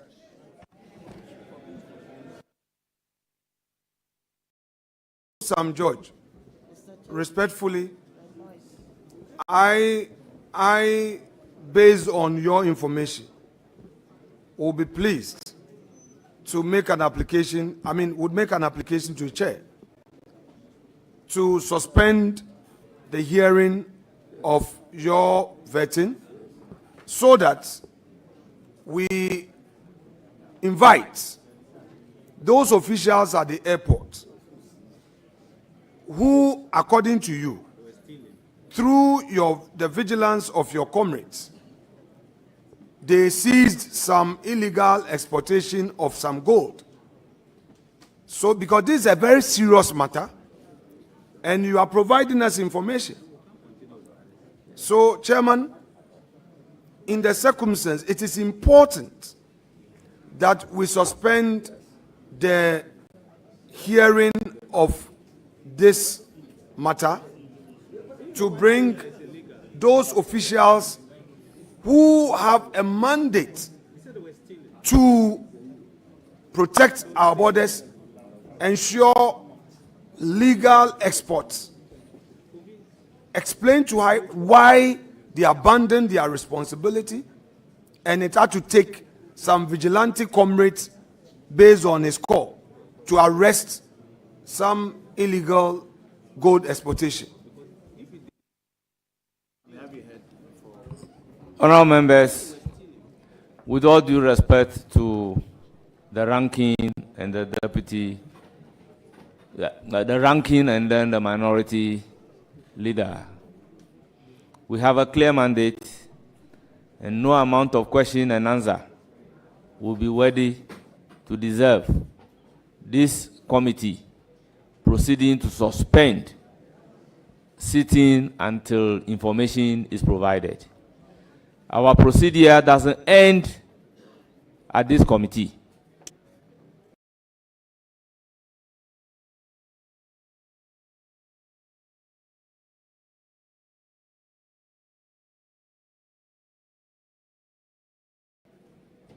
Further actions will be taken. I would want to extract some further information from the nominee so that we invite those officials to appear before us, so that, I agree with you that we don't suspend, but we would have to invite them based on the further information we'll give. Honorable nominee, this gold that was being stolen, can you provide us further details of where and how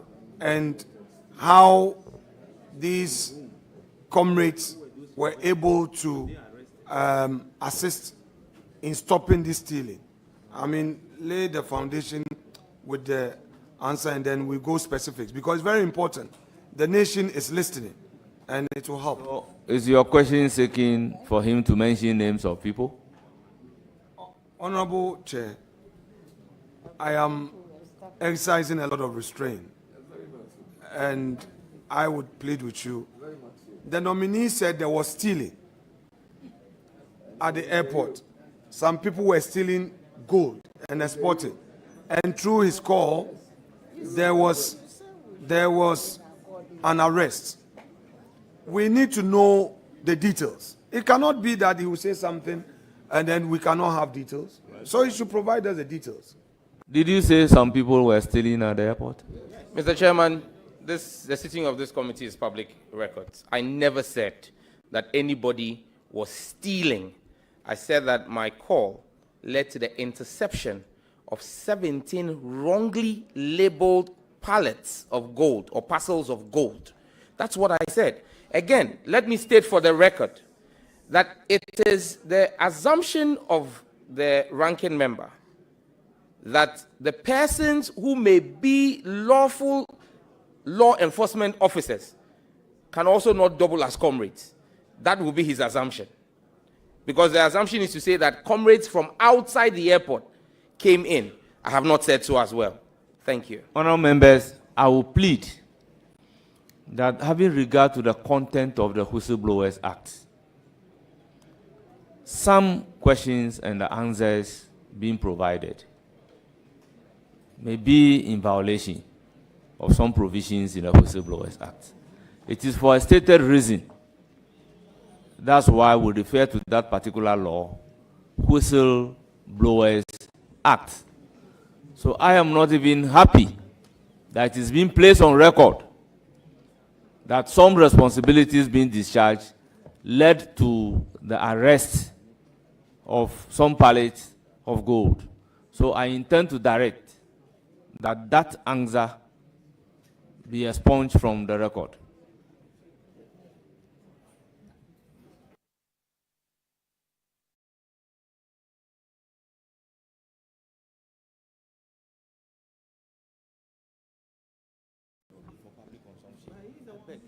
Chairman,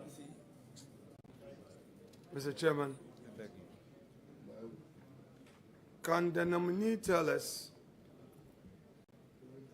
where this gold was wrongly labeled? Can the nominee tell us? I'm guided by Mr. Chairman and the Whistleblowers Act. I decline to comment. Thank you. Mr. Chairman, can the nominee tell us who arrested these gold bars that, according to him, were being stolen? Again, with the guidance of the chairman and respect for the Whistleblowers Act passed by this honorable House, I decline comment. Chairman, with respect, the nominee is not here as a whistleblower. If for some reasons it is his pleasure that he would give us that information in conclave without the media, he should say so and we should grant that. You cannot, Chairman, you cannot come to the committee in providing answers to a question, say that it is your constitutional right to make a call to the public to protect our borders when we have security agencies. And then you justify by saying that, in fact, that call has saved the nation. Some stealing, I mean, people were going to steal gold. The state, as a result of that call, that was prevented. Then you are now saying that you come under Whistleblowers Act, so you cannot provide the details. Chairman, let us, the whole world is watching these proceedings. I will not pursue and I will not attempt to show any disrespect to you. But Chairman, the matter in issue is not a matter of whistleblower. In the minimum, I am guided by the little law I've studied. I'm not going into the arena of whistleblower. So if you would want to say that he shouldn't answer a matter that he himself has provided, so be it. I will not pursue it. But I want to put on record that if the nominee prefers to give that information to us in conclave, let us pursue that. Well, Honorable Minority Leader, we can subsequently explore and look at the law by the nature of the information that we are soliciting. If the law allows the information to be given to us as members of parliament, why not? Chairman, let's have a clear understanding. Nominee is telling us that based on a social media post, some people were stealing gold.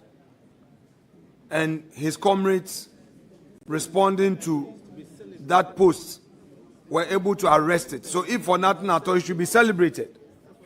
He's saying that he should be celebrated for making that post. Chairman, is it the case that we cannot pursue it? If you say so, I will not begrudge you. The record will reflect that the chair of the committee says that we cannot pursue it. This is not a whistleblower matter. So I want to pursue it. If you want to rule me out, I'm fine. So, Honorable Nominee, my question to you, that those people that you claim were exporting this gold illegally, do you know which company they were working for at the airport or wherever? Do you know where they were working for? Which company they were working for? Honorable Minority Leader, with all due respect, we are pushing further. The nominee even said that his call resulted into some arrests. He's making reference to his call. So if you want to push further to give details of it, then it means we are delving into what the law otherwise says we shouldn't.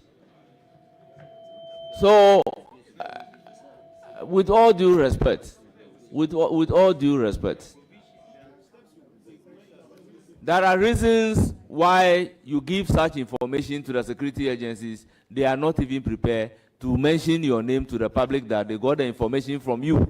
So we cannot be soliciting that particular information. The statement he made is that my call resulted into this. I think we should end it there.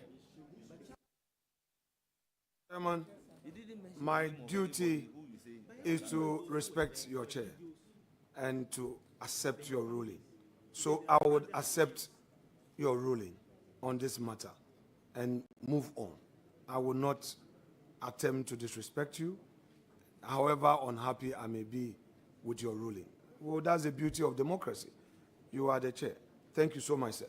Please, clerk to committee.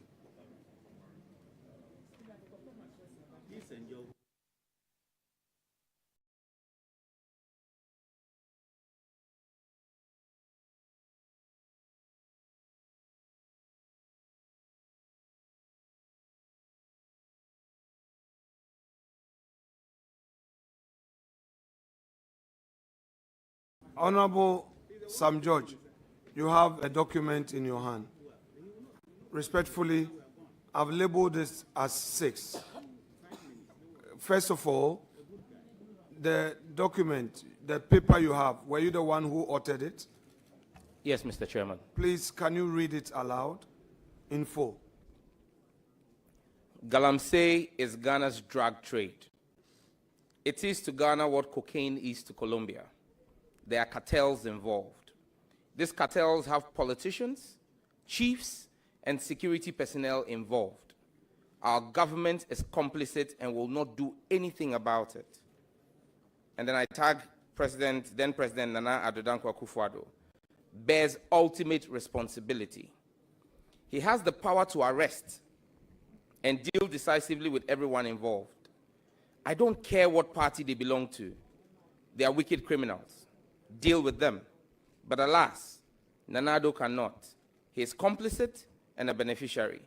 If we want to deal with this canker, we need to be honest and brutally frank with the truth.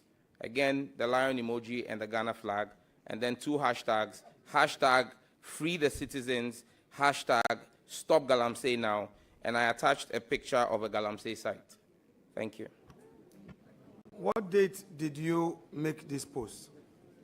The document handed over to me has no date.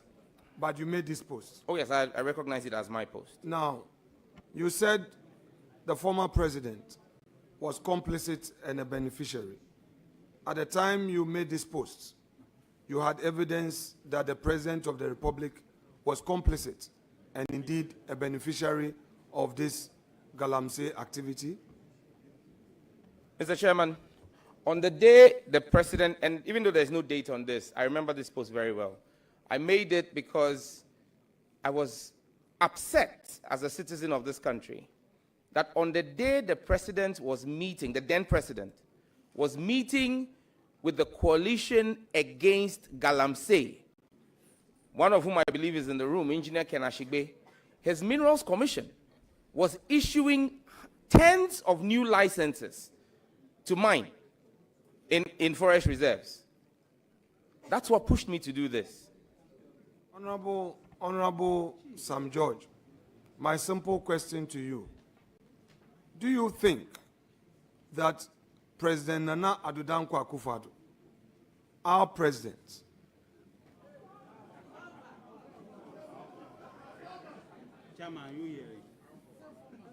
Honourable members, order. I can understand the enthusiasm. Our president, who was in charge of the government of the day between 2017 and 2025, January 6th, was indeed a beneficiary of the Galamsey activity. Do you solemnly believe in that? That indeed he was a beneficiary of this? Chairman, my understanding is that the president at the time was leader of the NPP, per your constitution. He was leader of the party. We all saw or listened to the recording between the then Minister for Environment, Science and Technology and the then Vice Chairman of your Central Region Party, where he said you needed to do Galamsey because party he had sika. The party that he had sika or needed money was the NPP, and President Akufo-Addo was leader of the NPP. If it walks like a duck, quacks like a duck, and has his kids in a row behind it like a duck, it is a duck.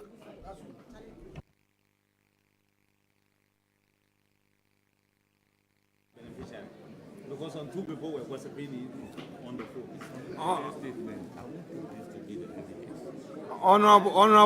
Honorable Sam George. Honorable Sam George.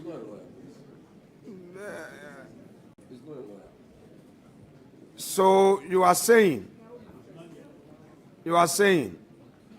that this comment by some individuals that you heard is your evidence that the President of the Republic was a beneficiary of the Galamsey activity?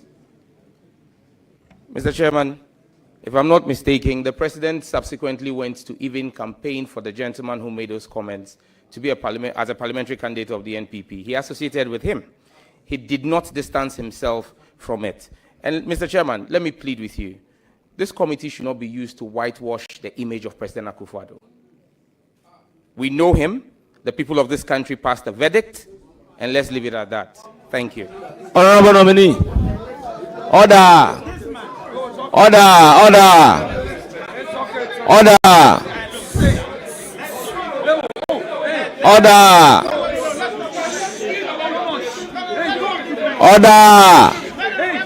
members, order. Honourable members, let's have order. Honourable members, order. Honourable nominee, you are hereby ordered to withdraw the word. This committee should not be used to whitewash Akufo-Addo. Please withdraw. Chairman, respectfully, with the greatest respect for you, why am I being asked to withdraw that this committee, it's a plea. I'm making a plea to you. Please withdraw. Please withdraw. Mr. Chairman, I withdraw out of respect for you. Thank you very much. The statement is withdrawn. Let's make progress. The statement is withdrawn on grounds that it is unparliamentary. Honourable members, let's make progress.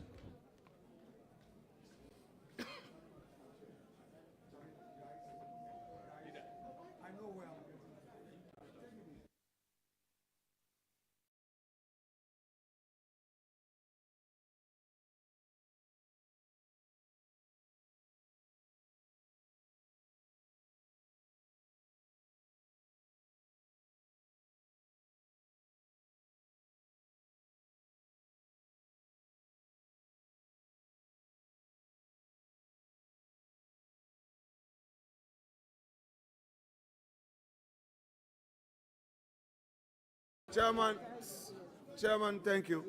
Please, let's have order. Honorable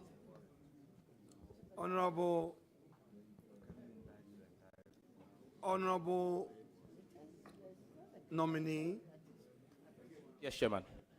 My respected member, who I would consistently refer to as Honorable Member of Parliament. Please, I'm done with the aspect of where you say Nana Akufo-Addo was a beneficiary. Now let me go to the aspect where you say he's complicit. Do you maintain that part of your submission, that post, that Nana Addo Dankwa Akufo-Addo was complicit, as you put it out there in your post? Do you maintain that? Mr. Chairman, the first paragraph says our government is complicit. Our government is complicit and will not do anything about it. Nana Addo bears ultimate responsibility. He has the power to arrest and deal decisively with everyone involved. I don't care what party they belong to, they are wicked criminals. Deal with them. But alas, Nana Addo cannot. He is complicit and a beneficiary. If we want to deal with this canker, we need to be honest and brutally frank with the truth. Oh, I'm saying that, you know, I've read it. This job, I've been doing it for some 15 years and more. So I know where I'm getting to. I'm done with the other leg of you saying he's a beneficiary. So back to the complicit part. I'm asking you whether you maintain that Nana Addo Dankwa Akufo-Addo, our former president, was indeed complicit. Do you maintain that? Given the poor fight against Galamsey, I hold that view. Get you, please. Given the abysmal fight against Galamsey, I hold that view. To what extent do you hold that view that his performance in the Galamsey fight was abysmal? The president promised to put his presidency on the line to fight Galamsey. There were several instances where persons in the president's government and party were found or accused of being involved in the illegal mining of gold in our country, in forest reserves and water bodies. The president did not show the leadership that he promised this country. He folded, and that's the record. It can't be changed. So as far as I'm concerned, he was complicit.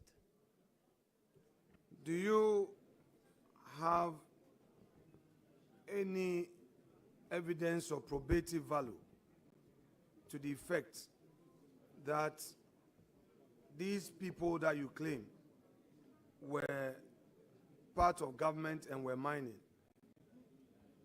were at the presidency? Mr. Chairman, the government is bigger than the presidency. The government extends even to the ruling party. That's why the ruling party's general secretary and national chairman sit in cabinet. So the party is part of government. And the ministries are part of government. Agencies are part of government. So if persons in agencies and persons in the party, ruling party, are involved in this, the government is complicit. It stands to hold. Thank you. Okay, so what you are suggesting to us today is that now that President John Dramani Mahama is the President of the Republic, any individual at the party level, say constituency officer in Owin, involved in a Galamsey activity, citizens of this country should loudly say that to the extent that that person is a member of the ruling party, John Dramani Mahama, His Excellency, respectfully, should be held complicit. Correct? I haven't said so.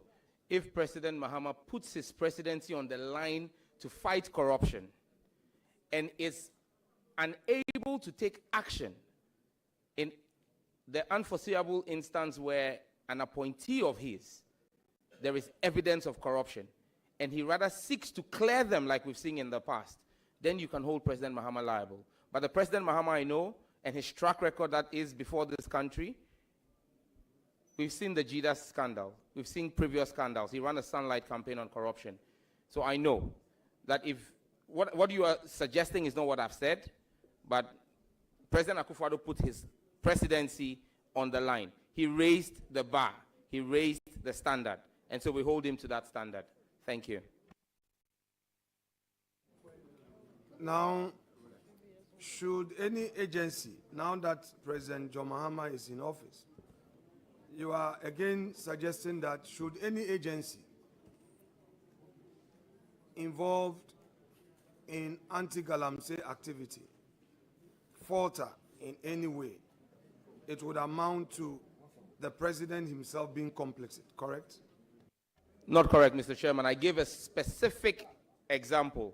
President Mahama has been definite on corruption because corruption is the biggest problem. Talking about anti-Galamsey. President we are talking Mahama, about Galamsey, so yes. let's stay there. No, Mr. Chairman, because of the question you asked, President Mahama... Honorable Nominee. Honorable Nominee, the question is specific, making specific reference to Galamsey. It's not asking you any question in relation to corruption. So if you can stay within the question and provide your answers briefly, you will do us a very good service.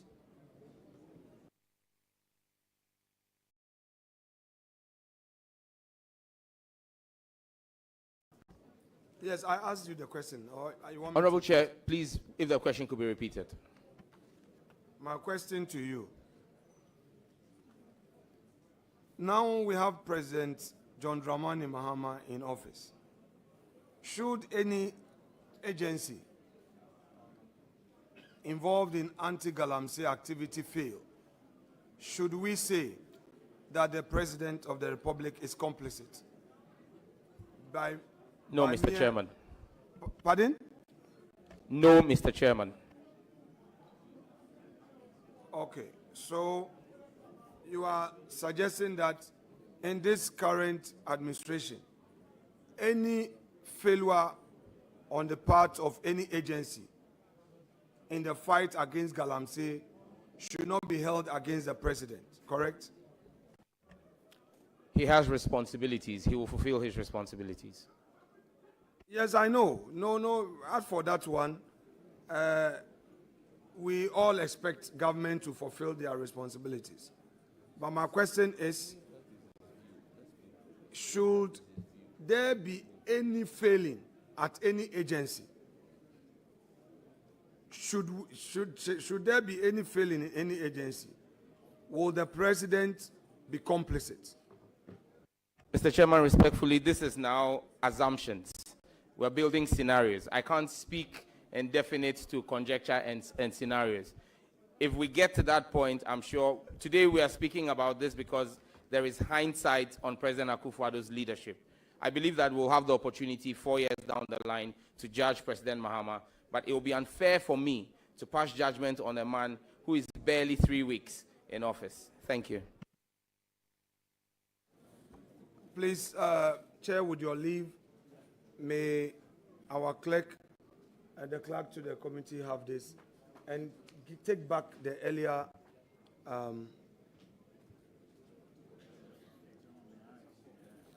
yes, please. Yes, please.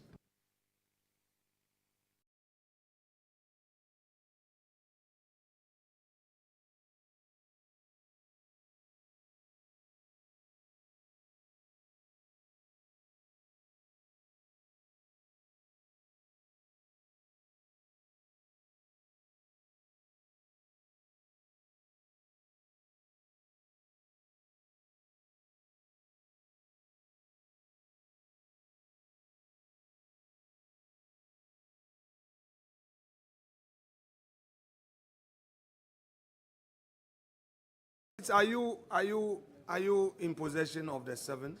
I've labeled the 7, please. Yes, please, Mr. Chairman. Exhibit 7. Kindly identify it. Is it a post you made, please? Yes, Mr. Chairman, it's a post I made. Honorable members of parliament who are visiting us, order. I'm not taking chairman's powers. Order. This is an exercise that students will learn something from.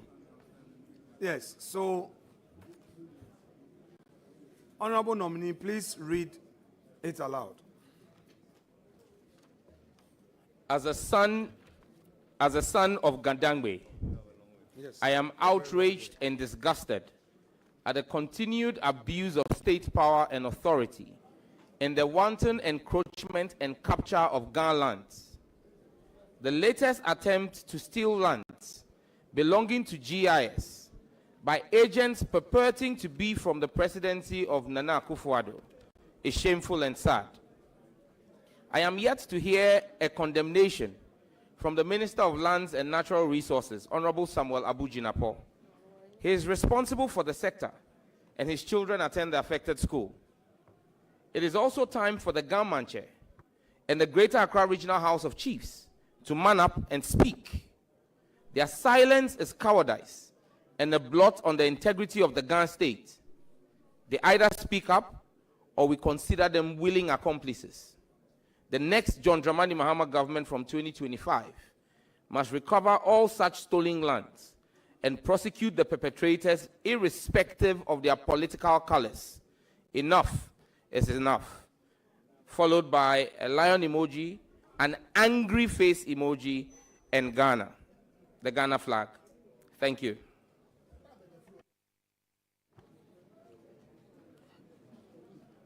Honorable nominee. Chairman. We'll do some little exercise on this post. Yes, Chairman. Respectfully, at the time you made this post, did you have reason to believe that the government officials were taking over GIS lands? Did you have reason to believe same to be true? Yes, Mr. Chairman. Can you share with us the grounds upon which this was founded? Mr. Chairman, I listened to the news that day, and there was the news reported that a team of armed officers purporting to have come from the office of the president had accompanied a private real estate developer to take portions of the land belonging to GIS in the cantonment area. Thank you. Did you take steps to verify this information prior to the post? Did you verify? Mr. Chairman, I had no reason to doubt the credibility of the media houses on which I heard the story. Which media houses did you hear the story?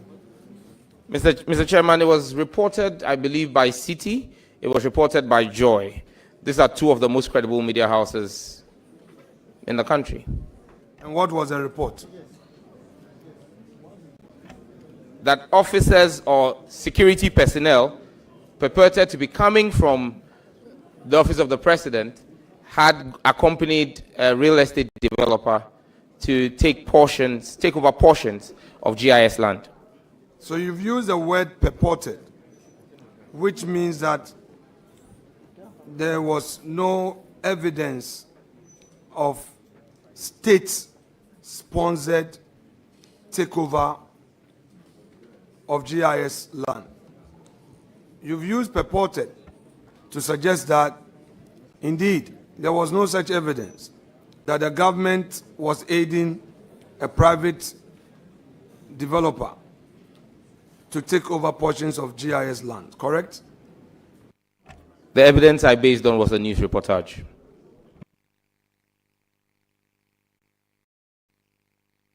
Would you want to retract this post? Mr. Chairman, with your permission, I will read a GhanaWeb story that speaks to this particular issue. Honorable nominee, the question is, would you want to retract? No. Or you still No, Mr. Mr. Chairman. The question. Nobody asked you to go and read anything from GhanaWeb.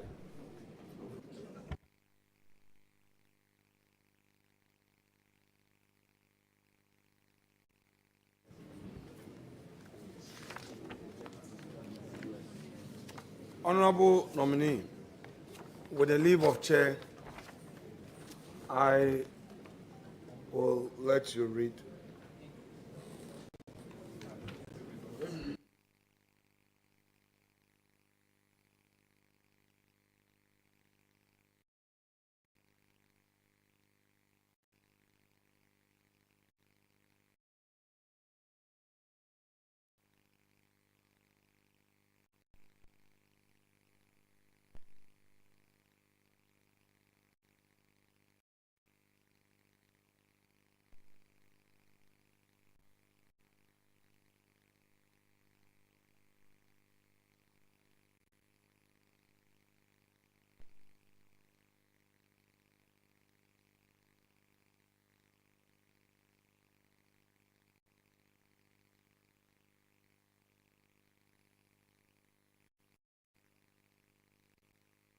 Honorable nominee, please kindly read. First of all, identify the document. Is it a document you posted? Yes, Mr. Chairman.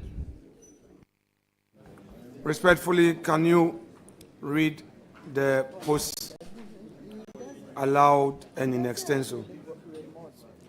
Mr. Chairman, the post was in reference to what you've printed for me, is my post and a post from the immediate past Minister for Communications. So which should I read? I should read both?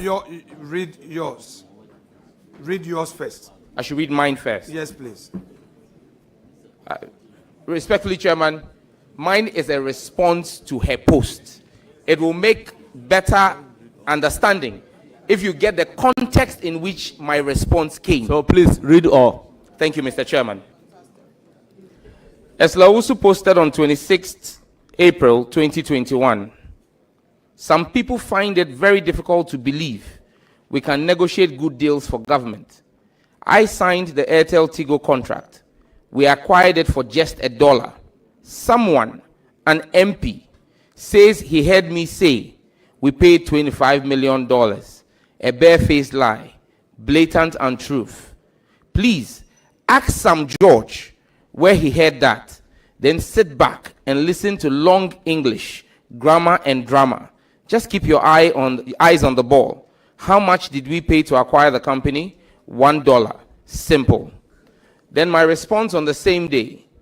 Someone tell our Minister for Communications that grand posturing and arrogant clapbacks will not stop us on the Parliamentary Committee of Communications and the good people of Ghana from demanding accountability from her. What does she take us for? That she bought Airtel Tigo for $1? How much is the eyebrow pencil she uses to draw her eyebrow? And she thinks she can insult our intelligence? Madam, after basking in the fake fans of your social media followers, prepare to appear before the committee and give us details of the transactions. We will not allow the already burdened taxpayer of our country to be saddled with poorly thought out decisions that impose more debt or hardship on us. Our eyes are fixed on the ball, and I urge you to do same. No long talk.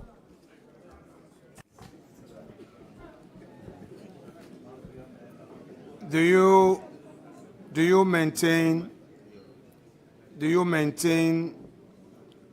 the content of this post and the language you used in describing Honorable Eslo-Owusu? Yes, Mr. Chairman. Very well. Chair.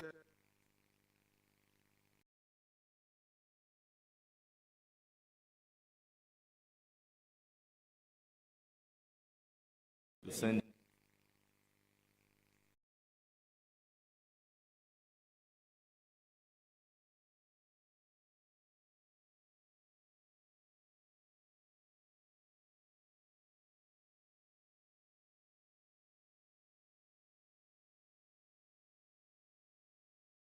Hello, order.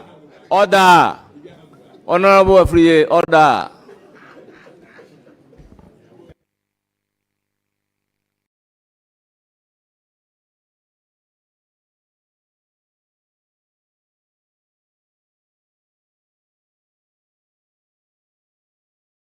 Please proceed.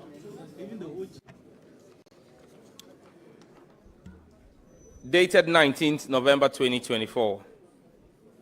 Clearly, the Supreme Court, led by the Chief Justice, will do everything in their power to protect their demigod, Nana Addo Dankwa Akufo-Addo, from signing the Family Values Bill. The CJ should be ashamed of herself. After preaching against such vices in ICGC and failing to walk her talk and take a stance when it matters most, such characters are the ones our Lord Jesus Christ chased out of the temple with a whip. From President Akufo-Addo to all members of the pro-LGBTQI cabal in all arms of government, shame on you. Bow your heads in disdain. Our children and grandchildren will remember you for all the wrong reasons. The lion emoji and the Ghana flag. And then there's a picture of the scales of justice along with it. Thank you. No, not. Right, Honorable Sam George. Mr. Chairman. On what date did you make this post? 19th of November, 2024, Chairman. At the time you made this post, the court had already given a date for judgment in this matter, correct? Mr. Chairman, if my memory serves me right, I made this post on the day that the courts decided that they would give judgment after the elections on December 7th, that they will give judgment on the 18th. And that's what premised me saying they will go to any length to protect President Akufo-Addo from signing the bill. Honorable Sam George, respectfully, the Supreme Court is an independent constitutional body. Do you believe in that? On the face of the paper, it ought to be. The Supreme Court of Ghana, through its actions, determinations of matters, is practically independent of the executive. Do you believe in that? Based on the doctrine of separation of powers, yes. At the time you made this post, what was your basis for saying that the Supreme Court sees Nana Addo Dankwa Akufo-Addo as its demigod? What informed that? I reached this conclusion on the basis that the Supreme Court had the power to hear this matter and give judgment before the elections, but chose to do so after the elections. And that's what brought me to this conclusion. So, you mean all the judges who were on the panel had one thing in mind: to protect Akufo-Addo, merely because they gave a date which is after the election. Is that your point? Mr. Chairman, I have not made reference to all the judges of the court. I referenced the Chief Justice. And she had the power to fix the date. She was president of the panel, so she determined the date. Are you aware that the Chief Justice was not a member of the panel at the time you made this post? Are you aware? Mr. Chairman, that is not correct. Honorable Sam George, would you be surprised? Okay, so if you come to the conclusion, or if I bring you evidence that the Chief Justice was not a member of the panel on the said date that you wrote this your post, would you retract this? Mr. Chairman, I will be a man of integrity and retract this if there is evidence, which I know doesn't exist, that the Chief Justice was not part of the panel, because she had been on the panel as far back as July And this was done on the 19th of November. She had always been a part of the panel. But if there is evidence that shows that she wasn't part of it, I'll do the honorable thing. Honorable Sam George. The chairman. At the time you made this your post, had you really done your checks to know who constituted the panel? Mr. Chairman, as far as I was aware, and like I said, even on the 18th of July, as far back as the 18th of July. We are on the, wait. I want us to. Honorable, with all due respect, when you ask a question and the nominee is providing the answer, let's allow the nominee to land with the answer, then you can follow up with another question. Thank you, Chairman. Please, I am on the 19th November post. That 19th November post, was it after the court hearing, or it was the very day the court gave a date for its judgment? Mr. Chairman, I don't really recall. Were you in court yourself? No, Mr. Chairman. But you became aware that on the said date, the court had given a date, 18th December, for its final ruling on the matter? Yes, Mr. Chairman, it was reported in the news. Based on the news reportage, you attacked the Chief Justice, correct? Because of your belief that the Chief Justice was a president of the panel, correct? That's correct, Mr. Chairman. Now, did you become aware? Did you become? Roxanne, Let me ask Chairman, I want to ask a follow-up question. Chairman, I want to ask a follow-up question. Chairman. Honorable Leader, I want a follow-up question. Let me take a deep breath. Let me take a deep breath. Honorable nominee, did you attack the Chief Justice?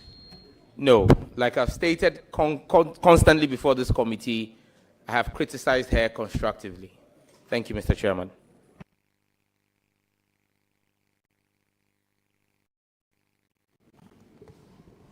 Honorable nominee, please, the document you have before you, please read it one more time. Let's deal with some aspect of it again. Clearly, the Supreme Court, led by the Chief Justice, will do everything in their power to protect their demigod, Nana Addo Dankwa Akufo-Addo, from signing the Family Values Bill. The CJ should be ashamed of herself after preaching against such vices in ICGC and failing to walk her talk and take a stand when it matters most. Such characters are the ones our Lord Jesus Christ chased out of the temple with a whip.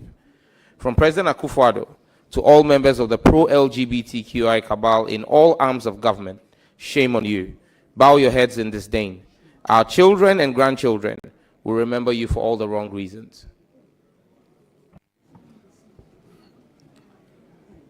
Would you want to retract this post? No, Mr. Chairman. If you become aware that Her Ladyship Lovelace Johnson was the president of the panel and that the Chief Justice was not a member of the panel in any way, would you retract the post? Mr. Chairman, I'm fully aware that when I read the judgment, Her Lady Justice Lovelace Johnson was the lead of the panel. That doesn't take away the powers of the Chief Justice in ensuring the speedy dispensation and discharge of justice. When you read the judgment, did you see the Chief Justice's name as being part of the panel? No, Mr. Chairman. So, in your view, the fact that the court had given 18th December date amounted to they being in collision with the President of the Republic at the time, correct? Honorable Leader, I recognize Roxanne Nelson Zafamakpo on supplementary. No, Chairman. You come back to your question. Chairman, with respect, I have asked my question. Let him answer. I have all the patience for these proceedings. If my respected friend, who had his turn, and I never interfered with this supplementary, is now taking advantage to say that he is now doing follow-up, so be it. You are the chair. Proceed to answer the question, then I will allow his follow-up. Can he please repeat the question?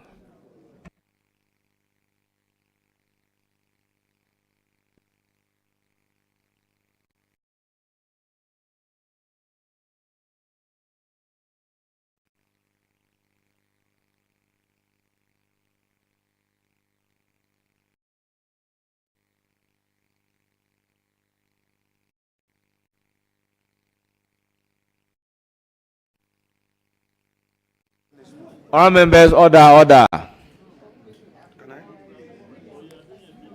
Honorable Leader, once the nominee is requesting you to repeat your question, and the question is going to be repeated for an answer, let me take the supplementary question on the earlier answer, then I will come to you to repeat the question.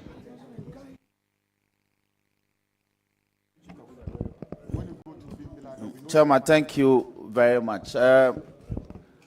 Honorable nominee,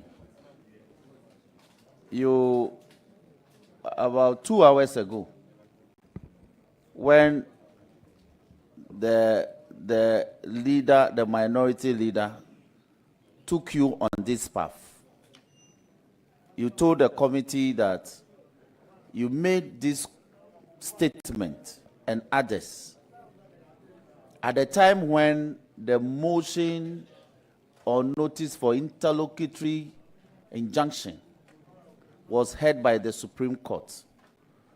That panel presided by Her Ladyship, the CJ, but ruling deferred by the court to the final determination of the matter.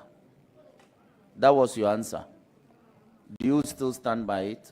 I do, Mr. Chairman. To place the matters in context? Yes, Mr. Chairman. Now, Chairman, let me seize the opportunity to ask Rankin. Honorable, how long has it to go? Honorable, you are entitled to one follow-up question. Thank you very much. Please, you've asked your follow-up question.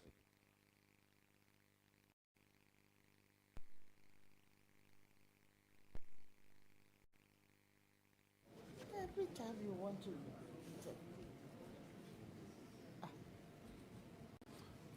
Honorable nominee, you had earlier on indicated that should you come to the realization that the Chief Justice was not part of the final judgment in the matter in issue, you will pull down or retract the post you made on the 19th of November. Do you maintain that? Mr. Chairman, can I, in answering this question, read the second paragraph of my post?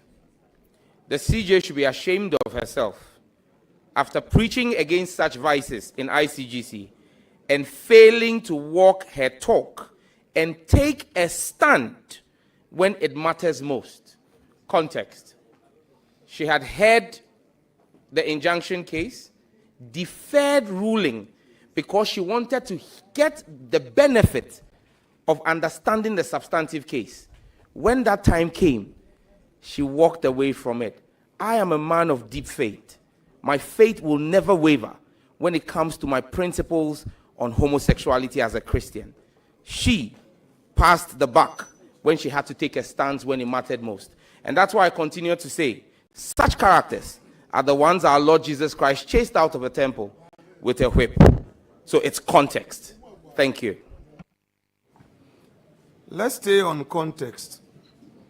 Do you know that our faith, as we exercise it, and the law do not operate on the same level? Do you know that? Yes, I do. So it would be unfair to attack a judge in a matter of law merely because of the faith she professes. Mr. Chairman, I did not attack. I criticized. Thank you.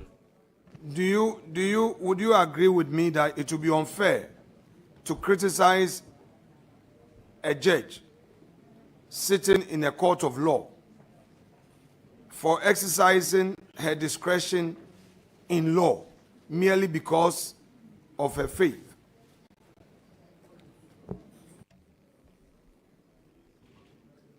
If that judge is also a lay preacher, I would expect that her judgment will be influenced by her calling and by her faith. Very well. Let me, Chairman, let me take him to the next. Hello? So, I'm a judge. Then,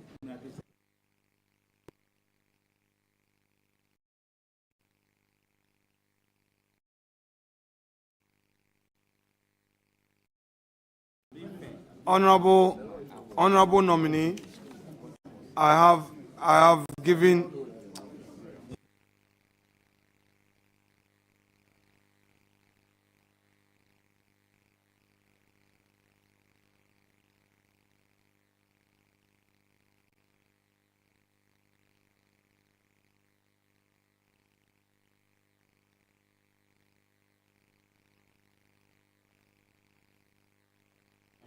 Hello, Honorable nominee. Yes, Chairman.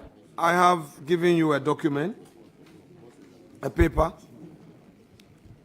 Please read it aloud to the end. I've written something there on top with a pen. Chairman, with the greatest of respect, this document is not one authored by me. It is Act 1, Scene 1 from Macbeth. That is correct. That is correct. I don't know if it is within my place to request from the chairman the relevance of reading Macbeth as a Minister for Communications, Digital Technology and Innovations.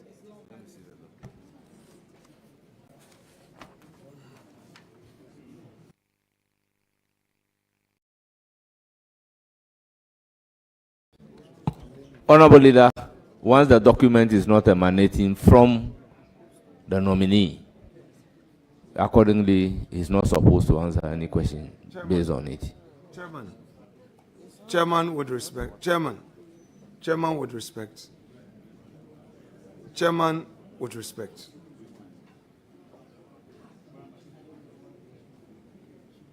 Honorable Leader, you know the position of the law, that if you are not the author of a document, you are not responsible for the content of the document, and as such, you cannot be asked to answer questions based on a document of which you are not the author. Chairman, I have not asked him a question. Perhaps the lawyers on this table may assist me. I can make mistakes, and I'm ready to learn. We are allowed to lay a foundation. Around this table, we've laid foundation with constitutional documents, with media publications. In fact, we laid a foundation at the commencement of my questions with St. Francis of Assisi prayer. He read it out. He read it, he has it right here. So a document that is being read to lay a foundation to mount a question is allowed. I don't know why you are saying. Honorable Leader, Minority Leader, Honorable, my learned friend, we all know the rules of the game.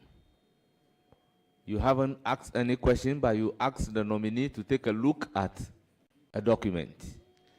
And the answer from the nominee is to the effect that I am not the author of the document you are asking me to take a look at. Okay.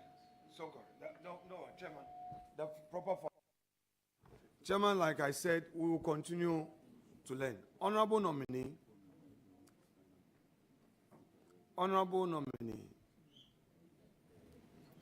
please, you have an extract from Macbeth before you, correct? That's correct.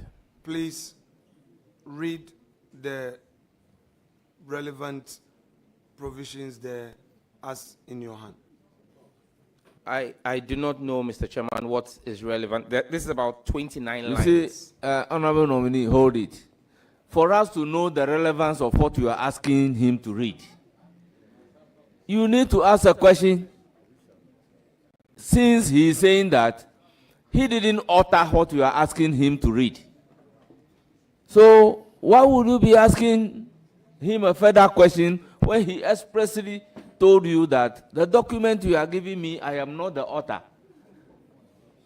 He is not the author. So, my learned friend, with all due respect, once the answer from the nominee is that you give me a document, but I am not the author of the document, it's about telling you I don't know anything about this document. I beg you, with all due respect. I am therefore unable to allow him to answer questions based on the document that you have given him. Chairman, I have asked him to read the content of what I've given him. I've not asked him a question yet, but like I said, if you are overruling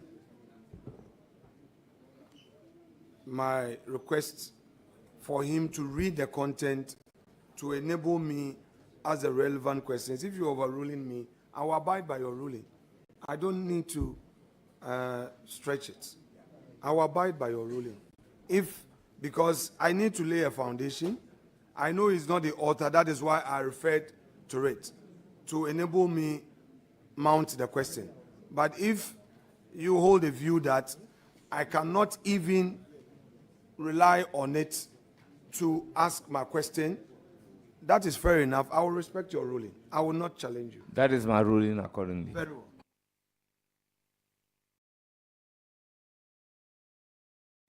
Bring the document back.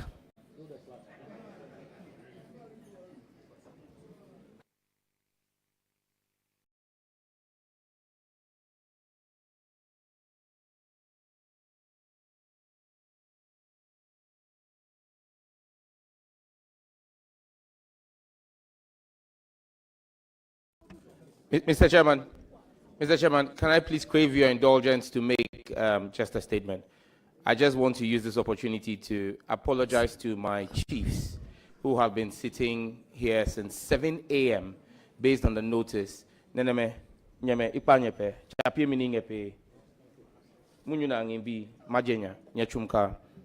you. Chairman, with respect, the nominee has made certain public statements. I need to ask him certain questions based on those statements he's made on TV and all. I, with your leave, made them available to the clerk, to the committee.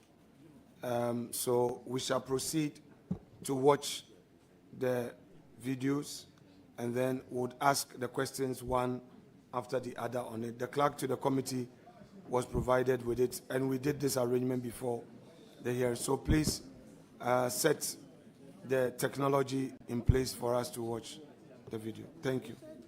He's a Muslim by day, a Christian by night. A religious prostitute cannot be our president. All right, okay. He's a Muslim by day, a Christian by night. A religious prostitute cannot be our president. All right, okay. He's a Muslim by day, a Christian by night. A religious prostitute cannot be our president. All right, okay.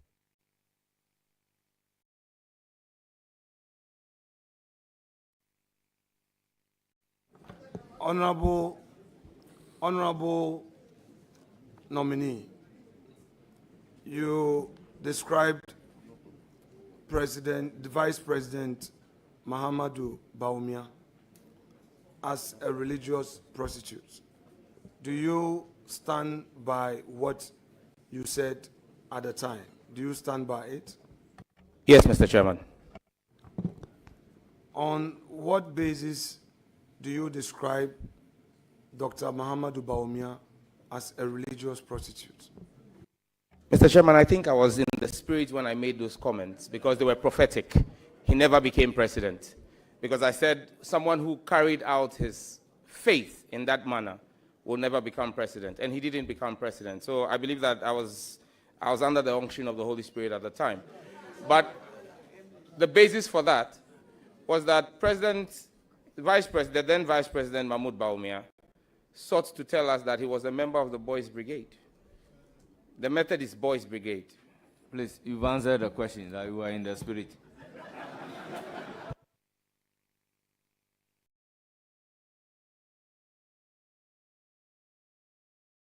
Order. Honorable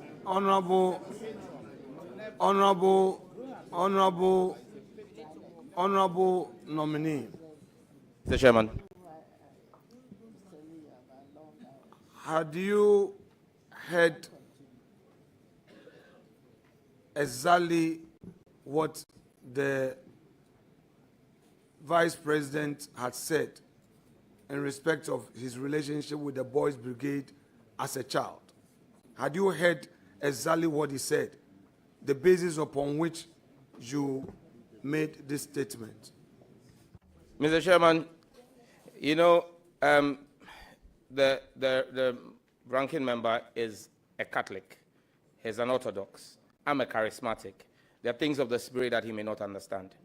And so it may be impossible for me to explain when the Spirit takes over you and you speak and work under the unction, how to explain it. Thank you.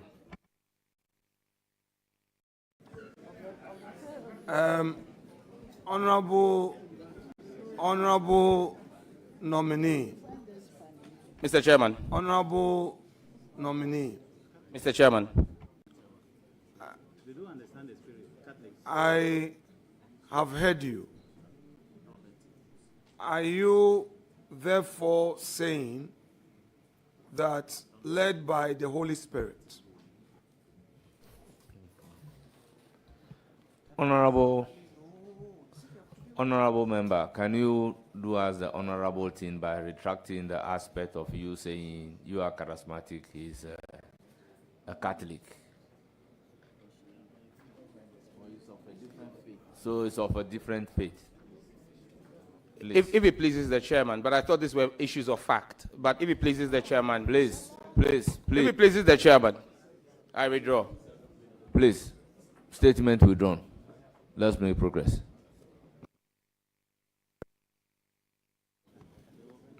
Please, the technology controller, next video. The reset of Ghana. A vote for John Mahama is a vote to protect our culture, to protect our family values. A vote for Bawumia and NATO is a vote for homosexuality, is a vote for comprehensive sexuality education, and Ghanaians say no to Trumu Trumu, no to Trumu Trumu, no to Trumu Trumu. We need John Dramani Mahama to come and sign the bill into law.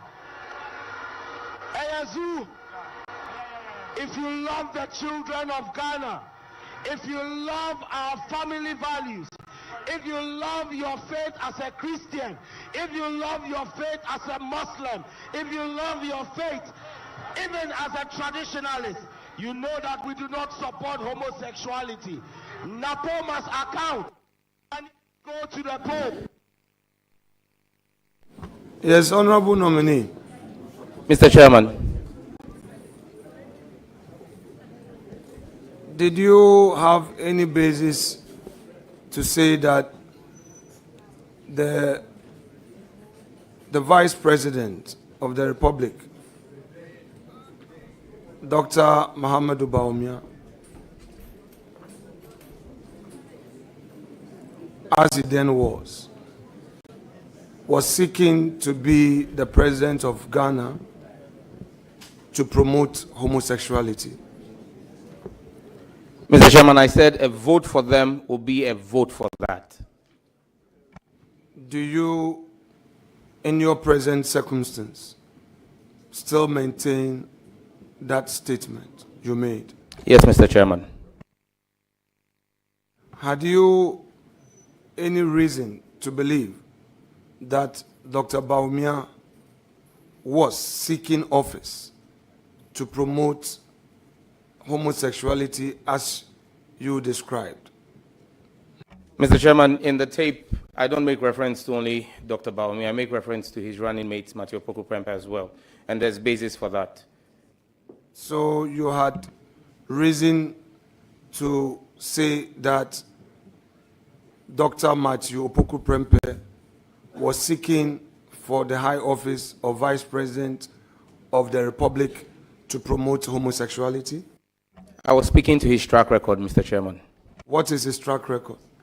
Mr. Chairman, as Minister for Education, he oversaw the attempted introduction of comprehensive sexuality education into our country and proceeded to a meeting, a UNESCO meeting of African Ministers of Education, where he gleefully spoke about the benefits of introducing sexuality education into African curricula. That video is available. We can pull it up and make it available to the committee.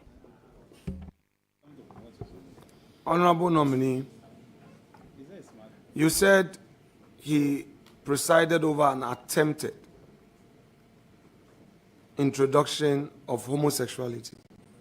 Of comprehensive sexuality education. That's what I said, Mr. Chairman. Is there a difference between comprehensive sexuality education and homosexuality? Is there a difference or they are the same? One is an educational material that teaches on homosexuality. Homosexuality, on the other hand, is an act. So you are saying that he presided over an attempt? Thanks to the traditional rulers of our country and the moral religious authorities who rose up in righteous indignation. But for them, he would have succeeded.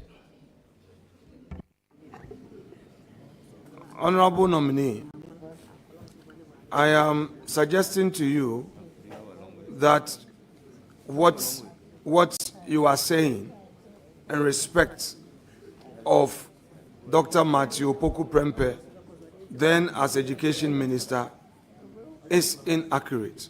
I'm suggesting that to you. The facts available to me prove the other. Please, next video.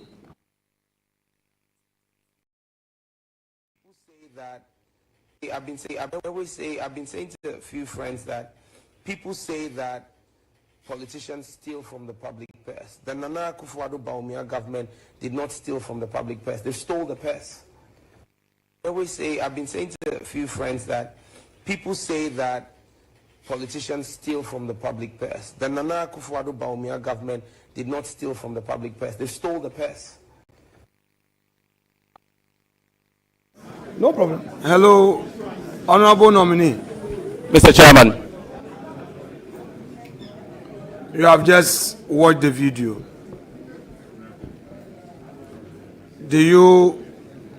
Would you want to explain what you mean by Nana Akufo-Addo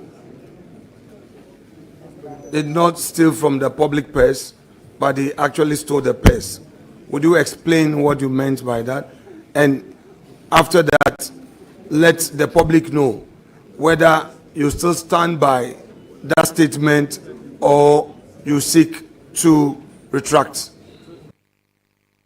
Mr. Chairman, before I answer, may I seek leave of you to know how many minutes I have to answer this question? Because I have a litany of over 700 corruption scandals under President Akufo-Addo that I will list systematically and explain each one to show Ghanaians how President Akufo-Addo and his government stole the public purse. Honorable nominee, the question is, do you stand by it or not? The question was twofold. So, do I stand by it? Yes. Why did I say it? That's what I'm asking for. How many minutes or hours you give to me to run through 700 corruption scandals under President Akufo-Addo? Chairman, if the nominee so pleases with his evidence against Nana Addo Dankwa Akufo-Addo and he wants to proceed, it is within his right to proceed. Proceed. That's fine. Proceed. Honorable members, order. Honorable members, looking at the time, I'm unable to allow the witness or the nominee to be proceeding with over 700 evidence that he is having. So instead, I will urge upon the nominee to make it available for the committee. Chairman, in view of your earlier ruling, I will be happy to receive all that evidence so that as a house and as part of the proceedings, upon receipt, those individuals who were involved in those corrupt practices will then appear before us for us to interrogate the issues, because this is an important matter. So there's no problem at all. We will be happy to receive that. Next video, please. How many minutes will it take you to state it? Stating it. Mr. Chairman, I'm not just going to state, I'm going to explain. So I'll need about 4.5 hours. I'm asking you to state. I'm not asking you to give explanation. Can Chairman, you state it? Mr. Chairman, just stating it and not explaining it will not do justice to me. So then, if you won't allow me time to explain them for the Ghanaian people to understand, then there's no need me starting. Man, I think that he needs 4.5 hours. If it will mean we should come back again tomorrow to continue the exercise, fine. If he has them here, no problem. No, we are here. If he wants to, if he needs to, if he thinks that he has to proceed the 4.5 hours to complete it. If you whatever way, I leave it to chairman. I leave it to chairman to judge.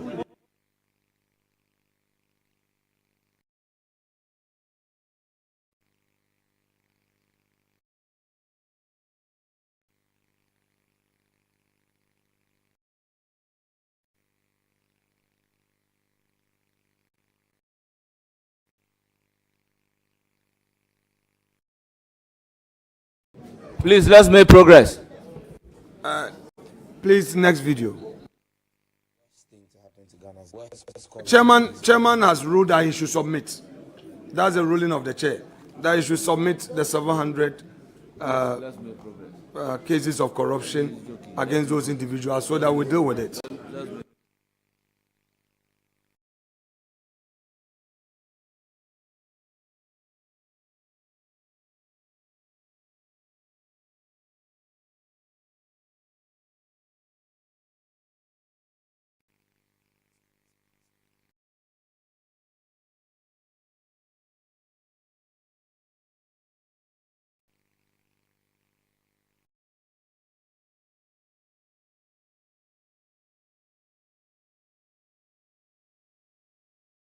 But, honourable members, ranking.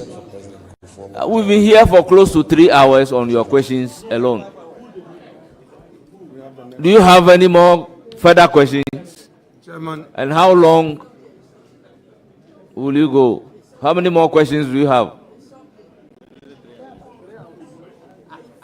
Chairman, we have the video series. Please, let's do the third one. Chairman, honorable leader, you promised the committee that though you have unlimited questions to ask, you'll be very fair and reasonable. But today, you've asked a question for close to 3 hours. Okay, Chairman, thank you very much.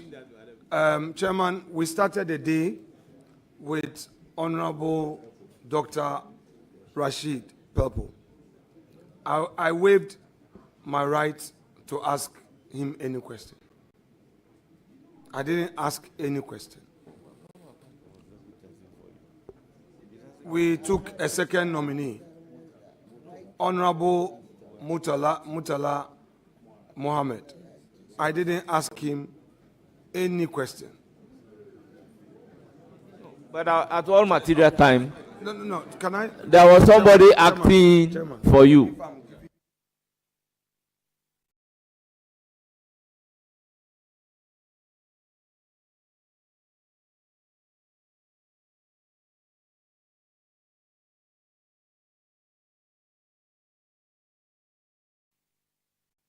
Let's take the next video, please.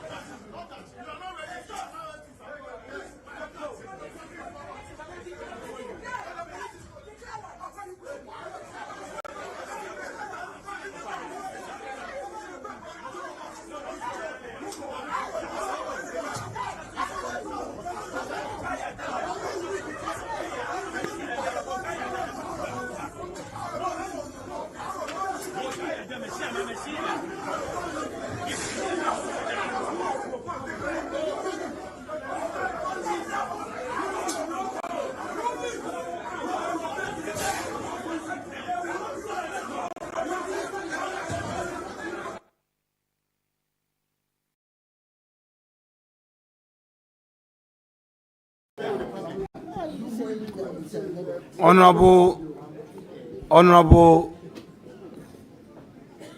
nominee. Mr. Chairman. You were in that video, correct? That's correct, Mr. Chairman. In that scuffle,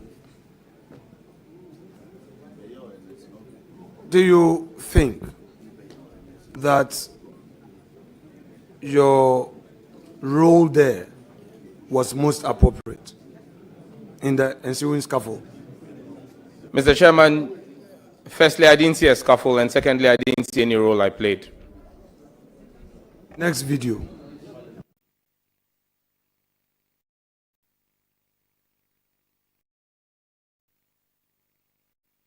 A misconception has been put out, and you know that's a misconception has been put out, and I listened to that full BBC interview. President Mahama has been clear that he will sign that bill, and he has no option than to sign that bill. President Mahama will know no peace from Sam George until he signs that bill, and he himself has said that to the clergy, that as a Christian, as a member of the Assemblies of God Church, he will sign that bill. In that bill.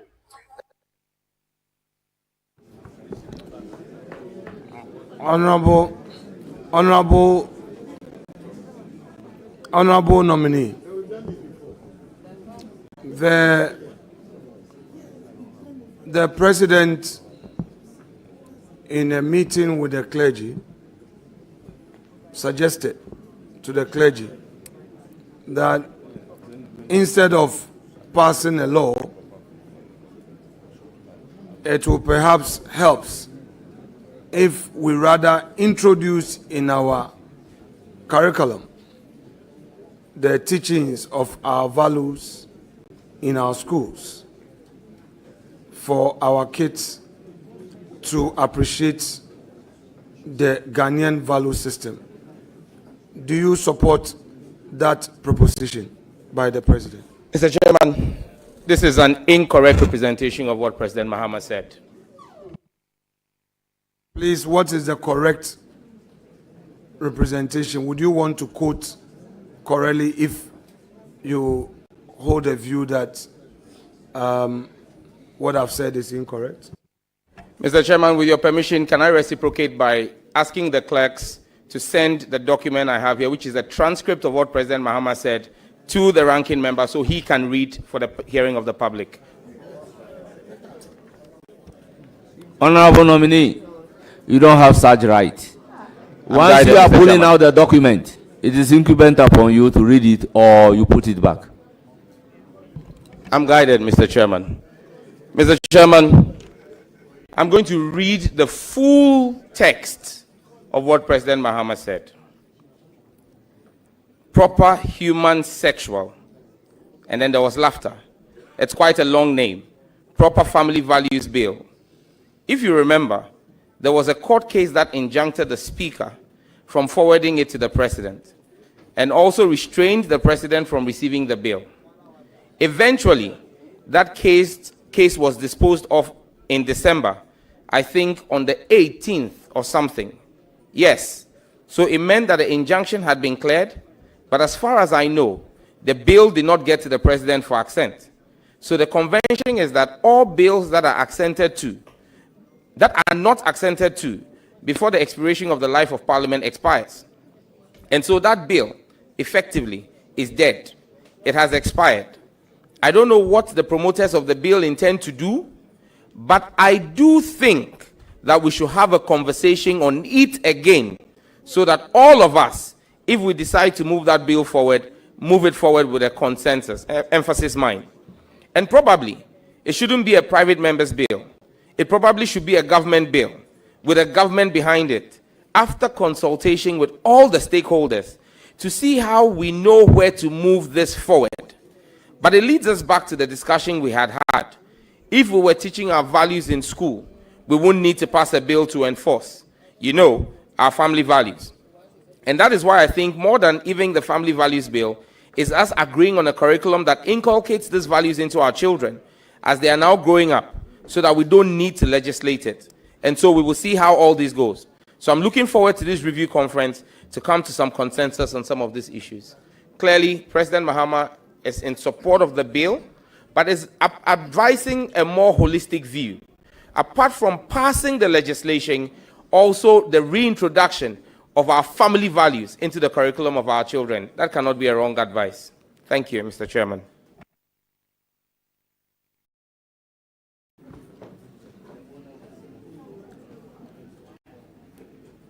Mr. President said he does not know which part the proponent of the bill would want to have. Tell us which part you, as a proponent of the bill, would want to have. Mr. Chairman, I answered this question earlier, but because he wasn't around, I will repeat again. My chiefs who authorized me and the people of Ningo Prampram who authorized me to start the sponsorship of the bill still hold the view that the bill is necessary. I will engage with His Excellency the President on the path and the way forward. Either as a private member's bill, where the Attorney General will not delay the bill but for 1 year in Parliament by not giving us an opinion, and then, or it will come in as a government bill that will all support and pass, like the Speaker has said, urgently. Thank you.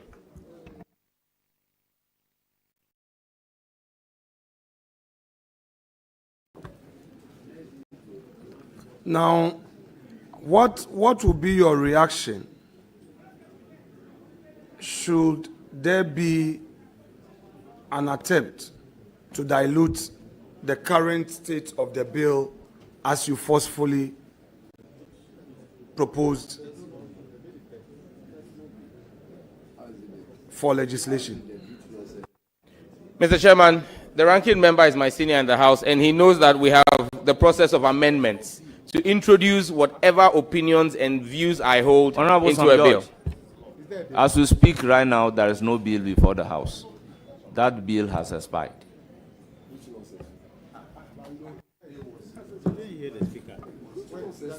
Mr. Chair, we go to the next video.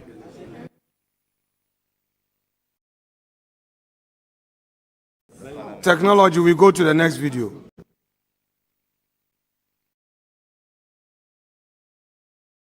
From 110 polling stations out of 140 at the end of the election at Okankwe Central Constituency, Patrick Yabuama had 14,949.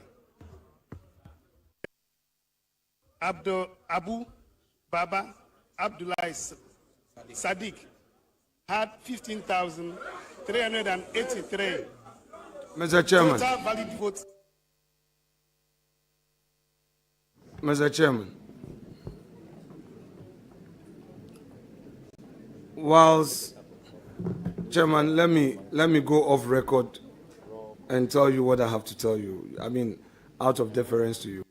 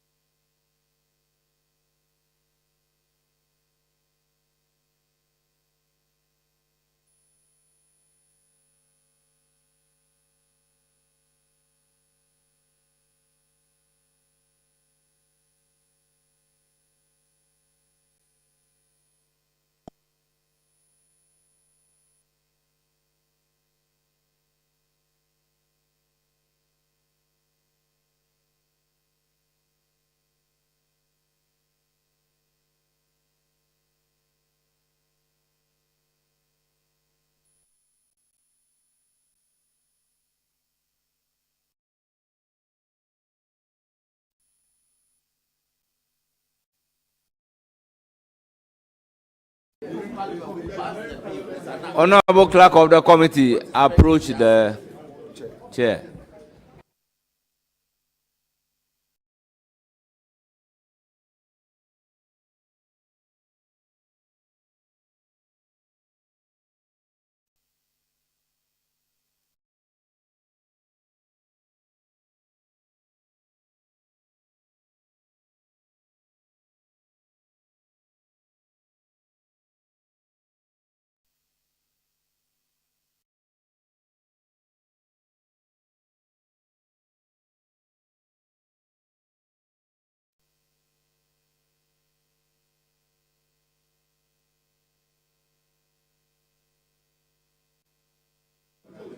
Honourable members, let's make progress. All right, Chairman, thank you. Honourable Nominee, we are having some technical challenge. Whilst that is being resolved, we would ask some other questions so that when the technical challenge is resolved, we can come back to it. So just well noted, Mr. Chairman. Bear with us. Well noted. All right. So let's go to your sector, the independence of your regulators. You may be well aware that global best practices has created an environment where regulators have become increasingly independent. In your view, do you think that the NCA should strive for a full independence, or would you support a policy that would lead to a full autonomy of NCA? Mr. Chairman, the act that sets up the NCA is about 17 years old. It's way overdue for review. There will be a technical process to review the legislation, and all of that will be taken into consideration. Thank you.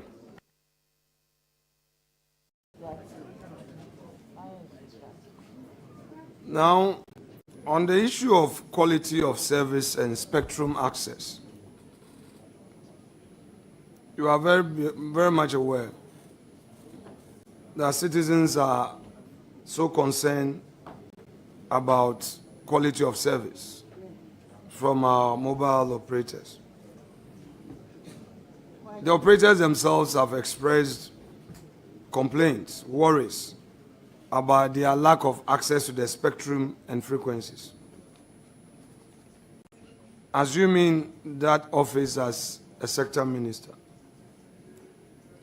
would you commit to providing all the operators with the necessary spectrum and resources to enhance the quality of service, such as the data, voice, and digital services? At least, not to be overambitious, but within your first 120 days in office. Thank you, Mr. Chairman. Mr. Chairman, spectrum is a finite national resource. It's not infinite. And so the management of spectrum is critical for the maintenance of balance in the sector. We'll continue to look at maintaining the balance in the ecosystem, maintaining the strength of the sector, and taking direction and leading from His Excellency the President. We'll continue our management of spectrum in a way that ensures proper quality of service for consumer experience, but also ensuring that the businesses are kept afloat. Thank you.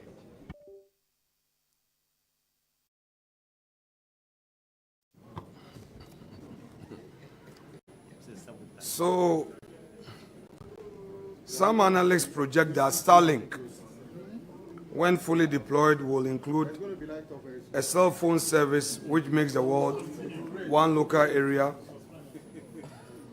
and it's expected that the existing telcos will suffer massive reduction in their value. Sector Minister, what are your plans regarding Starlink, noting that it is not a local company which can be controlled? Mr. Chairman, my first obligation, if approved by this House and assume the office of Minister, will be to the businesses domiciled here in Ghana that create Ghanaian jobs. That is where my bias will be to. And so any external business that fails to have presence, that can be held to account by the regulator, and that creates absolutely no jobs in Ghana, will not get the benefit of that office at the expense of our local businesses domiciled here. And so the industry can rest assured. Policy will protect investment. Policy will protect Ghanaian jobs. I thank you.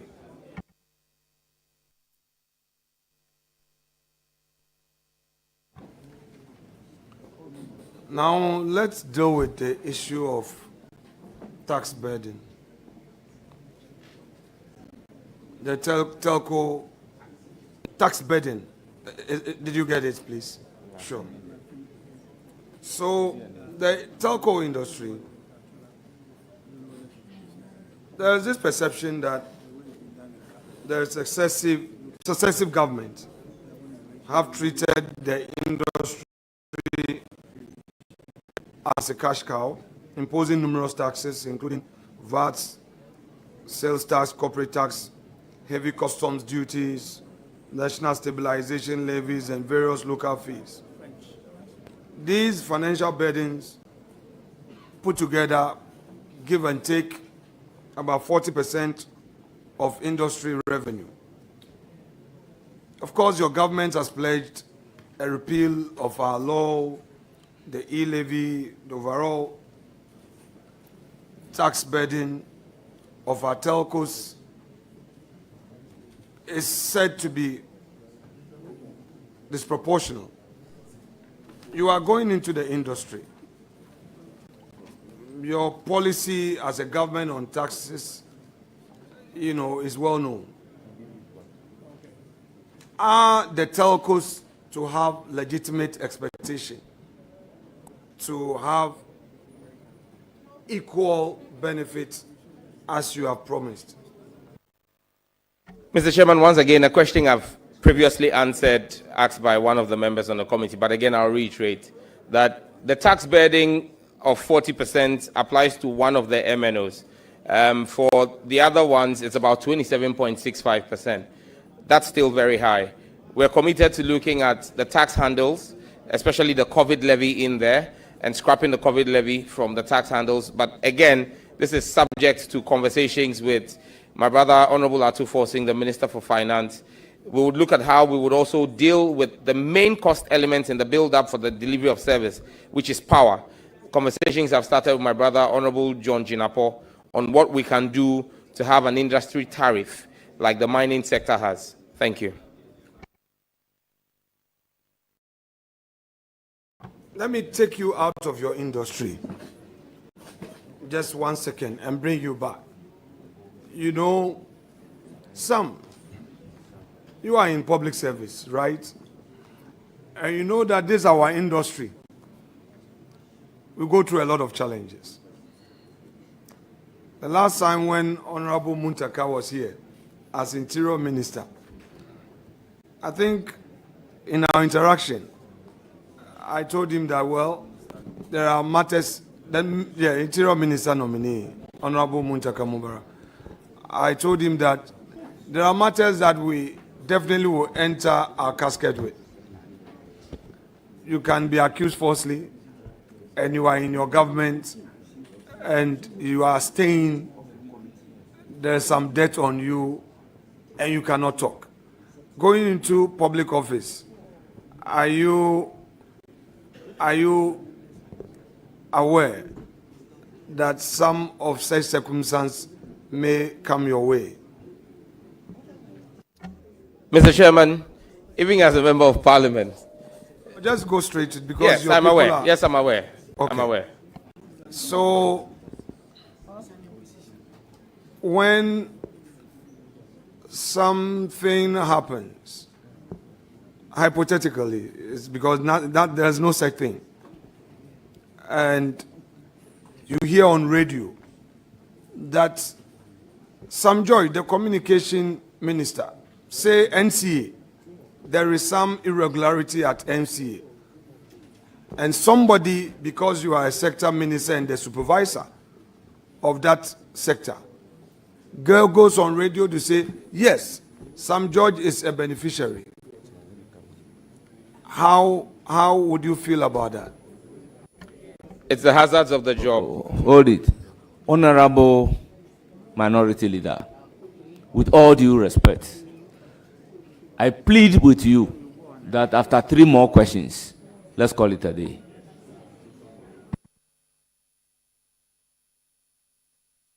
On this one. Oh, okay. Yes, on Sam George. Chairman, this evening, my patience is being tested. I pray to God to enable me pass the test. And I definitely will pass it. Chairman, you are aware, Chairman, you are aware that we have had a technical hitch on aspects of what the questions, which we are all patiently waiting for the clerk to deal with it. So when we get there and you decide to take away those rights, I won't fault you, but I will proceed. Honorable Member, with all due respect, I'm inclined to discharge the nominee after 3 more questions. No problem. Chairman, I won't challenge you. If you take a decision, I won't challenge your decision. That's no problem. So, Honorable Nominee, in your last answer to me, you had said that should there be an incident at the NCA, an irregularity which becomes a national scandal, somebody from the public accuses the minister of state responsible for the sector. He is a beneficiary. Your answer is that is the hazard of the job. You take it in all its rights. Is that the reason why, without evidence, you accused the former president, Nana Addo Dankwa Akufo-Addo, of being a beneficiary of Galamsey activities? Honorable Leader, this question has been asked and answered. Proceed to ask another question. Honorable Nominee, do you agree with me that to suggest that a public officer has benefited from a wrong or an act of corruption, it will require you to have hard evidence at your disposal. I'm not aware. So it is your view that to accuse a public officer of being a beneficiary of corruption, there is no need for evidence at the disposal of you, the individual who is accusing the public officer? Mr. Chairman, no greater evidence of the corruption in the last administration is needed beyond the results of the last elections. Thank you. Honorable Leader, please, your last question.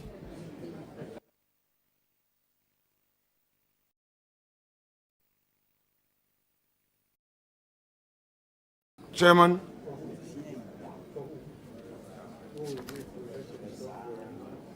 at this juncture, let me, with utmost respect to you, protest on the following grounds. One, that you are aware that we have some set of questions, which questions will be mounted on video evidence, which video evidence you and I are aware that the clerk to the committee has explained to us that they are having some technical hitches, which technical hitches they are rectifying. Two, I have indicated to you that I have gotten to his sector questions, which I believe I must have the opportunity to ask. However, if Mr. Chair is of the view that my examination of the nominee be truncated, then I shall protest by not proceeding with the last question that Chairman is imposing upon me, and I will not disturb your discretion.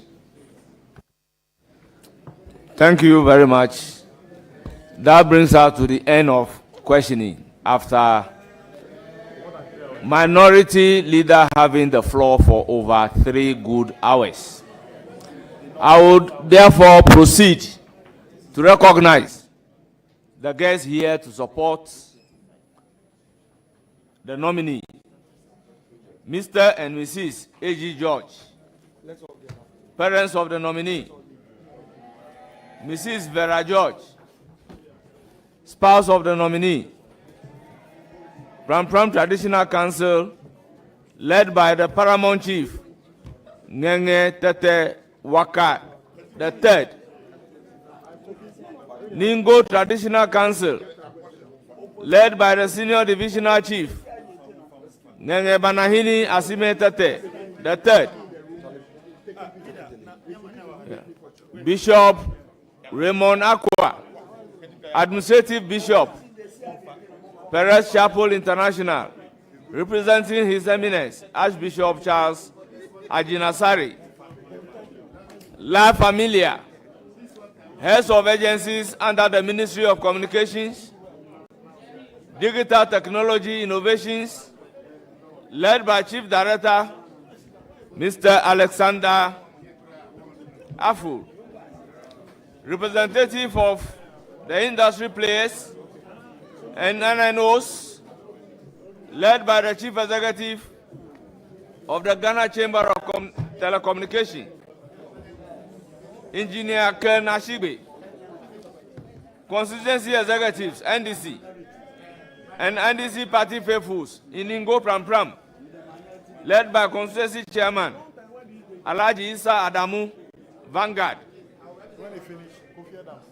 Madam Obobia Dako Opoku, and all NDC party supporters. You are all welcome.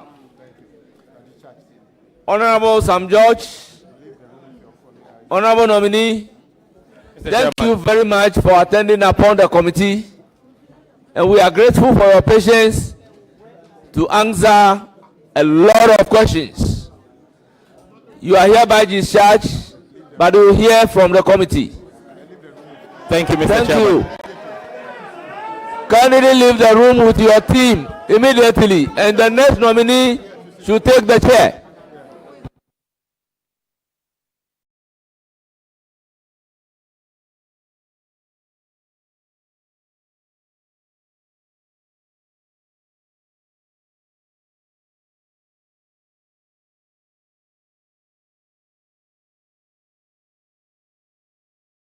Please proceed to swear the oath.